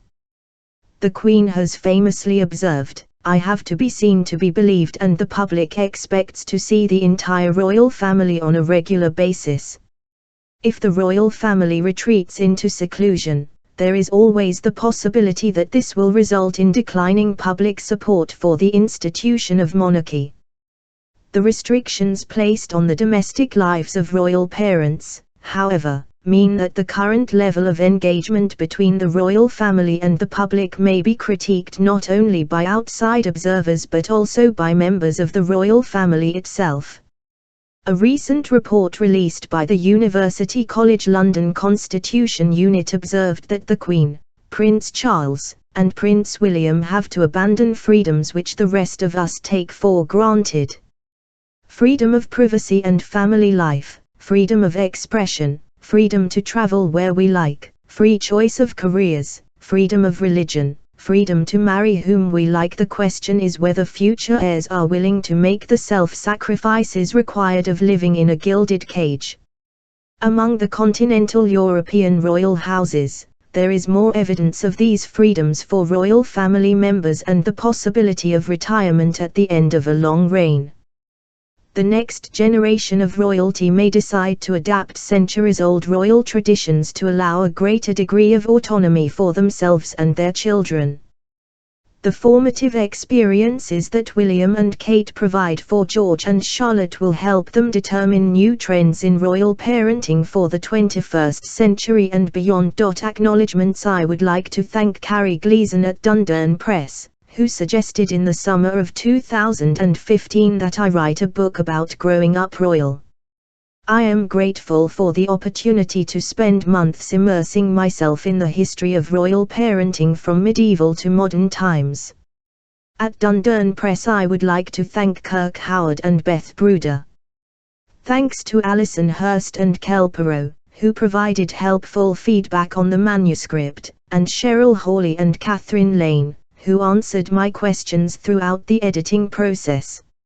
I would also like to thank my publicist, Jacqueline Hodgson, and everyone else at Dundurn Press who has contributed to the success of this book. Thank you to Len and Susie Rodness, who first introduced me to Dundurn Press in 2014, for the opportunity to write my first book, Magna Carta and Its Gifts to Canada. Thank you to the Ontario Arts Council for the Writers' Reserve Grant. At the University of Toronto School of Continuing Studies I would like to thank Gordon Davies, Director of Languages, Arts and Sciences. Research that I undertook for School of Continuing Studies courses on Richard II, Peter the Great, and women in power informed the writing of this book. I would also like to thank the helpful librarians at Robarts Library, University of Toronto, where I spent a great deal of time during the research and writing of this book. At Queen's University in Kingston, I would like to thank my MA and PhD advisors, Andrew Jainchill and Jeffrey Collins. I have been researching royal parenting since my MA in history, which focused on motherhood and Marie Antoinette, and my PhD, which compared Marie Antoinette and Henrietta Maria as wives, mothers, and heads of royal households. This book has also been informed by more than 5 years of providing media commentary about the history of the monarchy. I would like to thank everyone who has provided me with opportunities to engage with the public on royal history, including Dominic Ollie, Sandra Denotter, Michael Wanesi, and Anne Craig. Special thanks to Catherine Westcott at the BBC News magazine, who asked me to write an article about the modern revolution in the royal nursery in 2013. Thank you to Jonathan Lee for taking the author photograph. While writing this book, I discussed royal history, politics, and popular culture with a number of other experts in these fields. I would like to thank Richard Berthelsen, Marilyn Braun, Marlene Koenig, Philippe Lagas, Kelly Matthews, Nicholas Nicholson, Nathan Tidridge, and Patricia Treble for sharing their insights and answering my questions. Thanks to Mark Reed, Amy License, and Elena Woodacre for reading the manuscript and sharing their thoughts. This book is dedicated to my parents, Richard and Sue Harris, and my grandparents, Desmond and Mary Harris and Robert and Ida Hanbidge, who encouraged my interests in history and writing from a young age and shaped the person I am today. My gran, Ida, passed away in 1997, and my grandpa, Desmond, died in 2013, and they continue to be missed. I would also like to thank my brother, David, and my aunts, uncles, and cousins. Finally, I would like to thank my husband, Bruce Harpham, who has been a constant source of love, support, and encouragement throughout my career as a historian and author.